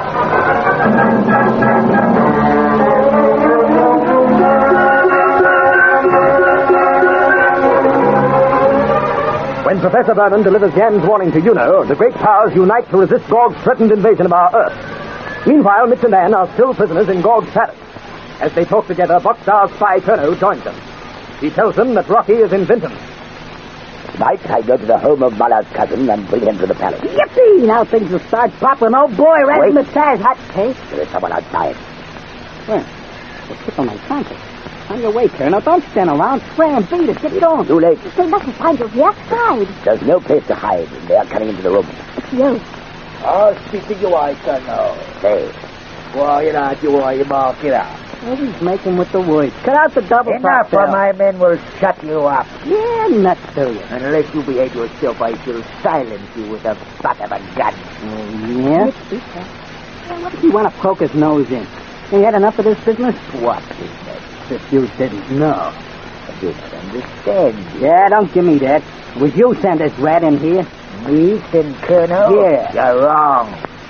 No, we're not. No, I agree with Mitch. You cannot bluff me. I know this Colonel only too well. I have had my suspicions of him for weeks. He is one of Boxstar's spies. Yeah, comic. Now I'll tell you one. It is the truth. Yeah, don't give me that stuff. You sent him here to spy on us. That is stupid. Yeah, you know, you're sillier than you're looking. That's something. Colonel is a spy. Yeah, one of yours. Listen, Earthling. Yeah, you listen to me instead. This rat came here to trap us, and you're hopping mad because we woke up to him. Yeah, you reckon we tell him where Boxstar is, didn't you? Well, you slipped, brother, you slipped. There is little need for you to tell him. He already knows that. Oh, yeah? He doesn't, Joe. He fired question after question at us. Yeah, I'll bet you like it. Will you stop your long tongue from rattling? You see, keep your shit on. I was only trying to help. Enough. Well, Colonel, well, you have been very quiet. So, have you nothing to say in your defense? Why should I? It is useless to deny it, that is why. I have unearthed the one spy in the palace. Am I right? You are greatly mistaken, Joe. And you are not very convincing, Colonel. It is as the Earthling has said. I came here to learn the information that you have failed to discover. Gorg sent me. Gorg did? Yes. I do not believe you. He called me to his room before he began watching the televising of the Army exercises. Then he gave me instructions which I have carried out. It is strange that he did not mention this to me. You were away somewhere in the city, and does he inform you of all his plans? He would have spoken to me. Perhaps he did not wish you to know. Perhaps. Yes. Perhaps there is something in all you say. Say, where you going, pal? I have work to do. Until later. Oh, boy. Quick, Benny. Joe might be listening at the door. Yeah, I wouldn't put anything past that, Ace. Hey, Anne, you think he fell for that stuff we gave him? He might have. You don't reckon he's dead, huh?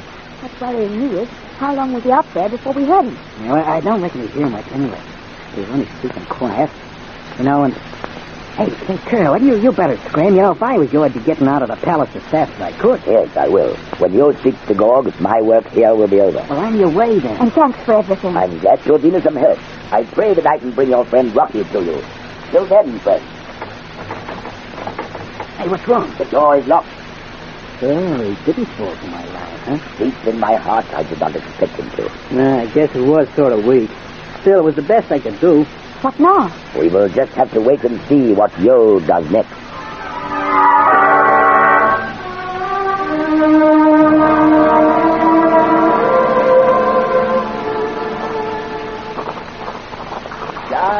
Sire. Come in, you, and be quiet. I have some great news for you. Sit down, you, and have a look at the television screen. But, sire, How can I enjoy this with you hissing in my ear?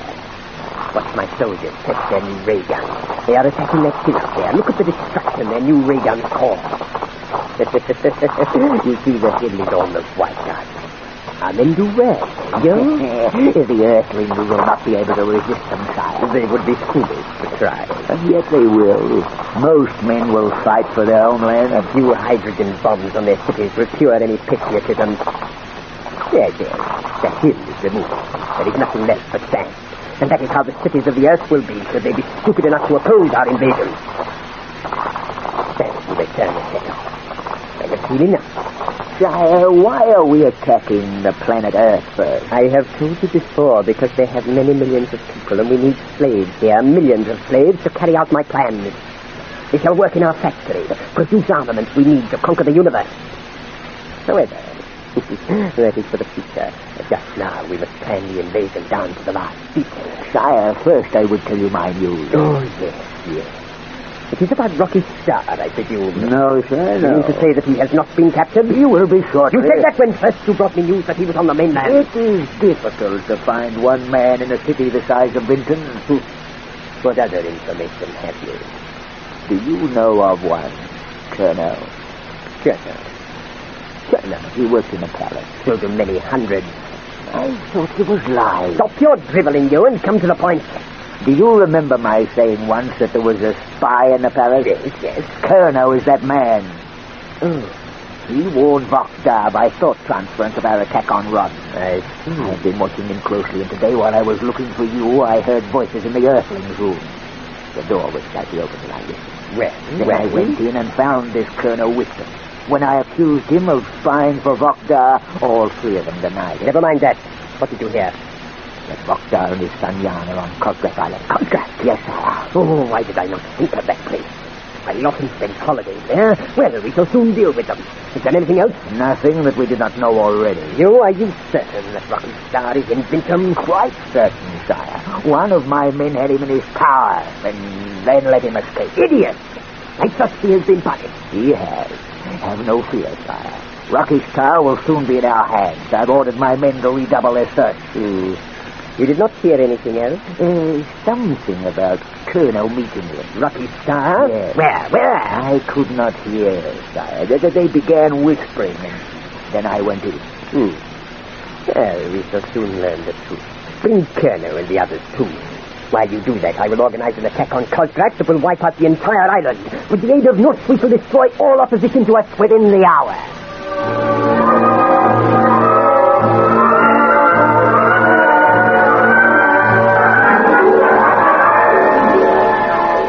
You're not still harping on that, are you? Colonel's one of your mob. Ain't he, Em? Mitch, it is useless to lie. Don't honor him telling the truth. You will remain silent. Yeah, but I reckon I got... Mitch! Nothing in on your couple of teeth. Listen, you big-nosed rat, you're the boss now, see?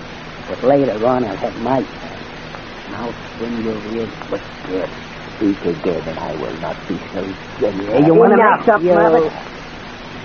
We may have need of him later. As you command, sire. Now, Colonel, I want the truth.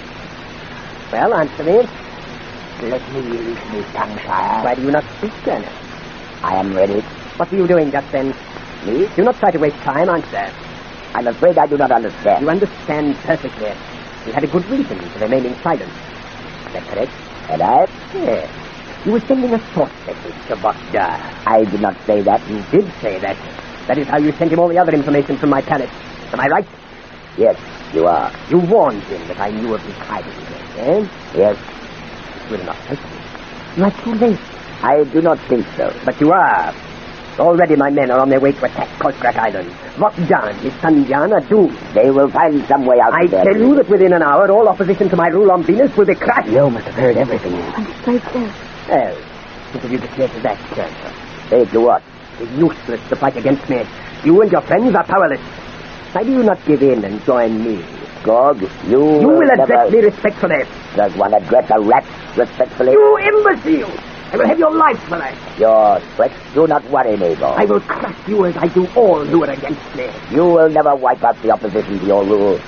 Oh, you might dampen its flames, but you will never extinguish it completely. I promise you that I can. You will live to learn as do all dictators that you cannot rule by fear and the gun. Enough of your stupid philosophy. I have more questions for you. Where did you arrange to meet Rocky Starr? I did not arrange to meet him anywhere. He is lying, sire. I am well aware of that, you. We will have the truth from him. My men will extract it willingly. There will be no need for torture. We will insist him with the truth together. Oh, sire, I have no faith in that stuff. I rely on old-fashioned men. Nevertheless, we will use the truth serum. Have your men hold him securely while I... Colonel! There is something wrong with him, sire. You are too late, Gog.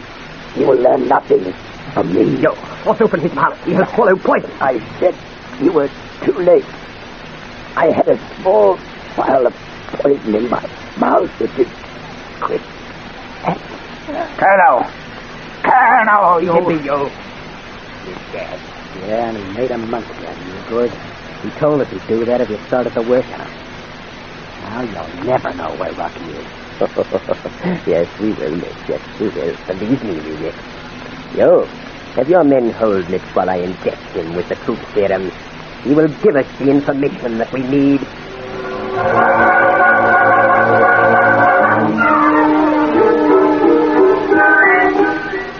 At Yo's command, men rush at Mitch and soon have him helpless. Quickly, Gorg injects the truth serum into his arm. What will happen? Will Mitch help his enemies capture Rocky? Is there any way out for our friends? Don't miss the next thrill-packed episode of the Rocky Starr Adventure. Destination Venus.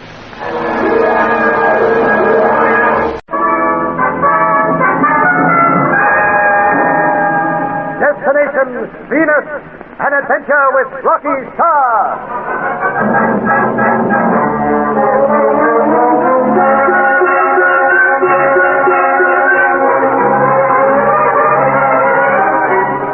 When Yo discovers that Kerno is a spy, he hurries to Gorg. Together they question him about Rocky's whereabouts. Kerno denies all knowledge of it, and Gorg threatens to inject him with truth serum. Before he can, Kerno commits suicide. Poor Kerno. He said he'd die rather than talk. You idiot. He was too smart for you, pal. Was he really? Sure, he made a monkey out of you. You got nothing out of him. No. No. You'd be surprised how much information we did gain from that scum. You couldn't have. He didn't say You a forget thing. that you had heard quite a lot before he entered the room. For instance, we know that Vok dies on Kozgrak. I've already ordered that it should be wiped out. Oh, no. So he was getting an earful at the keyhole, eh? Unfortunately, you spoke too quietly for him to hear everything. However, we shall soon learn all that you heard. I tell you that Kerno had... Yo, have your men hold Mitch firmly? Hey, what's the idea? There, me talk low for me. Keep your distance, fellas. I don't like being poked, and I'll drop the first guy who touches Damn me. ya! Go lose yourself. I'm warning you. It's useless to struggle, Mitch. Let me go. Come near me and see it, and I warn you guys. And I can't move. Listen. I am training a ray gun upon you. Why, you parrot. What are you going to do to him? Inject him with truth serum unless you tell me where Rocky is hiding in Vincent. We don't know. Yes, you do. Turn on you. Listen to him, will you? Sire, it is useless to argue with him. Turn off your ray gun and inject him. Very well, you. Nim, Saloni, you rat. Get your hands off Stop me. struggling, but I will have my men throw you to the floor. Okay, funny face. That is better. The injection will be just like a pinprick. It will not hurt. There. Them, Miss Ella, Mitch. I ought to clown you, crackpot. Anyways, that fruit stuff won't work on me. Oh, yes, it will. We will return in half an hour. You leave men to see that Mitch does not die, as Colonel did, and get rid of that rubbish. Sir, I will speak later with you, my lovely one. I go to my room now. I want to know how the attack on Kozgrak Island develops. There may even be news of Vokdar's death.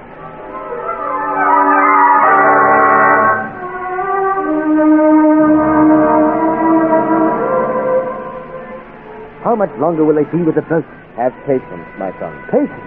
For all we know, Gorg's end might be almost here. Your fretting will not have the boat ready any sooner. Our men do all they can. We will leave Kozgrak very shortly. It can't be soon enough for me. Oh. It is most unfortunate that Colonel was discovered here. Oh, he should have been more careful. Do not blame him. He gave his life for it. Sorry, I didn't mean that exactly, Father.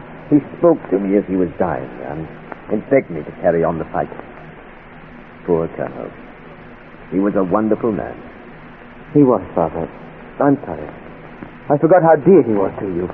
I feel I have lost a brother. We were so close for so many years. It was Colonel who taught me the secrets of the thought transference. Even though we were at opposite ends of our planet, we could always speak to each other. I shall miss him, Jan. Still, you would not want us to grieve over him, and we have other worries. Too many, Father. We're on the run again. That is a great pity. It is a tragedy. We cannot organize an army on the run. We will do it, Jan. How, Father? How? There are ways of accomplishing even the greatest task. And do not forget that our people are all behind us. They have tasted Gog's rule, and they do not like it. Oh, if only we could have stayed here on Cosgrave Island. If only. Well, we can't. We must go elsewhere and begin again. Unless they hurry the boat, we'll be captured. Jan. And listen. Bombers. Yes. They will be from Bingham. Look at them. There are at least 2 squadrons. They're going to attack. We'll never get off the island now. Gog's men will land here within an hour. Then we must organize resistance.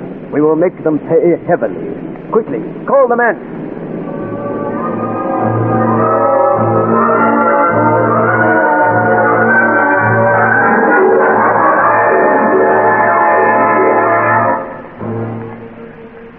Quit your worrying, Anne. But Nick, sir, find out where Rocky and Martha are going. They won't learn nothing from me. That truth serum is all I want. They use it behind the Iron Curtain, according to the paper. Oh, but listen, honey, you can't believe everything that's in the paper. Yes, but Mitch, Look, Anne, look, just because they inject me with truth serum, that don't mean it's going to work. No. Now, like I says, quit worrying. I don't feel any different. That stuff has had no effect on me. Oh, Mitch, it just might, though. So, now, don't be silly. Well, I hope you're right. Look, I'm not worrying about me giving away any secrets. I can keep my trap shut. I only wish I could warn Rocky somehow what's happened. Yes. So don't make any place. You never know with these guards. Some of them might talk English. Understand? Gotten if they were still here. Say, and you reckon we could send a thought message? Not that I believe in that stuff, you know, but it'd be kind of handy. I thought of that, Mitch. I've tried and tried. You have? Yes, I thought of nothing since. But I don't suppose Rocky will hear it. No. You're so helpless. There's only something we could do. Well, we can't help him anyway. We're stuck here. Mitch? Yes? You all right? It's flat. You're yawning. Nothing wrong with that, is it? Mitch, I believe that serum is beginning to work on you.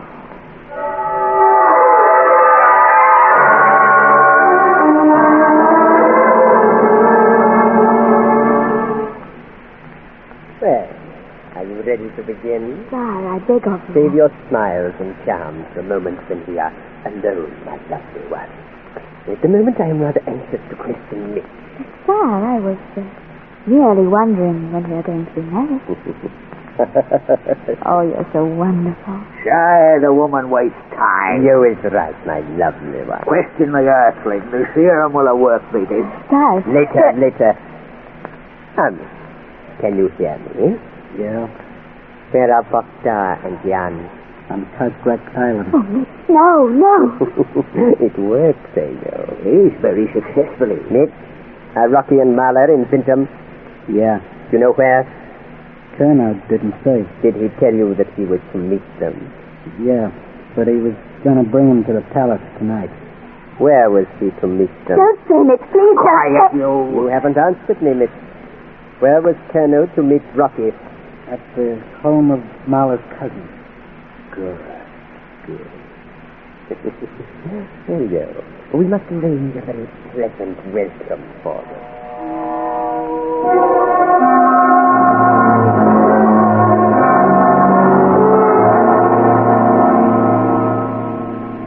Do not be so depressed. How do you expect me to feel? I just let my best pal down. Don't blame yourself. Rocky will understand. The lovely one gives you good advice, Miss. One of these days, pal, I'll get square with you. I'll ram your teeth right down your throat. You will not live long enough to do very much. Says you. However, do not let us argue. This is a very happy occasion for me. I want you two to enjoy my happiness. How would you like to watch a television show? Oh, that would be lovely, sire. Sure, anything's better than looking at your ugly mush. What a diplomat you are. Turn on the setio. Yes, sire. You seem very pleased, sire. I am. Has Rocky been caught? Not as yet. He is due at the home of Mahler's cousin sometime tonight. Hey, is there a Mickey Mouse on? I could sure do with a laugh. Nick, don't feel so bad. Are you watching the screen? Yeah. It is a ballet from the Bingham Opera House. Why can't we have some funny? I had intended to take you to this end, but I changed my plans. It is lovely, no? Very. What's the name of the ballet? Erich Wegner. I grow weary of it. I have seen it often. Turn on something else, Joe. Your favorite program, sir? Yes. The funny? Oh, no. Leave it on the valet. It's lovely. So is this other program. I am sure you will enjoy it. There it is now. That's not very interesting. Wait, my lovely one, wait. Switch it off. It's just a shot of a street. This program is being televised from inside a house in Winter. I don't understand, sir. You will learn. I have had this arranged especially for your entertainment. We're not interested in houses. This is a very special house, you know? Yes, sir. Oh, no. Ah, you begin to understand. Very soon you will see the performers in this program. Tickle my tonsils. And there's Rocky. I was wondering when he would arrive. There's Marla with him, sir. That thing. He will suffer for this. What can we do? Oh, Mitch, I'm so frightened. They are walking towards the house, sir. Yeah. What's going on, Parrotface? I have arranged a little welcome for them. Yeah, I'll bet $1 million to peanuts. It's not pleasant. Shire, look. They've stopped. Good for you, Rocky. Don't go in that place. Oh, they will. They're just making sure that they have not been followed. They go inside now, sir. Do they realize that there are invisible electric wires across that doorway? Oh, no. Look at them walking to their death. Another few yards and they will touch the electric wires. No, Rocky.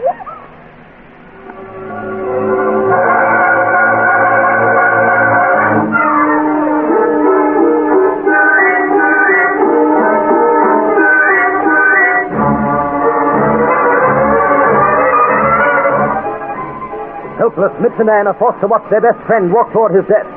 Can nothing save Rocky? And what of Jan and his father? Will they be captured too? Be sure to be with us on this far-off planet for the next dramatic episode of the Rocky Starr Adventure. Destination Venus. Next tomorrow.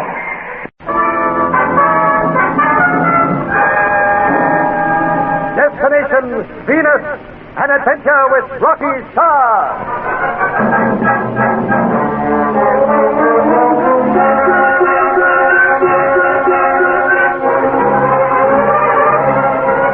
Despite the efforts of Gorg's men, Rocky and Marla finally reach Vinton, the capital of Venus. After some narrow escapes, they hide in a house on the harbor front. Meanwhile, Gorg has learned where Rocky and Marla had arranged to meet the dead Colonel. Gloatingly, he prepares a welcome for them. He, Mitch, and Anne watch a show televised from a house in Vinton. With your friends Rocky and Marla as the stars. Look, there they are now. This is the place, isn't it, Marla? Rocky, boy, scram, it's a trap. And they have walked right into it. They have arrived to meet that spy, Colonel. It's a pity that he is dead. Why'd you wait here, Rocky? Just making sure we haven't been followed. It's okay. Let's hop inside before we're spotted. Good. They walk towards the door. Why are you so happy? You got guys waiting inside or something? No, but fixed across that doorway are invisible electric wires. Oh, no! Look out, Rocky! He will not hear you. You? Another few steps and they'll be dead. Rocky, don't, Rocky! You parrot. Only Anne's here, I tell you what your mother ought to have told you years ago. Oh, Mitch, they're over there. Yeah, there's nothing we can do to save them. How very true. Oh, gee, it's all my fault, Hire. They've stopped again. Yes. Maybe they weren't going after all. Yeah, yippee, boy. Why don't you? Why have you stopped them? Really don't know, only... It's just a feeling I have, Marla. My nose is itchy, and when it gets that way, there's danger ahead. Rocky, that's my boy. Scram, go on, scram out of there. There is no danger for us. No, I suppose not. Come inside. Wait, Marla. Back away from that doorway. That's my boy. The whole setup's wrong.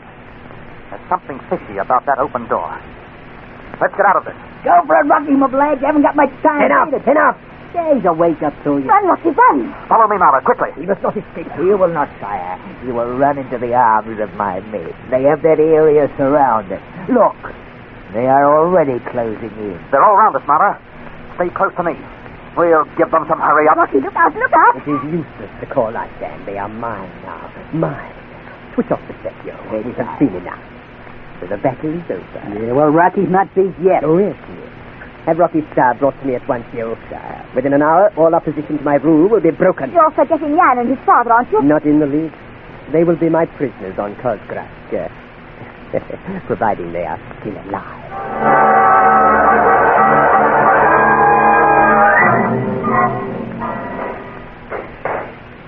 We will not hold out much longer. No, it's only a matter of time until we are dead. Gorg's men will not spare us. If we could have only got away in that fishing boat. Have no regrets, my son. We have done our best. Seems that the Great One does not wish us to overthrow Gaul. Look! Below us. Can you see those soldiers? Oh, they are preparing to attack again. This will be the last. Well, if we're to die, we might as well take some of them with us. Bogdan! Who is that calling? It is one of Gorg's men. Bogdan! Surrender now and Gog will pardon you. Did you hear that? Yes, my son? The nerve of them asking us to surrender. And we will be pardoned. What will you say? I will give him the answer, Father. A bullet. No, Jan. No? He is right. Father, that is ridiculous. There are others on this island to consider. You don't believe that Gorg will pardon our people? I don't know. I don't know. They will be killed the moment they surrender. Yes, I suppose so. And yet all this fighting and bloodshed is useless. It will not solve our problem. I agree with you. The only way to do that is to kill Gorg. Oh my God. Do not give in, Father. Rocky will be in the palace by then. He might even have carried out his plan. Do not move, Bogdan. Look out, Father. Stay where you are. When I shoot. Jan, we are trapped but not beaten. I'll fix this sneaking rat. No, wait. They're all around us. I'll show them that... Take this and that. Jan, be careful. Jan. Let me go. It is useless to struggle, Bogdan. You have killed my son. He will recover. I had orders not to harm you two. Whose orders? Gog? Yes. You two are to be taken to his palace at Vinton. And the people here on Kazbek? Those that are alive will not be harmed. Come. Gog waits for you at the palace. You will join the Earthlings there.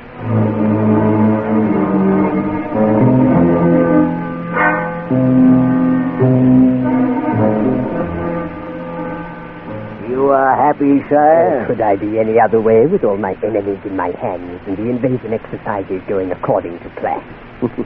Yes, it has been a good day, a very good day. Yo, I tell you, within a very short time I shall rule both Venus and the planet Earth. The invasion space fleet to leave 12 days hence. As for our enemies, you should see them, yo. They are all very glum. What is the Rocky Starr like, sire? Most impressive. He would make a great leader.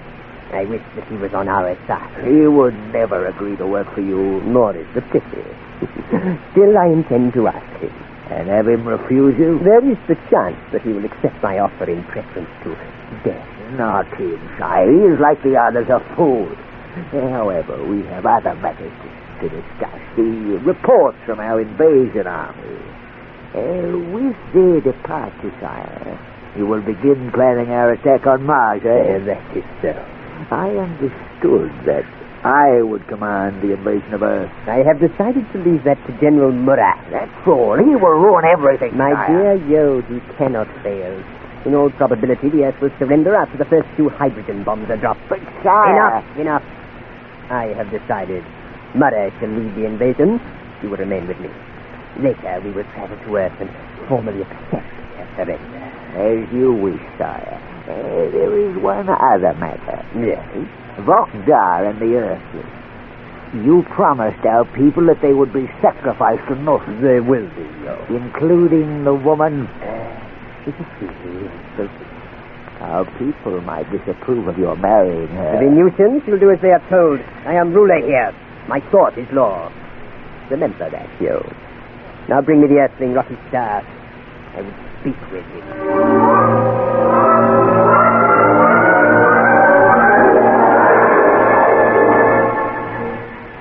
Mitch, all this talking won't alter things.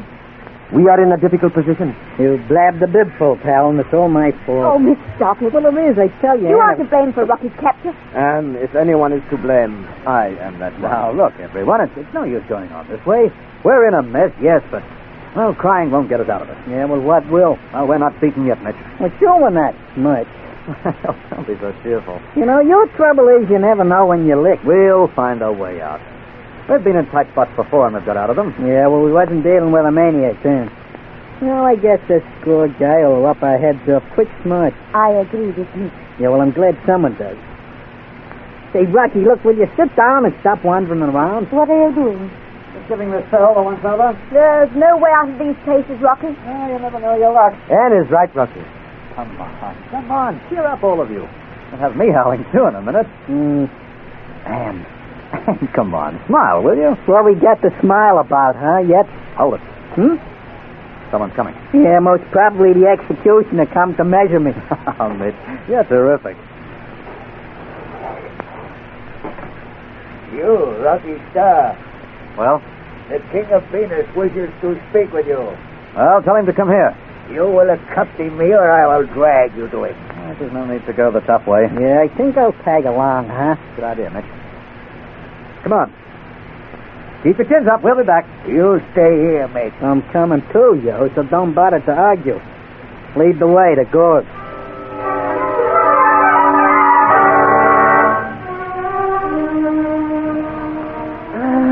Welcome to Winter, Rocky Starr. Watch yourself, pal. Why do you say that, Miss?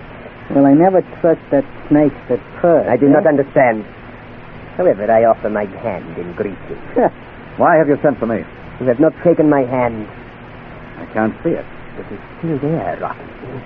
My eyes aren't so good. That's telling the skunk, eh? Why, you parrot. Speak again and I will tear out your tongue. You hit him again, Gorg, and I'll tear out your tongue. You are in no position to threaten, Rocky. No?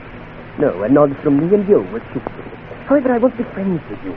Rather particular about my friend. You are being very silly, Rocky. I could do a great deal for you. Such as? That is, providing you join me. Go on. You must realize that it is useless to fight against me. I am the most powerful man in the universe. Within a year, I shall rule most of the great planets. First, I shall conquer Earth, then Mars, then later on Jupiter. After that, the rest will be easy. Well, you certainly sound confident, Gorg. I am very confident. Come over to this wall, and I shall show you. I shall show you why I shall be the first king of the universe.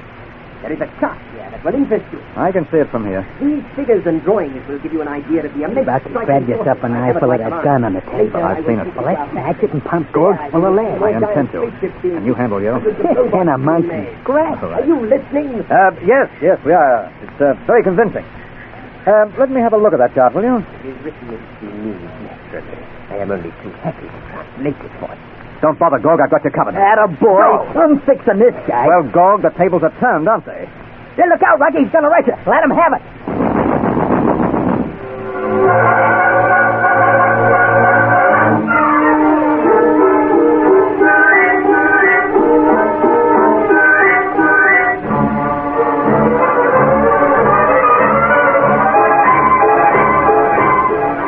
As Gorg rushes at him, Rocky presses the trigger and shot out the shot rings out. What will happen? Has Rocky succeeded in killing the maniac, or can Yo intervene and save his king?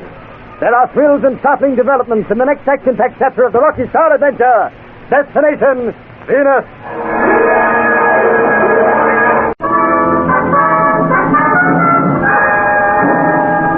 Destination Venus, an adventure with Rocky Starr.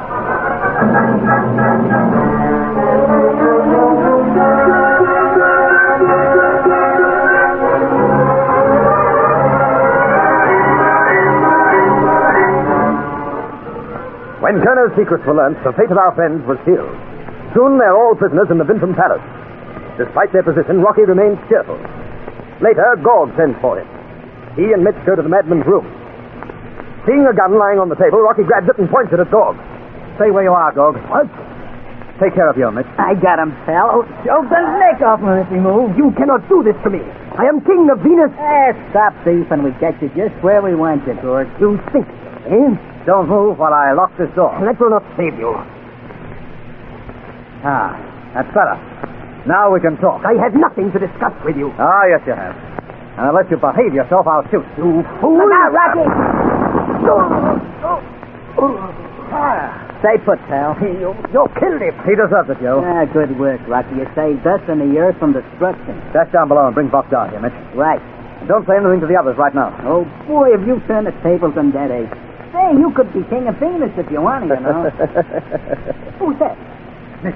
Hey? Gorg's still alive. Very much alive. How the deuce? You are surprised? What am I? My little joke has shocked you, eh? You were right, sire. Cut out your crying, will you? Hold it, Mitch. Well, Gorg? Forgive me, my little trick. I could not resist.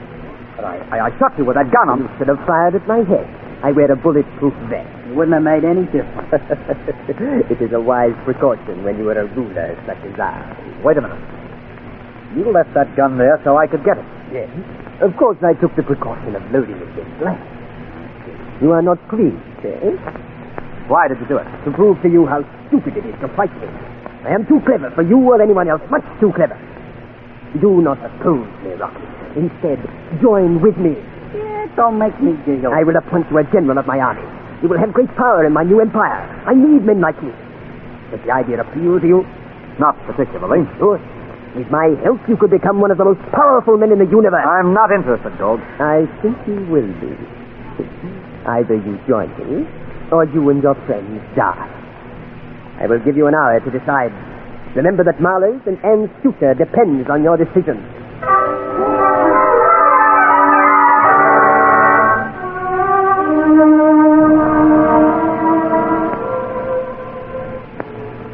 You are lovely, as Rocky said. Who is? You, Anne. Rocky said that? Does it decide you? Yes, it does. You are in love with me? I'm nothing of the sort. You are. Oh, you're being ridiculous, Marla. You cannot fool me. When you speak of him, there is a different note in your voice. And it's just the lightning. You're quite wrong. At least you're not in love with Jan, even though he said you had promised to marry him. I didn't promise that at all. Jan thinks you did. He's mistaken, Marla. Then it is Rocky. Oh, for goodness sake, stop questioning me. I told you before, he's not interested in any woman. He lives for excitement and adventure. Jan is like that, too. Look at him now, stepping around outside when he should be close to us. Let's talk of something else. Very well. Though it is not his face. Is Vakhdar still asleep? Yes, it is asleep. Poor Vakhdar. He feels that everything is lost. He's so tired. Once he was full of plans. Now he is so tired. He feels that everything is lost. I'm beginning to agree with him. It's hopeless, Marla. We can't do anything to stop Gorg's invasion of Earth. No one can now. My heart is sad for your people. When Gorg unleashes his bombs on your city, oh, Anne, it will be awful. You have no idea of the destruction that will follow. I can guess. I'm a physicist, you know. I wonder what Rocky and Mitch are doing. Inspecting our graves, I should say. Marla, you're as gruesome as Mitch. I say so. Gorg will sacrifice us all to the sun god Mitch. You have talked to him. He will do. It is a pity. I will hate dying. Especially now. Why?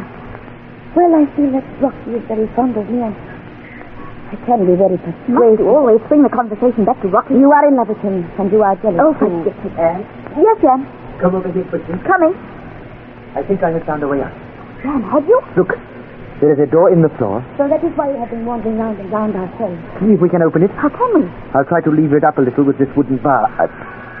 If I do, you two get your fingers under it. Tough. Yeah, you moved it a little. Yes. It's coming. Get ready. I've got it. Can you two hold it? I think so. Hurry. It is very heavy. Like that. I've got it. Now, up in it. There. Can you see anything down below? It's dark. I'll go down and find out where it goes. Wait. Anything wrong? There is something down there. I cannot hear anything. Oh, Sam. Horrible, Jan. Close the door, quickly. Bakala. There is no escape. Got it.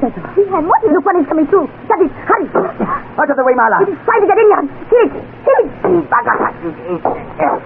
There. Now help me. Force his head back under the door. Oh, good. Oh, they cannot get in, can they? Not while this trap door is kept closed. They could not force it open. Thank goodness. Oh, what about Gottlieb, Jan? Did you not see? No, Marla was in the way. It is one of our large man-eating reptiles. Oh, there seems to be hundreds down there. I think we were going to escape that way. Now I understand why the doorway is so easy to find and to open. Yeah, I'm afraid your father's right. There's no escape for us unless Gorg allows it.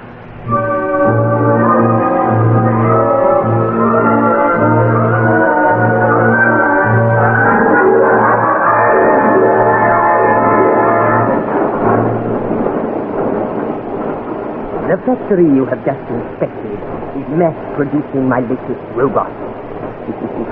They are wonderful little people. They have a brain and can speak. That is like me. Yeah. I can see them work. They will obey the spoken command. All you have to do is to speak into a microphone located in their ear, and immediately their brain reacts. They are my greatest invention. Modest little guy, ain't he? Yes, it certainly is. It's a pity that your greatest inventions have been for destruction. It is a pity only for those who oppose. And now, my friends, let us go back to my room. Where do you manufacture the hydrogen bombs? On the northern continent. You have never been there, have you? How could we? You've been hounding us ever since we landed here. I had to capture you all. It would have been fatal for me to send off my invasion army before I had died my power. Well, my friends, you must have seen enough to convince me that it would be stupid not to join me. Hey, just a minute. Is that the blue streak over there? Yes, it is. I thought so. I had it brought here from Rodney. It gave my engineers many problems, but they managed to move it. Now listen, Gorg, what are you going to do with it? Fly it to Earth. Yuck. Their surrender. What a comic. Listen, you'll get the shock of your life when you land there. What? You want I should tell you? Okay, now relax. You'll find that they won't ever surrender, see? Not while they're still alive. Get it? You are wrong, Nick. They will do as I foresee. You see, it would be futile not to. Yes, it is a beautiful thing. Do you wish you were flying it back to Earth, Rocky? I was, as a matter of fact. You could. Why don't you get lost? Just a minute. How do you mean? Rocky, I love you. Look, Rocky, let me give you a tip. Wait a minute, Mitch. All right, go on. Watch yourself. Anytime this guy likes anything, all right. He's after something. Wait a minute. Gorg? You may have wondered why I decided to invade Earth first. It is this way. There are many millions of men, and I need many millions of men to build the armaments I need to conquer the universe. Yes, go on. So I would like to gain control of the planet with a little bloodshed, but I see. With your help, I think I can do it. Rocky, I want you to go back to Earth as my ambassador. You will go there and deliver to your leaders an ultimatum.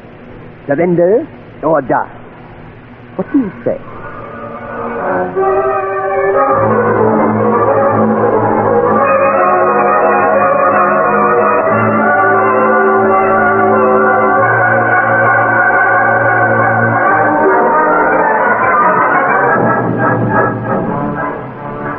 Eyes wide with amazement at Gorg's proposition, Rocky stares dumbfounded at him. Is the ruler of Venus serious, or is this just another indication of his undoubted insanity? And how will Rocky decide? Be sure to be with us for the next exciting episode of the Rocky Starr Adventure, Destination Venus.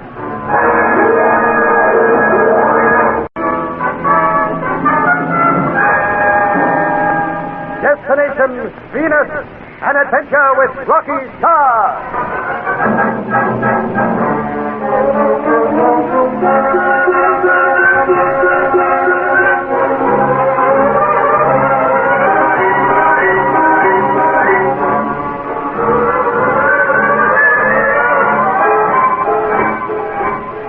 After capturing our friends, Gorg shows Rocky some of the fighting power of the Venusian nation. As they return to the palace after an inspection of the robot factories, they see the giant blue streak. Longingly, Rocky stares at the spaceship that brought them to the strange world of Venus.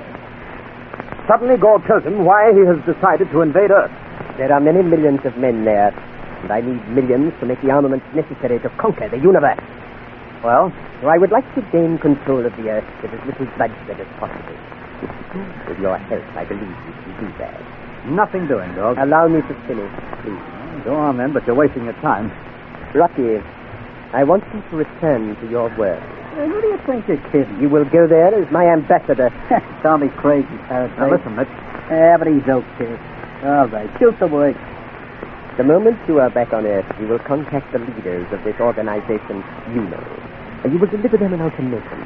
Surrender or be wiped out. What do you say? Of all the crummy ideas. Mitch, take it easy. You're not going to take his offer, are you? He will if he is wise. Well, you can't do this. Why you... Enough of your tongue.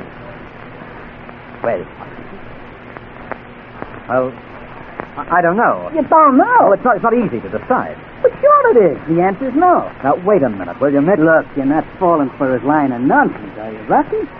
Well, you can't help this parrot conqueror. He would save millions of lives. Brother, let me tell you something. They'd be better off dead than under your rule. I have listened too long to you, Mitch. Your voice tires. Yeah, and your ugly tusk gives me a pain in the pants. Cut it out, Mitch. It'll be good, but you're a sucker if you fall for his panic. Dog, when do you want an answer? Within the hour. Right. I'll talk it over with my friends and let you know. Excellent, Rocky. Oh, by the way, should you decide to continue to oppose me, you will all die at once. I think I know what your answer will be. I'll have Yo bring you back in an hour.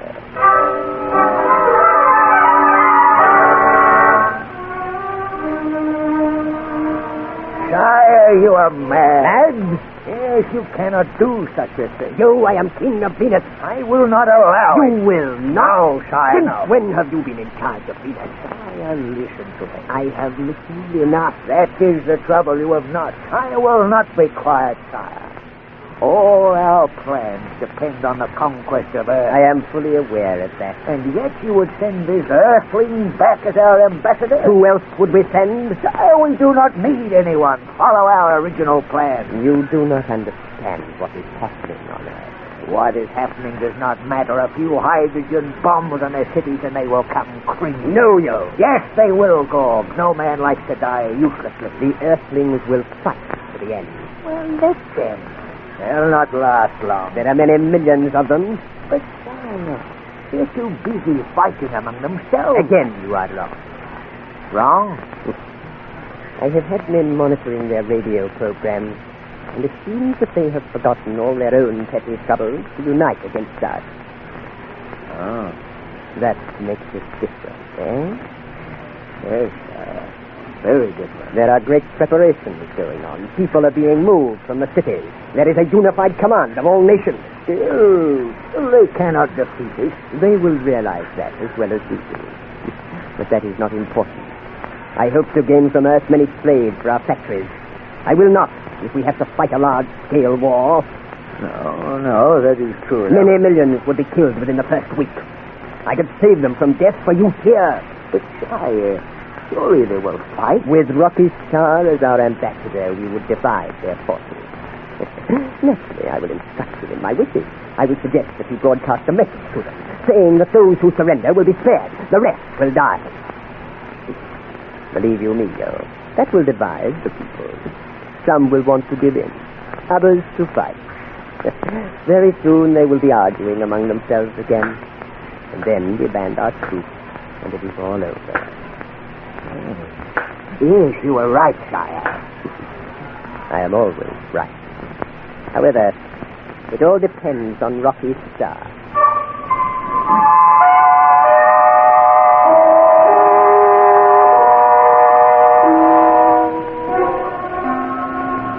Me, I say no, Rocky. Let Gorg do his own dirty work. You've said that at least 30 times, Mitch. Yeah, and I'll say it another 30. Oh, look, Rocky, you can't be in it, pal. Look, you're on my side, aren't you? Yes, I am. So I'm all at an end. Do not join with Gorg. It means our death, unless I do. Has he promised to leave us alone if you help him? Yes. Yeah, and he's sure to keep that promise. I don't think. Well, it seems as though everyone is against the idea. You bet we are. Ask Ann and Molly here. They'll tell you. Wait, Mitch. Hold it, Buckshot, till the girls get stuck in a Rocky. That is a matter for men to decide.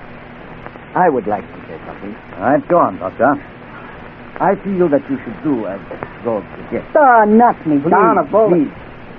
It is hard for me to think in your language. When you talk, interrupt. I forget all I wish to say. Oh, sorry. I am a man of peace. I hate all bloodshed and wars.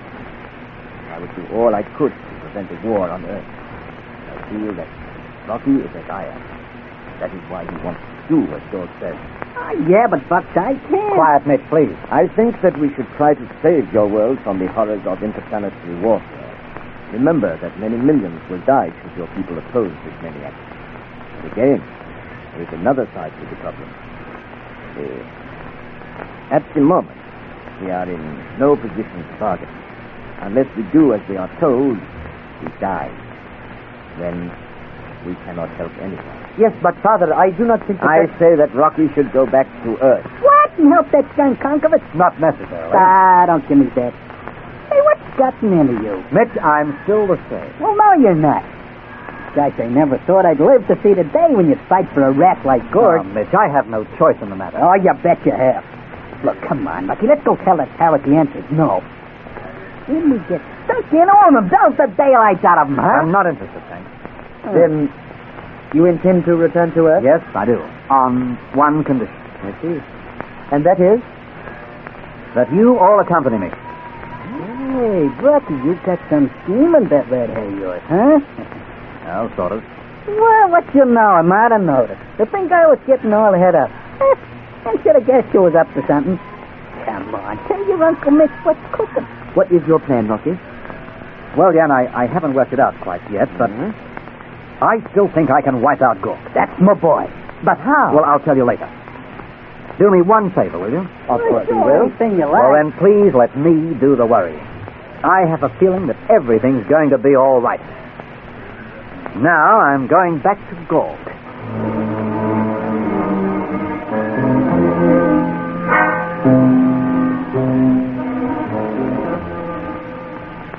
Ah, Rocky.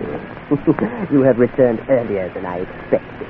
There are one or two points I want cleared up, Gork. I am not going to bargain with you. I'm not asking you to. You either accept my offer, or you refuse it. I realize that. Are you ready? I am, Joe. Good. The spaceship is waiting. Oh, where are we going? Not to Earth. So do not frown, Joe. We are going to Rama to watch some of the invasion exercises. About your proposition... Would you care to accompany us? Oh, where is Rama? It is a tiny satellite about 5,000 miles from Venus. Oh, I didn't know Venus had a satellite. It's always been there.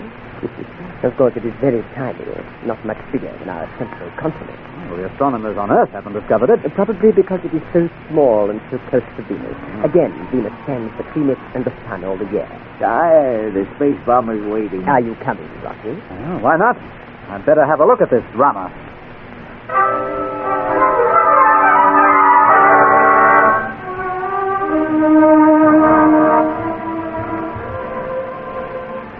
At your safety harness, Rocky. We are ready for the takeoff. I am flying this bomber. Good. Redmore bot Lotnok. Knikat Hove. Assault Rodria. Gnar Trach Storig.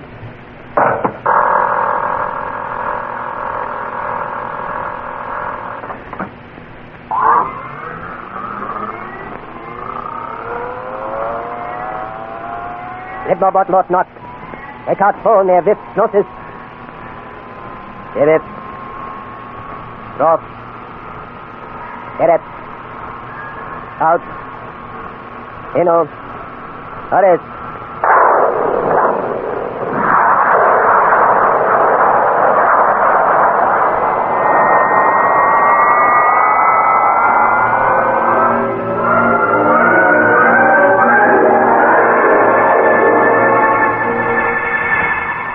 Well, did you enjoy your journey to Rama, Rocky? Oh, there's nothing wrong with the flight, but Rama is not very pleasant. It is most objectionable. The invasion fleet will take off from there to your Earth. Yeah, so I gather. Already the men and spaceships are there. In a few days, the last of their equipment will arrive and be loaded. There's one thing puzzling me, Gorg. Yes? Why pick on that place for the army exercises? The conditions there are nothing like on Earth. You have to wear a spacesuit in Rama all the while. My men have to do that on Earth. Oh, no, they won't. It depends whether your people resist our invasion. Should they try to do so, and we are compelled to drop both hydrogen and atomic bombs, then your cities will be very dangerous. The men will be forced to use specially prepared suits to guard against radioactive materials. So a few weeks on Rama will prepare them for any discomfort. I see. When do they leave? Why are you so interested in Rama, Rocky? Well, shouldn't an ambassador be interested in everything his country does? Then you have decided to join us. I will return to Earth whenever you say, on one condition. Rocky, I make the conditions on this planet, and they are these. You will fly to Earth in a blue streak and present my ultimatum to United Nations. And to make certain that you carry out my orders, I shall keep the lovely Anne and Voxdar as hostages.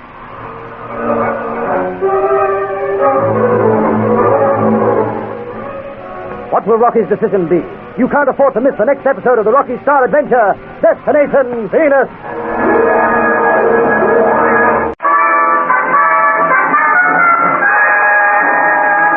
Destination Venus, an adventure with Rocky Starr.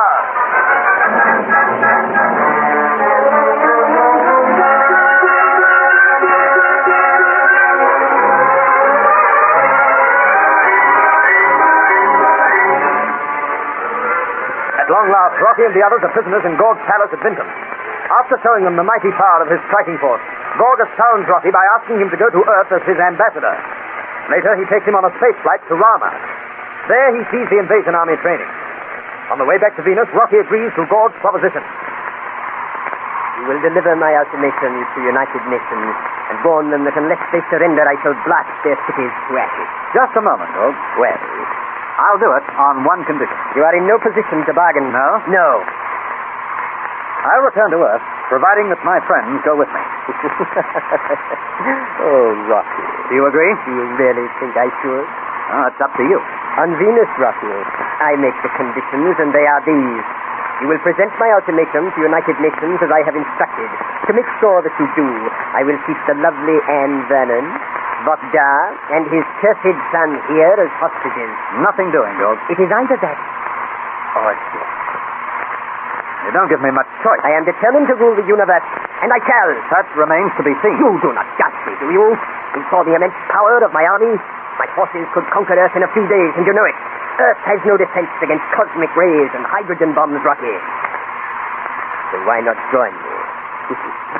I would even give you a world to rule. Think of that. A world to rule. I'm not interested. You have to make a decision quickly. I am becoming impatient. The final answer doesn't rest with me. I'll have to talk it over with the others. Very well. When will you want a reply? 2 hours after we land at Venus. All right. And remember, you either obey me or die.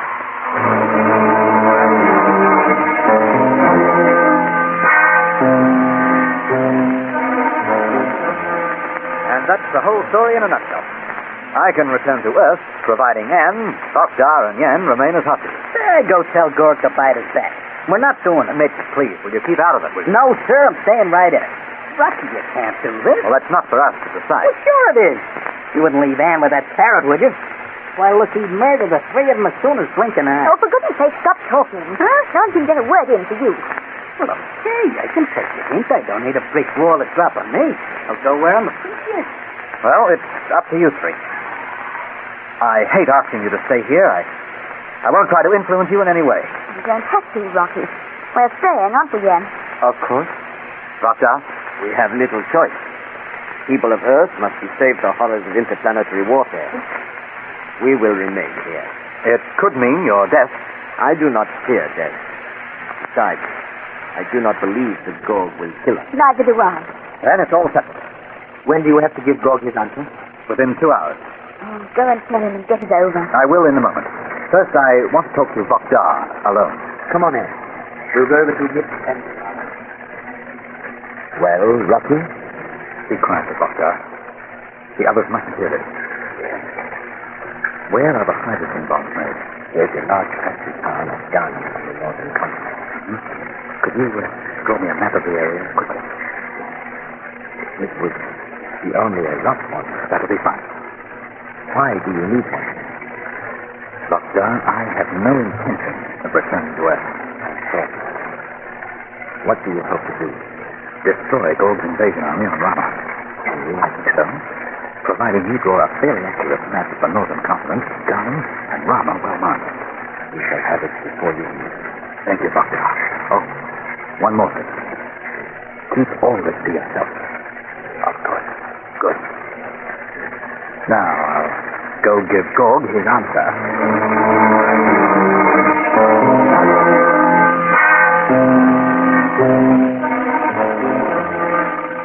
Sire, you cannot do this. Show enough of your rumbling. No good will come of sending him as your ambassador. Nonsense. I feel it is an excellent idea. Never mind grunting. I want to conquer Earth with as little bloodshed as possible. Well, you will not do it this way. I shall, I say. I need some of the hordes who live on Earth for my factories. If I wipe out their countries, millions of those people will die. I want them brought here to make our armaments and spaceships so that we can conquer the other planets. You've said all that before again and again, but I warn you, sire, Rocky Starr is not on our side. But he will help us. To destruction and nothing else. He hates us and our plans, and he will do all in his power to wreck it. For the last time, he goes to Earth as my ambassador. So be it. But be prepared for treachery. You'll be quiet. As you command, sire. Come with me to the control tower and watch the blue streak take off. Have no fear, Joe. My plan will succeed.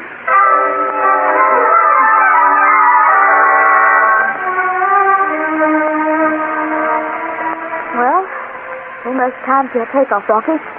Another few minutes and we'll be on our way. Yes.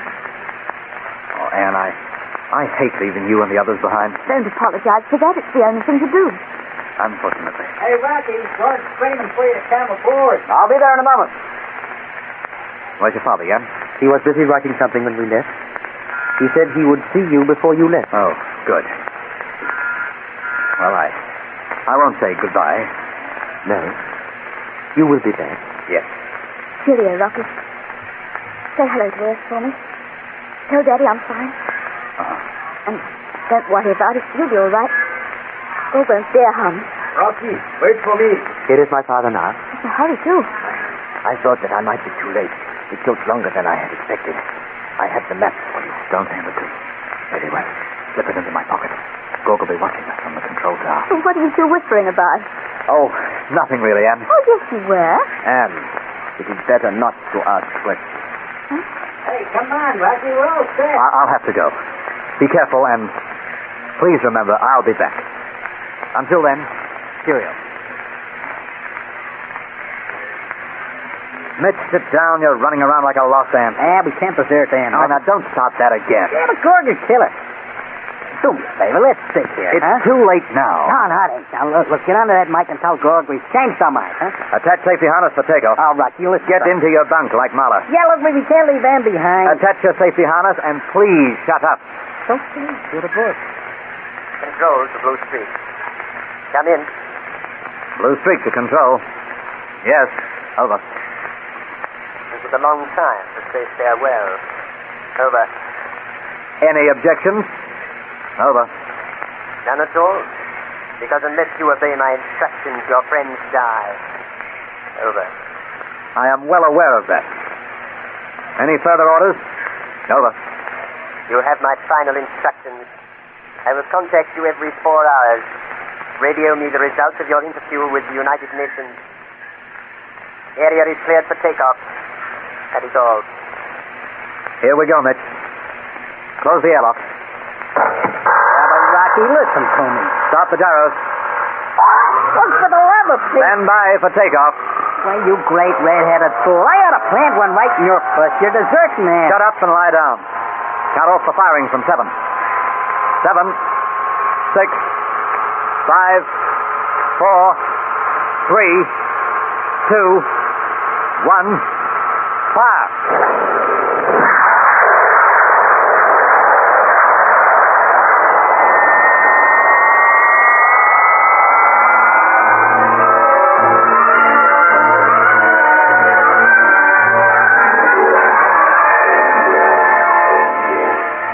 Well, they have gone, Joe. I wish they had not, sire. Joe, enough of your long tongue. Your yelling will not convince me that this is a good idea. Be quiet and look at the radar screen. Watch the blue streak there. Within a few minutes, they will break through the atmosphere that surrounds Venus and reach space. Some 6 weeks hence, they will land on Earth. You pray. They will, Joe. And a few hours after landing, Earth will surrender to me. Sire, how can you be certain that he will fly to Earth? He has no choice. Why, he could change course out in space and double back to Venus without your knowing. No, Joe. I have taken special precautions against that. And so have I. You? Yes, sire. What have you done? How do you mean? Have you tampered with the blue streak? Me, sire? Answer me! Answer me! Have you tampered with the blue streak? Certainly not. I merely said that I have taken precautions. I have ordered space fighters to accompany the blue streak just to make sure that he does go to Earth. Then recall them at once. Recall him? You heard me. But, sire, he could change course. He cannot do that without my knowing. That radar receiver over there is powerful enough to follow the flight right to Earth. Should he alter direction, we will know at once and deal with him. Believe me, Joe. Rocky Starr has to fly to Earth or take the consequences.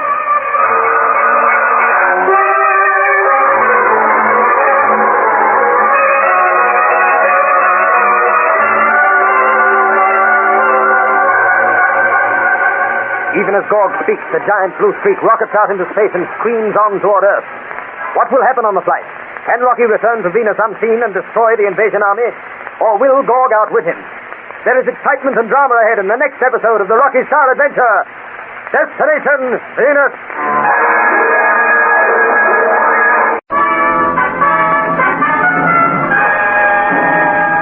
Destination Venus. An adventure with Rocky Starr.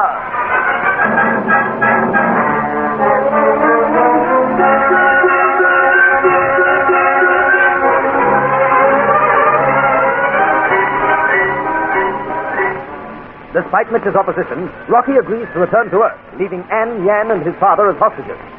Rocky tells only Vokdar that he plans to return unseen to Venus and destroy the invasion army. After the blue streak has left, Gorg and Yo stand together watching its flight on the radar. Yo is afraid that Rocky might return to Venus.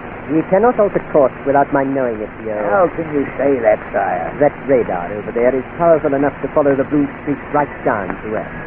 Should he be foolish enough to disobey me, I will send space fighters to crush him.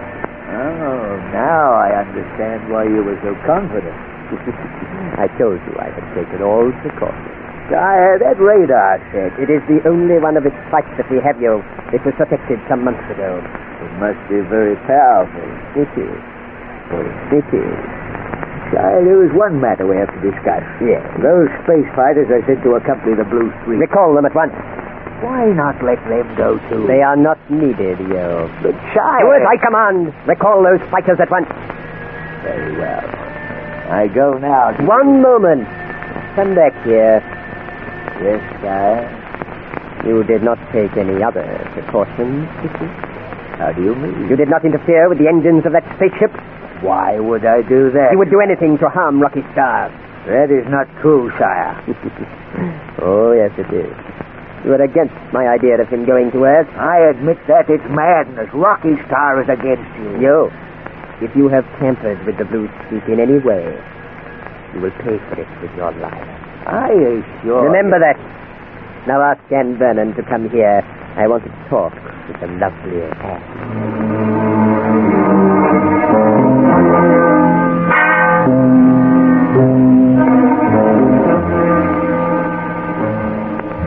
The blue streak is well on their way to Earth now. Let's say that they're out in space. What do you mean? I can't imagine Rocky going to Earth. He is, Anne. Vokdar, he wouldn't help Gorg. He is doing it because of us. He had no choice in the matter. He had to go, or we would all have died. I can't believe that is Rocky. Do you think he has some plan in mind? Yes, Jan. I wondered if he had too. Oh, look, he hates Gorg and all he stands for. Why would he suddenly change his mind and work for him? Father, you know all about it, don't you? About what? What is Rocky's plan? My son, I have not... Surely we are entitled to know. Please, you must not ask me. Then he isn't returning to Earth? Yes, he is. Vokdar, you're not very convincing. Why won't you tell us, Father? Ask me no more, Jan. We have a right to know. You have no right. And it is better that only Rocky and I know. All right. Have it your way. It is best, my son. There is someone at the door. You, Anne Vernon. Yes, Yo? Come with me. Where are you taking her? Gorg wishes to speak with her. She is not leaving here. She does as she is told. All right, Jan. They won't harm me. I don't trust that swine. Don't worry. They won't dare touch me. They did, Rocky would deal with them. Rocky Starr. He will deal with no one ever again. What do you mean by that? Nothing. Yes, you do, Yo. Come, Anne Vernon. The sire is waiting. I won't be long, Jan. I wonder what he meant by that. By what, my son? That Rocky will deal with no one ever again? Oh, you're talking nonsense. Father, I didn't like the way he said it. Have no fear, Jan. Rocky can take care of himself.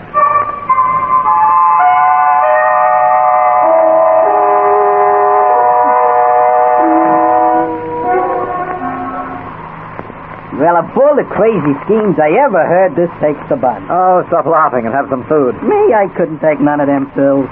How about you, Mother? I am not hungry, thank you. How far have we traveled? Quite a few thousand miles. Have some coffee? Rocky, how can you talk about food with Ann and Gorg's hen? You don't seem to care a hoot. Oh, yes, I do. Then how the heck could you leave her back in Venus? Mitch, I had to. Don't give me that. Why, you could have said... Listen. Look, stay out of this, Muller. This is a private scrap. Now, you listen to me, pal. Mitch, I've done nothing else for the last few hours, and believe me, I'm tired of it. Now, look, fella, we can't desert Anne. We're not. Then what are we doing out here in space, eh? Taking a health cruise? We're not going to Earth at any rate.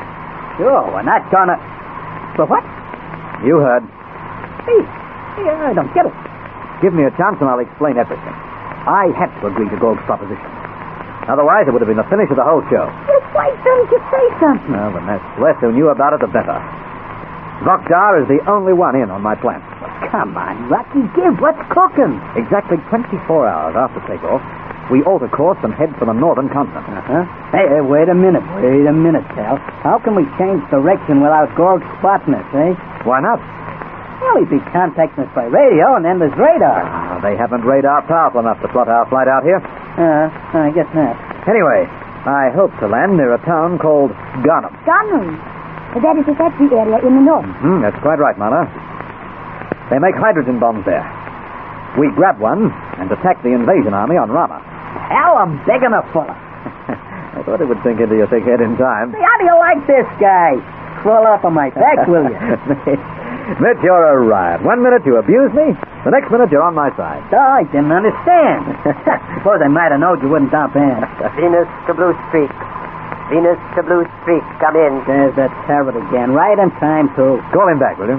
Let him holler his head off. Mitch, unless we answer, he might get suspicious. We don't want that to happen. Oh, no, I forgot, yeah. Venus to Blue Streak, come in. Come in. Blue Streak to Venus. Hey, what's wrong with you? Dying, I hope. Everything goes well with you? Over. Couldn't be better. Any instruction? Over. No. I will contact you in 4 hours. That is all. Okay, out. Oh, boy, if he only knew all we was cooking up, huh? Wouldn't he be screaming mad?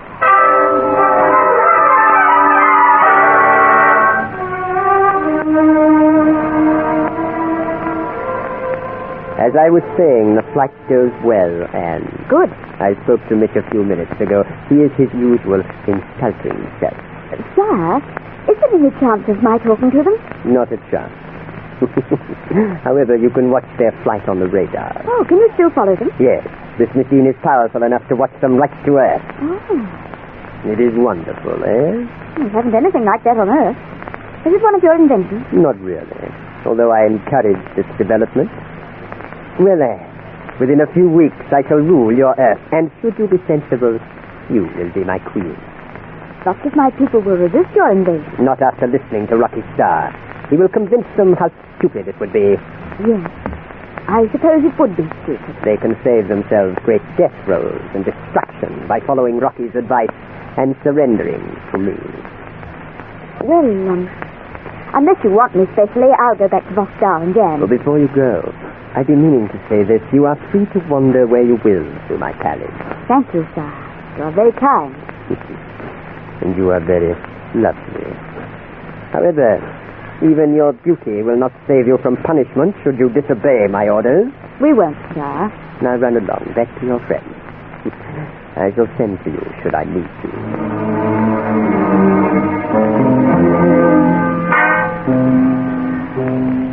They have been gone 18 hours, Father. Long as that. Yes. That reminds me. Anne has been quite a time with Gorg. Yes, she has. I hope she's all right. She is safe, my son. I am more worried about Rocky and the others in the Blue Streak. Why? Oh, they have a difficult task ahead. Yes, but what... No. Do not ask me what it is. All right. One time you may be glad that I refused to tell you anything about Rocky's plan. I still can't see why you... perhaps this is Anne. It is. Hello there. Here I am. Are you all right? Why wouldn't I be? Oh, don't trust Gorg. He's very friendly at the moment. He's given us the run of the palace.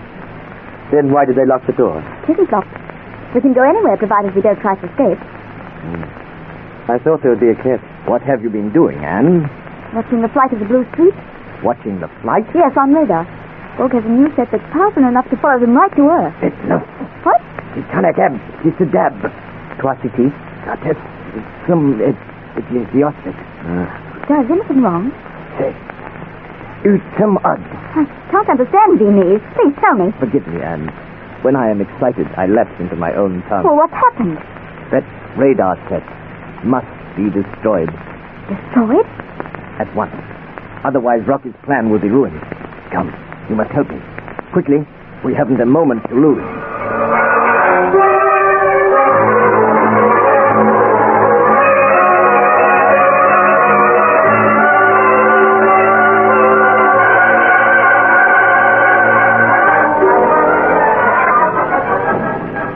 His face full of concern, Voxar pleads with Anne to show him where the radar is.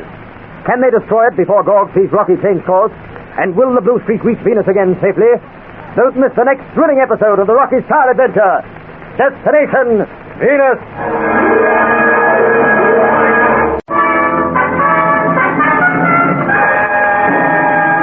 Destination Venus, an adventure with Rocky Starr.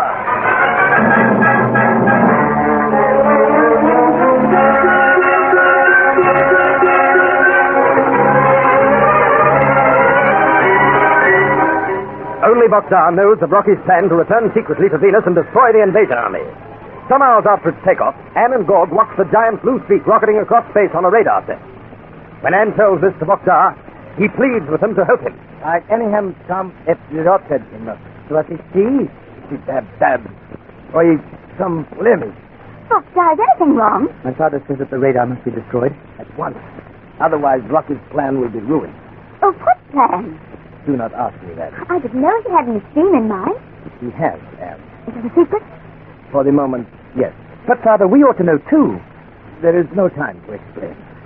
Now we have to act. Can't you tell me what it's all about? I dare not, Anne. It might be dangerous. How do you mean? No more questions. You must trust Rocky and me. All right, then. What do we have to do? Smash that cursed radar. Where is it? In a room not far from here. I'll show you. Come on. No. You stay here. You're not leaving me out of this. It is not work for a woman.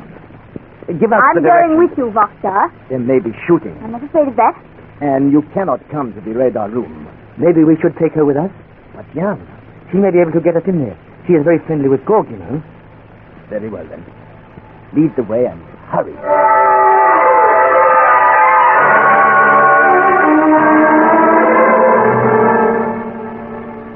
This is the room here. Good.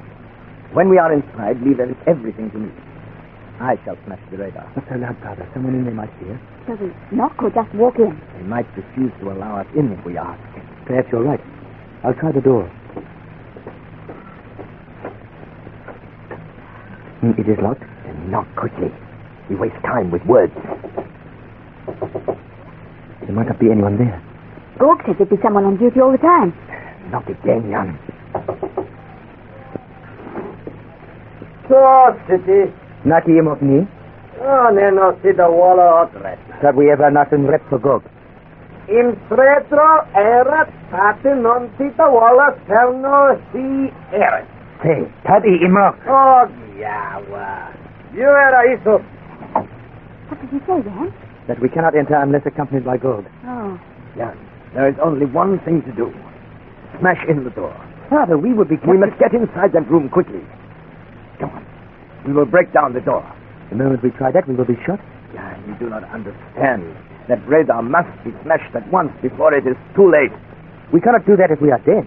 I tell you what, I'll go and ask Gorg to let us in.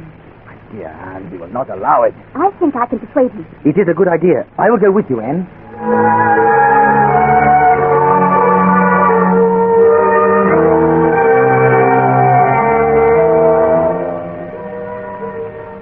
Well, my son?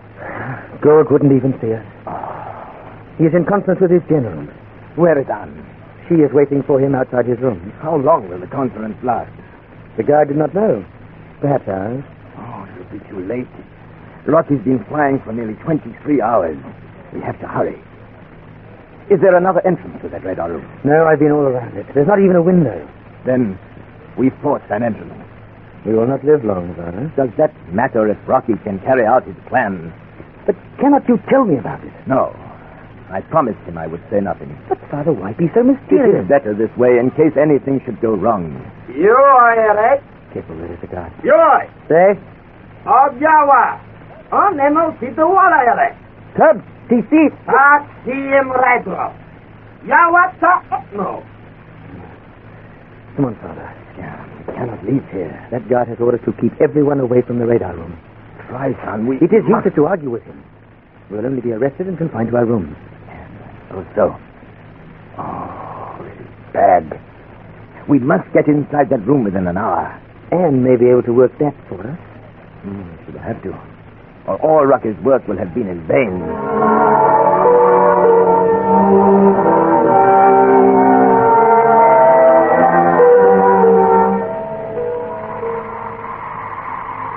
How long before we ought to cross me? A few minutes yet, honey.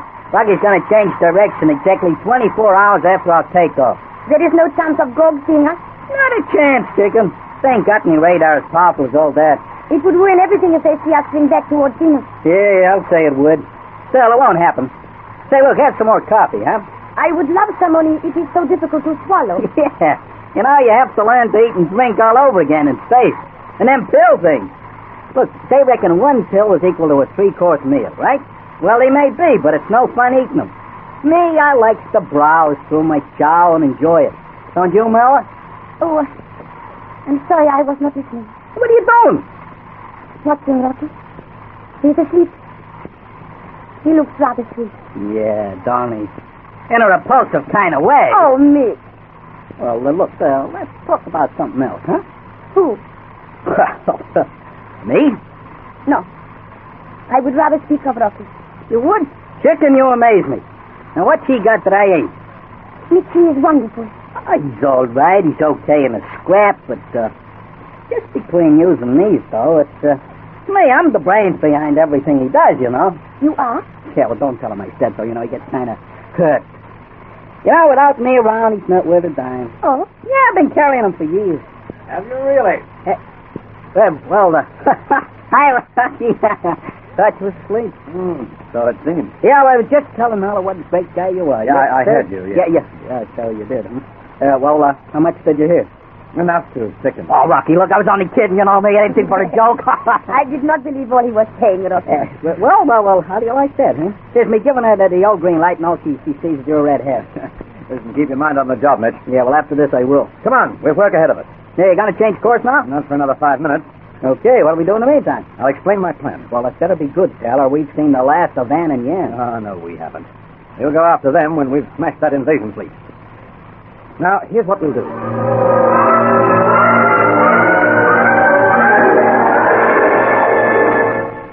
We cannot stay here in this corridor much longer, Father. We have to, my son. That guard is becoming suspicious. I realize that, but we must not move. He has not taken his eyes off us a minute. He will soon be asking why we hang around the radar room. Oh, where is Anne? Why does she not come? Do not worry, Father. She will be back as soon as she can. And in any case, perhaps Gorg is still in conference. Or is it that he refuses to see her? Jan, unless she returns within 1 minute, I am going to break down that door. But, Father, how can you? This iron bar will help. Father, the guard along there, he will surely... You handle him. Jan, there's so little time left. How much? We must destroy that radar within a few minutes. If you only knew how important it is to Rocky. Look, Father. Here is Anne and Gorg. Good. We will still be in time. Hello, Dad. I didn't expect to find you two here. Neither did I, Anne. We're going to watch the flight of the Blue Streak, aren't we, Sarah? Why did you not say these two would be waiting for us? Well, I didn't know there would be. What do you want, Rockguard? We would like to watch the Blue Streak too. Why? We are very interested in this flight. Is that your only reason? Well, now, what other reason would we have? You see, the success of Rocky's mission is very, very important to us. And yet I am... don't be so suspicious, Sarah. I do not trust these swine. I can assure you we mean no harm, Gorg. And anyway, what do they do? They're guards in the radar room, aren't they? Very well, you may accompany us. Knock on the door, Anne. Hey, Harry. Nepo et Rod. Who's Harry? Come, my dear Anne. Mothers, follow us. We Don't do it, Jan. Be careful. Gog is suspicious. Why are you whispering, Botjan? We were not Do not saying lie. anything. If you are planning to attack me, forget it. Nat, cover these two with your guns. Should they move 1 inch, shoot them. Oh, dear. We are only interested in watching the flight on the radar, Gog. Perhaps. However, I am taking no risks with you. No, forget them. Now tell me, where is the Blue Star, sir? Some 600,000 or 700,000 miles out in space. Well, they've been flying almost 24 hours then. In another 2 minutes, and it will be exactly 24 hours since their takeoff. Oh, isn't that radar wonderful? Fancy it being powerful enough to follow them right to Earth. It is the only set in existence. Escuto, Bogda! Thomas, keep him away from that radar! Kill him! Kill him!